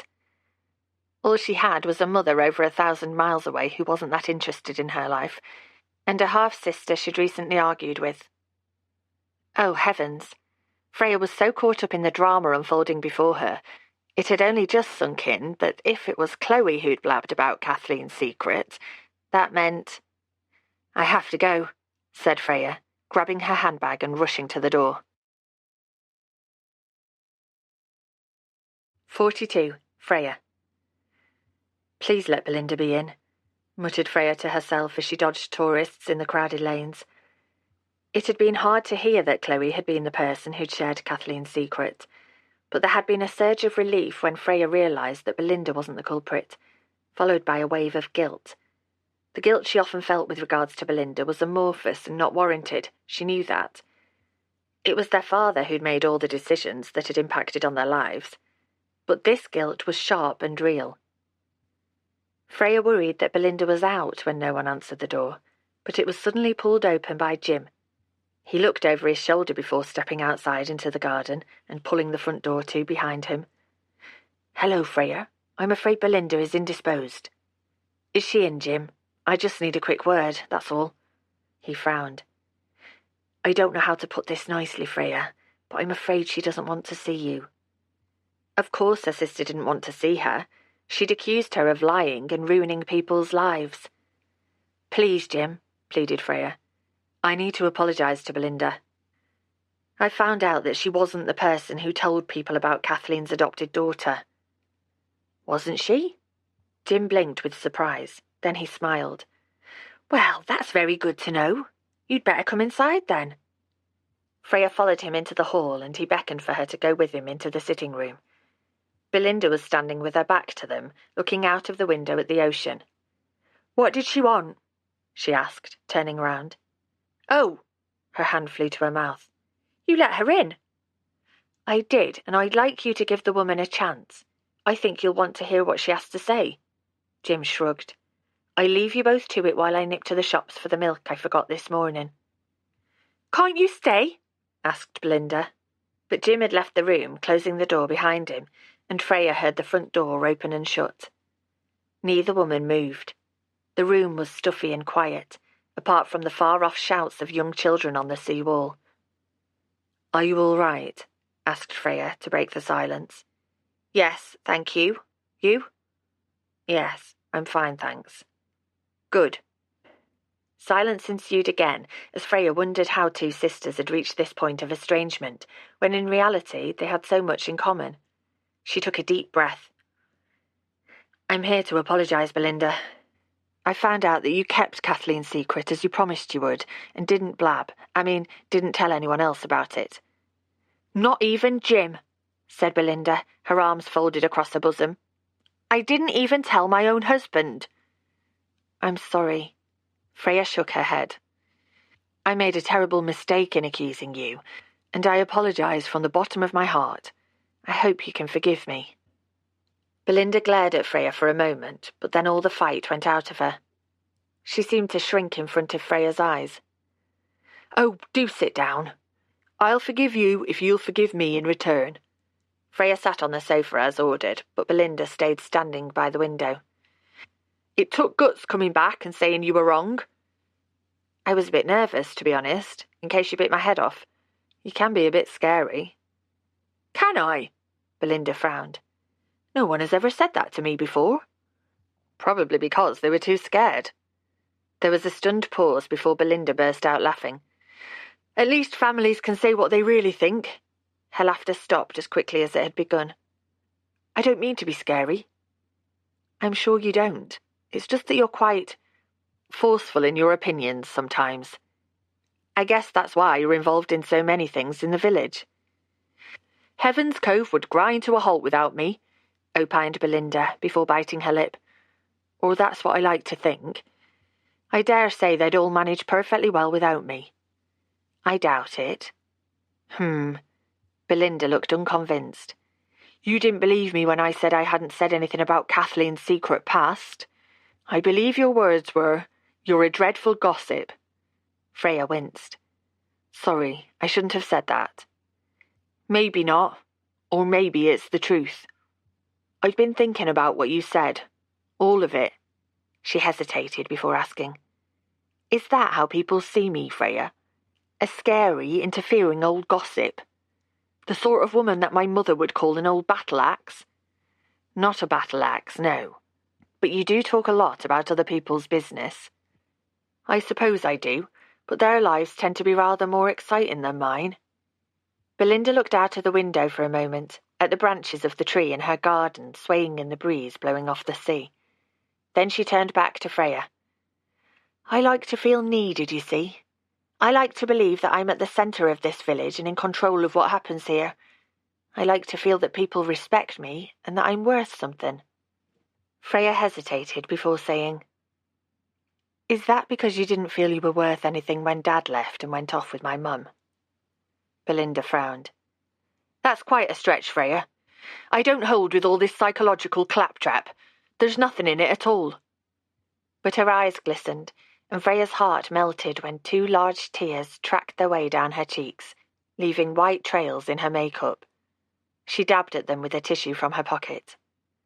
Belinda, what Dad did wasn't fair to you or your mum, and he paid for it when my mum left him. I was glad, you know. Belinda bit her lip. I was all grown up by the time your mum went, but I was still glad he was suffering like we'd suffered. I was so busy feeling vengeful, I didn't really take in that you were a child who'd lost your mother just like I'd lost my father, Isn't that awful?" Freya shrugged. "You were a child who was damaged by someone you loved who should have protected you better. I'm really sorry that Dad left you and your mum. And I'm sorry that it's had such an enduring effect on your mother." "Me too. But it's not your fault, is it? It never has been. Neither of us are to blame." When Belinda bent her head, Freya saw her as the child she once was, mourning the loss of a father who had begun another family without her. Freya got up, walked to Belinda, and put her arms around her. At first, Belinda was stiff as a board, but then she softened and let herself be held. The two of them stood there, sisters united by the past and the future yet to come. "Is everything all right?" asked Jim, popping his head around the door, a plastic litre of milk in his hands. "Oops," he said, catching sight of the two sisters hugging. Then he smiled at Freya over the back of his wife's head. "I leave you to it." Belinda was the first to pull away. She wiped her eyes and gestured for Freya to sit down again. This time she joined her on the sofa. "Can I tell you a secret?" she asked, sitting ramrod straight with her legs crossed at the ankles. Freya groaned. "Do you have to?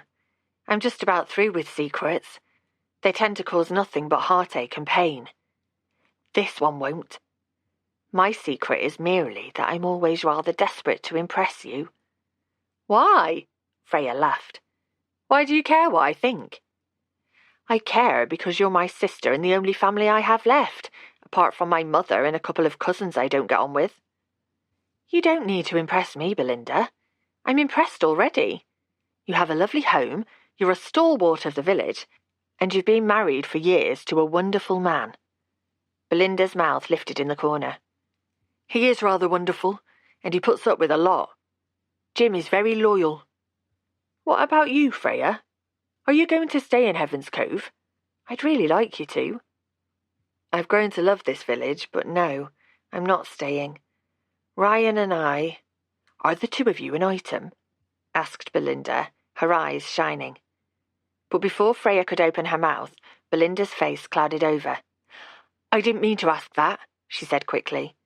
"It's absolutely none of my business. Actually, I've been thinking, maybe I should resign from some committees." Freya, impressed with her sister's new grasp on discretion, shook her head. "God, no, Belinda. If you start resigning, the village hall will close, the monthly market will fold, and Heaven's Cove will very possibly slide into the sea." When she grinned, Belinda grinned back. "Are you teasing me, Freya? Isn't that what sisters do?" "I don't know. I don't feel that I've ever really had a sister before now." "Me neither. But let's try to change that, shall we?" "I'd like that," said Belinda, sniffing and fishing in her pocket again for the tissue. "I'd like that very much." The sisters sat side by side in silence, enjoying each other's company, as moss-green waves curled outside the window towards the shore. "Don't tell anyone," said Freya quietly after a few minutes. "But Ryan and I were an item for a little while." "I knew it!" Belinda punched the air before turning to Freya. "Were an item? So you're not together anymore?" "No, things didn't work out." Belinda self-consciously placed her hand on her sister's knee. "That's a shame. I'm very sorry." "Me too. And I'm glad you know, but you can't say a word about it to anyone." "My lips are sealed," said Belinda, drawing her finger across her mouth.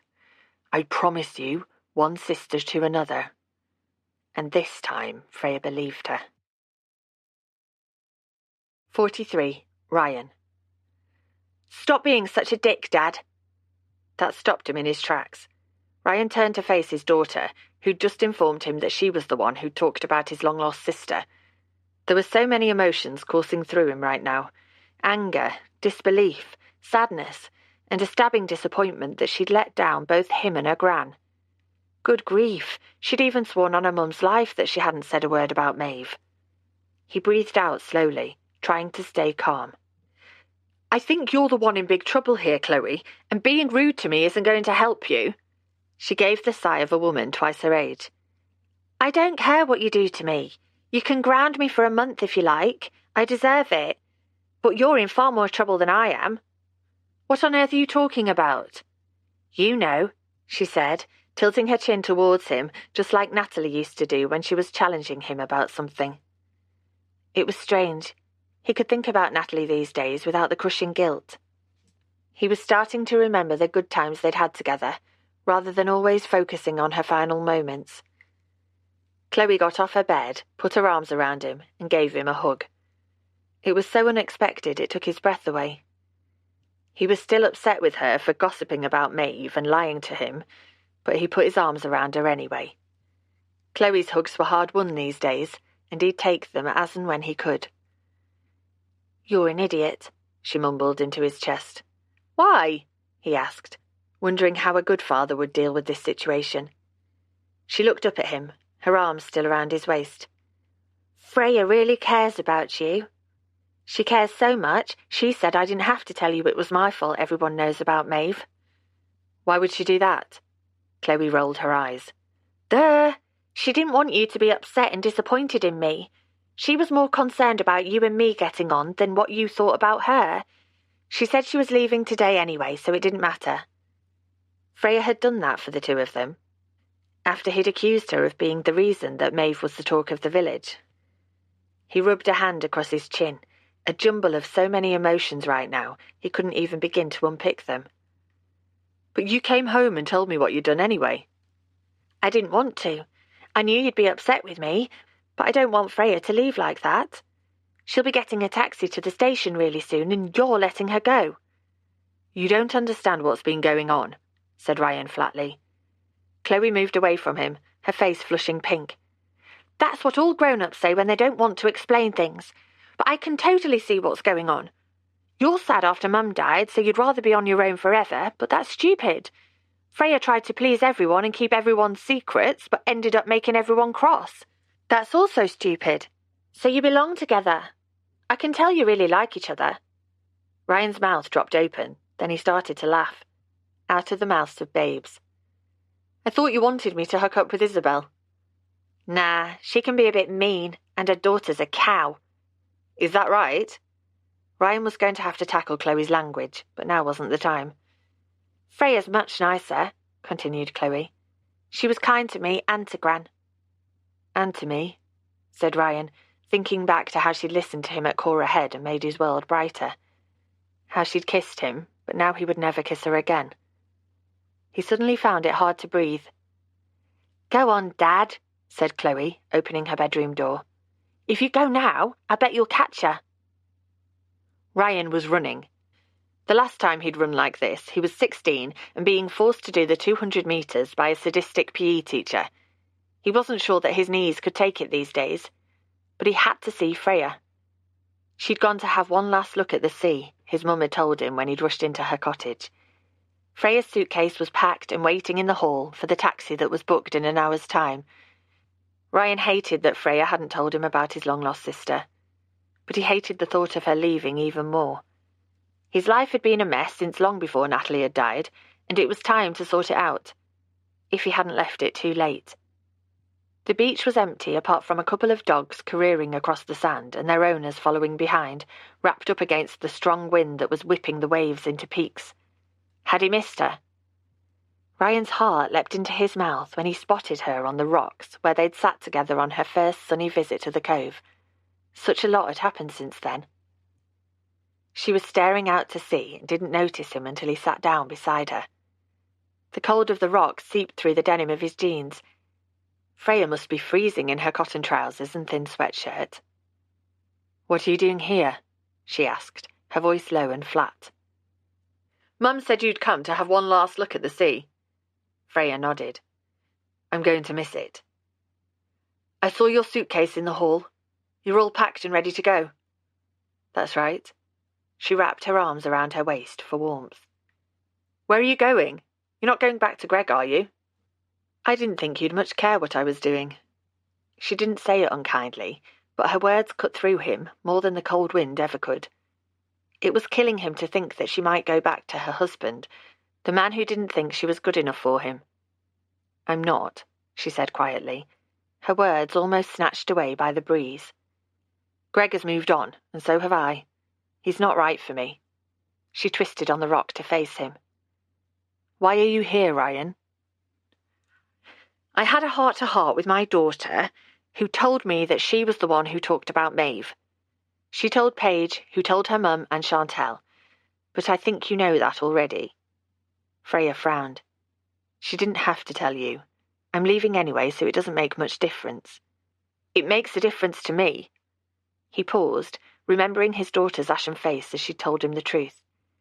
And his growing realization that it was possibly Isabel who'd talked about his long-lost sister and then blamed Freya for being indiscreet. I'm sorry that I blamed you for talking to Belinda about Maeve. She shrugged. I didn't deliberately tell Belinda, but I was careless, and she put two and two together after seeing the information in my bedroom. I know, but she didn't tell anyone. No, she didn't. I asked her not to, and she didn't say a word, not even to Jim. Blimey. Ryan began to reassess his opinion of Belinda. I'm kind of glad that you know the truth, said Freya, watching a child's discarded red bucket bob in the waves. But I hope you're not too disappointed in Chloe. She was trying to impress a friend and didn't mean any harm. She's a brilliant kid, and she really loves you and Kathleen. I know. Freya smiled before glancing at her watch. I need to go. The taxi will be here soon, and I want to have time to say a proper goodbye to Kathleen. My mum will miss you, said Ryan, feeling his throat tighten. I'll miss her too. Freya bit her lip, looking close to tears. Then stay. Ryan grabbed hold of Freya's hand. Please.